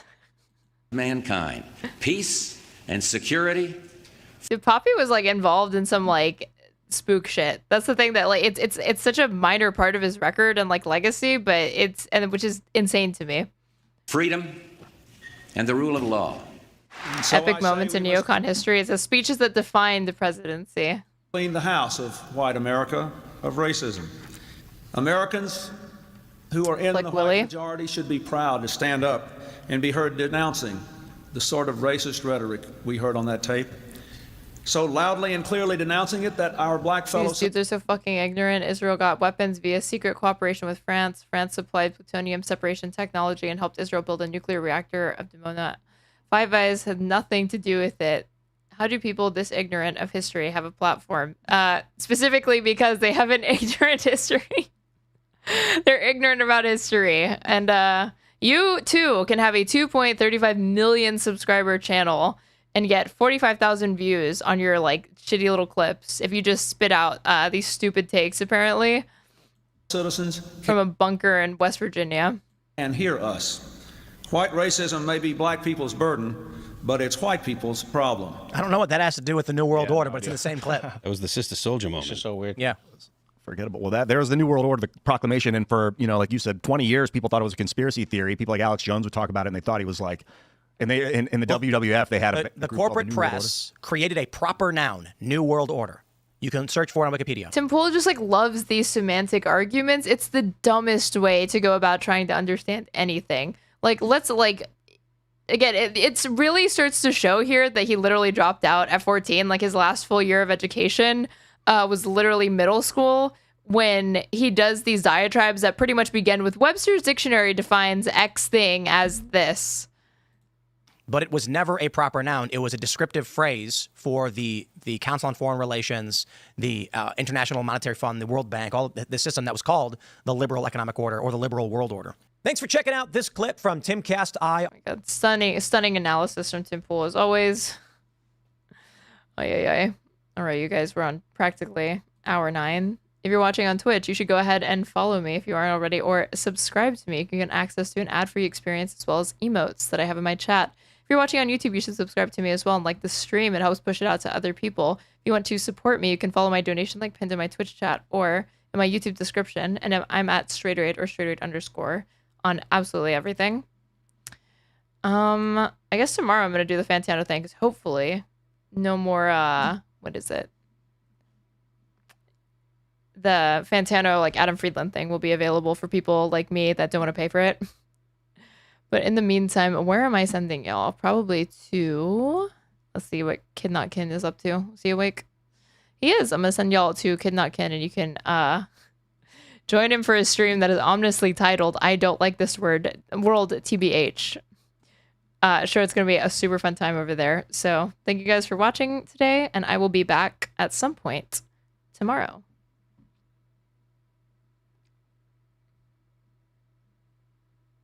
All right, bye.